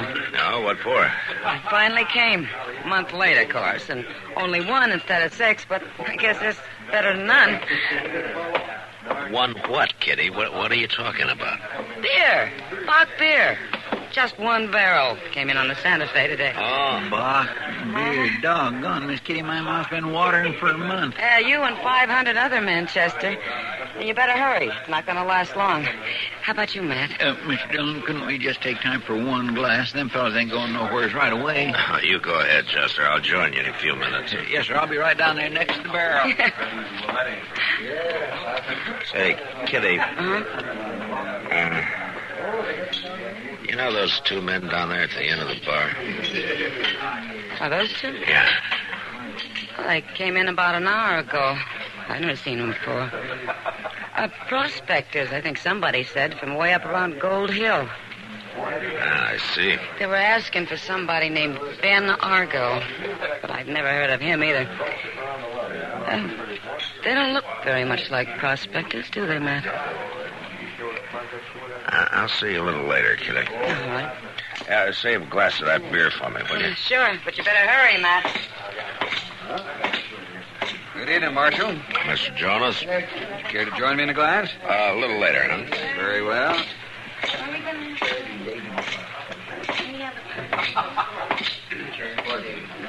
How are you, gentlemen? I understand you just got in from Gold Hill. Mister, if you're looking for talk, go find somebody else. Oh? Does your partner feel the same way? You heard him. You boys are pretty edgy, aren't you? You got some reason for it? Suppose that badge you're wearing means you're the marshal around here? Yeah, that's right. My name's Dillon. Matt Dillon. Well, mine's Pete Wells. My friend here is Rocky Martin. Look, you ain't got any business with us, Marshal. We just hit town, and we don't know a soul here. Not even Ben Argo? Never heard of no Ben Argo. Oh? Well, I thought you might have followed him from Gold Hill. I said we never heard of him. And you wouldn't know that he was carrying $15,000 in gold, huh? Look, Marshal... So naturally, you wouldn't be thinking of trying to take it away from him, would you? Well, why should we? What kind of men do you think we are? Well, if you boys just happen to meet anybody with ideas like that, you tell them to forget it, huh? Because we got laws here in Dodge City. It's been real nice talking to you, Marshal. Come on, Rocky. Don't leave on my account. I figure me and Rocky better turn in before we break one of them laws of yours.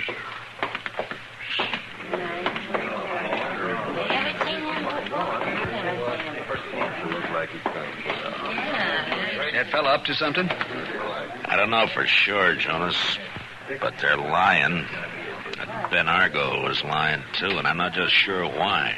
Ben Argo, the fellow who put his gold in my safe? Yeah. He told me he thought he might have been followed from Gold Hill. Well, that's better than 400 miles. That's right. And then these men ride in and ask for Argo. And now they tell me that they don't even know him. I'm going to stop letting people use my safe, Marshal. I got nearly $40,000 in it tonight, and that's too much to be responsible for. $40,000? Where'd you get that much money? A fella I'd accommodated before, a gold buyer from the east. He got in on the late stage this evening, and... Heaven, Marshal, he came down from Gold Hill, too, now that I think of it. Why, maybe the two of them... Matt, on the street.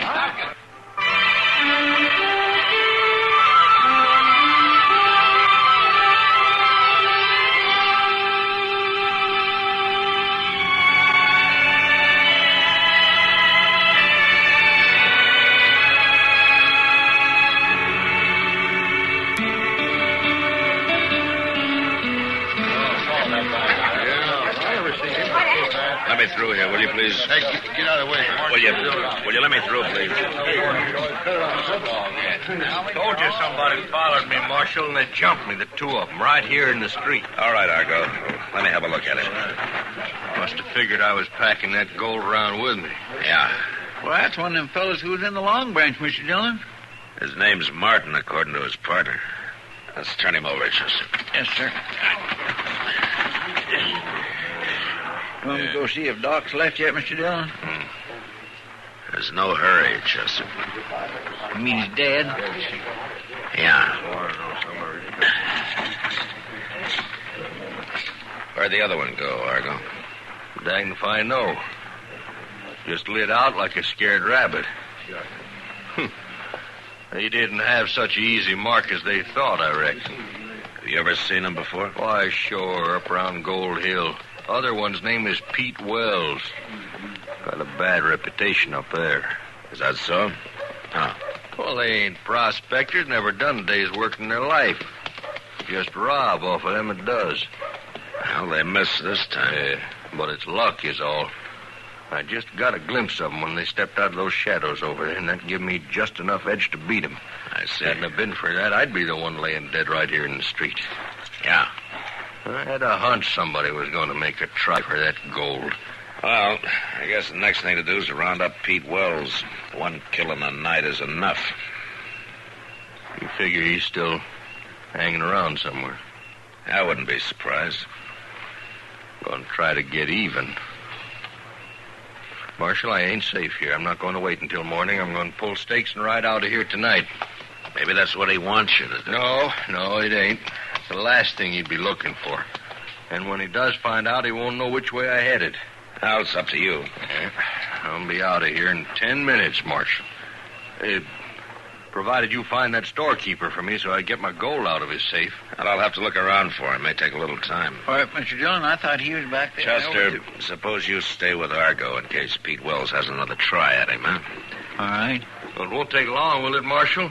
Sooner I get out of Dodge, the easier I'll feel. No, I don't think it'll take very long.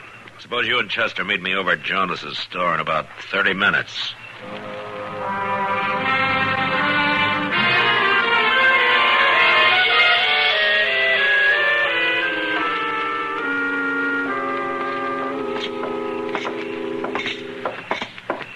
I think you're there waiting for us, Marshal. Yeah, it looks that way. That's you, Mr. Dillon? That's right, Chester. You find that storekeeper, Marshal? Yes, he did, Argo. And if you have a habit of bothering folks in the middle of the night, I'll thank you to keep your valuables elsewhere in the future. Don't you fret. Ain't likely I'll be coming through here again. Let's see now. Is this the key?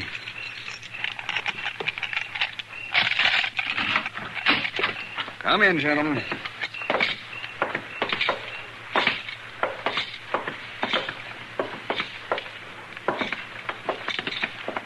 Yes, sir. It's the only burglar-proof safe between here and Kansas City. Not counting bank vaults, of course. I just hope I can remember the new combination. What do you mean? Don't worry, Argo. He always says that when he opens it. Been saying it for 6 months, ever since he got this new safe. We're here. And back to here. And that ought to... Well, let's see now. This bag in front belongs to someone else, buyer. Those are yours right behind it if I can reach you. Take them all out. You get your hands up, Marshal. You two. All three of you. Here, what do you think you're up to? Do what he says, Chester. Get your hands up. Now, this is what you were after all along, wasn't it, Argo? To get your hands on that buyer's money. That's right, Marshal. I knowed he was on his way here from Gold Hill. Knowed he always leaves his cash overnight in his storekeeper's safe.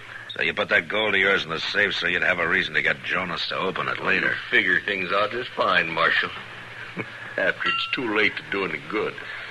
I knew you were lying the minute I met you, but I had to wait and find out what you were up to. Lying? How? You said you'd been working a placer claim all winter. But you made a big mistake by shaking hands with me. Your hands were as soft as a baby's. I suppose you stole the gold, huh? Why, sure. From Wells and Martin. That's why they come after me. Of course, Wells don't trust the law, or he'd have told you. Well, I think he trusts it now. You're covered, Argo. Huh? Drop that gun. Wells, you found him, Marshal. You set me up on this. That's why you stalled me off. Do what he says. Drop your gun. I ain't dropping nothing. Don't be a fool, Argo!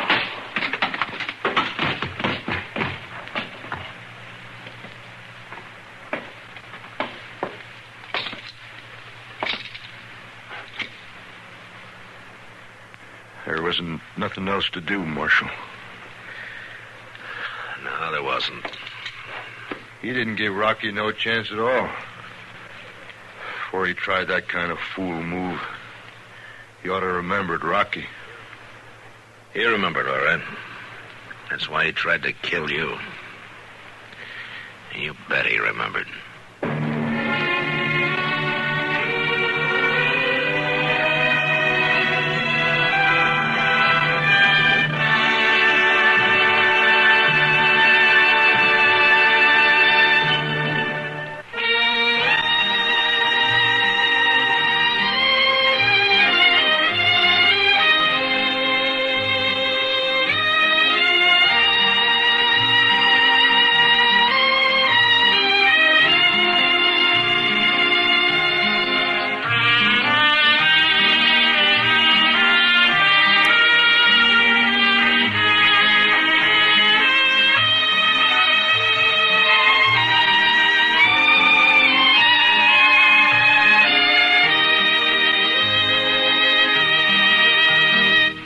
Gunsmoke, Produced and directed by Norman McDonald, stars William Conrad as Matt Dillon, U.S. Marshal. The script was specially written for Gunsmoke by Les Crutchfield, with editorial supervision by John Meston. The music was composed and conducted by Rex Corey. Sound patterns were by Ray Kemper and Bill James. Featured in the cast were Parley Bear as Chester, Howard McNear as Doc, and Georgia Ellis as Kit.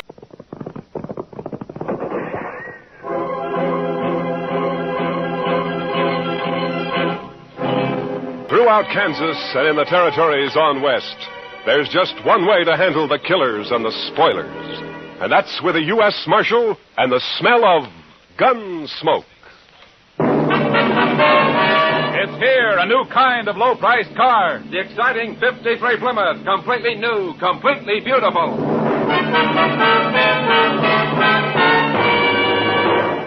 Yes, it's the new Plymouth for 1953. The first truly balanced car in the low-priced field. More glamorous lines, more powerful engine, more luxurious comfort. What a beauty. The new 53 Plymouth is lower to the road with a lot lower look. New color schemes and two-tone color harmonies available in all models. How does she travel? Man, Plymouth puts out the best ride in the business. Smooth as sailing, even in the back seat.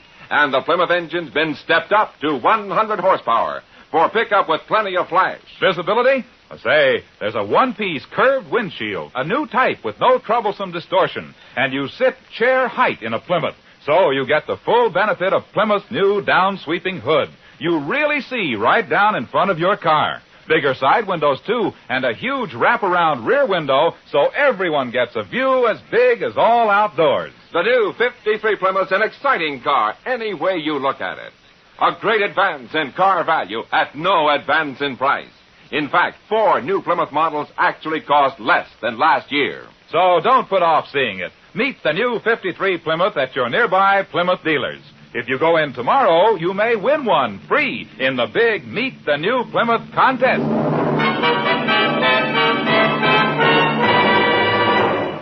And now, Gunsmoke, starring William Conrad. The story of the violence that moved west with young America. The story of a man who moved with it. Matt Dillon, United States Marshal.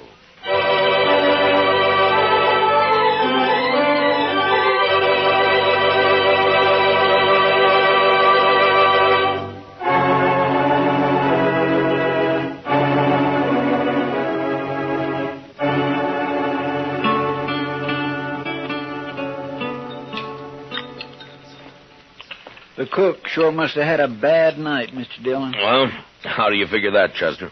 Well, sir, I never saw so much chili pepper on a couple of poor eggs. He must figure everybody's got a hangover this morning. Almost everybody usually has of a Sunday around here. Well, now, I clean forgot all about it being Sunday. So that's why Jim Cobbett's all dressed up over there, huh? First time I've ever seen him with his hair combed in. Well, haven't you heard about Jim, Chester? He's going to get married. He's got his wife-to-be coming in on the train from back east today. Jim Cobbett? Yeah. Well, now, what sort of a woman would that be, Mr. Dillon, who'd come clear to Dodge City to marry a fellow like Jim? No, Jim's a good man, Chester. It's just that, well, living out on that homestead of his year after year has made him grow a little off-center, so loneliness will do that to a man sometimes. Morning, Marshal. Chester. Morning, Hank. Well, what do you think of that old goat Jim Cobbett getting himself hitched? It's a fine thing, I'd say. Well, Jim's no older than you are, Hank Lewis. Older, maybe. A lot less respectable. Now you're talking your usual nonsense, Hank. Am I, Marshal? What about Jim's first wife who disappeared off of that place he had up north on Hackberry Creek? Just plain disappeared, she did. Jim never explained that, and nobody ever saw her again either. Oh, you're worse than an old woman with your gossip, Hank. Jim's never done anything to you, Hank. Nothing except stake his homestead on the only spring south of the Smoky that didn't dry up. Cheated me out of it, that's what. He filed his claim 2 weeks before you did, Hank, and everybody knows it. Sneaked into town, that's what he did. Sneaked into town, behind my back. Still telling your lies, ain't you, Hank Lewis? Now, you keep away from me, Jim. Keep away. I've never bothered you, Hank. But I hear you talking around Lila. When she gets here, I'll hurt you. I'll hurt you bad. What is it you want to hide from her, Jim? Maybe that business about your first wife? All right, don't touch that gun, Hank. Not a move. You arrest her, Marshal. You saw it. Get up. Put him in jail now. I didn't touch him. Shut up! Now, you're just lucky you weren't killed. Now, you get out of here and stay away from Jim. It's his wedding day, and if I find you bothering him again, I'll throw you in jail. Now, go on, move. Fine. All we got around here, man. Get packed up and happened. Sorry to make trouble, Marshal, but I won't hold for his making that talk around Lila. Oh, forget it, Jim. Just keep clear of him for a while. What time's the wedding? About 3 o'clock. At least that's when the preacher said he'd come down. It'll be at the church, won't it, Jim? Well, no. The preacher thought maybe it'd be better to do it somewhere else. It's because of... Yeah, sure, Jim. Dodge City House would be a fine place, wouldn't it? That's just what I'd planned, Marshal. I brought a jug of corn in with me in case anyone came around, maybe. Jim, I wouldn't miss it for the world. I'm going to be there for sure. Yeah, me too, Jim. I certainly do enjoy weddings. I never got married myself, but I sure do like to watch. See you later, Jim. Sure, Marshal. We'll be there, Jim. Bye.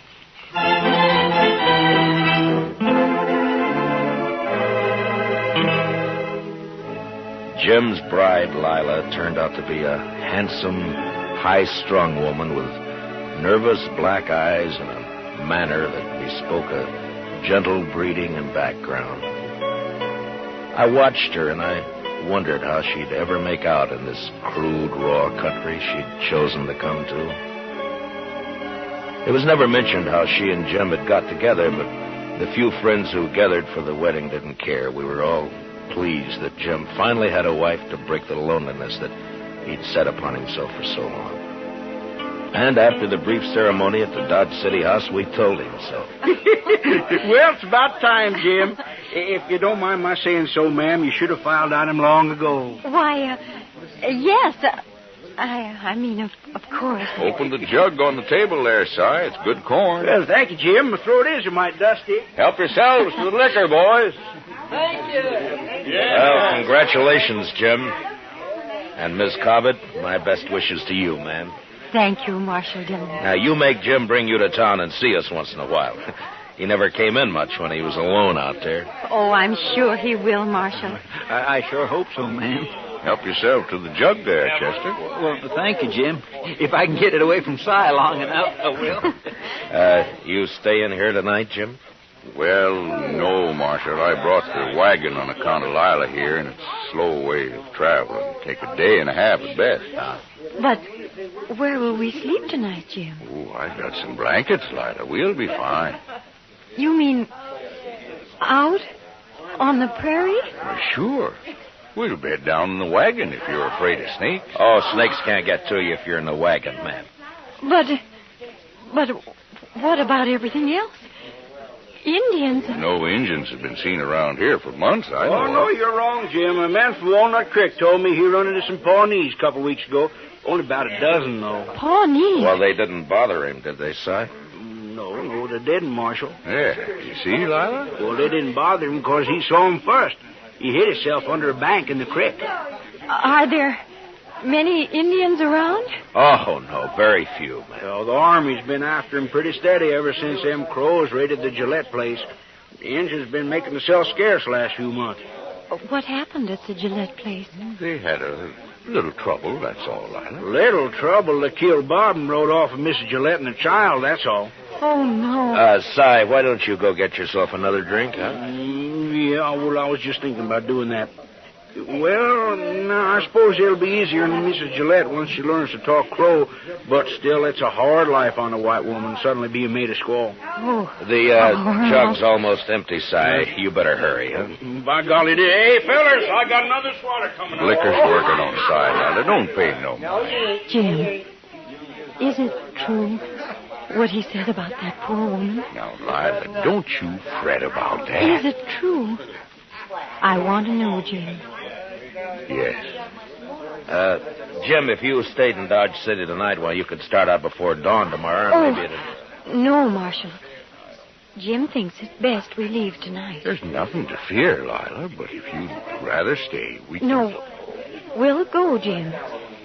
If you'll excuse me, I'll go change into something more suitable. Goodbye, Marshal. Goodbye, ma'am. We'll see you in Dodge City real soon, I hope. Of course. I'll be down shortly, Jim.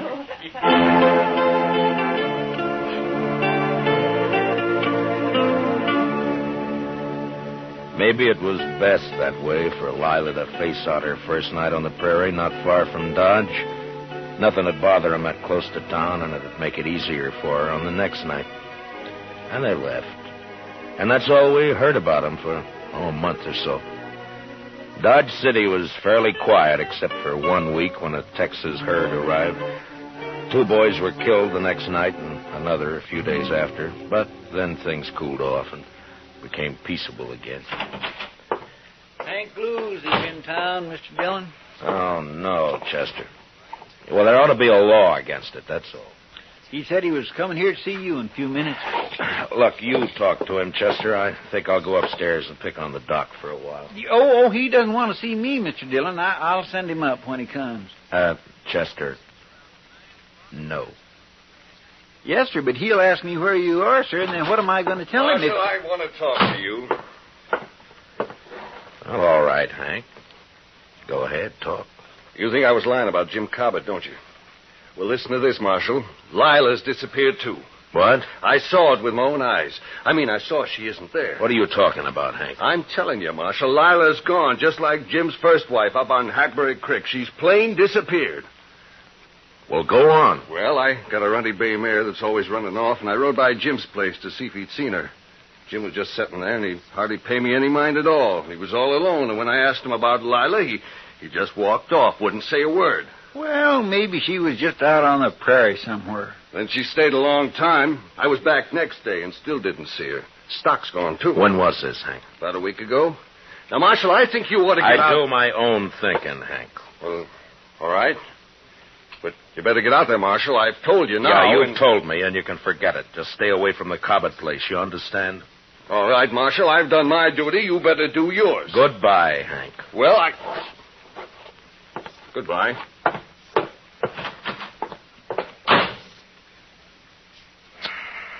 What are you going to do, Mr. Dillon? Only thing we can do, Chester. Go saddle our horses, will you? I got some things to clean up around here. Yes, Mr. Dillon.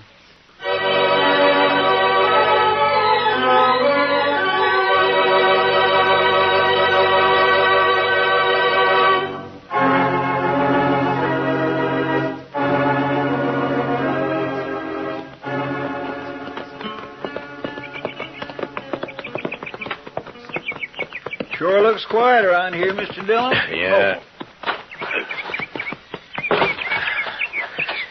Yeah, come on. They're probably inside. You think Lila's here, don't you, sir? I will soon find out, Chester.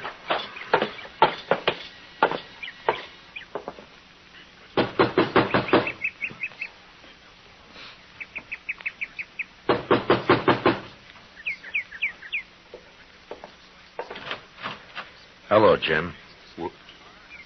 Hello, Marshal. Chester? Hello, Jim. Come in.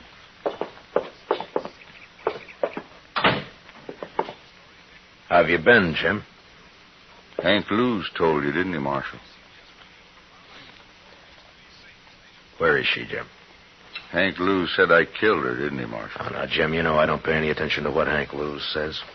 Then why'd you come here, Marshal? To help you. If you're in trouble. Lila isn't here. And I'm in trouble, all right. Well, what happened, Jim? Where is she? I don't know. What? Well, Indians, party of Crows, they took her. They took her. Indians? My goodness. You mean you were raided here? Maybe 10 days ago, a war party, about 12 Crows. Well, what happened? Well, Lila was out there by the spring. It was just getting dark. I was sitting on the floor right there, mending the saddle I'd torn the stirrup off of when I heard her come running up the path out back. She was all in a sweat and yelling. Hello, what is it? Oh, I saw something out there. Oh, Jim. Jim, I think it was an Indian. Come inside, quick. Get on the floor, in the corner there. Come in. How many did you see? Oh, just him. I saw his skin behind that little rise. Oh, Jim, don't let him get me. Easy now, Lila. Oh. Oh. Well, I don't see a thing out of this window. Take a look over here. Nothing. Must have heard you yelling. Oh, Jim, what'll we do? Stand them off, that's all. Oh. Wait a minute. There's one. Oh, no. Getting hard to see. Jim, the other side. They'll sneak up on the other side. Might be one behind that log out there. Oh, no. But we'll just wait. Oh. They'll get bolder in the dark. I can pick them off easy. Oh, Jim. Jim, they'll carry me off like they did that other woman. I can't stand it, Jim. Here. Take that 6-shooter. Yes, I will. I will. It won't take you while I'm alive. I promise you that, Lila.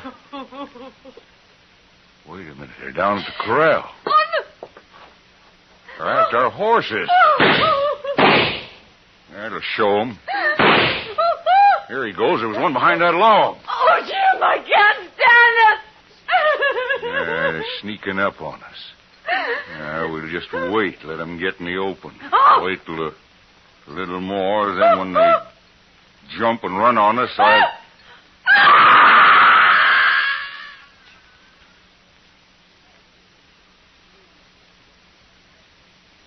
Oh. Go on, Jim. What happened then? Yeah. What'd they do when they rushed you? Well, one of them must have got in the window behind me. When Lila screamed, I was knocked out, and when I come to, the engine was gone. Lila was gone, too. Were you shot, Jim, or what? No. The engine must have got behind me somehow and clubbed me, that's all. Did you try to follow him? How could I, Marshal? They run off. The horses stole them. Yeah, I see.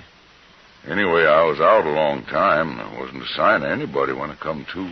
Well, they could be in the Rocky Mountains by now. We'd never find them. I'll report this to Colonel Jenkins at Fort Dodge, and he can spread the word through the Army post. Thanks, Marshal. I'm sorry, Jim. But I guess that's all I can do for you. Sure, Marshal. Come on, Chester. Let's take a look around outside and then get back to Dodge City. Yes, sir. So long, Jim. I sure am sorry it happened. So long.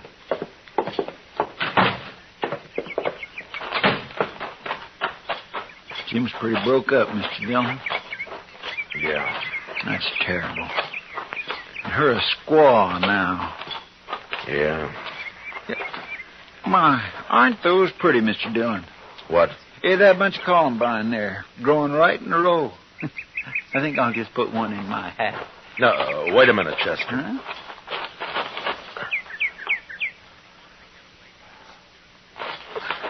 I wouldn't pick them, Chester. They're too pretty to pick, huh? Well, all right, sir. Jim's stock is gone, all right. Mm-hmm. You know, Mr. Dillon, Jim Cobbett ain't the luckiest man in the world, is he? No, he sure isn't, Chester. Come on, let's get out of here.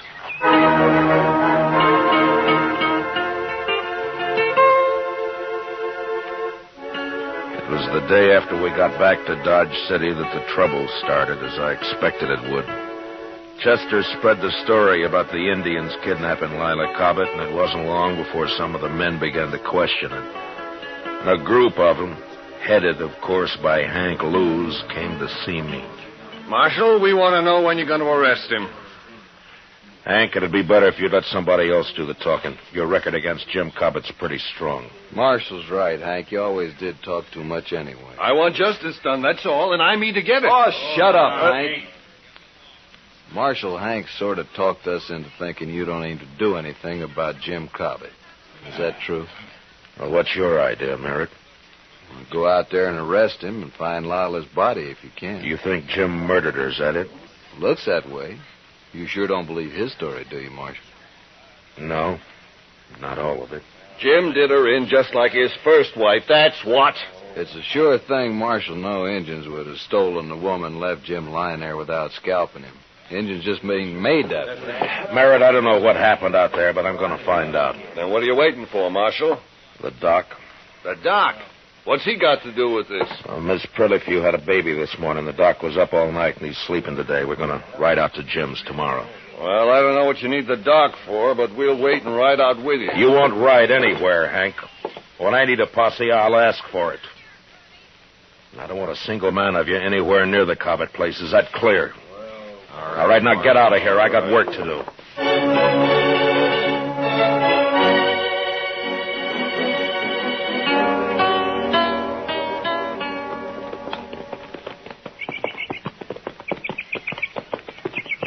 Mighty lonely-looking place, Matt. Yeah, indeed. I wonder what Lila Cobbett thought when she first saw it. She must have been mighty fond of Jim to come here at all, seems to me. Yeah.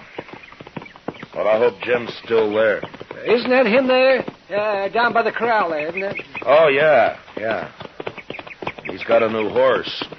Oh.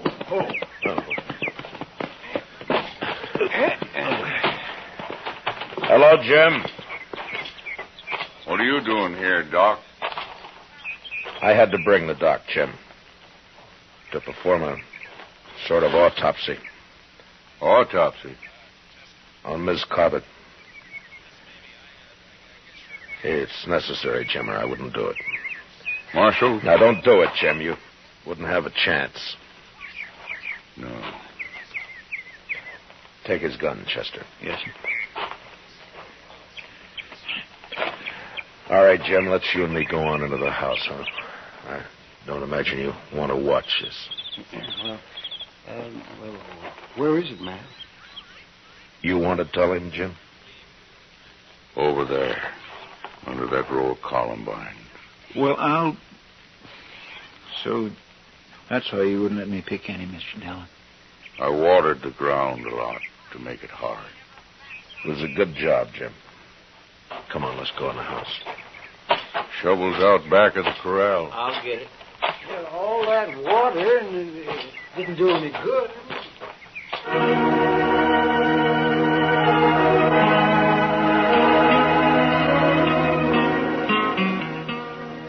In the house, Jim sat with his back to the wall, his hands clasped tightly across his knees. He was so gaunt and leathery that I wondered if he'd bothered to eat anything at all since this had happened. He just sat there as if waiting to be sentenced and not caring very much one way or the other. Finally, Doc and Chester were finished, and they came into the house. We put her back, Jim. Right where you had her. Yeah.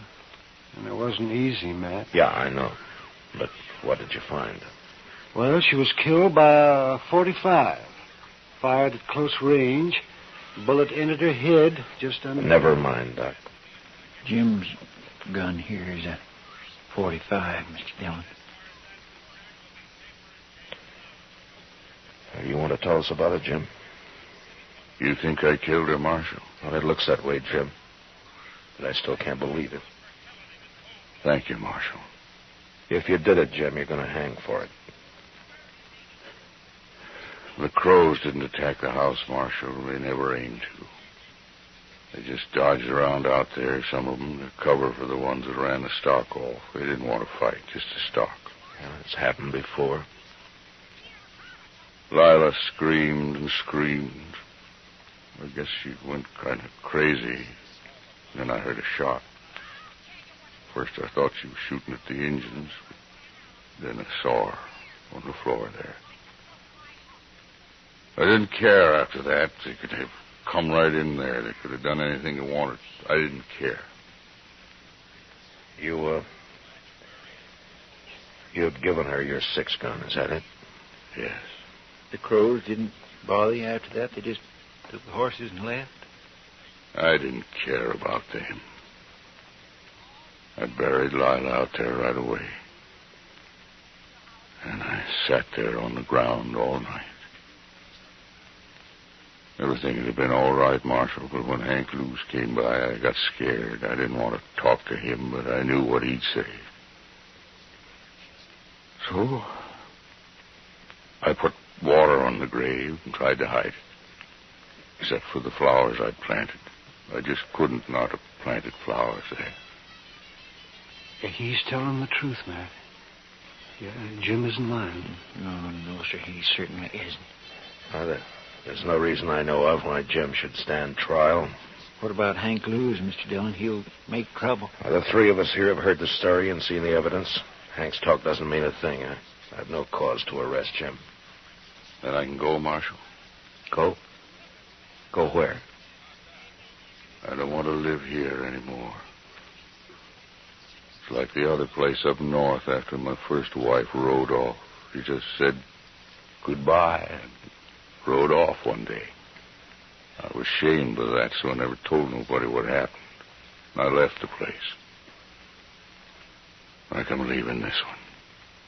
Well, you got to settle down sometime, Jim. No, I don't. I got bad luck both places. I won't settle down no more. We won't stop you, Jim.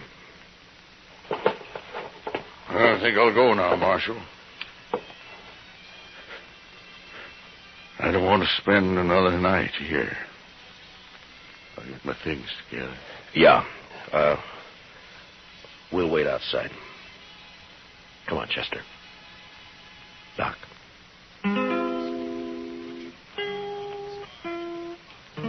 A half hour later, Jim was packed and ready to go.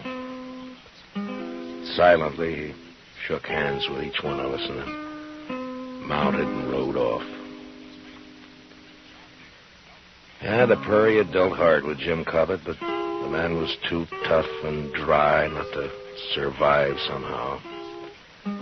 He wouldn't try again to be happy, but he'd live. He'd make his way. We watched him disappear while the sun went, and the land cooled and became still and quiet.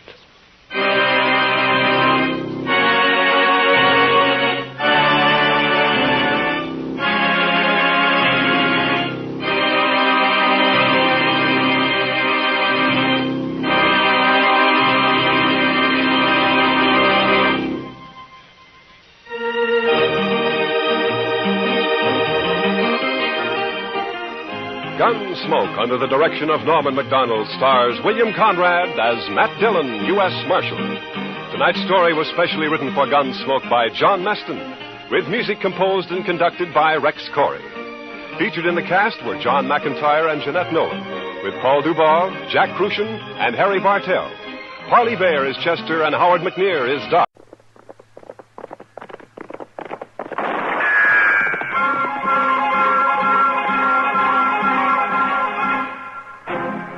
Around Dodge City and in the territory on West, there's just one way to handle the killers and the spoilers, and that's with a U.S. Marshal and the smell of gun smoke.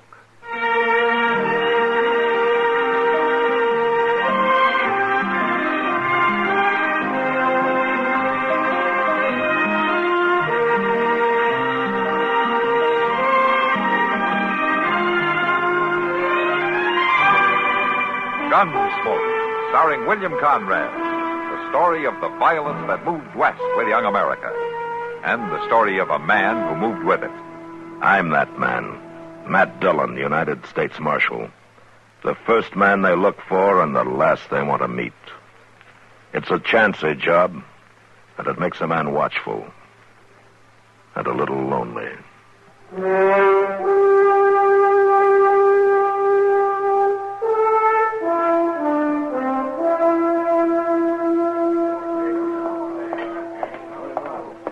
Marshal? What? Marshal, I've been looking for you. Oh, hello, Tush. I just want to ask you one question. All right, go ahead, ask. Are you not sworn as a matter of bound and duty to uphold law and order in Dodge City? Well, I guess you could put it that way. Then why don't you get up from that there table and go out and find that cow? Cow? Goodness, you think all Mr. Dillon's got to do is go around hunting some scrawny old cow? You keep your mouth shut, Chester. No, just a doggone minute here. Ain't nobody going to smart off at Sit me down, like that. Chester. Sit down. You too, Tush. You keep waving your arms like that, you're going to get apoplexy. I ain't got no time to sit down, Marshal. I got 1,400 head of cattle over across the river, bawling and a frothing. I got buyers up at the Dodge House willing to pay pretty near anything I ask because I'm bringing in the first trail herd of the season, providing I can.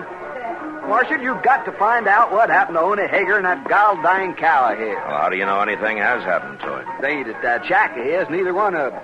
If he was just going visiting, he wouldn't take the cow, would he? He might. Oney Hager's pretty crazy about that cow. You shut up, Chester. I didn't ask you. I didn't ask if you asked. I was just saying my own sense. All right, Chester. Look, Tush, why don't you just sit down and have a beer, huh? Oney will be back in his own good time. Well, his good time ain't mine. Bert Collins is bringing a herd up for the Circle C. He ain't more than 2 days behind me. And if he gets his cattle across that river and into them shipping pens first, he'll get the big price and not me. Well, I'll check around town in the morning and see if anybody knows where Oney went. Or to ask his neighbors, they ain't seen him for 4 or 5 days, or the cow either. And, Marshal, I'm reminding you of your sworn duty. My sworn duty doesn't include going out and scouring the countryside for a missing cow, Tush. Not even if there's been foul play done? What are you talking about? That shack of his has tore up something awful, like there was a big fighting ruckus in it. Is that the only reason you think something's happened to Oney, the way the place looks? Marshal, Bert Collins wouldn't stop at nothing to get that herd of his in ahead of me. He's just low down mean enough. Well, it's too late to start tonight, but I'll see what I can find out first thing in the morning. All I'm asking, Marshal, for you to enforce the law and protect the innocent and bring a guilty to justice. Yeah, I'll try to do all of that, Tush, the first thing in the morning, huh? Now, why don't you check in at the Dodge House and try to get some sleep? I doubt I'll close my eyes. All them cattle on the far side of the river, all that money on this side. I won't sleep a wink, Marshal, but I hope you pass a prayer. Thanks, Tush. My goodness, Mr. Dillon, all that fuming and fretting over a 16-year-old cow that's so dang skinny her hip bones stick out like a hubs on a wagon wheel. Yeah, but she comes in handy, though, for a job like this. Oh, Matt. Chester. Oh, hello, Kitty. Oh, Kitty. Sit down. You like to have some beer? Yeah, thanks. All right. What's Tush Lee all worked up about, Matt? Oh, he's got a trail herd that he wants to bring across the river. He's pretty upset because he can't find Oney Hager and that cow of his. What's Oney Hager's cow got to do with it? Well, for land's sake, Miss Kitty, everybody knows you got to have a cow or a steer that's a good swimmer and it'll take the lead if you want to drive a herd across water. Well, I didn't know it. Is that true, Matt? Yeah, that's true. See, a lot of herds have a natural leader or two, and if they'll take to water, the rest of the cattle will follow them across. But you try to force the herd in, the chances are they'll panic and half of them will drown. Huh. I never heard of it. Oh, Oney Hager makes a lot of money every season just leading the herds across the Arkansas. That old cow of his takes to water like a duck. Well, then it's not a joke. Without that cow, Tush is in trouble. Sure, he's in trouble. When Bert Collins hits here in a couple of days with his herd, there's going to be more trouble. But he's already here, Matt. Huh? Collins? Yeah, I seen him on the street this afternoon. Ain't he due in yet? No. He must have had a gun ahead. Mr. Dillon, Tush said that shack of Oney's was all tore up like they'd been a fight. Yeah. And Oney's not one to go off on sudden trips. You know something, Kitty? I think you're right. It's not a joke.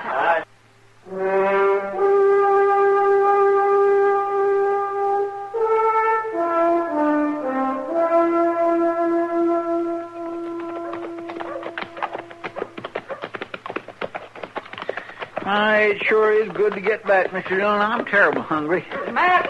Oh, Matt! Huh? Wait a minute. Oh, hello, Doc. Oh, Doc. Want to talk to you. All right.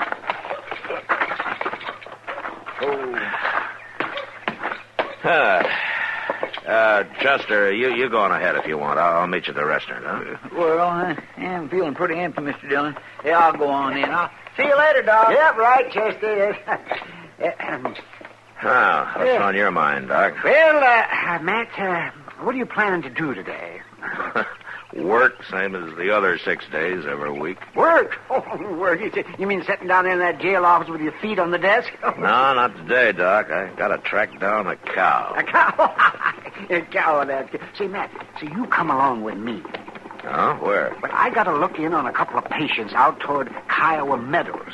Now, it won't take long, and we'll have the rest of the day to shoot us some prairie hens. Prairie hens? This time of year? Doc, the only prairie hen around here right now are holed up in the plum thicket so deep that a weasel couldn't even get to. Ah, now that's just where you're wrong. You know how Kiowa Meadows is protected by that bend in the river?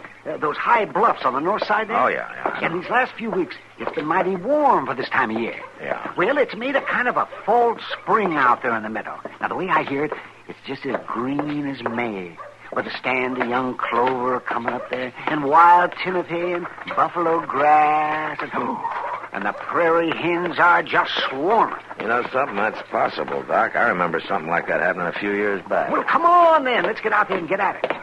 Well, Doc, I already told you. I gotta find a cow. What? Are you serious? Yes. I thought that was a joke. I wish it was.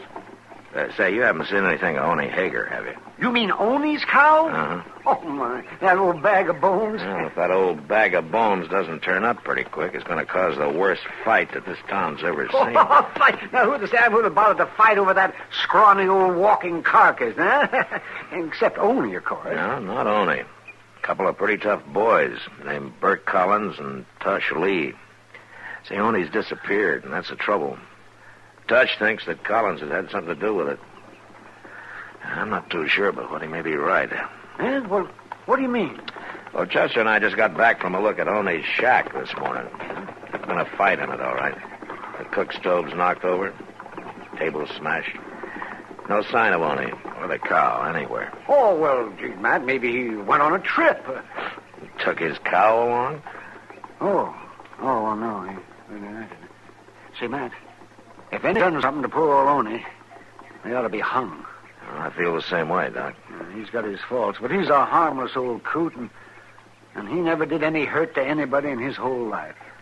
Yeah. It kind of looks like somebody did some hurt to him, though.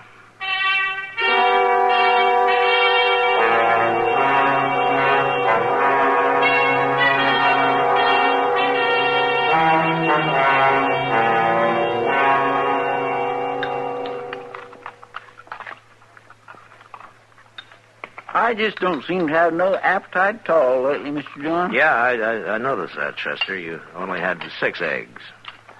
Well, I don't mean I don't eat exactly, but I just don't seem to relish it so much anymore. Oh, I see. Or maybe if you cut down on the quantity a little bit, maybe... No, it ain't that, I don't think. Oh. See, it's just more like I've been feeling poorly lately. Nothing particular, exactly, just kind of sore all over. Tell me something, Chester. You didn't start getting these feelings just a few minutes ago, did you, when I told you about Doc going hunting today? Oh, my goodness, no, Mr. John. I've been having these pains for a long time. Oh, I see. Of course, now that you mention it, I declare I bet it sure wouldn't do me no harm to... Get out in the open for a while, huh? Oh. Like around Kiowa Meadow, for instance, huh? Prairie hen makes mighty good eating. I heard you say that yourself many a time. Doc's already promised us something, Chester. Oh, Doc's already... Look, seeing is believing. Doc can't hit the side of a barn with both hands and a board in the middle. You know that. Matt. Hello, Kitty. Matt, you better get over the Long Branch right away. Oh, why? What's wrong? Well, Tush and Bert Collins over there, sidling around each other like a pair of tomcats. It's going to bust loose any minute, Matt. Come on, Chester. I got some flapjacks here on the... Well, bring them with you.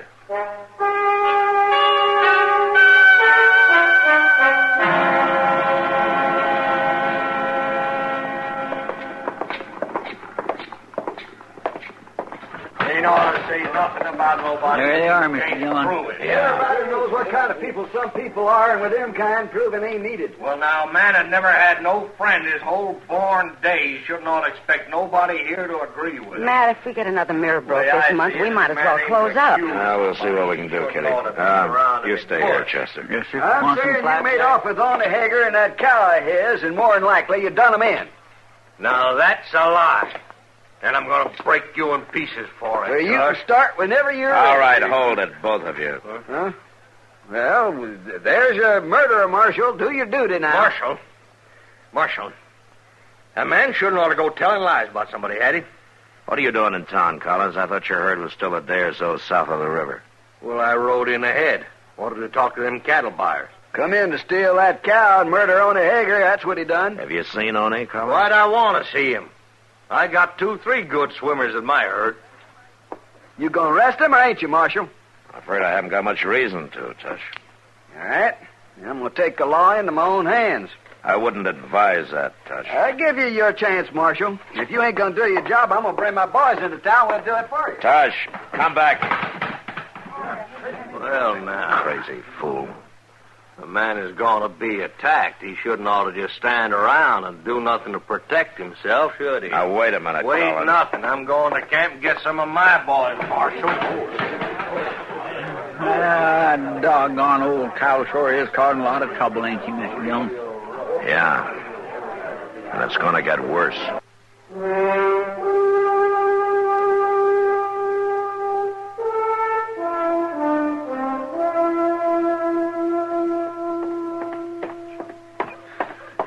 Situation like this just keeps my nerves tore to pieces.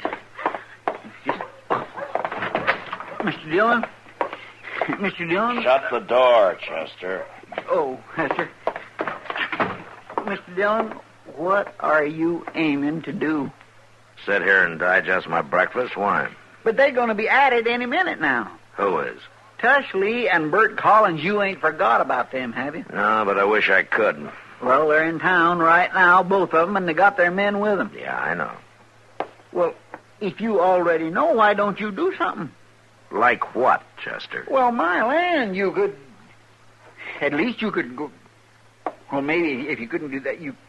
Well, you can't just sit here and let them kill each other. Oh, but I can sit here until I'm sure that that's what they're going to do. Yeah, but they are. That's what I'm telling you. Tush is up there at the Long Branch saying how he's going to hang Bert, and Bert's down the other end of the street making his brag about how he's going to shoot Tush so full of holes that birds can fly through. Chester, if all the killing that's talked about in Dodge City was actually done, Boot Hill would be 10 miles wide and 20 miles long. But these two are really going to. Then I'll deal with it when it starts. And that'll be any minute now. Everybody else in town thinks so, too. Take a look out this window. There ain't a soul in the street except for some crazy fool leading a... Mr. Dillon? Yeah, what's the matter? Oney Hager. What? He's got his cow. He ain't dead at all. Come on.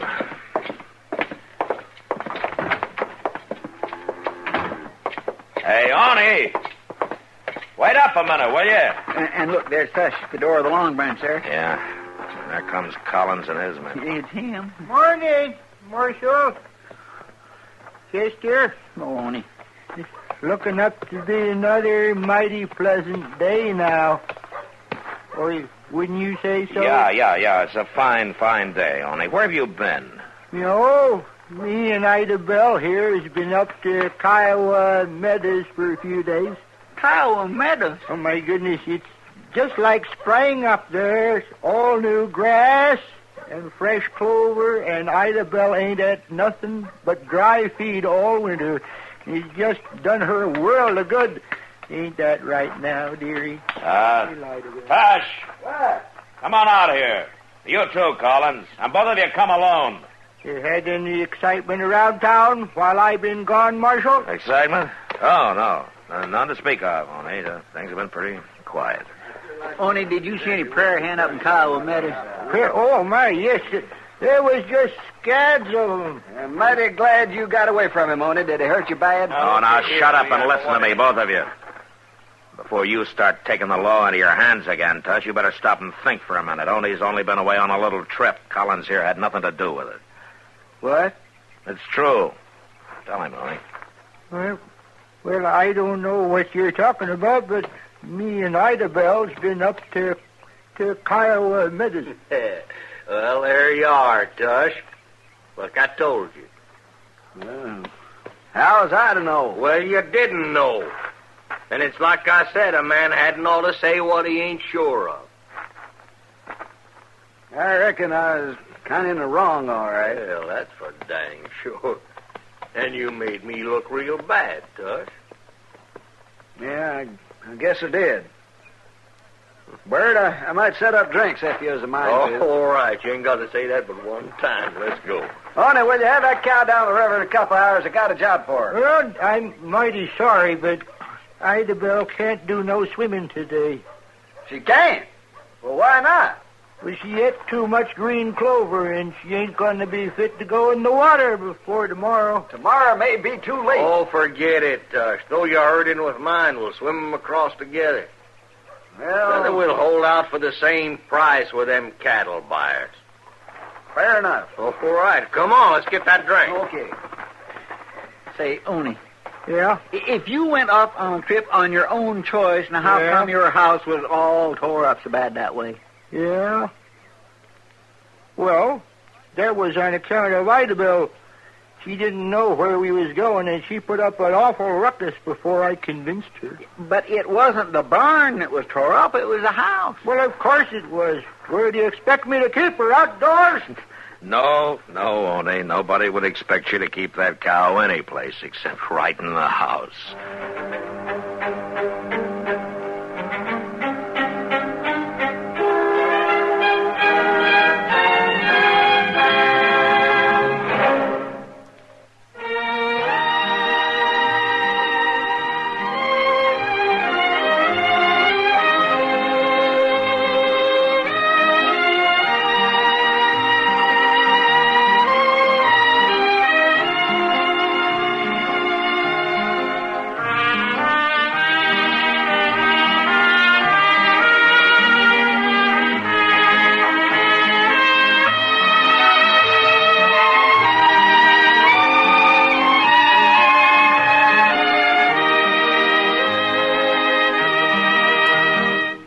Gunsmoke. Produced and directed by Norman McDonald. Stars William Conrad as Matt Dillon, U.S. Marshal. Featured in the cast were Parley Bear as Chester, Howard McNear as Doc, and Georgia Ellis as Kitty.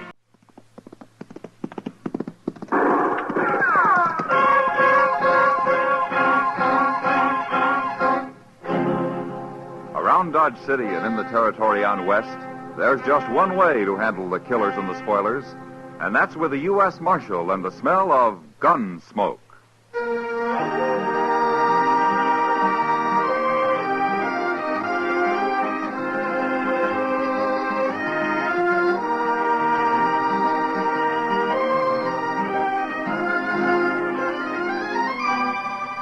Gunsmoke, starring William Conrad, the story of the violence that moved west with young America. The story of a man who moved with it. Matt Dillon, United States Marshal.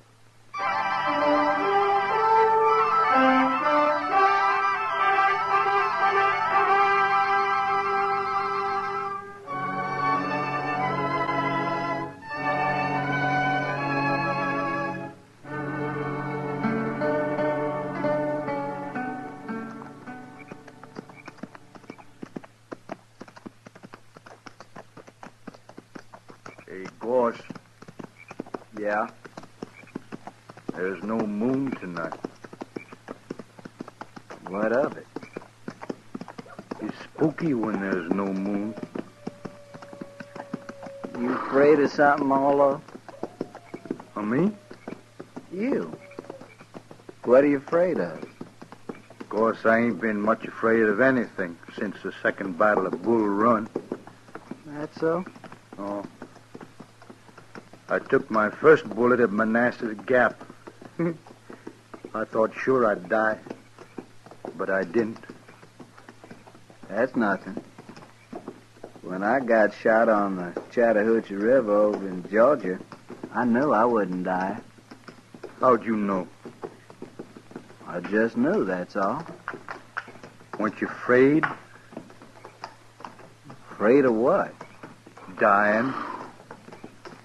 I've never been afraid to die. Well, I'm not afraid. Not anymore. Not since Bull Run. And what's all this about there being no moon, Orlo? I said I'm not afraid to die. I didn't say I'm not afraid of anything. Oh, shut up. Okay.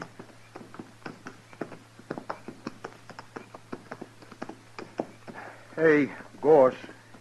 Yeah? Wished we could stop and light a fire. What? I got some pork to cook.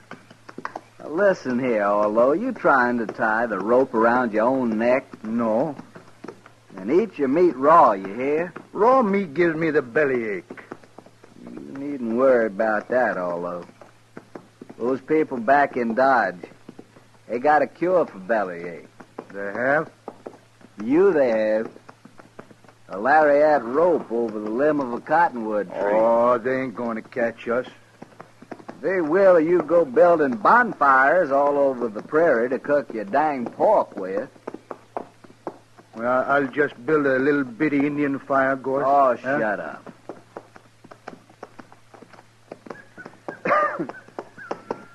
Orlo? Look over there. Where? Over there. At the foot of that little rise. I don't see nothing. That cabin, you do too see. Oh, that. What about it? There's no light in it, you fool, and there's no smoke. It's deserted. Well, that's good, ain't it, Gorse? Nobody to tell the posse which way we went. How do you know they got a posse? Well, they should have. Anyways, we'll sleep in that cabin. If somebody does come along, we can fight them off from there. Yeah. Come on. Come on.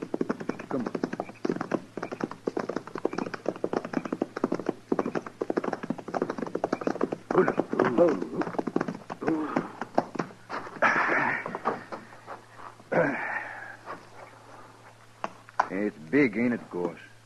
Big enough for us, anyway. Come on, maybe there's some food inside.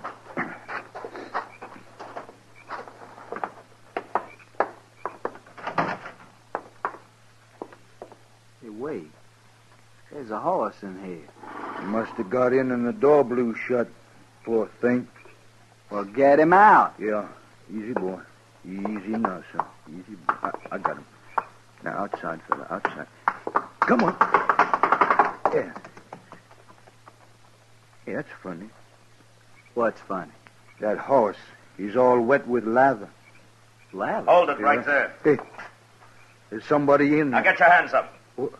You're framed in the door and you'll die if you make a wrong move. Now turn around and stand there. Now take your guns.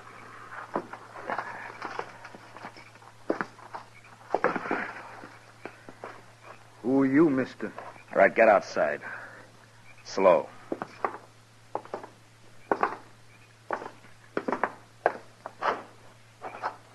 All right, that's far enough.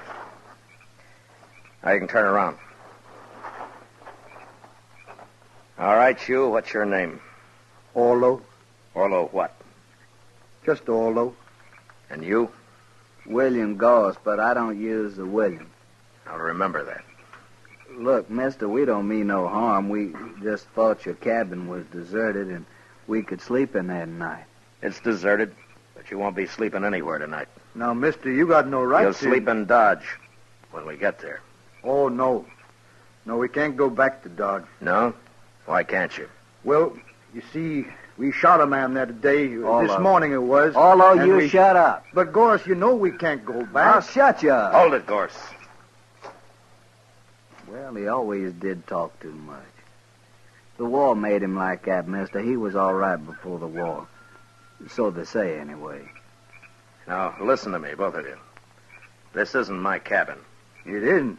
Then why'd you put us out of it? I'm trying to tell you why. I'm a United States Marshal. What?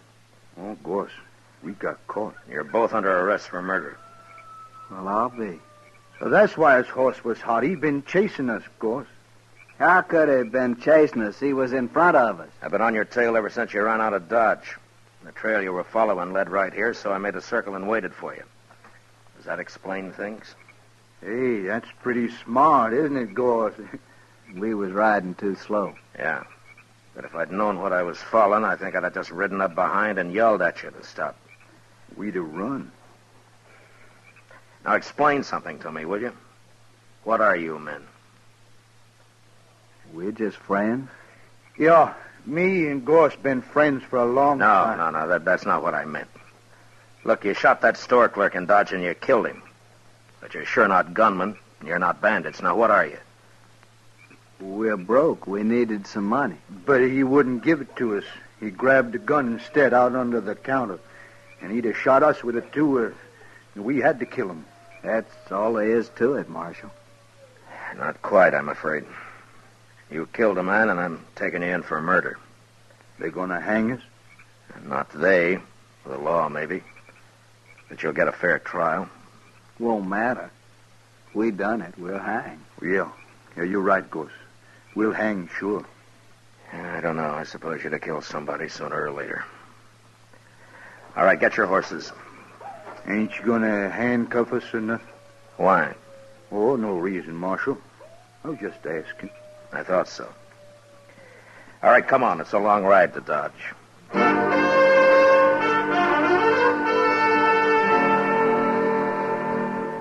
It took all night to ride back to Dodge, but I didn't have to watch my prisoners any more than if they'd been a couple of riders I'd thrown in with on the trail.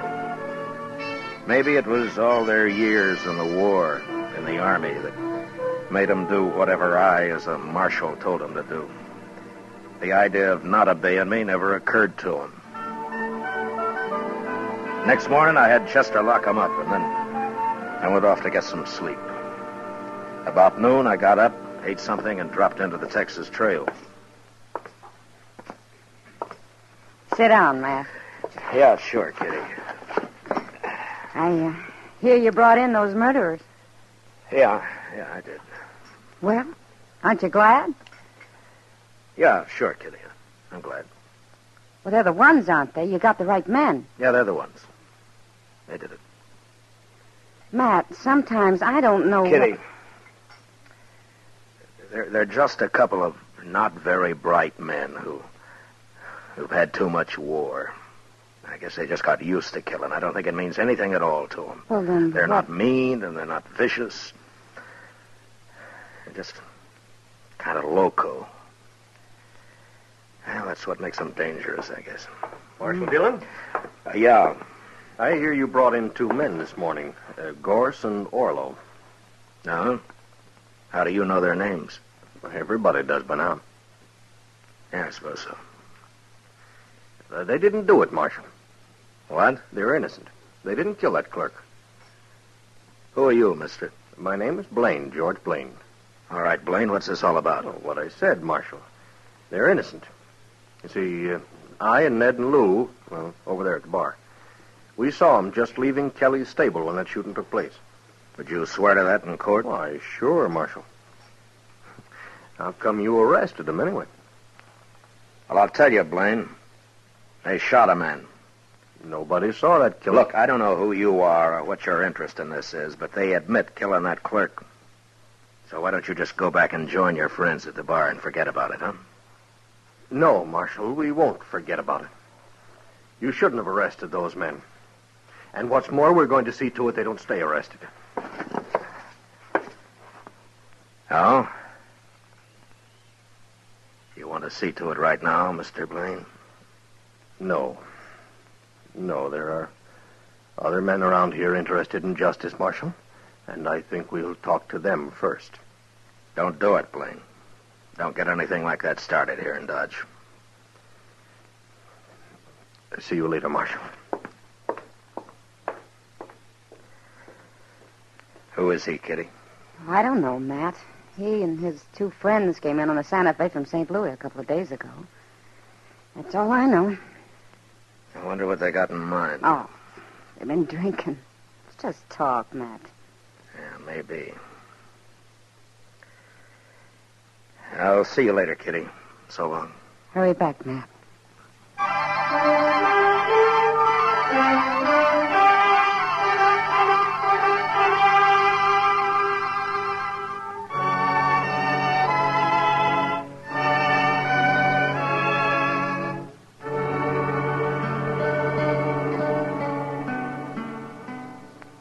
No, sir, Mr. Dillon, that fella come here, but I wouldn't let him talk to prisoners. Was he alone, or did he have his 2 friends with him, Chester? No, he was alone, sir. But I did notice a couple of men waiting around outside now that you mention it. You, haven't heard anything about this Blaine or his friends the last day or so, have you? No, sir. Nobody's mentioned them. Around me, anyway. Well, it sure stumps me. You think maybe they're going to cause trouble, Mr. Dillon? I don't know, Chester. They might try, but it'd be easier to stop if I knew what was behind it. Yes, sir. Yeah, mobs have tried to open this jail before, but to lynch somebody, not to turn them loose. Mighty curious, all right. Well, Chester, I'm going to have a talk with the prisoners. Maybe they might know something. Well, it's worth a try, sir. Yeah.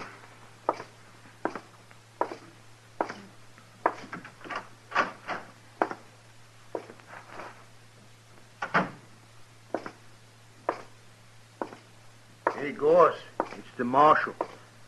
Hello, Marshal. Hello, Arlo. Gorse. How are you, Marshal? Well, is Chester treating you all right? Well, it wasn't much of the bait we had this morning, but the noon meal was fine. Marshal? We get supper, too? Of course you do. And when they gonna hang us, Marshal? Well, Arlo, you haven't been tried yet. Nothing's going to happen until you have a trial. How long will that take, Marshal? Well, what difference it make, Gorse, as long as we get fed every day? Listen, you men, I want to ask you something. Sure, Marshal. Have you ever heard of a man named Blaine? He's tall, has black hair. Blaine. He's Wasn't that the fella's name who was here this morning, Arlo? Yeah, that's right. Blaine. Here this morning? Chester said he kept him out of here. Oh, he come around back, outside, talked through the window there. Seemed like a nice fella. Sort of crazy, though. Now, why do you say that, Arlo? What do you want? Oh, he kept saying he had witnesses and all like that. Said we're innocent. We shouldn't be in here. Well, what'd you tell him? Well, we told him how you caught us and what we did and all. We told him there wasn't any witnesses we could see. Just us. And that clerk, but we killed him. Sure, but Blaine was saying him and his friends saw us down by some corral or something. I don't know. He was all mixed up. Tell me, have either one of you ever seen this Blaine before? Oh, no, Marshal. Never laid eyes on him. And that's the truth. That's right, Marshal. Me and Gorse, we never tell lies. Yeah, I know. Did Blaine tell you what he's going to do? What his plans are? Nary a word, Marshal. Except he did say for us to set up a holler that we didn't kill that fella. Oh, he's crazy, that Blaine. I couldn't get his drift at all. Well, I'll tell you what it is, Orlo. For some reason that I don't know, Blaine wants you two out of jail.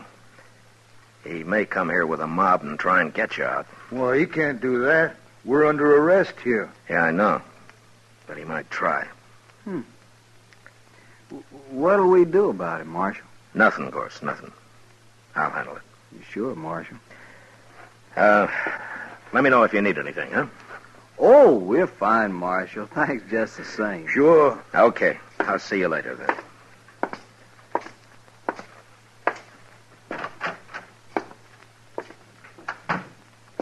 Hello, Doc. What are you doing here? I heard there might be some excitement, Matt. Now, you did, huh? Yeah, right here at the jail, too. Give Doc a gun, Chester. We can use another man. Name your preference, Doc. Shotgun or rifle? You sit right where you are, Chester. I'm not a gunfighter. My work begins where you fellas leave off. Well, you may have a busy evening, Doc. But I hope not. You never can tell, Matt. But I take things as they come. Yeah, I know. Mm-hmm. I better go and get my office cleaned up. If anyone gets shot, you send them right up there.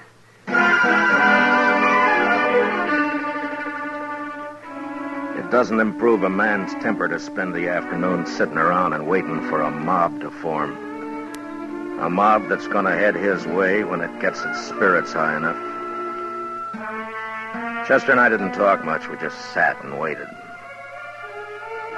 Long about dusk, we saw a couple of dozen men gather in the middle of the plaza.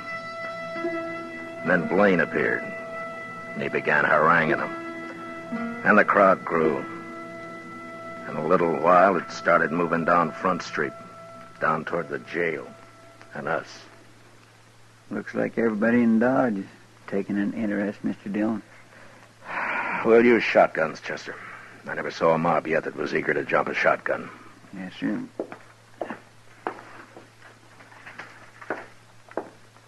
Here's yours, Mr. Dillon.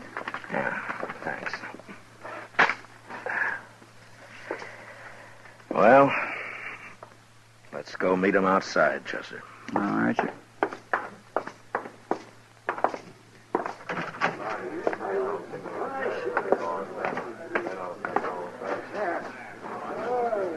Here, this is good enough. Pretty big crowd coming, Mr. Dillon. Yeah, maybe most of them are just curious. I sure am, anyway. What do you mean, sir? Well, I haven't got this Blaine figured, that's all.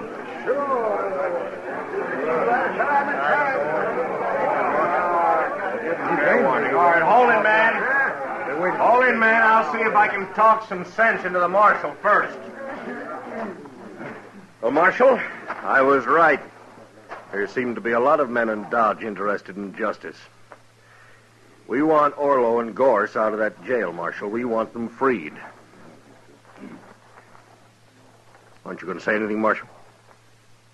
I don't see your two partners, Blaine, whatever their names are. Don't you worry about them, Marshal. Now, you tell us, you going to turn those prisoners loose, or do you want us to do it? Well, speak up, Marshal. Which way is it going to be? All right. Now, you've all heard Blaine's story. He claims he and his friends saw Orlo and Gorse at Kelly's stable when the shooting took place. Now, that's pretty good evidence that they didn't kill that clerk. And it could be true. I'm going to go inside and I'm going to talk to him about it. And I'll give you my answer in half an hour. Now, is that fair enough? We'll wait, yes. A half hour will just about do it, Marshal. I think it will, Blaine. But no matter what you decide, we're going to turn them loose. Isn't that right, man? Chester, keep an eye on Blaine. Don't let him leave here if you have to shoot him to keep him around. Yes, sir, but I don't understand why Just do as I say, Chester. Yes, sir.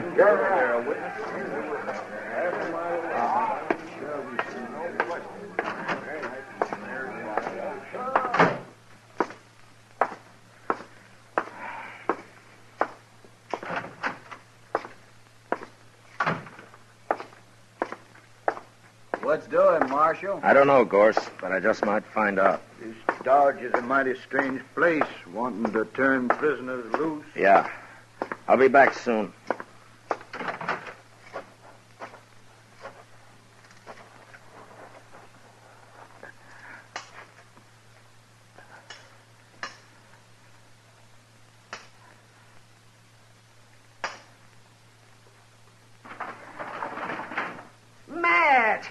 What are you up to? You're going to break my window with those rocks. Get on here, Doc. I need you, and hurry. Huh?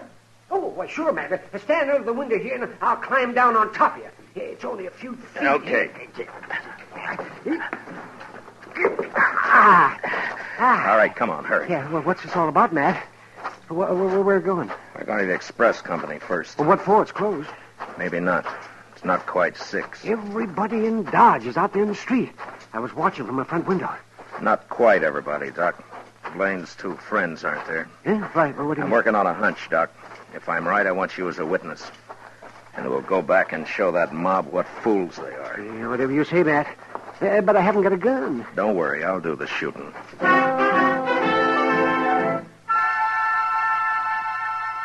We reached the rear of the express company, and I took a quick look through the window. The single room was deserted. And the only other place would be the bank, if I was right. And I was. 2 horses were tied to a tree outside the back entrance, the door of which was ajar. I made Doc get around the corner of the building where he'd be safe. And I stood close to the door and waited. In about 5 minutes, I heard him coming out. Let's get that mask off. Yeah, we'll hide this stuff at the stable, go down and join Blaine. Hurry, Lou, we're late now. Get your hands up. This is a shotgun. Don't use it. You got us. Don't shoot. Well, you're not the fightingest men I ever saw. All right, I'll take your guns now, and don't try anything. And yours? Doc, Let's... Well, what do you know? Blaine's partners. You sure guessed right, Matt. Now, who's inside? We didn't hurt him, Marshal. Just tied him up. Who, I said? Well, that old man, the banker. All right, go take a look at him, Doc. Take those money bags with you. But be quick. We haven't got much time.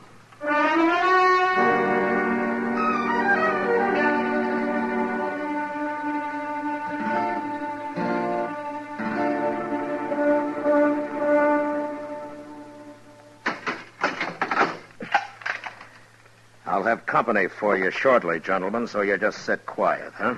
Blaine's going to be mighty surprised at this. Come on, Doc.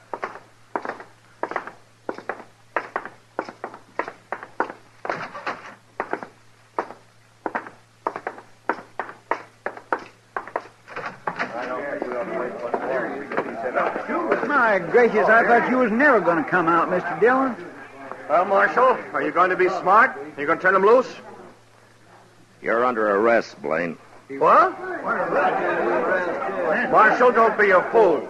You aren't arresting anybody. Is he, man? Tell him who I just locked up, Doc. All right. That's right, man. Marshal just arrested Blaine's two friends. What? You make one move and I'll cut you in half, Blaine.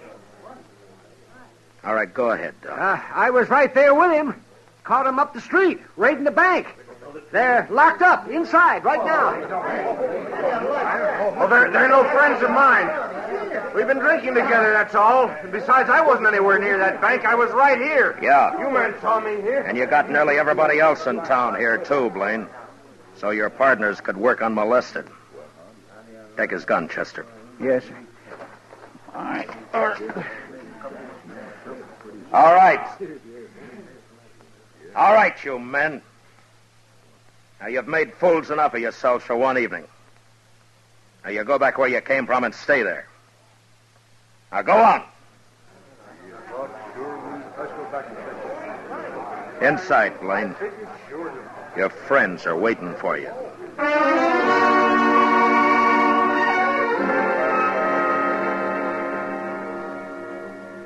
I never did find out just who Blaine was. He kept his mouth shut all through the trial. It could be that he'd never been arrested before. But anyway, he and his partners got 5 years. That's better than Orlo and Gorse made out. They stood up and told their whole story as straight as if I'd told it myself. I guess telling the truth was about the only sense of right and wrong that the war had left them. They weren't bad men, but they were dangerous. And early one morning, a month later, up in Hayes City, on the order of the court, Orlo and Gorse were hung.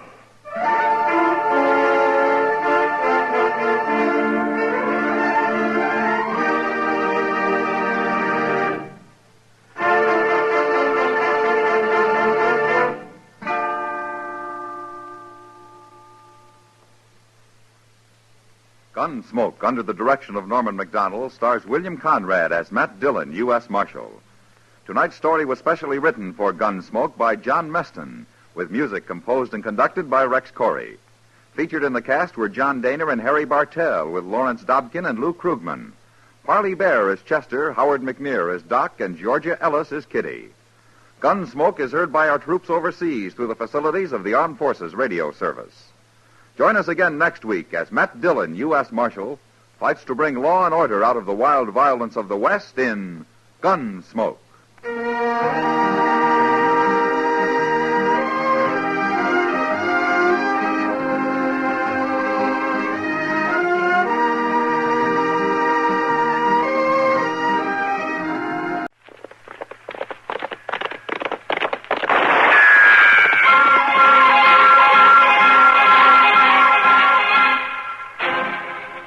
Dodge City and in the territory on West, there's just one way to handle the killers and the spoilers, and that's with a U.S. Marshal and the smell of Gunsmoke.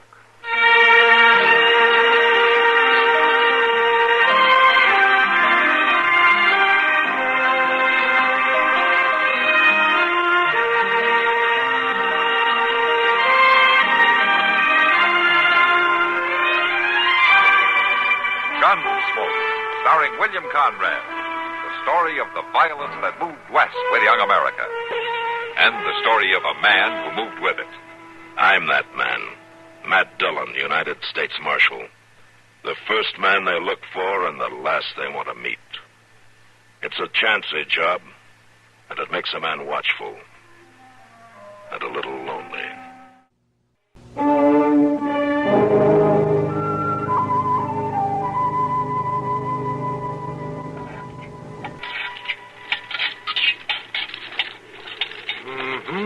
That smells good. Irish stew? Yes, but it won't be ready for half an hour. Why don't you go over to the wagon and take a rest? Oh, now don't you worry about me, Harriet. Taking out the horses doesn't tire a man out. I know, but this trip has been hard on you. You should have had a real plainsman for a father, not a withering, pallid school teacher. I prefer a withering, pallid school teacher, if you don't mind. How far is it to Dodge? Oh, another 40 miles, I believe. I'll be glad when we get to Pueblo. I'll feel a lot safer about you. Father? What? Look, there are two men riding up out there. Oh, yes. Yes, I see them. All right, Harriet. Now, you hurry. You get over in the brush there and hide. Do I have to? You stay there, no matter what. Oh. Don't argue now. Hurry. And don't show yourself until I call for you. You promise me now? All right, I promise.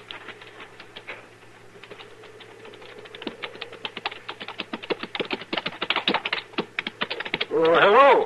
Howdy.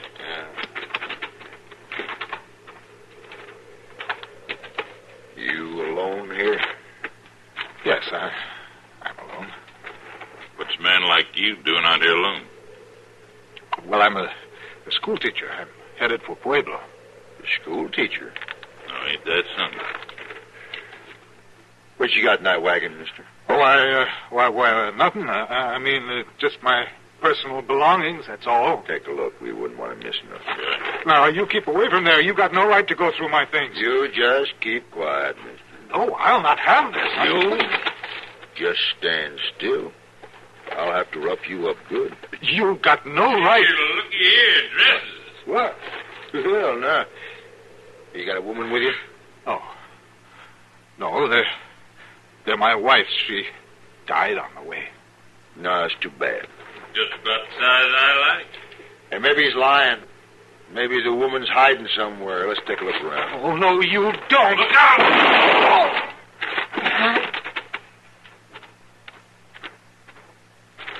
Good thing you shot him. He was trying to cut me. Yeah, coming, all right. We better clear out of here.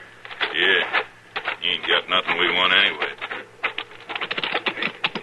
Yeah.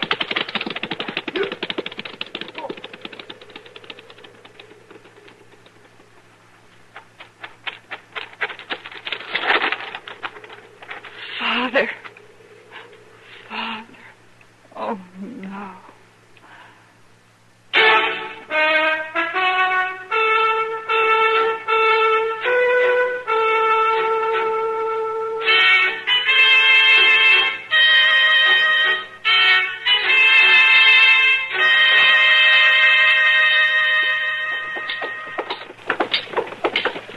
Oh, this way you see her, Miss Dillon. She's about the prettiest lady I've ever saw. I don't know why you dragged me along, Chester. There's nothing I can do for the girl. Well, I want you to see her.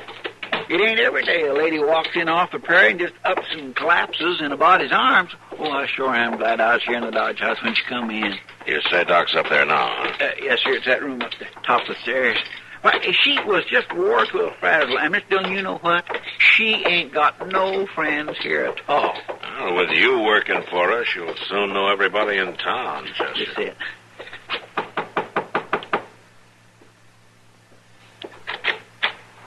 Oh, hello, Matt. Doc? Doc, how is she, Doc? Well, there's nothing wrong that about 24 hours rest won't cure. Hello, Miss Harriet. I brung the marshal. This is him here. How do you do, Marshal? Hello. There'll be some victuals along soon. I told them over at El Monaco's, and they're fixing you a big pot of soup. I do appreciate all you've done, Chester. Land, it ain't nothing. I hear you had a 40-mile walk, Harriet. Yes. You were driving a wagon? Chester says your horses ran off. They got away during the night. And you were traveling alone? Yes, Marshal. Where are you from, Harriet? I'm from St. Louis. I was coming to Dodge. I made it, too. Well, I had a little bad luck, that's all. It could happen to anybody. Sure, but it's not often a young girl tries to make a trip like that alone. I did, Marshal. Harriet, those powders I gave you will put you to sleep soon. You'll be fine by tomorrow. Thank you, Doc. And you too, Chester. Oh, well, anything you need or anything, you just send word. Thank you. Bye, Harriet. Goodbye, Marshal. Doc. Well, what do you think now, Mr. Dillon? Chester, I sure hate to disappoint you, but that girl's a liar. What? And ask Doc what he thinks. She wasn't lying about walking 40 miles, but for the rest of it, I have to agree with Matt. Well, now you're both wrong. Why'd she be lying? What are they to lie about anyway? Just because the poor girl's all alone and broke and everything, you have to call her a liar. Doggone it, it ain't fair.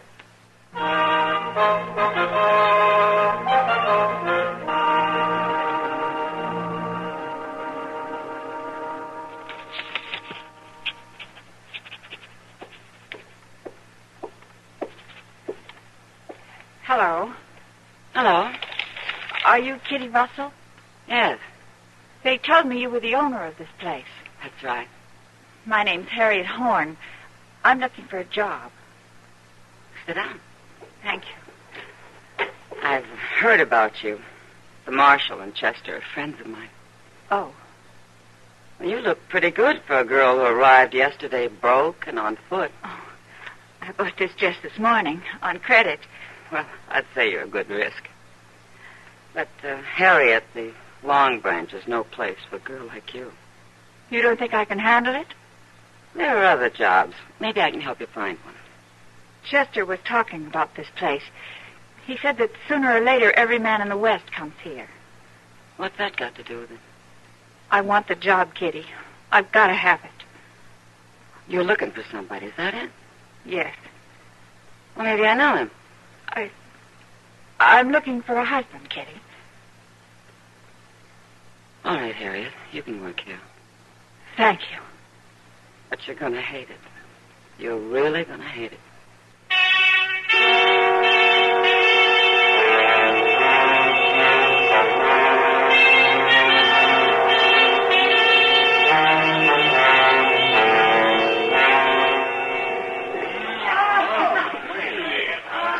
Well, it's a doggone shame, Miss Harriet. It purely is. Now, Chester, don't worry so about me. I get along fine here. No, you don't.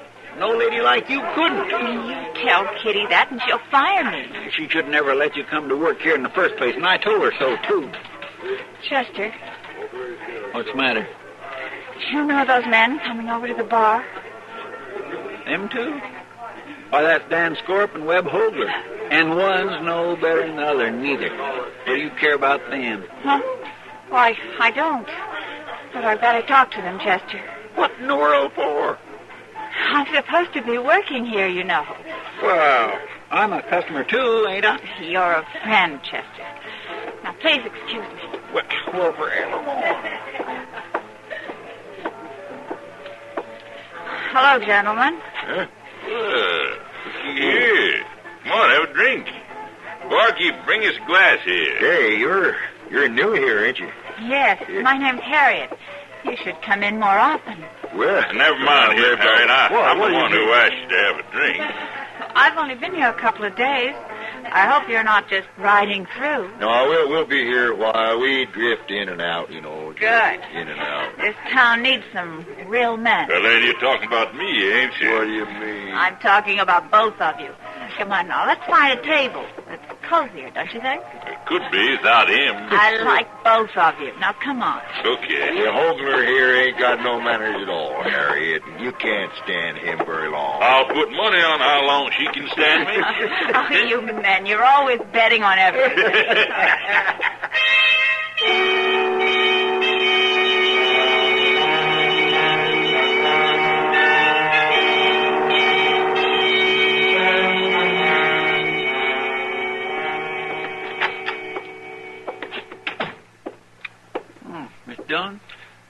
Chester, where you been?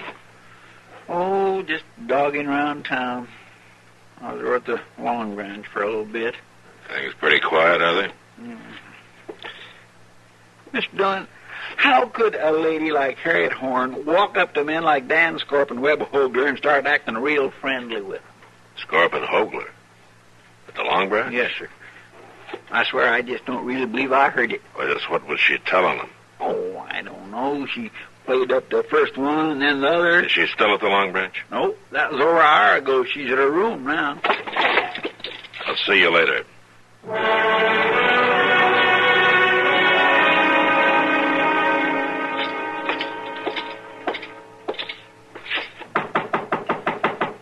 Who is it? Marshal Dillon. Hello, Harriet. What do you want, Marshal? I want to talk to you. Oh, all right, come in. Sit down. No, thank you. Won't take long. What I came here about is Dan Scorp and Webb Hogler. What about them? You're setting them up for a fight, aren't you? What? You want them to kill each other if you can arrange it. You're smart, Marshal. Just smart enough not to have believed you right from the start. Who was traveling with you, Harriet? My father. And they killed him. Oh, I'm sorry. I was hiding and I saw it all. Well, I'll go find them. No, Marshal. They're mine. Harriet, I know how you feel, but those men will get a trial and probably hang. I won't testify. I won't give any evidence. I won't even tell you where it happened. Now, look, Harriet... No, they're mine. They're going to die because of me. I'll be their hangman, not you or anybody else. If I tell them you know, maybe they'll confess. Don't bluff me, Marshal. You know they won't confess. And if you tell them about me, they'll kill me. And you can't put them in jail without my evidence, and you know it. All right, Harriet, you come to me if you change your mind.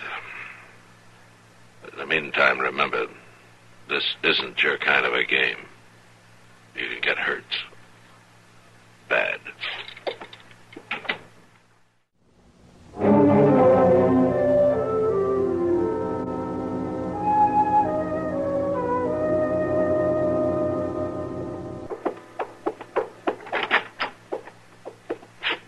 Hey, Mr. Dillon. What do you want to see me for, Marshal? I'm busy. What's the matter, Scorp? You afraid your partner will move in on Harriet while you're gone? Huh? How do you know so much?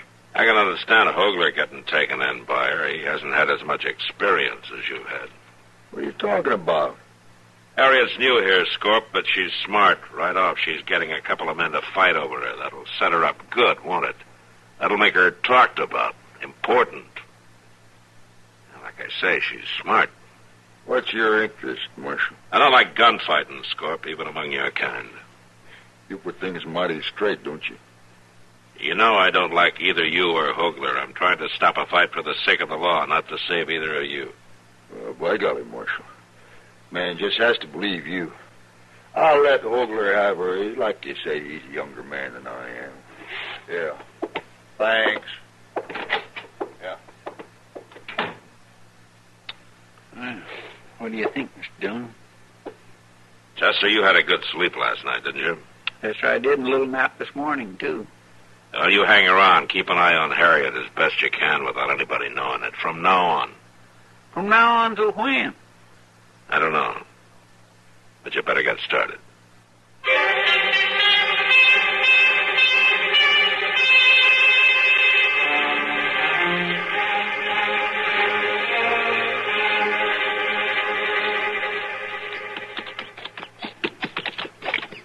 Pretty out here, isn't it? That's why I wanted you to come. River's just over beyond that brush.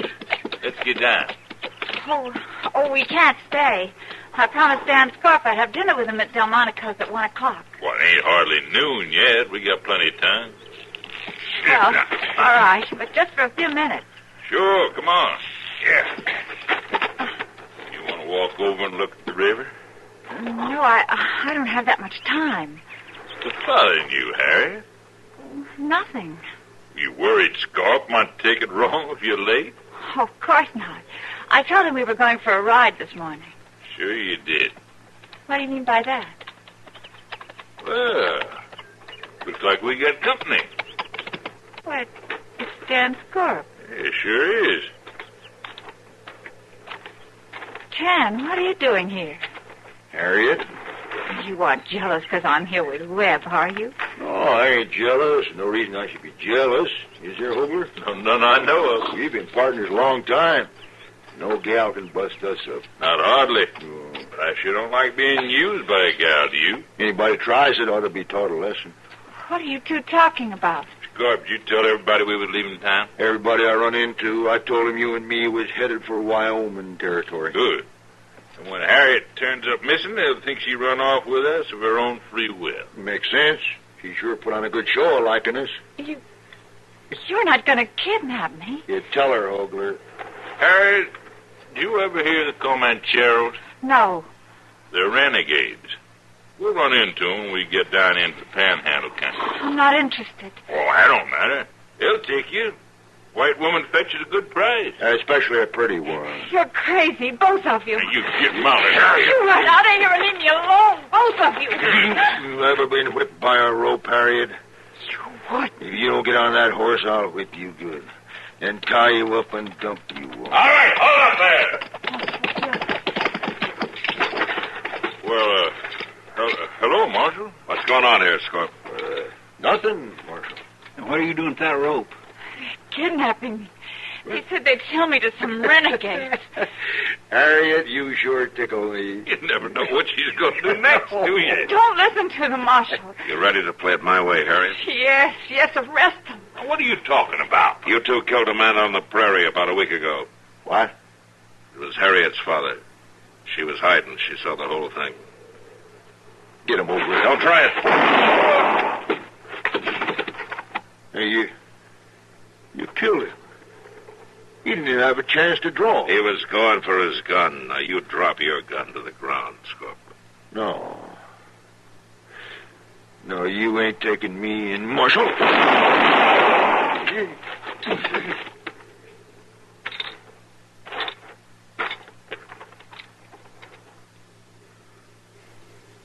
he dead, Mr. Dillon? Yeah, they're both dead. Marshal, it's true. They were going to sell me to some renegades down in Texas. Well, they didn't. Thanks to Chester here. Why? What do you mean? It was Chester who camped all night in the street outside your room. He saw you ride out with Hogler this morning. Oh, Chester. Oh, I've been terrible ignoring you like I did. Oh, well, I just didn't understand at first. All right, take her back to town, Chester. I'll hang around here till you send somebody out with a wagon. Yes, sir. You up to the ride, Miss Harriet? It'll be the best ride I ever had. Well, I'll hurry right back, Mr. Dillon. No, send somebody, Chester. We'll hire this job done, huh? Well, doggone. Yes, sir, that's fine. Shall we get going, Miss Harriet? Yes. Thank you, Marshal. Sure.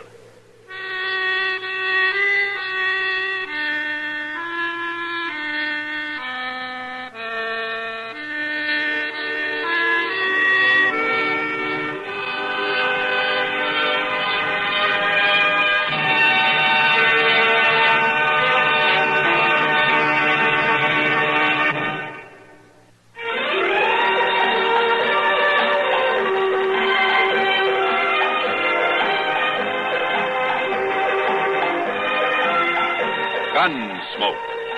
Produced and directed in Hollywood by Norman Macdonald, stars William Conrad as Matt Dillon, U.S. Marshal. The story was specially written for Gunsmoke by John Meston and adapted for radio by Frank Harris. Featured in the cast were Eve McVeigh, John Daner, Ben Wright, and Barney Phillips. Harley Bear is Chester, Howard McNear is Doc, and Georgia Ellis is Kitty.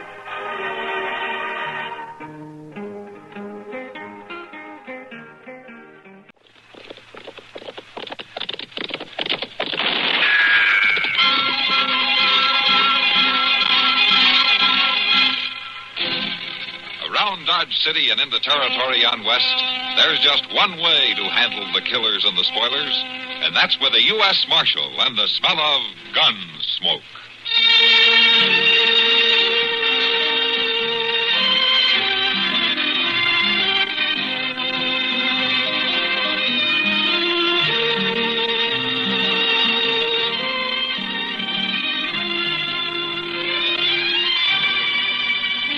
Gunsmoke, starring William Conrad. The story of the violence that moved west with young America. And the story of a man who moved with it. I'm that man, Matt Dillon, United States Marshal.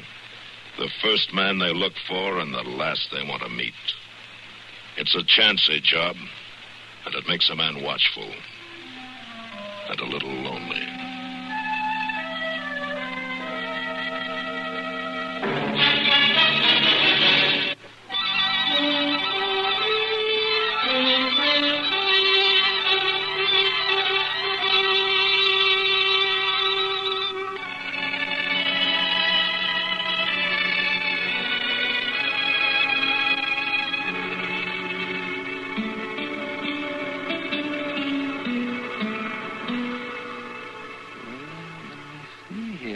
Figure this thing out now. Aha. There you are, Matt. Get out of that one. I will, Doc. Well, then go ahead, Matt. Oh, I've been waiting a long time to teach you how to play checkers. Uh-huh. You see? You thought you had me, didn't you? I have, Doc. Oh, yeah. Go on, then. Go on.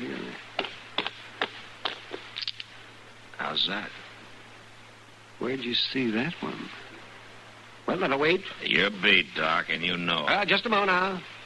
Just a moment. This isn't so bad, you know. It's not so All bad. right, then go ahead and get out of it. Hello. There's Chester, Matt. You better go see what he wants. Oh, no, Doc. I'm not going to leave you alone with this board. Hey, Doc, you in there? I need help. Why, he's calling me. Oh, no. Look what I did. Oh, I'm sorry. I'll bet you are. Oh, I'd have got none of it. I saw my move. Yeah, I know you did, and you made it. What's all the ruckus about, Chester? I got me a sick dog across my horse here. A what?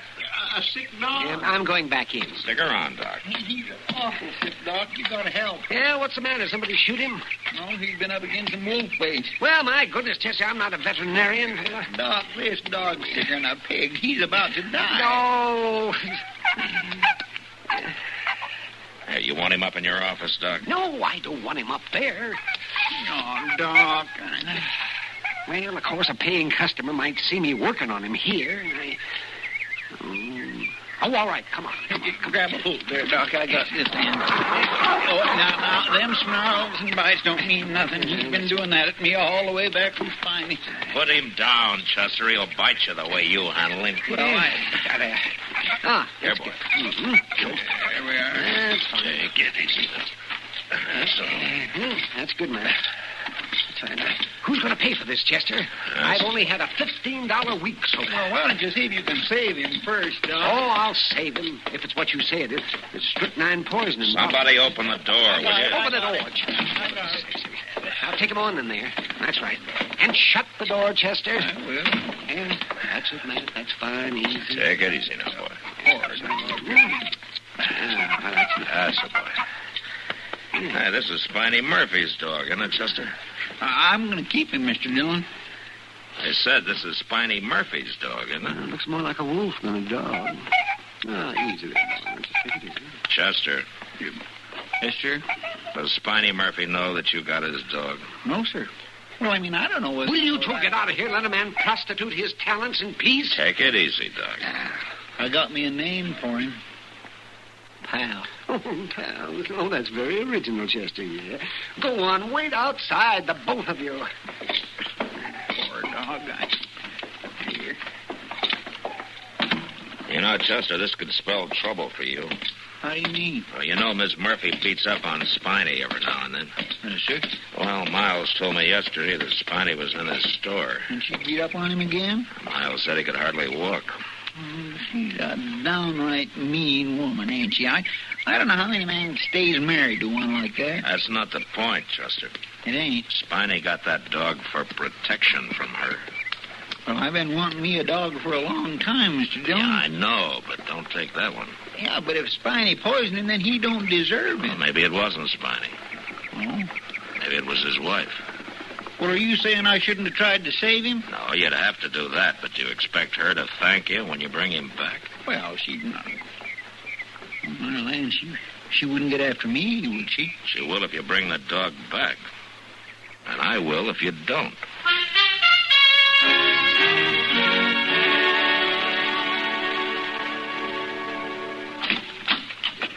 Here, boy. Here. That's a boy. Right inside. Hello, Doc. Oh, you got him on his feet already? Yes, where's Chester? Oh, I sent him out for the mail. Oh, well, that's a good thing. He's been hounding me all morning about this wolf he found. I wouldn't let him see me. He's been after me, too. That's why I had to get rid of him. How are you, boy? Where are you going to keep him, man? How are you, boy? Oh, we're not, Doc. You're not? Well, Chester's going to be mighty disappointed. Yeah, I know. Come here, boy. Come on. Now, why didn't you wash him up some? Wash Doc? him? Wash him up some. It was bad enough just working on him without trying to wash him up. He's friendly enough, aren't you, boy? Huh? Ooh, that dog really smells. Yes. Why do you think I brought him down here? Now, I'm going to put him out in the cell section. Come on, boy. Come on, this way. That's a boy. Is this the rope that was on him? I guess so. Spiny must have been really afraid he'd get away. Go on now. Go on in there. That's it. You're kind of unfair to your prisoners, aren't you, man? Oh, they can complain to Chester. Mr. Dillon, there wasn't no mail down there. There was... Doc, what you doing down here? Where's Pal at? Chester, I've got bad news for you. Oh, now, Doc, now, don't tell me that. That dog kindly took to me. Now, Chester, just take it easy now, boy. There was nothing that I could do. Oh, my land. He lived. What?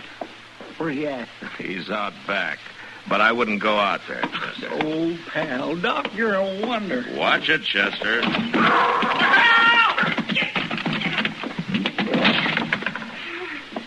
He's coming around. Oh, Doc, you've done fine. He looks right lively now. He does? Chester, I can't imagine how it could happen the way he goes after you, but don't get too attached to that dog. Well, why not? Because this afternoon we're going to take him back where he belongs.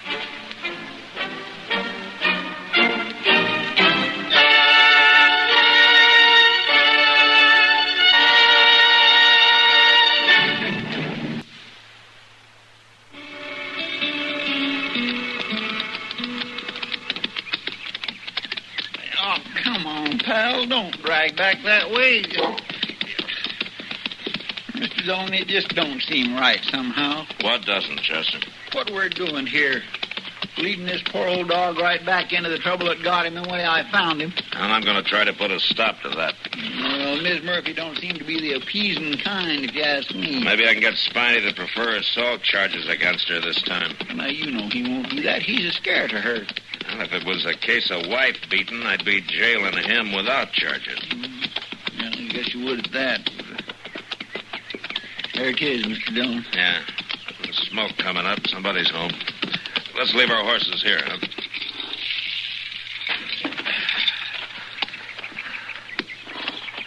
Well, aren't you getting down? Well, I just thought I'd kindly wait here, Mr. Dillon. I'll hold Pal's rope. Are you afraid, Chester? Oh, no, sir, I'm not. It ain't that. Oh, get down. Here, give me the rope before the dog takes a chunk out of it. Come on, boy. Okay. Oh, so you're the ones that got him. Here she is, Mr. Dillon. Oh, hello, Mal. The marshal, is it? So the little spineless wonders had to go and get him a man to back him up. I haven't seen Spiny, Mal. Oh, you don't need to lie to me, Marshal Dillon. I've been expecting you. We brung your dog back, ma'am, that's all. And you can take him right away with you. I don't want that mangy critter around here, dead or alive. Mal, I hear that you beat up on Spiny again. You hear right, Marshal. And if he was to show up now, I'd do it all over, threatening to sick that dog on me the way he did. Where is Spiny, Mal? I don't know, but you'd better find him and bring him back. Oh, I thought you were finished with it. Oh, it's not like that at all, Marshal. I kind of miss the little fella. We've been fighting it out on these plains for 15 years now. I think you've gone too far this time. What do you mean? Miles McTagg told me Spiny could hardly walk when he came in for supplies the other day. Supplies? I didn't send him for no supplies. Well, Miles said he bought enough to keep him a month. Then he's holed up somewhere, the gutless little weasel. Maybe he's had enough. Then you better be finding him and sending him home before I bring charges against him. Charges? What for? For desertion, what else? Desertion? And when you do find him, tell him to come back and act like a man for a change. If I find him. If you find him. Oh, Marshal, the man you are. I can tell a man when I see one. Oh, Marshal, dear, come in and have a drink. Huh? No, thanks, Moll. We got a big day ahead of us. Ah, that Spiny. He won't even touch the stuff. And I miss the companionship of a friend to share it with. Well, some other time, Moll, huh? When Spiney's back? But if it's him you're worrying about, you could spit in his eye and drown him. Look, Moll, there's just one thing I want to tell you. You treat Spiny right when he comes back, or I'll have to do something about it. Ah, he comes back a man, and I'll consider it. Mr. Dillon, what about Pal? Chester, you take the dog and welcome to him. Mr. Dillon? Oh, all right, Chester. You can keep him till we find Spiny. Come on. Keep a tight hold on that rope till I get on the horse. Oh, do reconsider, Marshal. I've got some real good whiskey from the old... Yeah, well, another time, Moll.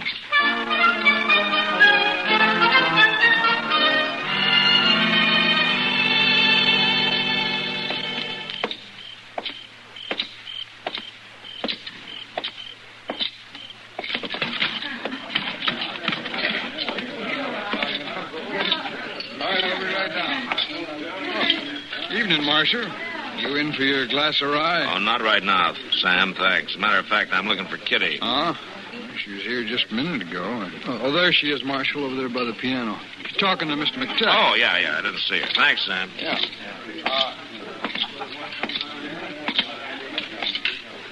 Hello, Kitty. Miles. Matt. Oh, sit down, Matthew, and we'll get another pitcher of beer. Oh, all right.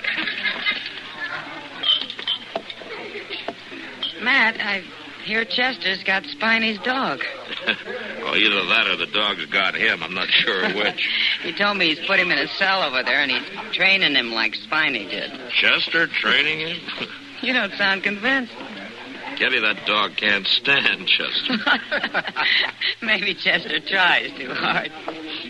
Hey, where is Spiny? Has anybody seen him? No, not since the day I told you about. Well, I wouldn't be likely to see him, Matt. You know Spiny. He never touches a drop. Maybe it'd be better if he did. Well, if you'd like to converse with the man, I can tell you where to find him. What? I thought you didn't know. Oh, I didn't say that. I said I hadn't seen him. That's the truth. The man swore me to secrecy. What for? When a man wants to get away from his wife for a change, why should I stop him? Had you seen him, you'd understand. Where is he, Miles? Tell me. I'd like to get this thing settled. He's over at the Dodge House, room 12. Yeah. Well, I'll see you later. What are you going to do, Matt? I'm going to talk to him, Kitty. I think Spiny needs to know a few things about the weaker sex.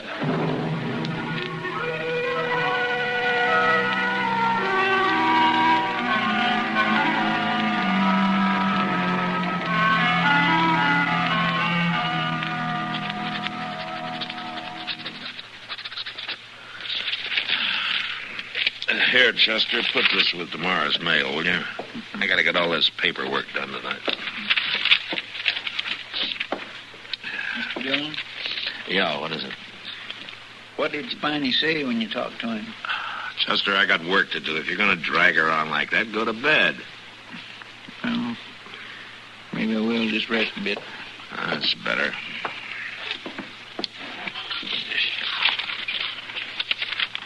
Mr. Dillon? Yes, Chester.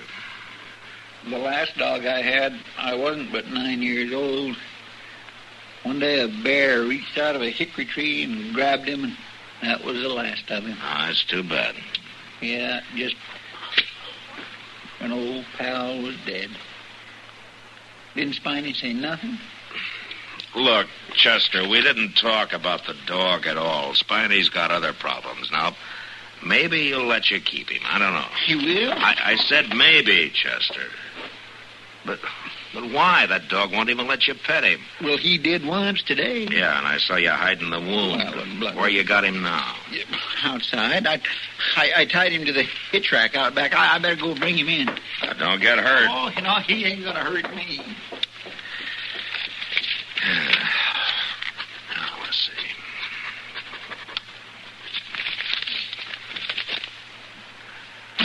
Matt? Huh?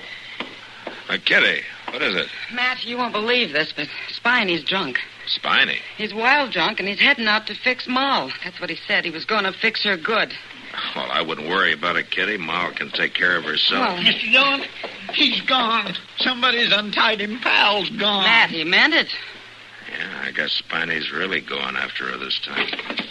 We better hurry, Chester.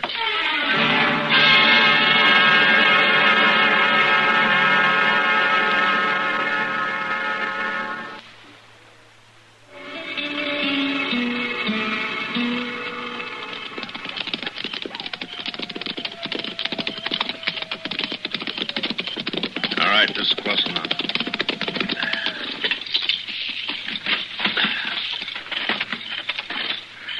You could have rid up a lot closer, Mr. Dillon. No, I want to surprise Spiny if I can. Well, now, pal ain't going to let us do that. Be quiet now.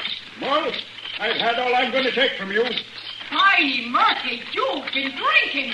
Lord love you, you've been drinking. Don't call me Spiny no more. It's Terrence. Whiskey Terrence sure Murphy. boils to the top of a tin, a man, don't it, Mr. Dillon? Be quiet, Bet Chester. you ain't changed at all. You're still the spineless little wonder to me. Don't say that, Moll. I told you. Spiny, am I? How do you like that? Come on, Chester, before he kills her. Oh, you want a good dog, do ya? Spiny! Spiny! Now stop it! Mr. Dillon, look out behind you. It's Moll. There. Terrence Murphy. I guess that takes care of that nosy martyr. You all right, Mr. Dillon? Mr. Dillon, you all right? Come here, my lord. Mr. Dillon. Did I hurt you? Mr. Dillon, are you all right? Yes, Mr. Dillon? I'm all right, Chester.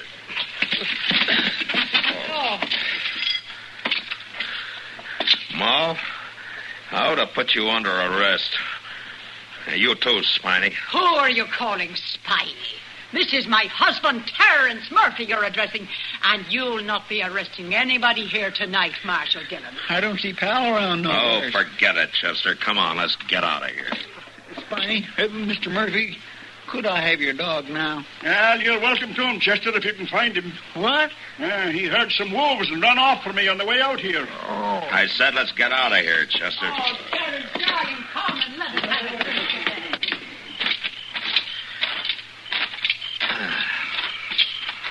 Mr. Dillon, old Moll sure did put an awful knot on your head of that table leg. Mr. Dillon. Yes, what is it? Did I get you into all this? No, Chester. Your dog did.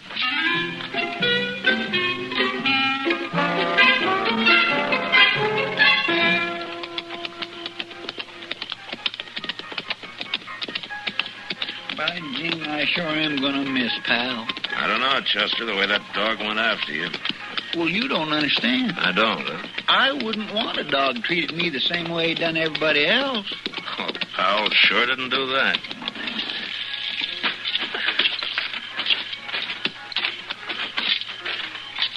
Could I buy you a drink, Mr. Dillon? No, I still got to finish that paperwork. Well, I don't want to drink alone. Well, then you better stay here. I need your help anyway. I see.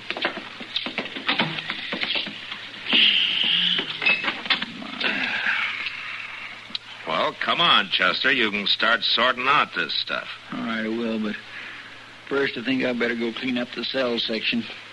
Pal kindly tore up a chair and a mattress out there. Okay. It won't take me long.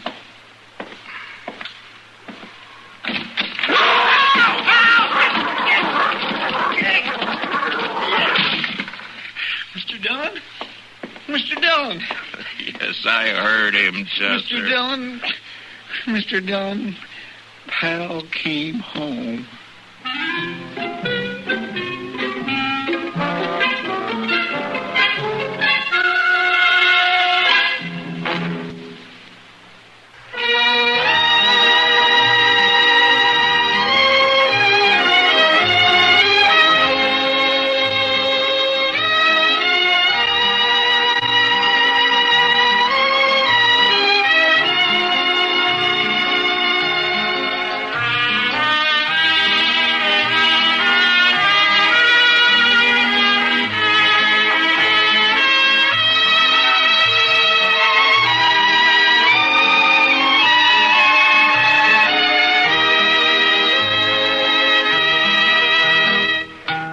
Gunsmoke. Produced and directed by Norman McDonald. Stars William Conrad as Matt Dillon, U.S. Marshal. Featured in the cast were Parley Bear as Chester, Howard McNear as Doc, and Georgia Ellis as Kitty.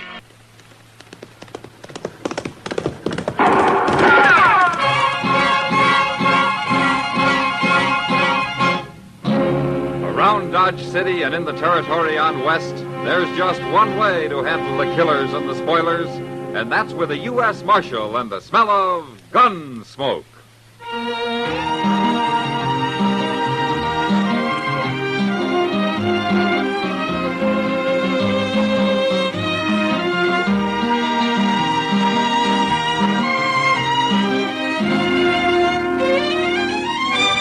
Gunsmoke, starring William Conrad. The transcribed story of the violence that moved west with young America. The story of a man who moved with it. Matt Dillon, United States Marshal.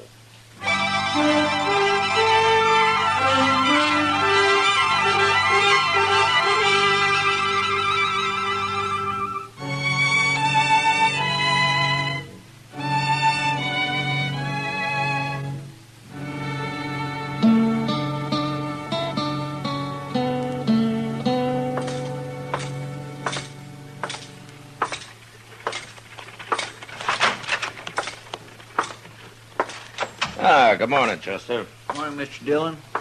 Is the prisoner awake yet? Yes, sir, he's awake, but he's sort of wishing he wasn't. No? Not after last night. I never saw Bob Adams that drunk before.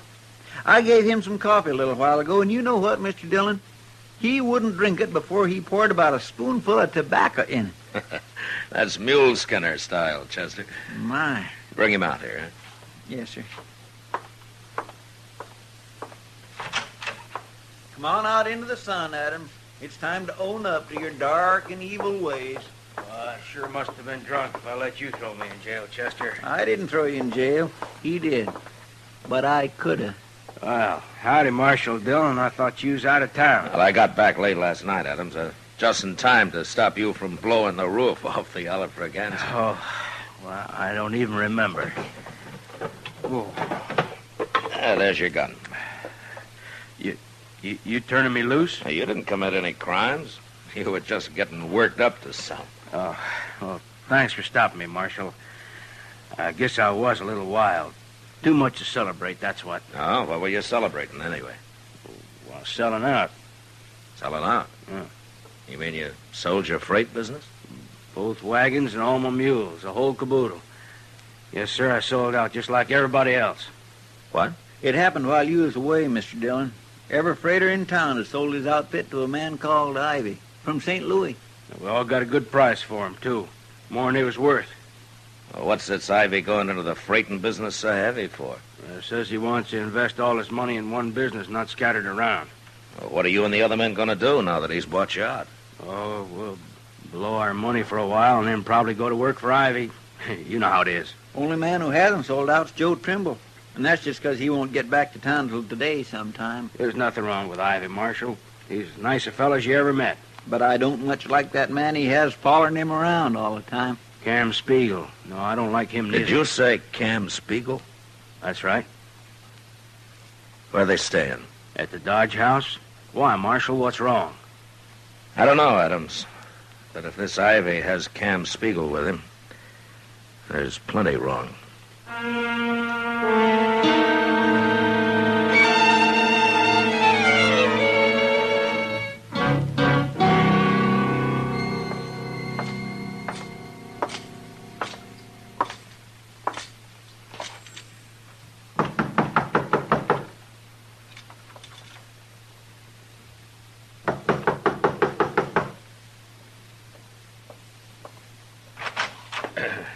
Your name, Ivy? Oh, yes, it is. What can I do for you? I'm Matt Dillon, Ivy. I'd like to talk to you. Oh, you're the U.S. Marshal here. That's right. Well, come in, Marshal, come in. I've been wanting to meet you. Well, Marshal, Dodge acquired a new citizen while you were away. Yeah. I've set myself up in the freighting business. And as soon as I buy out Joe Trimble, I'll start running it. Well, that's fine, Ivy. But there isn't much money in freighting. None of these men you bought out are exactly rich. It's like any other business, Marshal. It depends on how it's run. Ah. You've had a lot of experience hauling freight, huh? Oh, none at all, but I hope to learn. Of course, I'll just manage the business, you understand? Ivy, I'm curious about two things. Tell you anything you want to know, Marshal. I realize my methods are a little unusual. Like paying these men more than their outfits are worth? Oh, I did that just to be sure nobody could say I'm unfair. And also because I don't want to be bothered with any competition once I get started. What was the other question, Marshal? Cam Spiegel. Cam. Yeah. Oh, well, he works for me. Most businessmen don't need a man like Cam around. Well, I agree, Marshal. But you see, I brought a lot of money with me from St. Louis, and I hired Cam for protection, you might say. Oh, here he is now. Cam, this is Marshal Dillon. Really is, ain't it? Oh, you know him? Me and the Marshal have known each other a long time, Ivy. Fact is, he run me out of Amarillo once. Ain't that right, Marshal? You give me the same reasons and I'll run you out of Dodge, Cam. Maybe I don't run so easy as I did then. Oh, come now, gentlemen. I'm sure there won't be any trouble. Marshal, Cam's hired as my bodyguard. And if he goes beyond that, I'll fire him. Might be too late by then, Ivy. But he can stay around. Both of you can. Till I find out what you're up to.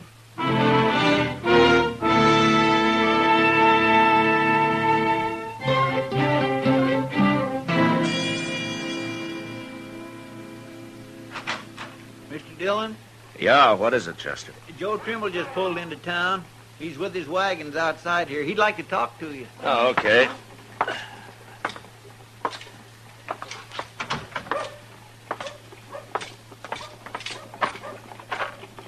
Hello, Trimble. Marshal, I couldn't leave my mules out here or I'd have come inside. Oh, that's all right. What's the trouble? Nothing with me, but Jim Honecker down at the Sand Creek stage station said to tell you there's been too much engine sign around for comfort the last few days. He wants me to pass the word on to the Army, huh? Yeah. Chester, will you ride out to Fort Dodge and tell Major Honeyman? Yes, sir. I'll get started right away. I didn't see no engine sign, Marshal. I think Jim's getting a mite spooky living out there alone so much. I thought he had someone with him now. Fella couldn't stand it. He run off. Oh, hello, Marshal. Oh, Chester told me this is Joe Trimble. It is. Well, Trimble, I've been waiting for you. My name's Ivy. How do you do? And this is Cam Spiegel. How do you do? Oh? Trimble, I understand you own 3 freight wagons and a dozen mules. That's right. Well, I've bought out every other freighter in Dodge, and I'm prepared to give you $1,000 in cash for your outfit. Is that true? Ask the marshal here. Yeah, they've all sold, Trimble. He's offered them too much money to resist, I guess. Well, I ain't selling. I've been freighting over that trail for 10 years, and I ain't quitting now. All right, I'll give you $1,500, Trimble. I don't understand you, Ivy. If you bought out everybody else, what do you need my outfit for? Ain't you got enough now? Yeah, it's my way of doing business, Trimble. You accept the offer? Ivy, I got a little house at the edge of town. My wife's waiting for me there right now. Ain't much, but I built it out of the money I made hauling goods up and down the trail. Maybe someday I'll build me a better one. If I sell out to you, I won't have nothing after a year or so, and I ain't gonna do it. Perhaps this has been too sudden for you, Trimble. Why don't you think it over first and then let me know? I'm letting you know right now. You're kind of stubborn, ain't you, Mule Skinner? That's right, I am. That's enough, Cam. Well, you're the only competition I'll have, Trimble, but I'm sure we'll get along fine. There's plenty of business, Ivy. Of course. But anyway, if you change your mind, you just let me know. Sure. Good day, gentlemen. Come along, Cam. If Ivy ain't handy when you change your mind, Trimble, you can always let me know. Now, what's he mean by that, Marshal? I don't know, Trimble, but we'll find out soon enough.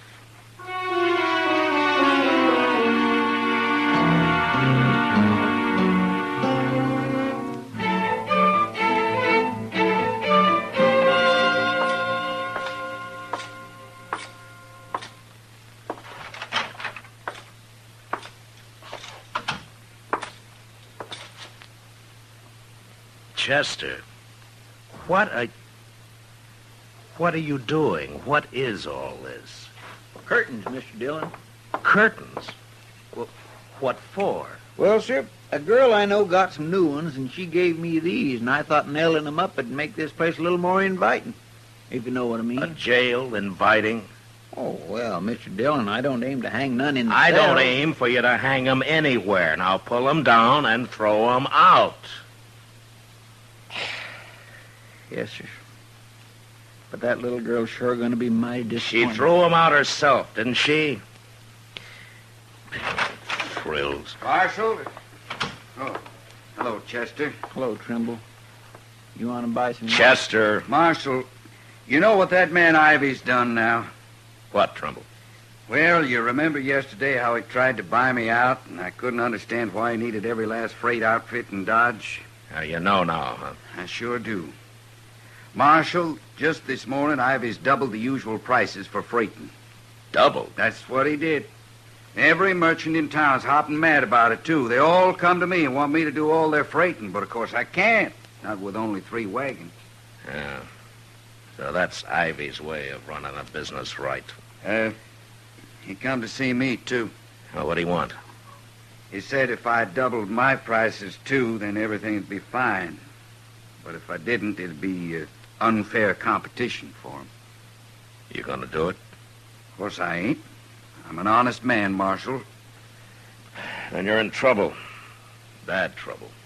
What for? When are you making your next trip, Trimble? Oh, we're getting loaded now. I'm leaving for Sand Creek in the morning. I think I'll kind of ride along with you, Trimble. But don't say anything to anybody about it, huh? Oh, it's that other fella, ain't it? That Cam Spiegel. That's what Ivy hired him for, Trimble, in case he ran into somebody stubborn. Like you.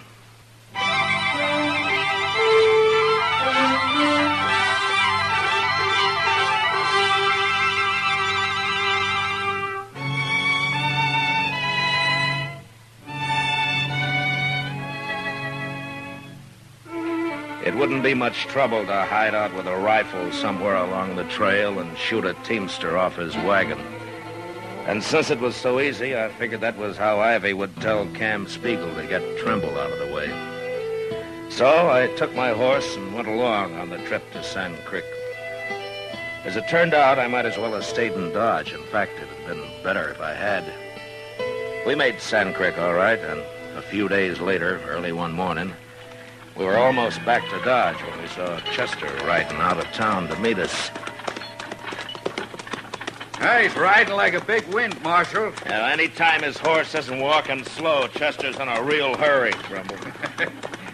Chester ain't exactly all Injun, is he? No, but he can surprise you sometimes. I know. I've seen him. Well, let's pull up here. Go there.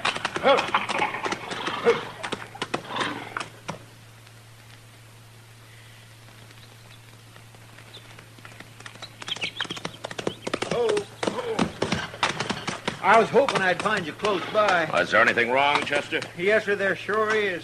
We had a fire in Dodge early this morning. What? Fire? Where? What burned? Trimble, I sure do hate to tell you, but it was your house. Was it bad, Chester? Plumb to the ground. My wife? Oh, Doc's out there with her now. She was still alive when I left. Oh. Give Trimble your horse, Chester. You can drive the wagon on in from here. Yes, sir. That's why I come to meet you. Here, Trimble. Thank you, Chester. Any idea how it happened, Chester? No, sir. Nobody has. All right, we'll see you in Dodge. Let's go, Trimble.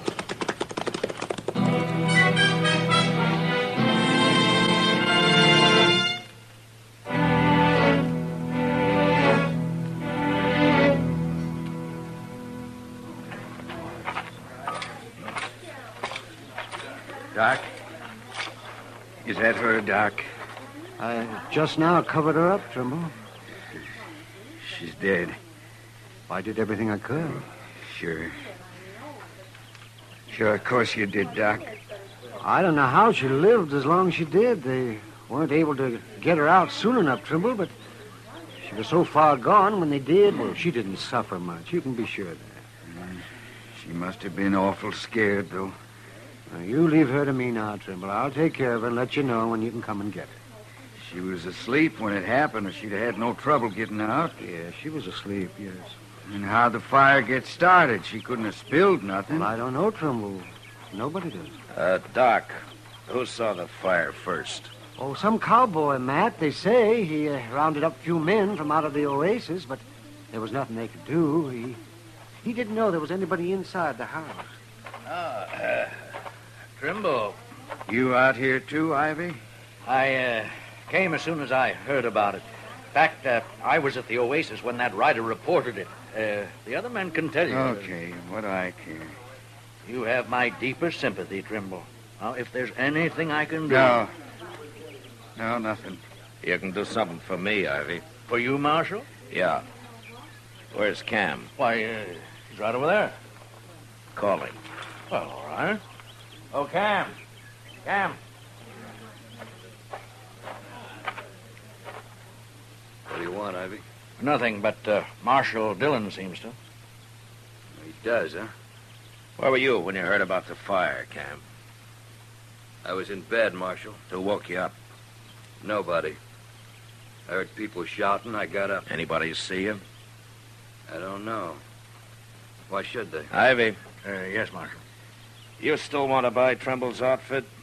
He might sell. No. Why, of course I do. But I'll only give you $1,000, Trimble. You've waited too long. I didn't say I'd sell you nothing. What makes you think I would? Wait a minute, Trimble. Ivy, you got a good alibi. I'm sure of that. I won't even bother to check on it. But you don't seem to have one, Cam. Now, wait a minute, Marshal. You're going too far if you're suggesting that either one of us had anything to do with this. I won't stand... Shut up, Ivy. Now, how about it, Cam? You know you don't scare me none, Marshal. I can't prove you had anything to do with this, Cam. No, you can't. But you'll have to prove you didn't. And you'll have to prove it by someone reliable. I'll give you till noon. What happens at noon, Marshal? You leave town. Oh, now, aren't you being a little high-handed, Marshal? Call it Dillon? what you want, Ivy. But he still has till noon.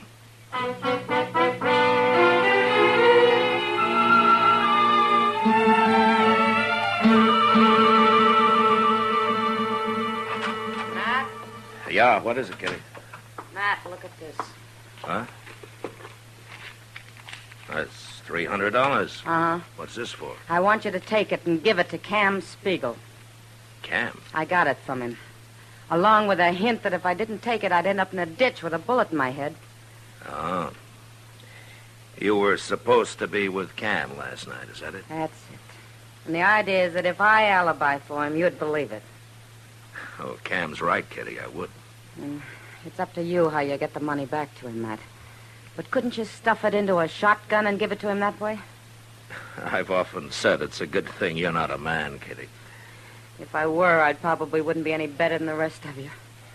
Well, it's almost noon. Matt? Yeah. I'll buy you a drink after. How can you? You just threw away $300. Oh, Matt.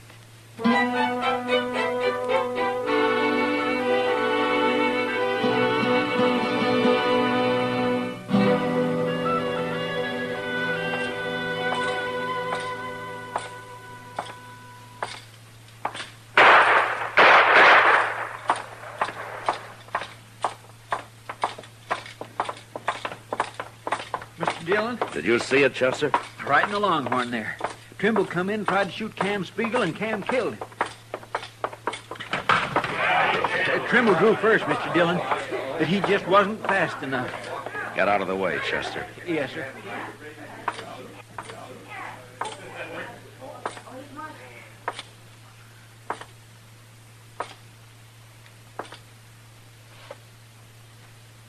Tried to kill me, Marshal. For self-defense, he drew first. Cam, I've changed my mind about your leaving town. What? You're going to jail instead. Jail? Everybody here's a witness to this, Marshal. I'm talking about Trimble's wife. I haven't got enough evidence to hang you, but you'll spend a long time in prison. Now turn around while I take your guns. Told you before, Marshal, I don't scare so easy as I once did. You're under arrest, Cam. No. Not yet, I ain't. All right, quiet, everybody.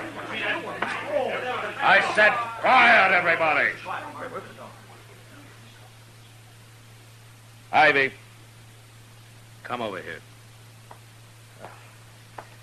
That was mighty fast, Marshal.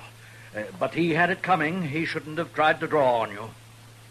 Trimble's dead, too, Ivy. Trimble tried to kill him, Marshal. You know that. I guess Trimble figured he had a pretty good reason. That may be.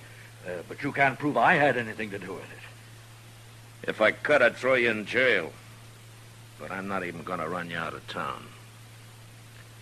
Okay? You've certainly no reason to. I'll see you later, Marshal. Just a minute, Ivy.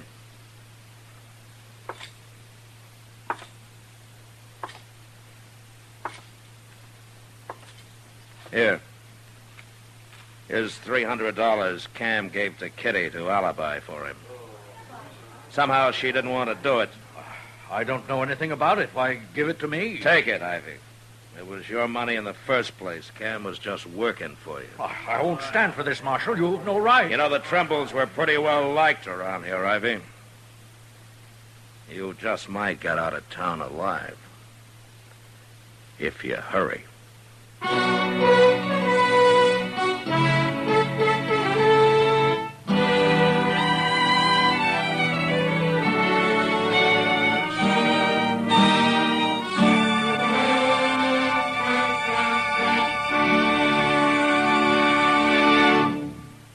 Gunsmoke, transcribed under the direction of Norman Macdonnell, stars William Conrad as Matt Dillon, U.S. Marshal.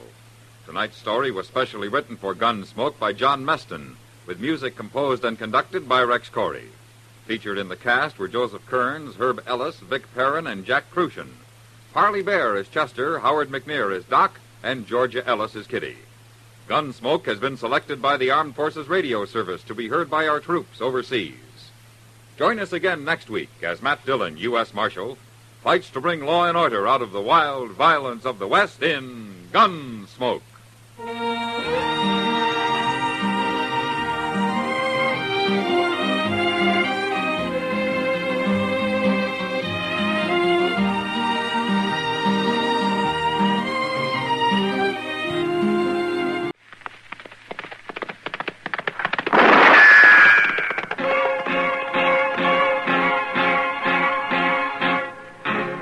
Around Dodge City and in the territory on West, there's just one way to handle the killers and the spoilers, and that's with a U.S. Marshal and the smell of Gunsmoke.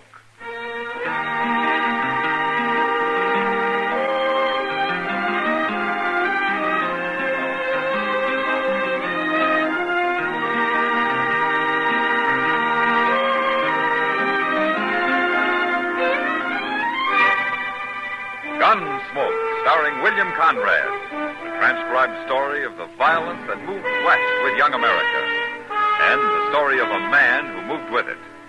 I'm that man, Matt Dillon, United States Marshal. The first man they look for and the last they want to meet. It's a chancy job, and it makes a man watchful and a little lonely.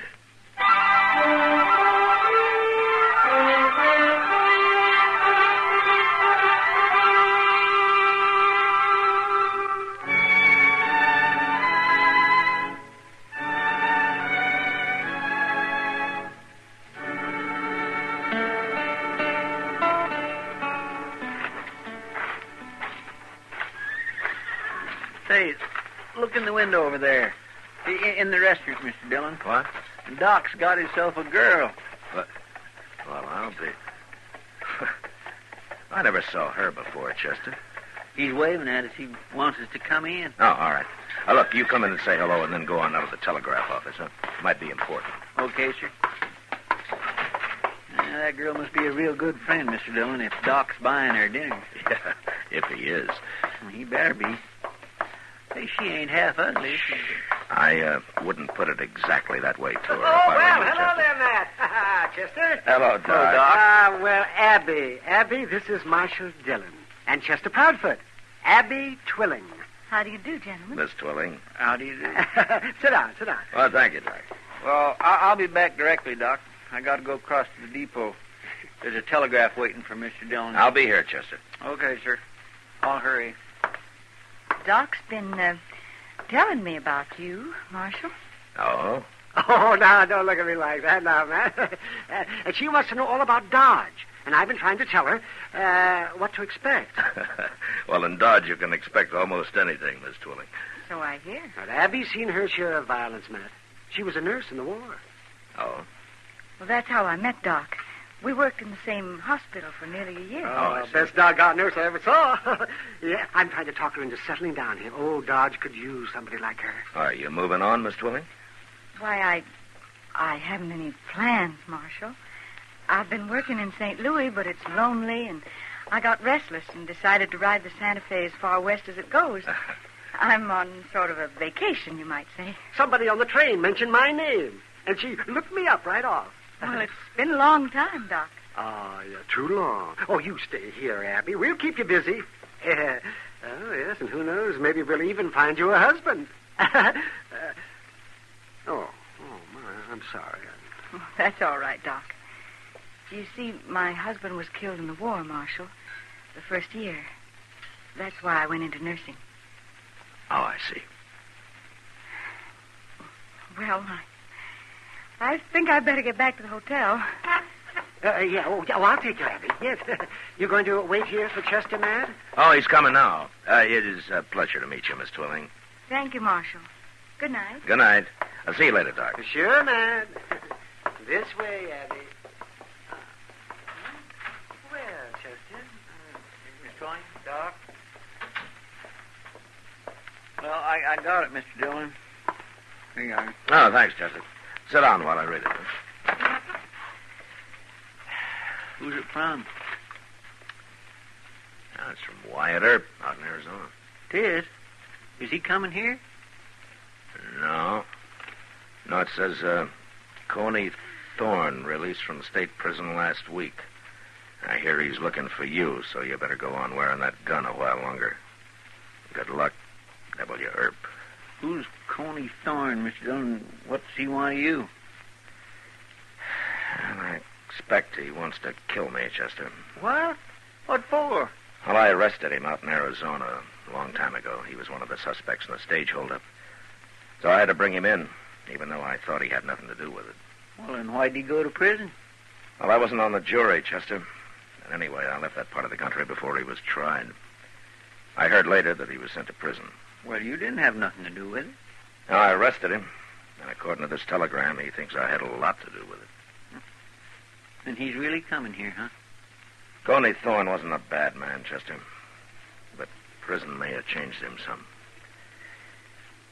Yeah, he'll probably be here next week sometime.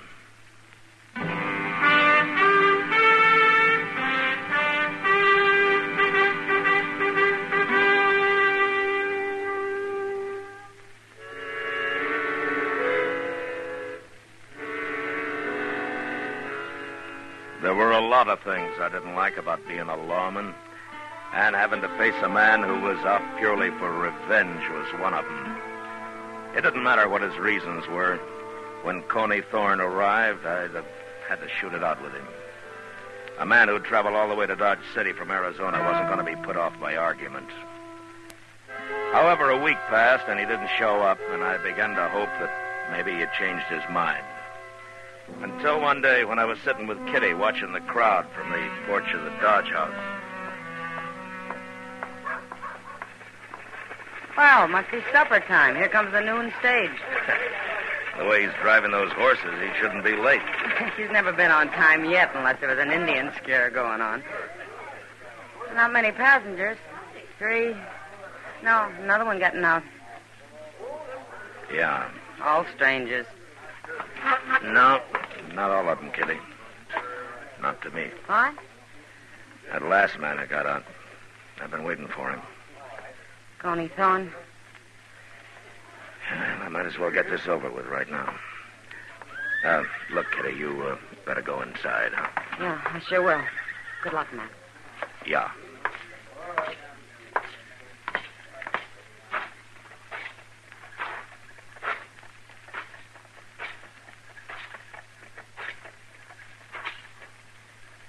Hello, Coney.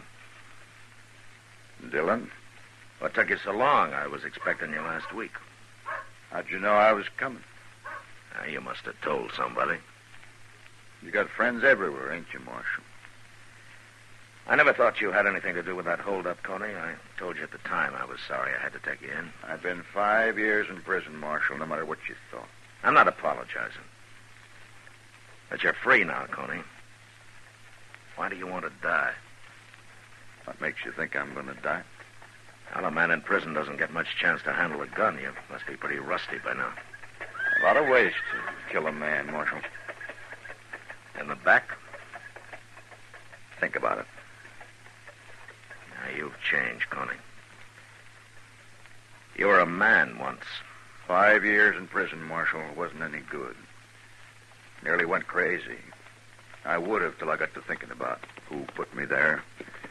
That saved my mind, kind of. Yeah, but you're out now. It's all over. No, not yet. I ain't going to fight you, Marshal. Not till I'm ready. Not till I figure out how to kill you. I'm going to make you go crazy waiting the way I done. And I'll sleep all the better knowing you're going to have one eye open every minute from now on. You're not the first man who's wanted to kill me. Maybe not. But I'm going to be the first to do it.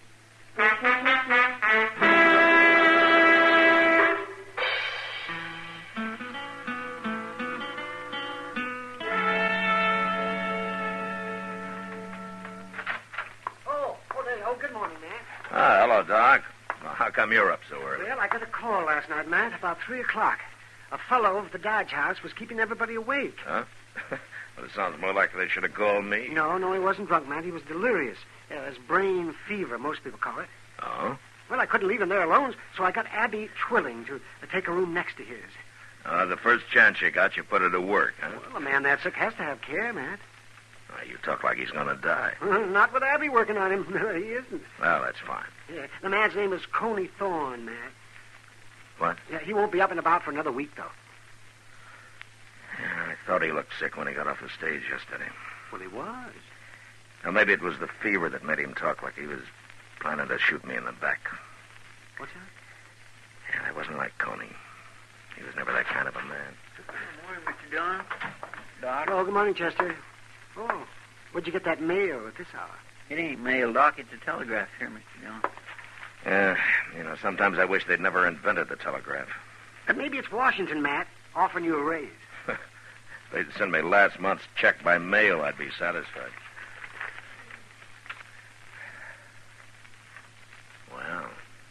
Well, what is it, Mr. Dillon? It's from a U.S. Marshal in Phoenix. He says if Coney Thorne has left Arizona, he's broken his parole. And if he turns up here looking for me, to arrest him. I didn't know he was on parole. No, neither did I. But they're willing to pay the expense of sending him back under escort. You going all the way to Arizona with him, Mr. Dillon? No, of course not. I'll hire somebody. Well, you can't put that man in jail, Matt. Now, why not? He's too sick. And I won't have Abby nursing a man in jail. It's bad enough in the hotel. Well, as long as he can't run away. He'll be in bed for a week. And if you don't tell him about this, he won't run anyway. Okay, Doc. I'll leave him alone. For a week.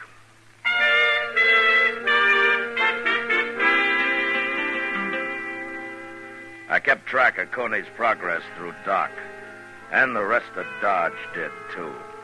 Everybody in town knew he'd come there to shoot me, and it seemed like they were all waiting for him to get well and try it. And there were a number of men who would have been right happy if he'd done it. I waited for over a week, and he was still in bed. So finally, I went over to the hotel to have a talk with him.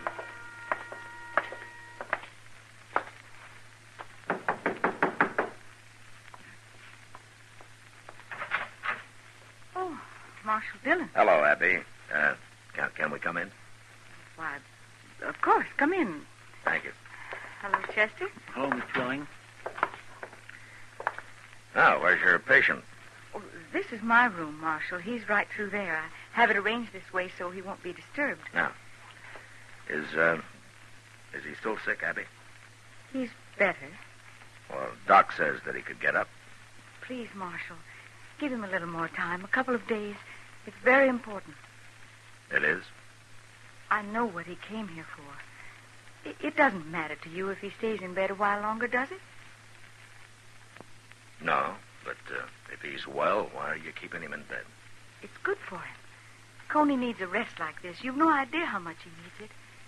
Please, Marshal. Abby. Yes? You got to know Coney pretty well, haven't you? Yes, I have. What kind of a man would you say he is? He's a good man, Marshal. But he's suffered a lot being in prison the way he was, and, well, it's like soldiers I've seen who've been through too much. They change for a while, anyway. But if they're given a chance, the right kind of a chance, they find their way back sometimes. That's what you're doing, giving him a chance, huh? I'm trying, Marshal. Well, how does he feel about it? I'm not sure yet. Chester. Yes, sir? I changed my mind about talking to Coney. Come on. Okay, sir. Thank you, Marshal. I guess I'll know how you make out, Abby, one way or the other. I swear I don't understand what you was talking about, Mr. Dillon. Well, I don't understand it either, Chester, but my guess is that Abby's fallen in love with him. What? That don't make sense. It seldom does. That doesn't keep it from happening. No, sir. My, kind of scary, ain't it? Well, Abby's a little scared. She's not sure about Coney. But anyway, he trusts her enough to have told her about being out on parole. That's why she figured I'd heard about it and had come to arrest him. What you gonna do? Well, Abby asked for a couple of more days, Chester. I think she deserves them.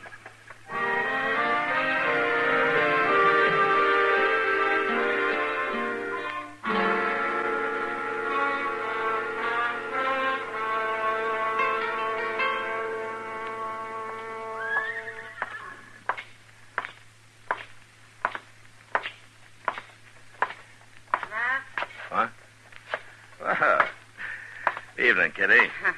I just coming in to say hello. Oh, the air's better out here, Matt. I never saw that saloon so crowded as it is tonight. Oh, a couple of new herds arrived today. Yeah, I know. I've danced with every cowboy that came with him. I had to get out of there while I could still walk. Well, as long as they're dancing, they're not fighting. Oh? You ever dance with one of them, Matt? Is it that bad? Oh. Mr. Dillon? Oh, Miss Kitty. Evening, Chester. Mr. Dillon, right across the street there. I just seen Coney Thorne. What? Oh, where was he headed? He was knocking on the front door of the stage office, and nobody didn't answer, so he went around back. Oh. I'll see you later, Kitty. Sure. Looks like Coney's trying to run off, Mr. Dillon. There's no stage till tomorrow morning, Chester. Besides, he doesn't know I'm going to arrest him. Well, at least he didn't come gunning for you as soon as he got out of bed. Well, maybe he wants to be sure of a seat on the stage first. He said he went around to the back of the office. Yes, sir, right up the alley here. Yeah. Look, you better stay back a little, huh? Hmm? Being in bed so long might have made Coney a little nervous. Well, yes, sir.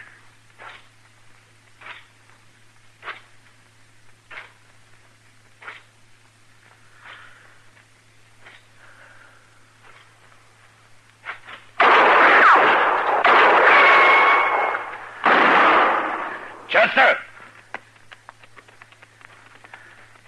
You all right, Mr. Dillon? No, he didn't hit me. But I didn't hit him either. He had a horse waiting out there. Come on, if we hurry, we can still follow him.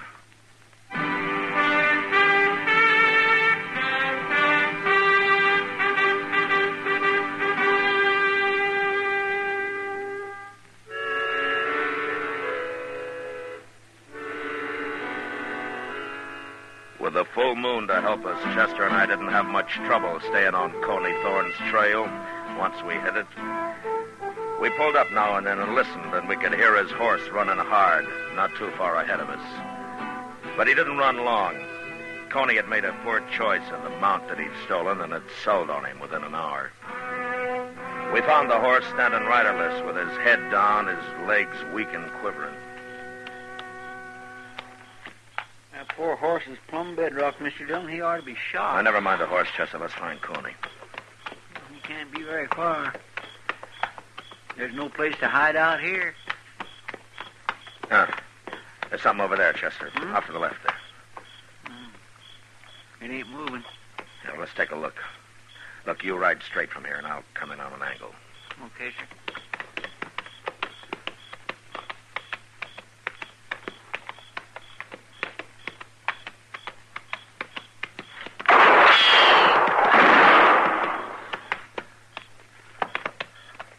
All right, ride in, Chester, but be careful.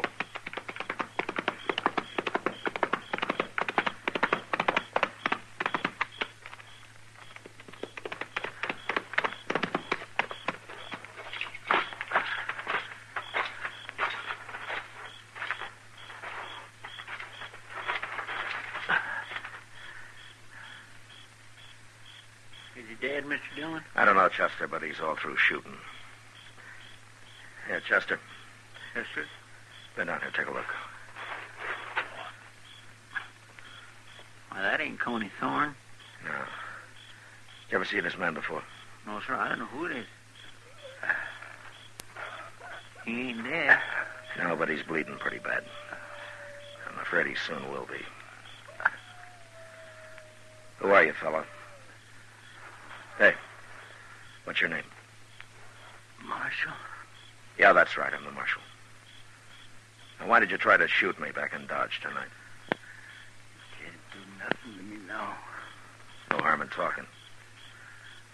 Heard that fellow was going to shoot you. Like Coney Thorne? I don't know his name. I don't know nothing about him.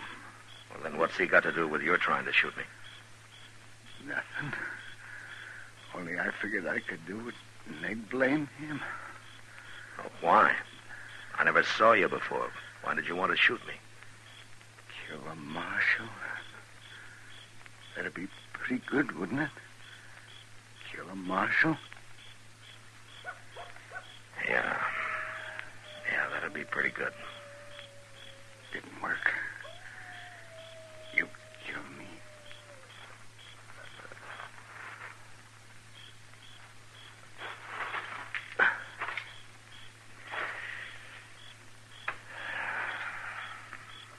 He's dead, ain't he? Yeah, he's dead. A darn fool. What good would shooting you have done him? Well, it made him feel better for some reason, Chester. But why? I don't know. Just the idea of shooting a marshal and getting away with it, I guess. He didn't have any more sensible a reason. No, sir. Well, let's get him buried. It'll be daylight before we get back to Dodge, as it is. I still got to find Coney.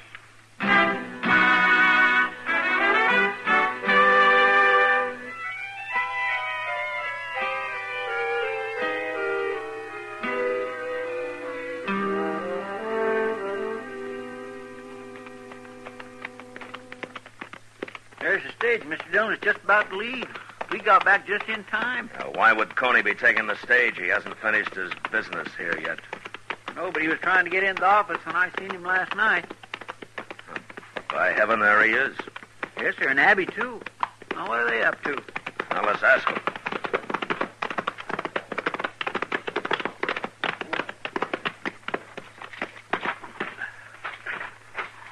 Let him stand, Chester. Yes, sir. Now, don't you do a thing, Coney. It'll be all right, I tell you. Why do you have to come back now? Good morning. Good morning, Marshal. You, going someplace, Coney? Well, I heard about last night, Marshal. But it wasn't me shot at you. You know it wasn't. I found the man that did it. I ain't gonna kill you. That's all over, Marshal. It is? It was like being crazy, Marshal, for a long time. And I got the fever, and Abby was there talking to me all the time, taking care of me. Now, somehow, I ain't mad at nobody. Well, I'm glad to hear that, Coney. Being in prison so long when I was innocent, that was bad, Marshal. Yeah. Look, Coney, you shouldn't have left Arizona. You broke your parole. I'm going to have to send you back. He's going back, Marshal. Right now. With me. What? We're going to be married. And then he's going to turn himself in. Is that true, Coney? I'll get another year.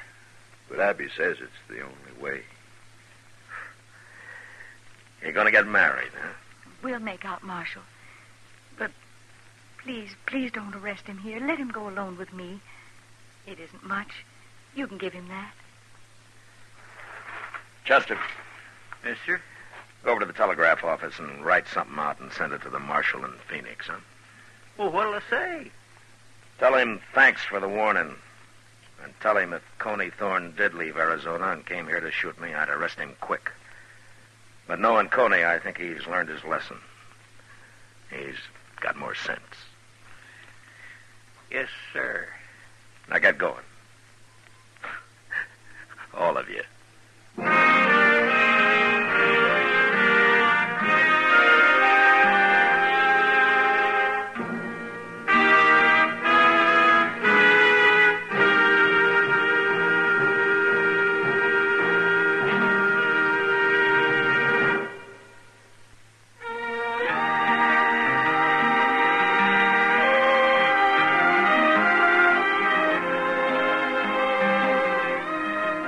Gunsmoke, transcribed under the direction of Norman Macdonald, stars William Conrad as Matt Dillon, U.S. Marshal. Tonight's story was specially written for Gunsmoke by John Meston, with music composed and conducted by Rex Corey. Featured in the cast were John Daner, Vivi Janis, and James Nusser. Harley Bear as Chester, Howard McNear as Doc, and Georgia Ellis as Kitty. Join us again next week as Matt Dillon, U.S. Marshal, fights to bring law and order out of the wild violence of the West in Gunsmoke.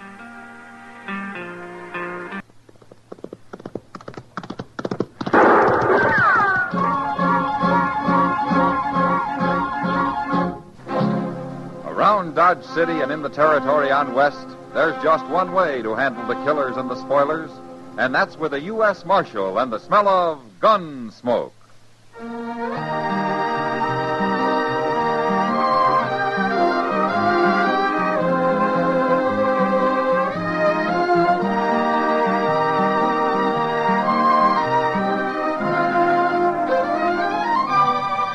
Gunsmoke, starring William Conrad. The story of the violence that moved west with young America. The story of a man who moved with it. Matt Dillon, United States Marshal.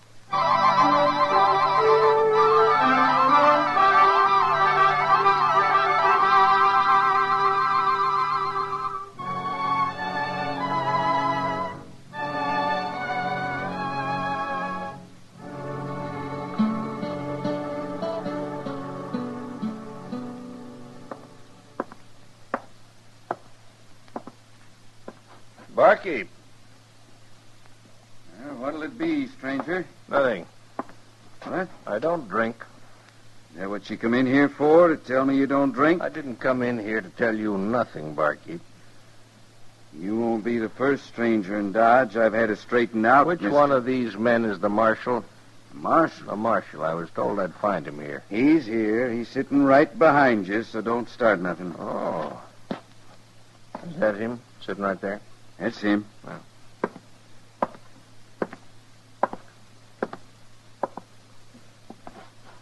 Marshal Dillon. Yeah. I want to talk to you, Marshal. Well, go ahead. Do you mind if I sit down? No. Huh. Now, my name is Ben Corder, Marshal. Ben Corder. This is my first time in Dodge. I know. And I want to be friends, Marshal. Why not? Now, I figure we can do each other a lot of good. A lot of good. Oh? Is that so? That sure is. That's why I came to talk to you. See, whenever I come to a new town, I always get to know the man that's running the place. That way I figure there won't be no misunderstandings later on. Misunderstanding about what? Well, I'm a gambler, Marshal. Dodge is an open town, Mr. Corder. Oh, sure. You see, I make money gambling. Sometimes a lot of money. Now, you must be pretty lucky. I'm lucky, all right. But now, you know how sometimes a player will go broke and start a fuss over it, maybe even run to the law about it? Yeah, I know. And when he does, he's usually been cheated. Oh, some losers always got to complain about something.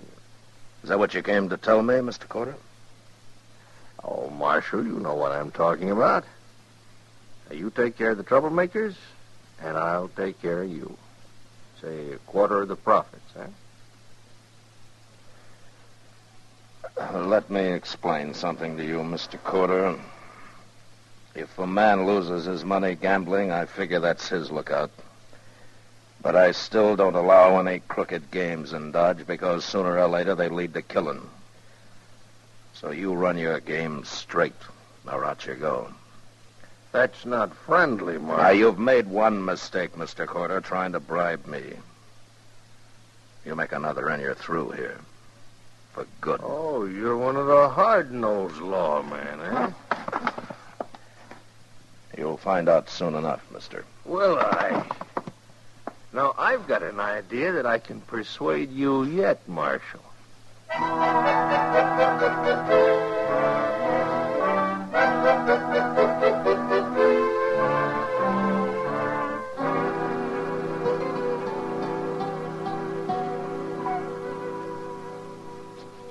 Too far to come by a Coke.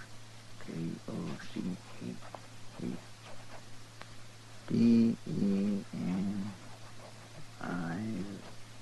Mr. Dillon? Yeah, what is it, Chester? Did you ever hear of a place called Deming? Deming? Well, that's in New Mexico. Well, is it a nice place? Oh, sure. Why? Oh, this girl I know is going to move there. Oh? Is she a nice girl, Chester? She was. What do you mean she was? Well, I haven't seen her since she was about 10, and that was over 20 years ago. Well, what are you writing to the girl for, Chester? Oh, I don't write to her. I write to her brother, Welby. He tells me about everything. Well, I better get out before you explain it to me. He wants me to marry up with her, Mr. Dillon. Oh, he does, huh? Yes, sir, but once a year, regular, I write and tell him I won't do it. Yeah. She's getting too danged old. That's what's the matter with her. Well, don't forget to put the lamp out before you leave the office tonight, Chester. No, sir, I won't. Get out! You see anybody? You want the rifle? No. Crawl over and put the lamp out, Chester, but keep low. Yes, sir.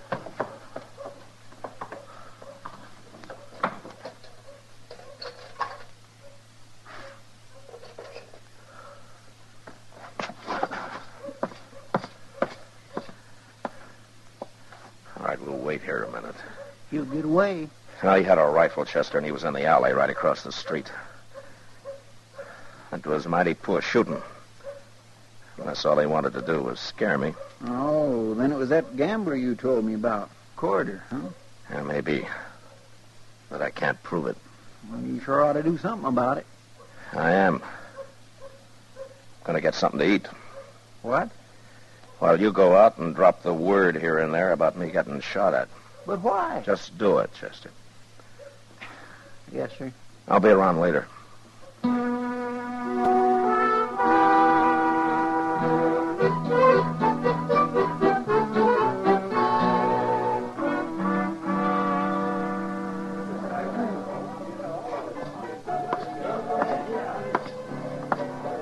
Evening, Matt. Hello, Kitty.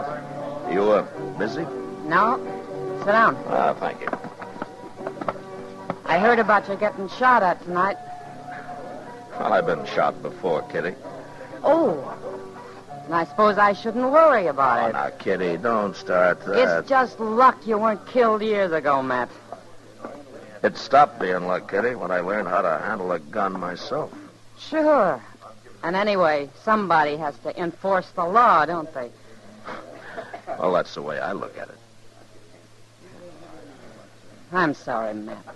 Good evening, Marshal. Hello, Corder. Ah, right pretty girl. How long you been wearing shoes, mister? Now, look here. Say what you have to say, Corder. You sure do make it hard to be friends, Marshal. I only wanted to say that I heard that you got shot at tonight. So? Well, I'm sorry it happened, that's all. I don't envy a man has to be a marshal. It's mighty dangerous. Besides that, it usually don't pay very good. And what do you think I ought to do about it, Corder? Quit? No. That ain't necessary, Marshal. Because if you were smart, you could stay right here and make good money and be real safe to boot. I didn't know for sure it was you, Corder. But now I know. What are you talking about? There's a stage leaving Dodge about sunup. You're going to be on it. Oh, no, I'm opening a new game across the street tomorrow. I'll take your gun, Corder. Oh, wait a minute, Marshal. You can't do that. I think I can. Oh, by heaven, you...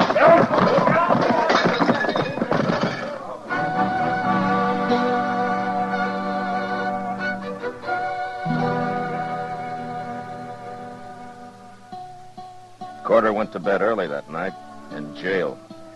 But I got him up next morning in plenty of time to make the stage. He climbed into it, meek as a bird, and then it left. And I soon forgot about him. Like so many others I'd run out of Dodge, I figured he'd keep going and make his trouble somewhere else. But a couple of weeks later, I found out I'd figured wrong. I was walking up Front Street one afternoon with Doc. I tell you, Matt, I'm going to take down my shingle one of these days and let all these people find themselves a good vet. Who's been souring your milk, Doc? Oh, Miss Humboldt. That's her. She's been coming in every day for a week. You're usually complaining about a shortage of patients, Doc. Yeah, well, that woman's not a patient. She's a suicide. Well, now, Doc, that might be said of anybody who comes to you. Huh? Oh, yeah. Oh, well, the price for cutting bullets out of you just went up, Matt. Okay. Tell me about Miss Humboldt. Oh, she wants to be bled all the time, and I won't do it. A lot of people think bleeding's good for them. Well, I don't, and I just... Oh, Doctor. All right, Chester. He's right inside the Alpha here, Mr. Dillon. I just saw him. Who did you see, Chester? That gambler, Corder. What? And he's got somebody else with him, some stranger. Well, we'll see you later, Doc. Oh, yeah, well, sure, man. Come on, Chester.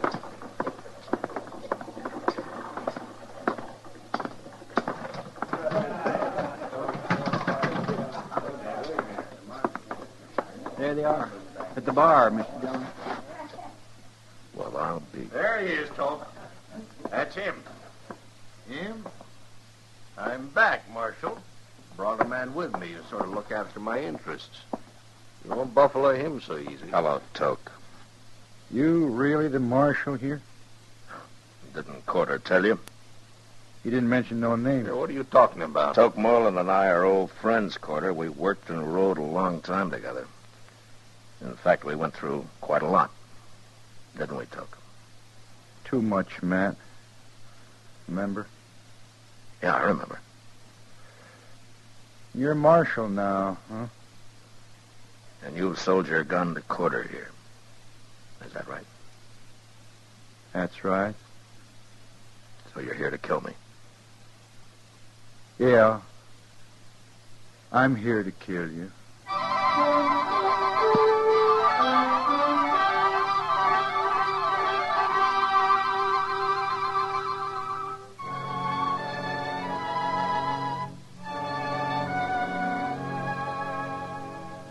It was a bad feeling to meet Toke Moreland again after some 15 years, and to have him standing at the bar of the Alla Fraganza, hired by a crooked gambler to kill me.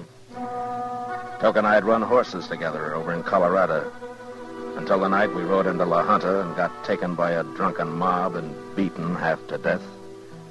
And the next day, when they found out we weren't the men they wanted, it was too late. By then, something had gone wrong inside Toke. And as soon as he could climb on a horse, he'd ridden off without a word. I never saw him again. Until now. How long you been a marshal? Quite a while, Toke. I never figured lawmen for much. A lot of people don't. Like Quarter here. Go ahead, Toke. Shoot him. I'll back you up. I handle my own gunfighting, Quarter. I want to talk to you, Toke. Come on over to the table. No, you don't, Marshal. You stay Shut right up, here. Quarter. Come on, Toke.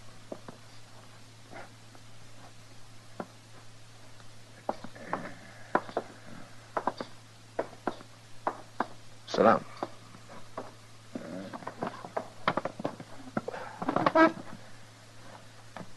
Well, Toke, is this your profession now? Shooting people? I gamble a little. Why do you do it, Toke? I don't like people much. Not after what happened at La Junta. Oh, you got over that beating? We both did. Anyway, that was a long time ago. Maybe my memory is better than yours. No, it isn't. We both changed after that, Toke. We sure did. But in different ways. Now you hate everybody. I just hate mobs. I guess that's one reason I became a lawman. There was a lawman helping them that night at La Junta. The sheriff himself. Oh, there are good sheriffs and bad. Like marshals? Like anybody, Toke. It's kind of too bad you're a marshal, Matt. You mean you're going through with this anyway? I never back off from a fight. Well, suppose I won't fight. I get paid all the same.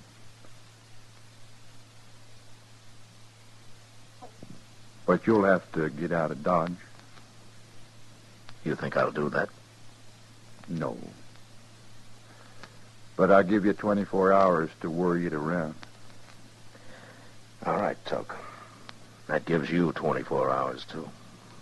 I don't change. Talk's nothing to me. But money is. It adds to the pleasure. Tell me something, Toke. Huh? You'd, enjoy shooting me? You ain't Matt Dillon no more. You're a lawman. Same as the one who helped him half kill me, and you too, at La Junta. Oh, you're a fool, Toke. Maybe. But I'm a pretty good gunman. Sure. You can let Quarter run his game here, or you can quit. It's a crooked game. There'd be fights. Men would die. 24 hours, Marshal Dillon. Okay. 24 hours.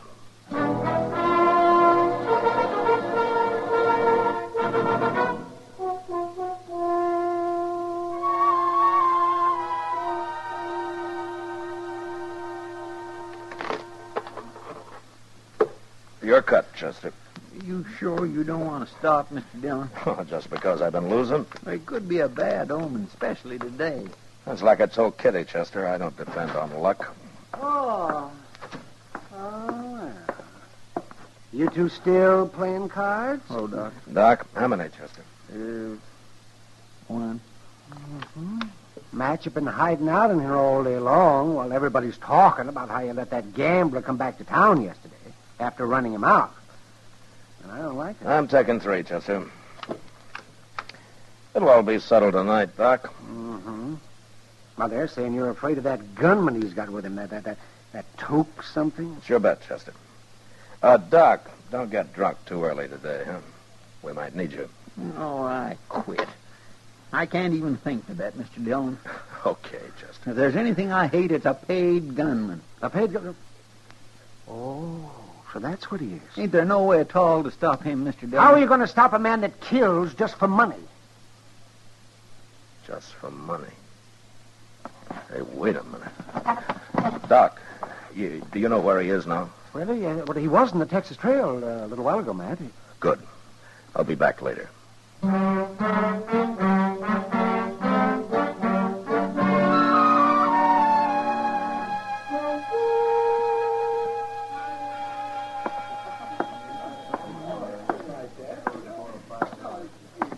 Hello, Toke.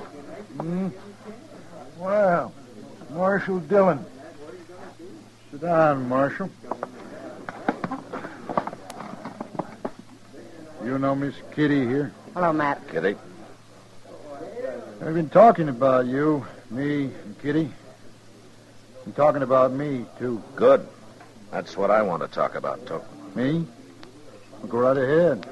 But don't stay too long. She's a real pretty girl, Matt. Maybe I'd better leave. If you leave, I leave with you. Matt? It's all right, Kitty. Stay. Took, how much is Corder paying you to get rid of me? $300. Yeah. Well, what if I give you $300? To shoot him. You don't care who you kill, do you? It don't matter much. No. All right. I'll give you $300 to clear out of here and forget this whole business. Why? Well, we were good friends once, Took, till you got mad and started hating everybody. You've changed, too, Matt. You sure never were a coward in the old days. Is that what you think I am? Well, so does Kitty. Don't you, Kitty? Don't tell me what I think, mister. He's full of vinegar, Matt. A girl like that deserves a real man. Yeah, I think I'll get my money from Corder so as I can hang around Dodge and get a little better acquainted with her. No, I am leaving. Well, I guess there's nothing more to say, Took. Nothing I know of. See you in about an hour, Marshal. Unless you go hide.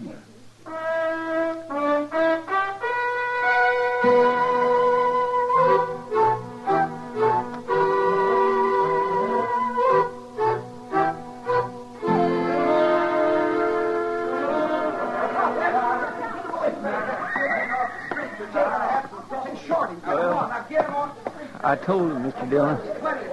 Thanks, Chester. He said he likes the idea of meeting you in the street. So do I. There's less chance of anybody else getting hurt out here. Yes, sir. Uh-oh. There he comes. Yeah. Mr. Dillon, I wish you'd... Get out of the street, Chester. Yes, sir.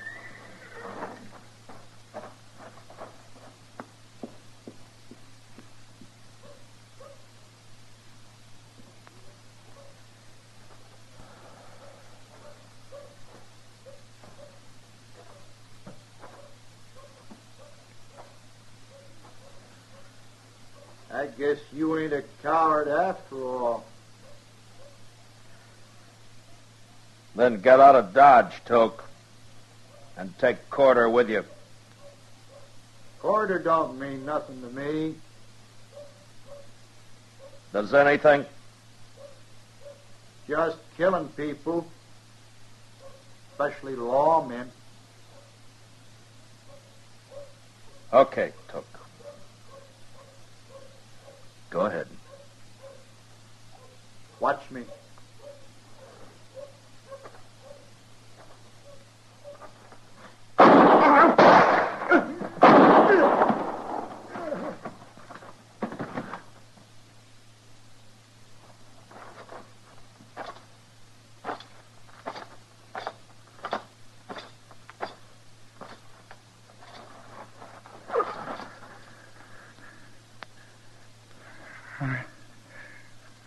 I'm hurt, Matt. Bad. Yeah. You hit me. Both times. I had to. Funny thing, man. What? I'm lying here,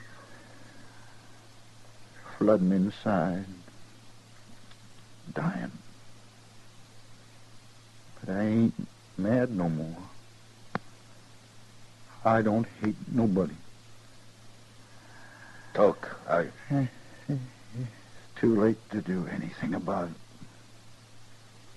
Yeah. It's too late, Toke. Sure. Oh. Here it is.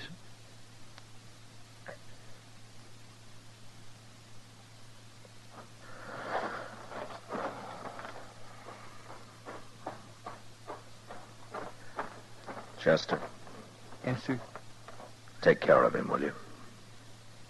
You going after Corder? Corder isn't the kind of man who'll stay around after this. No, I'm going for a ride. Alone.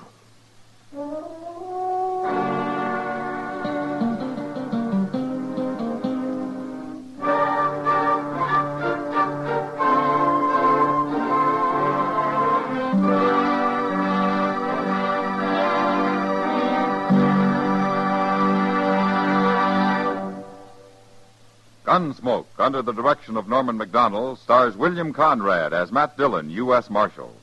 Tonight's story was specially written for Gunsmoke by John Meston, with music composed and conducted by Rex Corey. Featured in the cast were John Daner, Lawrence Dobkin, and Vic Perrin. Harley Bear as Chester, Howard McNear as Doc, and Georgia Ellis as Kitty. Join us again next week as Matt Dillon, U.S. Marshal, fights to bring law and order out of the wild violence of the West in Gunsmoke.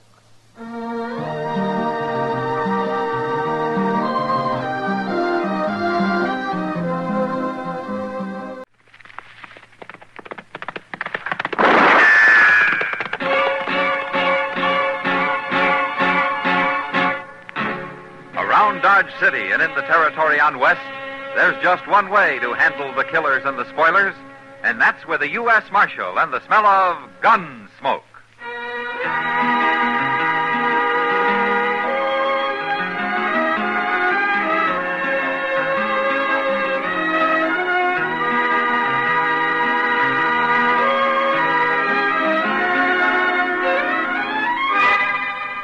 Gunsmoke, starring William Conrad, a transcribed story of the violence that moved west with young America, and the story of a man who moved with it.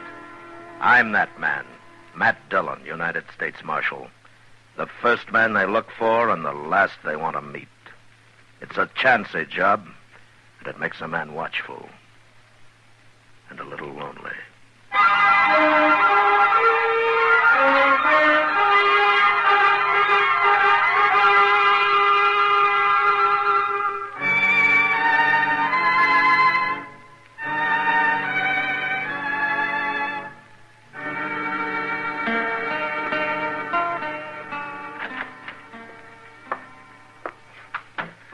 Sorry I'm so late, Mr. Dillon. You know, it's 5 miles to Fort Dodge and 5 miles back, Chester. Figuring the time you were gone, you traveled about 2 miles an hour.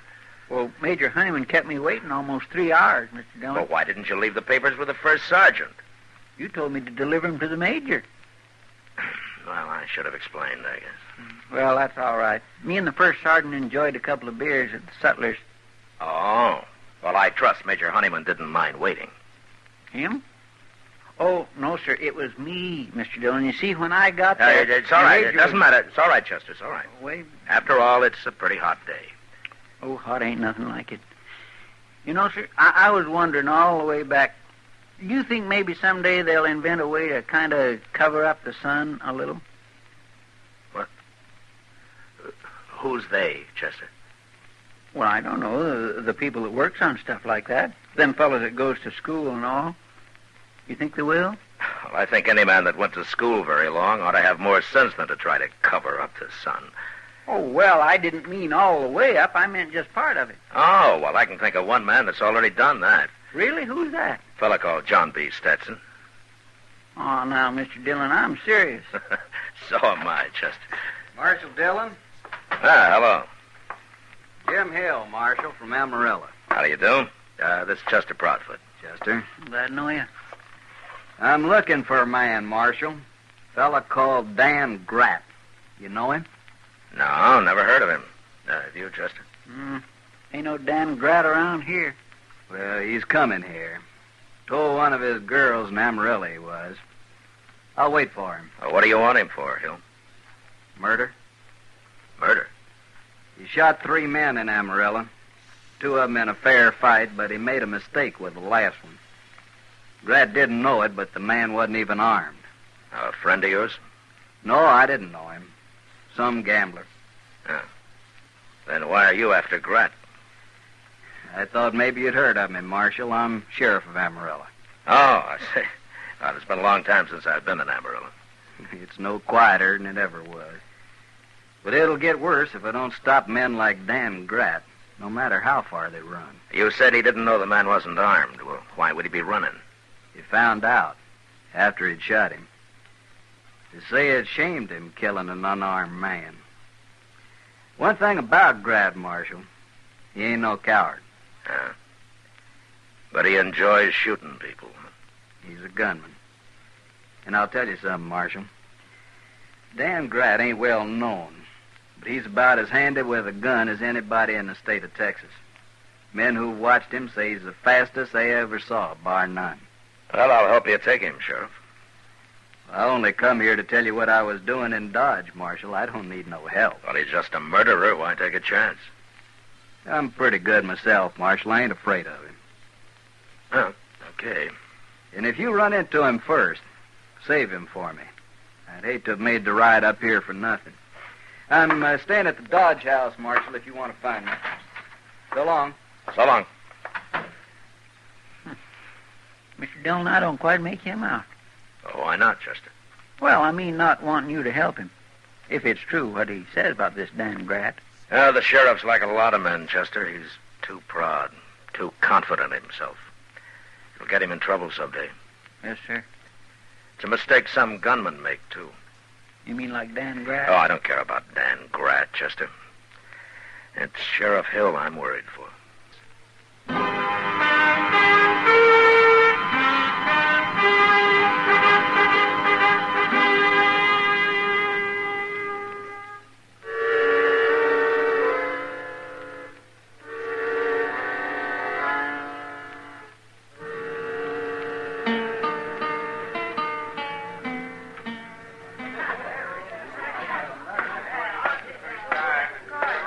Evening, Matt. Sit down. Oh, thanks, Kitty. Why didn't Chester come over? Oh, he's waiting at the bar for a friend of his. Huh? Man or woman? Oh, man.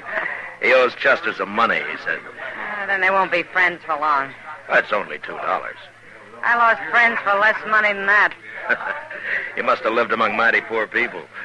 Any camp I've been in, most of the citizens went from rich to poor a couple of times every month.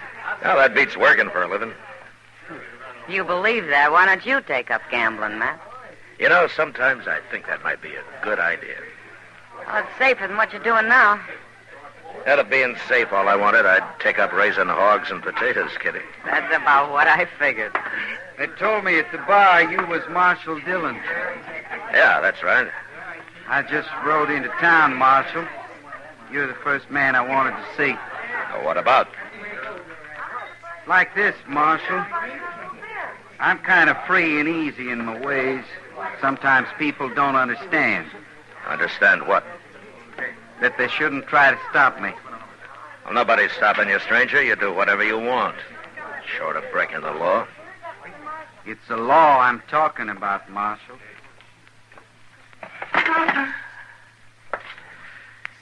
All right, say it plain, mister.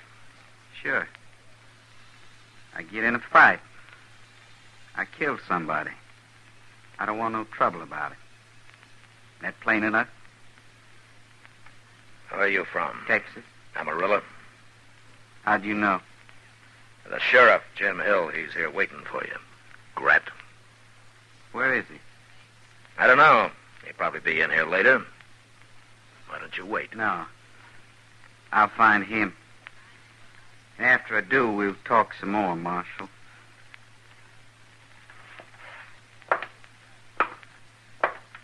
Grat. What? About breaking the law here. That includes resisting arrest. You explain it to me later, Marshal.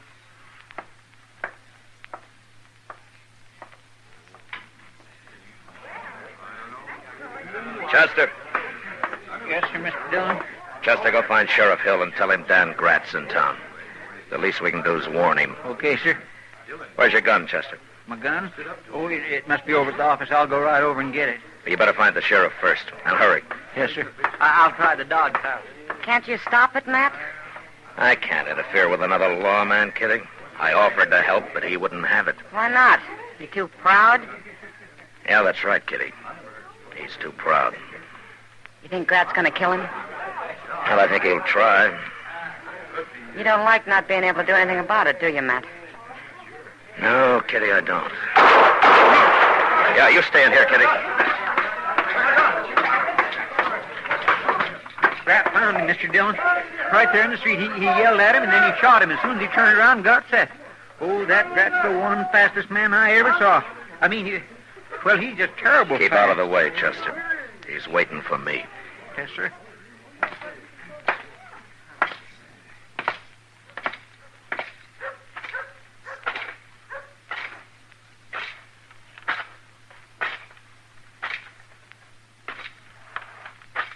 What's the matter, Marshal?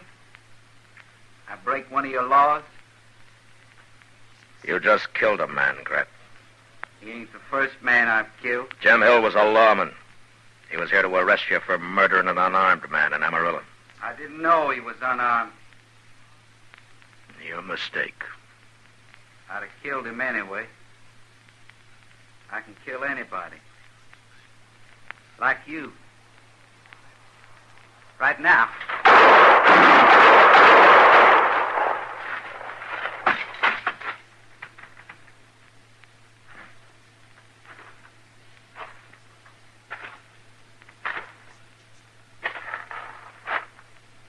See, Marshal, how easy it is?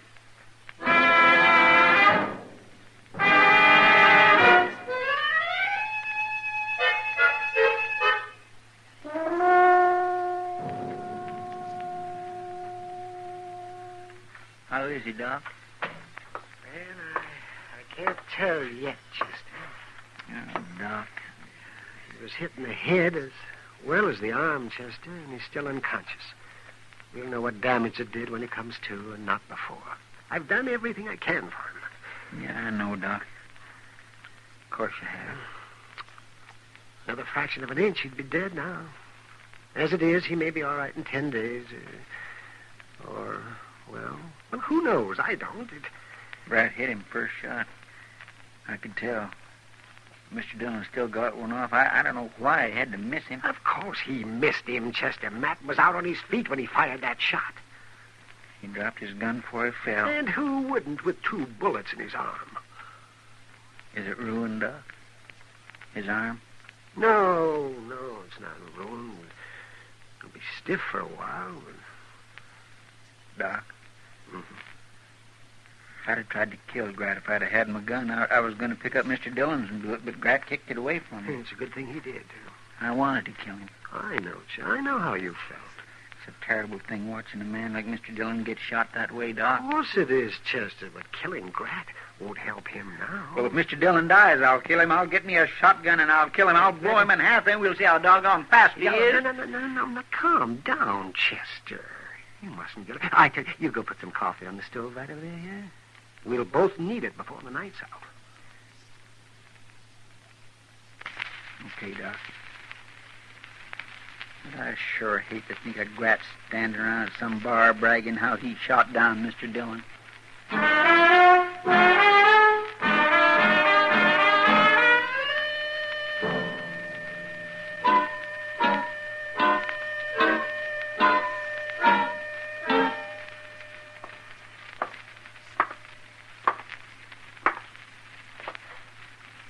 Bartender, give me some whiskey.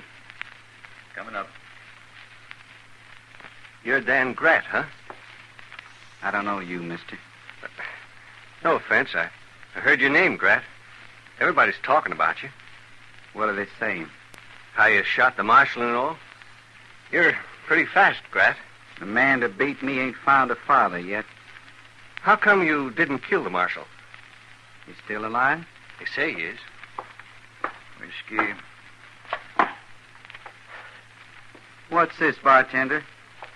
Shot of whiskey. I said I wanted some whiskey. Well, that's whiskey. Don't fool with me. Get me the bottle. This here's Dan Grat, bartender. Fella that shot Marshal Dillon tonight. You didn't say you wanted the bottle. Get it. Oh, no. What's the matter with him? You a friend of the marshal? Some is, some ain't. How about you? Me? I don't care one way or t'other. Make up your mind. Well, sure, Grat. I'm on your side. I wouldn't be talking to you if I wasn't. I guess I got some more convincing to do around here about who's top dog. Not me, Grat. You don't have to convince me. Then act like it. Well, sure. I was asking how come you didn't kill the marshal. He dropped his gun when I hit him in the arm. Why'd that stop you? I don't shoot unarmed men. You don't? What? I said, don't you? You're armed, mister. No, Grant, I ain't done nothing. I don't like you talking. You know about me, don't you? That gambler should have had a gun in Amarillo. I don't know what you're saying, Grant. I don't know nothing about you. Take out your gun, mister. Go on, take it out. No, Grant. No, Do what I tell you. But not me. No, I didn't. Your time's up. I didn't.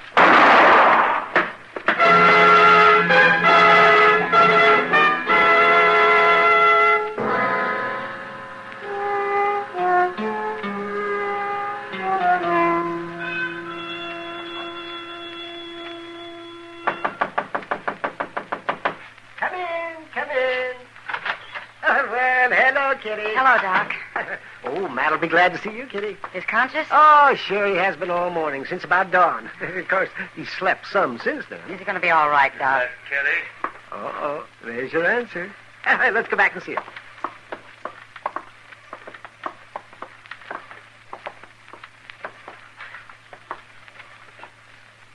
Hello, Matt.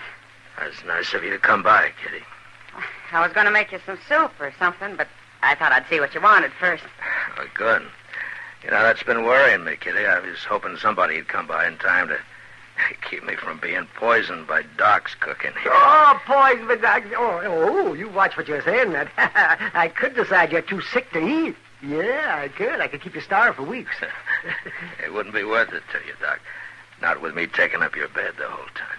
How long will he be in bed, Doc? Oh, maybe 10 days. 5 will do it. I said 10. I'll make you a bet, Doc. You ought to rest, Matt. Especially with your arm hurt. You wouldn't dare go out to use it again. I hear Grat killed another man last night. Some stranger. They say Grat slapped him and then shot him down. Just like that. And he was standing real close to him. Why? What's that got to do with it? Grat's the fastest man I ever saw, Kitty. And that's his weakness. What do you mean? It makes him overconfident. He draws and shoots so fast, most men haven't got a chance. Like Sheriff Hill. He didn't even shoot back. Well, how's that a weakness? Well, Grat was lucky with Hill. But with me, a fraction of an inch, and he'd have missed entirely. And if he had, I'd have killed him. No, it's simple, Kitty. He doesn't take time to shoot straight. He doesn't think he has to. And he'll die for that someday. Matt. Yeah? You're not going to face him again. As soon as I'm able to. You can't. With that arm? Grat's so sure of himself he might not even notice my arm. What do you mean? He already knows about it. He does? What? You'll see, Kitty. When the time comes.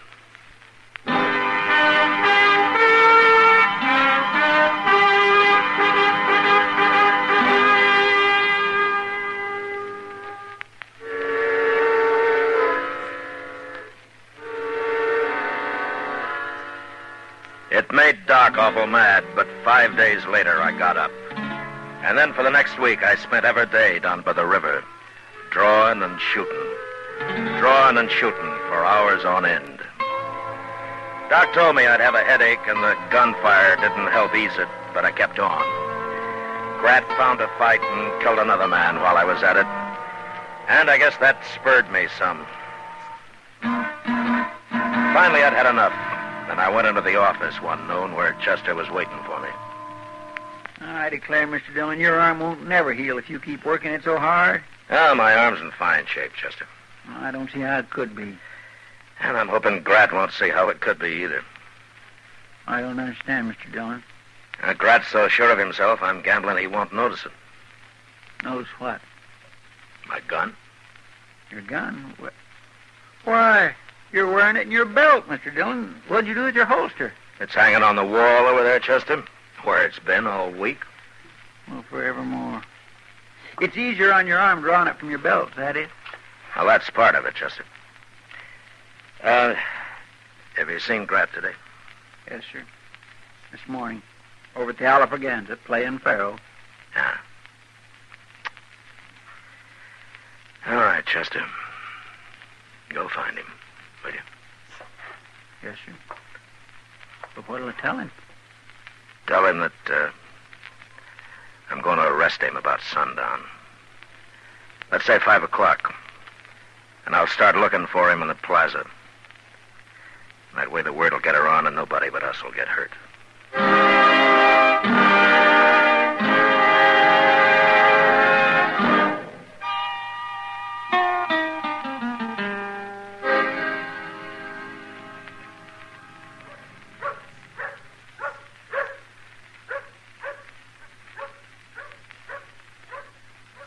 swear, Mr. Dillon, it just gives me the jumps for us to be sitting out here all alone. Ain't hardly 5 o'clock yet, and Dodge already looks like a ghost town. Ain't one person here in the plaza. I can see a few heads peeking out here and there, Chester. Vultures, that's what they are, waiting for somebody to die. I'm sorry, Mr. Dillon. I didn't... somebody usually does die in a gunfight, Chester. It ain't fair. You with a bad arm? Can't you wait a while, Mr. Dillon? No. Gratz killed too many men already.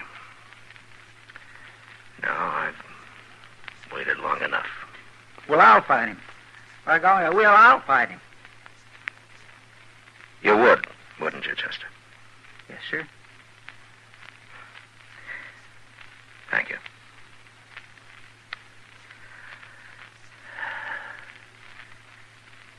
Uh-oh. There he comes. All right, Chester. Get out of the way now. No. You heard me, Chester. Yes, sir.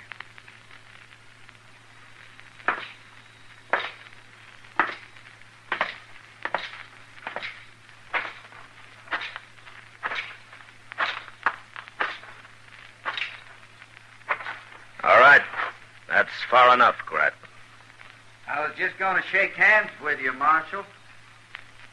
What? Before I kill you. You're a brave man, Marshal.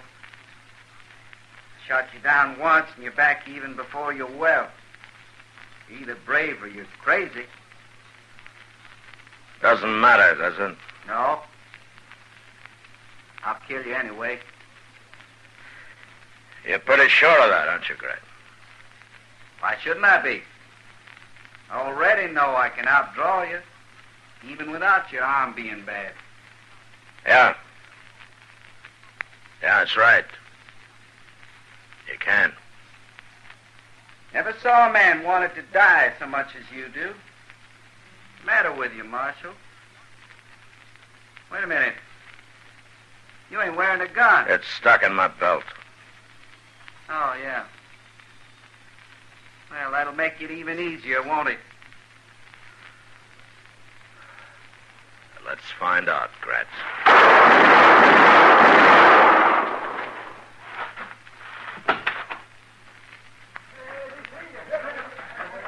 You've got him, Mr. Dillon. You got him. Yeah. You hit him all 3 shots. I could see every one of them. Well, I took more time than he did. And he took plenty. But he was too sure of himself, Chester. And that's what I was counting on. He drawed first, though. Yeah, he wasn't in any hurry this time, Chester. He knew I couldn't do much with a bad arm. Well, he was sure wrong. You killed him with it. You don't see any better than he did, Chester. What? The gun in my belt, Chester. The butt's pointing to the left. That's going to be weeks before I can use my right arm again. By golly, that's right, yeah.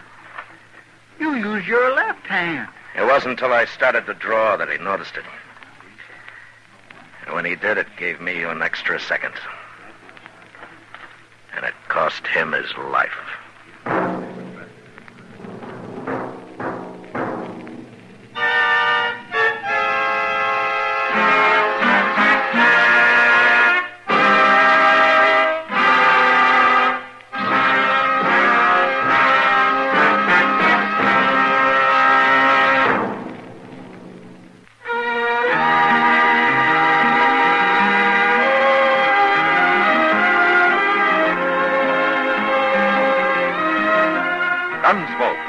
developed under the direction of Norman McDonald, stars William Conrad as Matt Dillon, U.S. Marshal. Tonight's story was specially written for Gunsmoke by John Meston, with music composed and conducted by Rex Corey. Featured in the cast were Vic Perrin, Paul Dubov, Harry Bartell, and John Daner. Parley Bear as Chester, Howard McNear as Doc, and Georgia Ellis as Kitty. Join us again next week as Matt Dillon, U.S. Marshal, fights to bring law and order out of the wild violence of the West in Gunsmoke.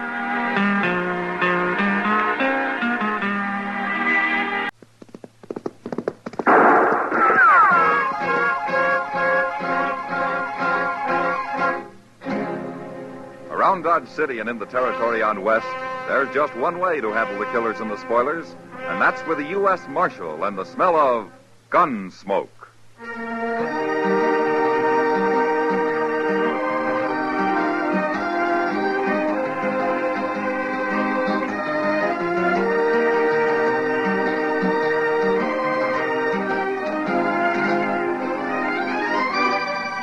Gunsmoke, starring William Conrad.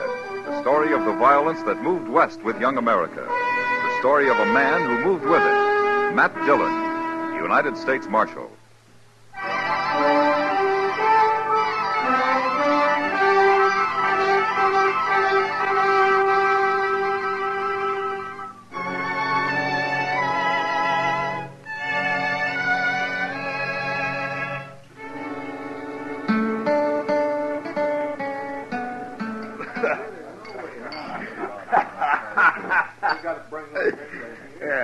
What'd you say your name is, soldier?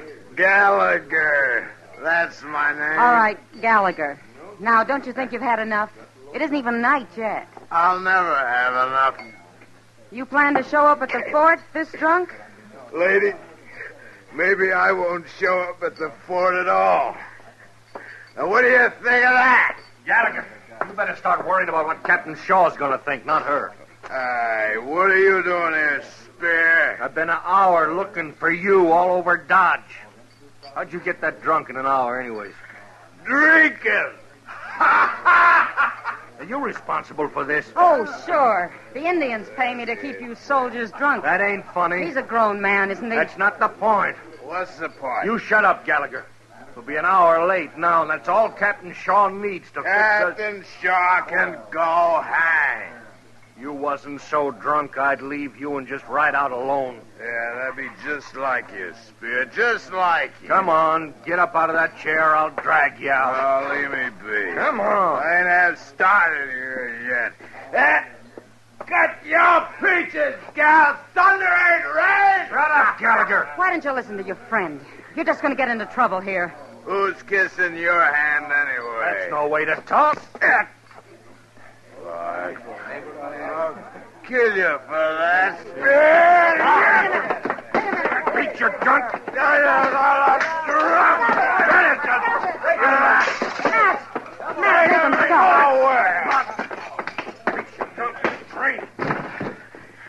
All right. You want the same treatment, soldier? Huh? I had nothing to do with it, Marshal. What? He was drunk. And you're cold sober. Of course I am. It's true, Matt. He just came in looking for him on the floor there, Gallagher. I'll take your gun, soldier. Well, you can't do this, Marshal. All right, now pick up your friend. We're going to Matt, jail. listen to me. Gallagher started it. He was only trying to get him out of here. Back to the fort. He can take him back tomorrow. Fighting's against the law in Dodge. No, Matt. Come on, let's get going, soldier. Pick him up.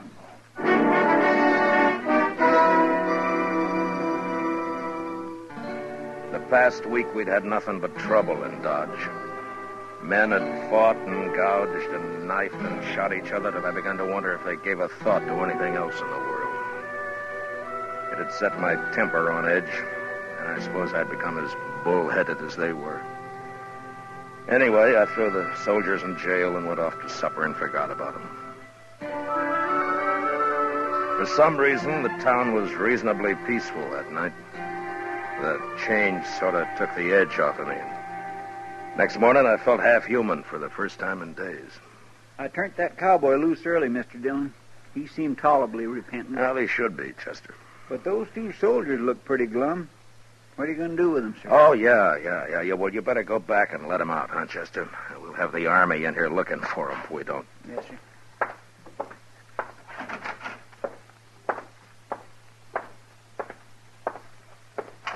You've done your time, men. The law has forgiven you. Out you go, free as little birds. Oh, that sunlight'll blind me this morning. We ain't about done our time, mister. In real trouble now. Oh, why do you say that? 'Cause it's true. We were sent to Dodge to pick up supplies, not to go to jail. You're not the first soldiers who've camped here overnight. Colonel Dobie's a just man. Captain Shaw's in command right now, Marshal. Colonel went to St. Louis for a time. Well, I don't know Captain Shaw, but I'm sure... He's just about as reasonable as you are, Marshal. Just about. You're Spear, aren't you? And I was as sober yesterday, remember? I locked you up for fighting, not drinking. You locked us up. That's all that matters now. Spear's right, Marshal. I guess I deserve what I'm going to get, but Spear don't. Nobody was killed. You're not going to hang. You don't know Captain Shaw. He can be awful hard. A little extra duty won't hurt you. First off, we'll be fined $10 by court, Marshal. 1 month's pay. Yeah, that's a little high, I agree. There's nothing to what the cat might do on top of it. He's old Army. They say one time he gave a man 10 days' provisions and had him drummed out of camp with a straw halter around his neck and his coat turned inside out. And that was Indian country, Marshal, not around here. Well, the man's a scoundrel, that's what he is. Say, how'd the fellow make out, anyway? You'll have to ask Captain Shaw about that, if he knows. Well, the man must have done more than get drunk and fight. You won't get that kind of punishment. No, but close to it. Captain's dead set against liquor. Not a man in the company's been allowed to drop since Colonel Dobie left. Is that so? Sure is. Look, Marshal, I got it coming, but Spear here, all he done was try to get me back to the fort. You got to try to do something about it. Never mind, Gallagher. He won't do nothing. Spear, I guess I was a little hasty locking you up. I'm sorry about it. So am I. All right. What can I do? Ride out and explain it to Captain Shaw. I don't like interfering in Army matters. But, all right, I'll do it. You will? Yeah, but I can't today. Well, tomorrow won't be too late. I'll be out there tomorrow afternoon. I don't know whether to trust you or not, Marshal. Then you'll have to find out if you can, Mr. Spear. Yeah. You can't blame him much, Marshal, but I sure hope you do it. All right, boys, you're late enough now. You better get going. Come on, Spear.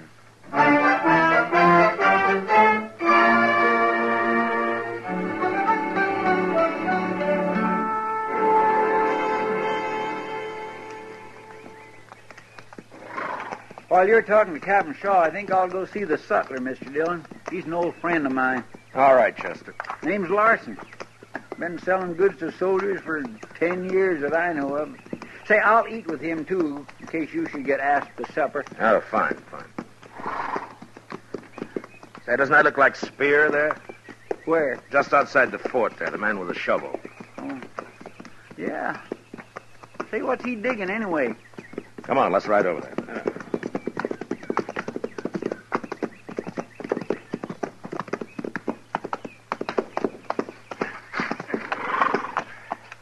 Hello, Spear. You're too late, Marshal. Why? What's happened? We've already been tried, that's what. Well, what'd they give you? 2 months' pay and a month's punishment. What punishment? I don't know, Marshal. The captain will work on that from day to day. He's got lots of ideas. Is this one of them? Digging that hole out here? This isn't exactly a hole, mister. It's a grave. A grave? Whose grave? Mine. Oh, now, wait a minute, Spear. Well, it's for me or somebody like me. That's what he said. Ask him about. There comes the guard. Gotta keep busy. All right, I'll talk to you later, Spear. I won't be hard to find.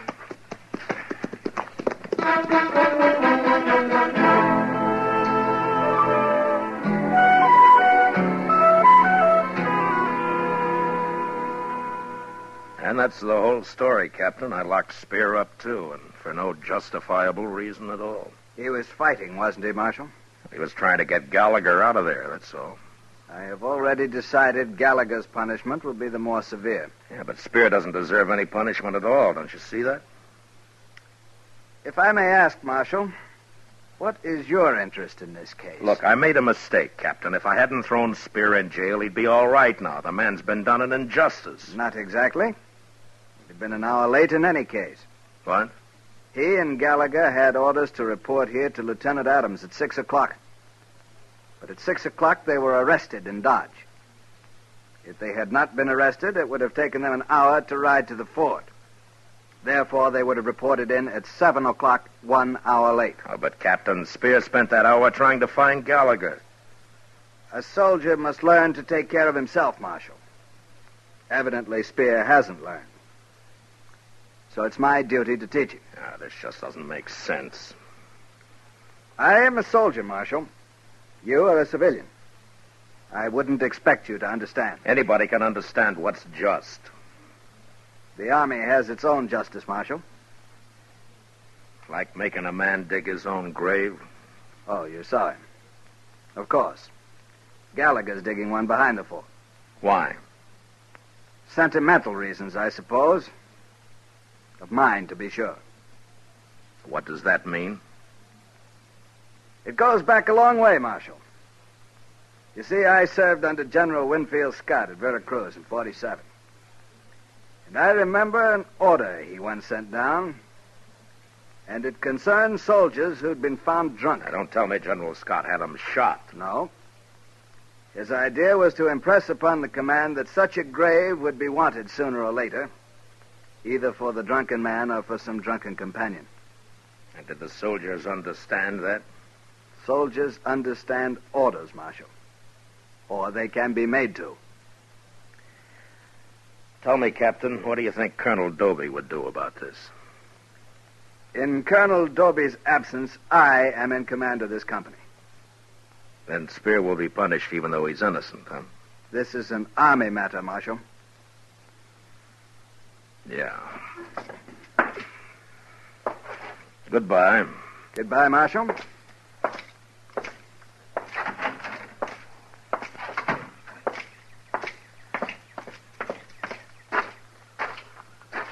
Marshal Dillon. Huh?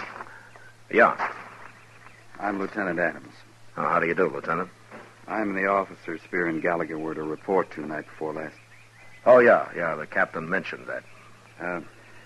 Tell me, how'd you make out in there? Well, I don't think Captain Shaw and I understand each other completely. I knew it was hopeless. Thanks for trying, Marshal. Tell me something, Lieutenant. What's the matter with Captain Shaw? I couldn't say, Marshal. But he's been 30 years in the Army. So?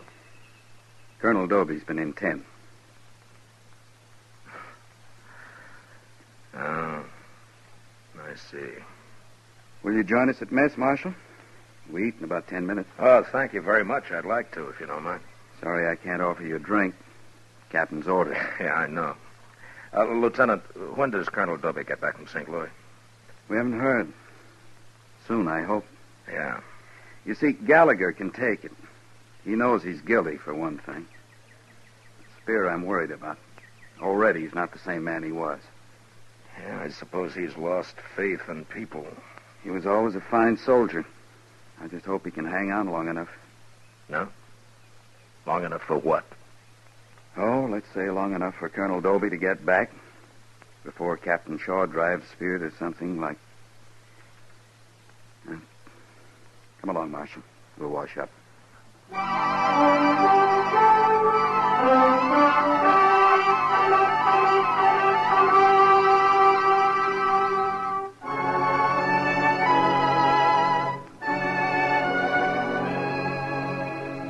I was pretty pretty busy the next few days, and there wasn't much time to think about Spear.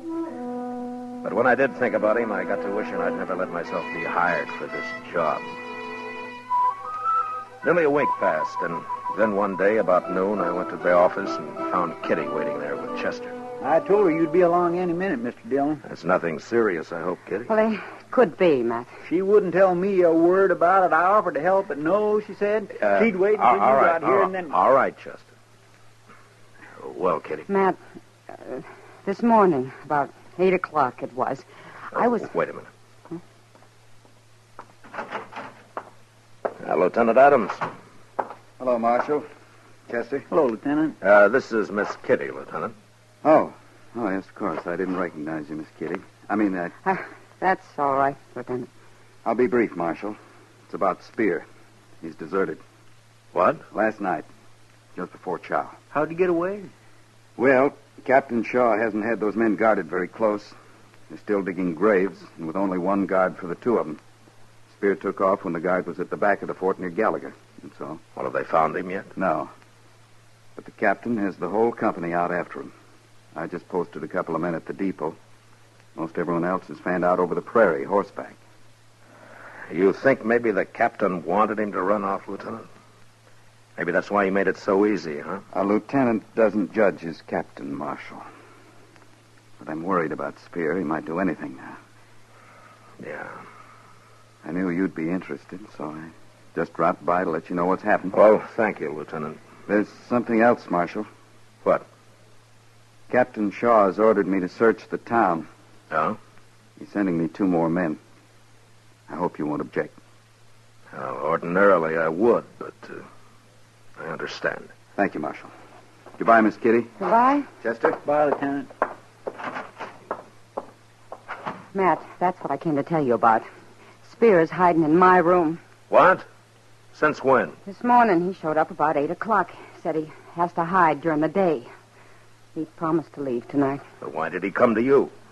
Well, he remembered I tried to keep him from being arrested that day, and he said I was the only person he could trust. Oh, I see. I don't know what to do, Matt. Is he armed, Kitty? Yeah. Yes, he's armed. And he said if anyone but me tried to get in the room, he'd kill him. He's awful desperate, Matt. Yeah. He's got to turn himself in, Kitty. After the way he's been treated... They'll catch him anyway, sooner or later. He's got to face this thing on his own free will. If he doesn't, it'll ruin him inside. He won't be any good again. You understand what I mean? Yeah, I think I do. All right, then go tell him. I can't, Matt. I'm not a man. He wouldn't listen to me. All right, I'll go. You can't. He'll shoot you as soon as you open that door. Well, look, you'll have to help us trick him, Kitty. No, please, Matt. He trusts me. You want to help him, don't you? Yeah. All right. Chester, go out and buy a big bag of groceries and hurry. Groceries? Yes, sir, Mr. Dillon. We'll wait for you here.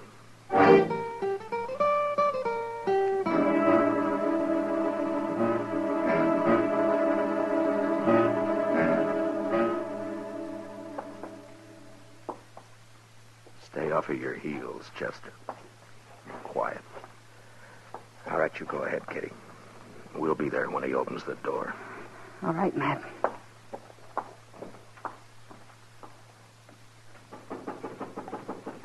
It's me, Kitty. Open the door. I can't hold all these groceries much longer. All right, come on in quick. Take this. My arm's breaking. All right, I got it.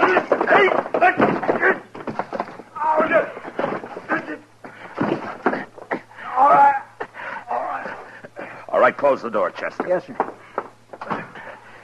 Come over here and take his gun away from him. I got it, sir. All right. All right, now get up. I said get up. Now sit in that chair. And don't try anything. I hope you real proud, Kitty. Now, wait a minute, Spear. Nobody's betrayed you. We're trying to help you, that's all. Why don't you just shoot me, Marshal, and have it over with? Spear, you've got a bad deal all around, but the trouble you're in right now is your own doing. You're the one put me in jail. I'm talking about your deserting. Well, what about it? I'm just telling you, you're responsible for that yourself. And you're the only one who can square it.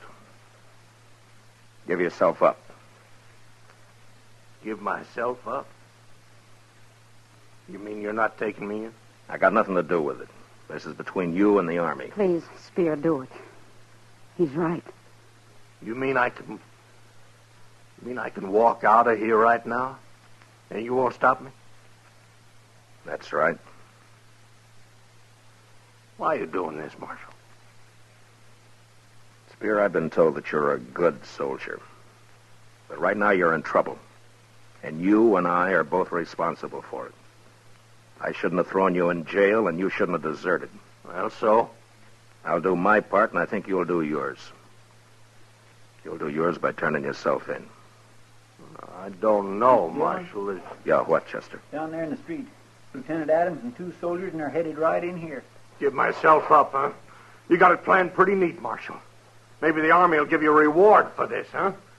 Maybe they'll Adams fix said it he was going to search the town. That's all I know about. And followed you right here, didn't he? You sure trust me. All right, shut up a minute. Kitty, is that a closet there? Is it empty? Look, well, almost, yeah. All right, Spear, I'll prove that I trust you. They won't find you till you're ready to give yourself up. Now get in that closet and hurry. You mean it? Here, take my gun with you. Now do you think I mean it? Your gun? Go on, take it. Oh, but I didn't mean it. All right, hurry up, get in there. Mr. Dillon, are you sure you are to take a chance like that? Open the door, Kitty. All right. Come in, Lieutenant. Wait here, man. Yes. Well, hello, Marshal. How are you, Lieutenant? Chester. Hello. Sorry to bother you this way, Miss Kitty. We're searching the town for Spear, like I told you. Yeah, well, I know, but how'd you get here so fast, Lieutenant? Just a hunch. Guess it was a bad one. It sure was. Miss Kitty'd never hide a fugitive of any kind in this world, no matter what he might have done. Chester. Yes, sir. I hope you'll excuse me for bothering you, Miss Kitty. Oh, that's all right, Lieutenant. Well, goodbye. Bye. Bye. So long. All right, Spear, they've gone. You can come out now.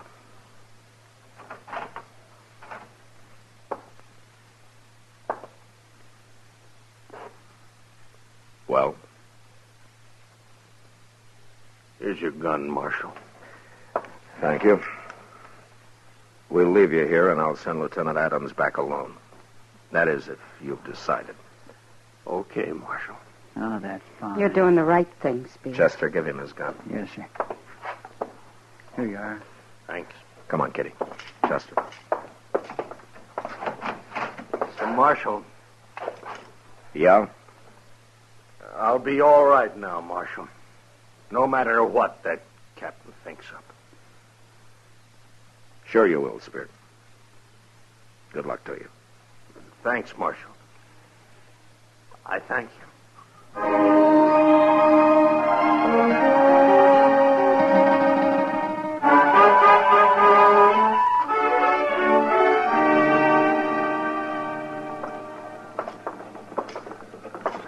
There's Lieutenant Adams right across the street, Mr. Dillon.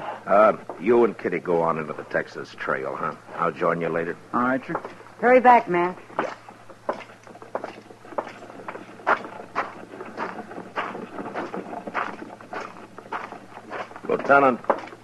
Lieutenant Adams.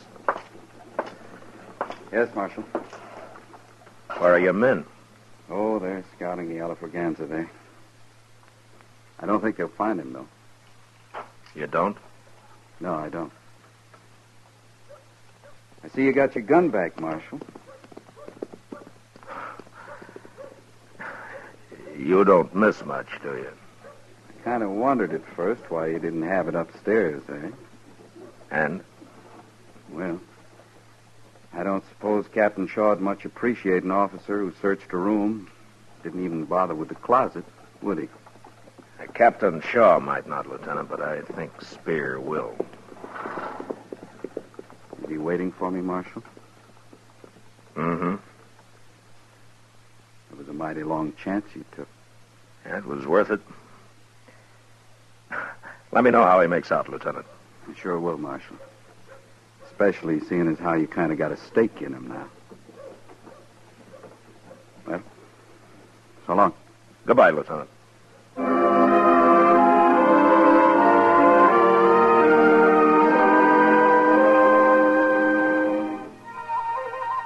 I heard later that Spear was treated rough for the next few days, but that he took it fine. And then Colonel Doby returned to his command, and he decided that Spear had been punished enough. 2 weeks later, Lieutenant Adams, accompanied only by Spear, was ordered on a scouting mission down toward the Cimarron. It may have been Indians, or it may have been the river, but neither man was seen or heard of again. Yesterday, I received a message from Colonel Doby. A formation is to be held at Fort Dodge, honoring those 2 good soldiers. The colonel thought I might want to be there.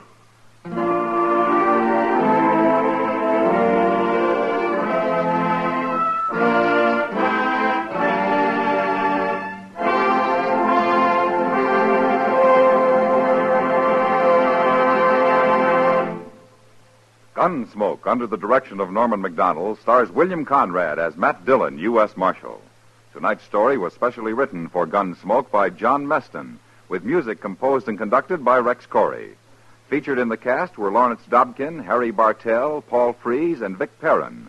Parley Bear is Chester, and Georgia Ellis is Kitty. Gunsmoke is heard by our troops overseas through the facilities of the Armed Forces Radio Service. Join us again next week as Matt Dillon, U.S. Marshal, fights to bring law and order out of the wild violence of the West in Gunsmoke.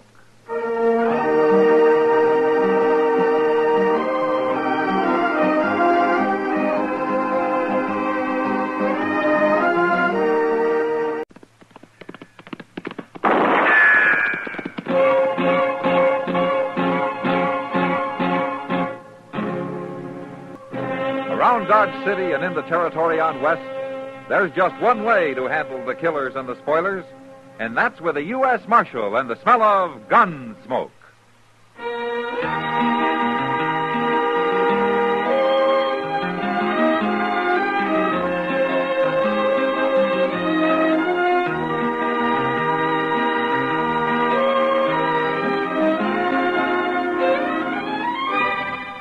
Gunsmoke, starring William Conrad.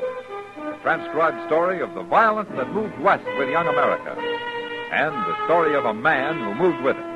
I'm that man, Matt Dillon, United States Marshal. The first man they look for and the last they want to meet. It's a chancy job, and it makes a man watchful. And a little lonely.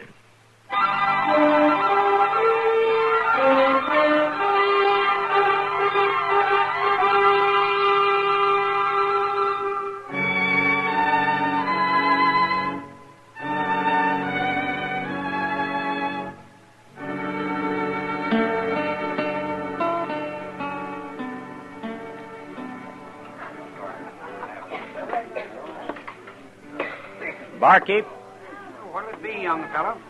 draw me a beer, will you? Got it right here. That looks mighty good. Right, Farm? Far enough. I ain't seen you around Dodge before. No. There you are. Thanks. Take it out of that, will you? Take 2 out of that, barkeep. Hmm? I'm having a beer, too. Any objections? Give him a beer, barkeep. And that's right smart of you, fella. I ain't looking for trouble. Of course you ain't. Not with Jake Kroll, you ain't. Not with anybody, mister. I said my name was Kroll, didn't I? I heard it. Well, maybe you ain't so smart as I thought. Barkeep, I'll have a shot of whiskey with that beer. What about it, young fellow? You buying him whiskey, too? Anybody drinks with me drinks what I drink. Bring me the beer, barkeep. Okay.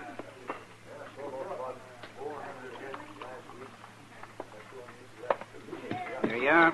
Now, young fella, I'm going to show you what happens to people that don't do as I tell them. Watch how I drink your beer. Sticky wet, ain't it, young fella? Yeah. Yeah, it is. Hit me, huh? Now I'm going to have to kill you.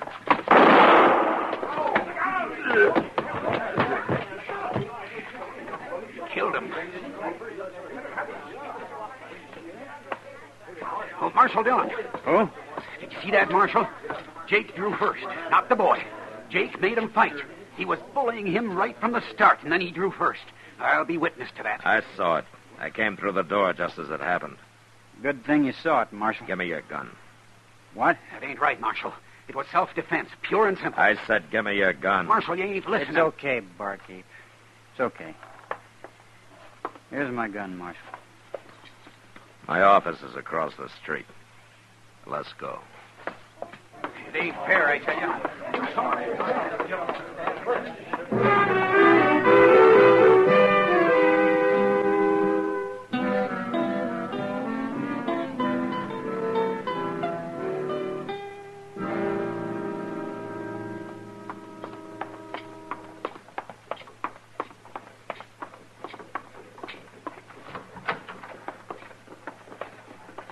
Well, who's this you got, Mr. Dillon? I don't know, Chester. I heard the shot. Did he fire it? Yeah. Sit on there, fella. Anybody get hurt? Jake Crowell. They killed him. He did? It was self-defense, Chester. Well, then why'd you arrest him? I'd kind of like to know myself. What's your name? Andy. Andy Travis. Where you from? On west of here. I'm just drifting. How old are you, Andy? 20. Where'd you learn to use a gun? What do you mean?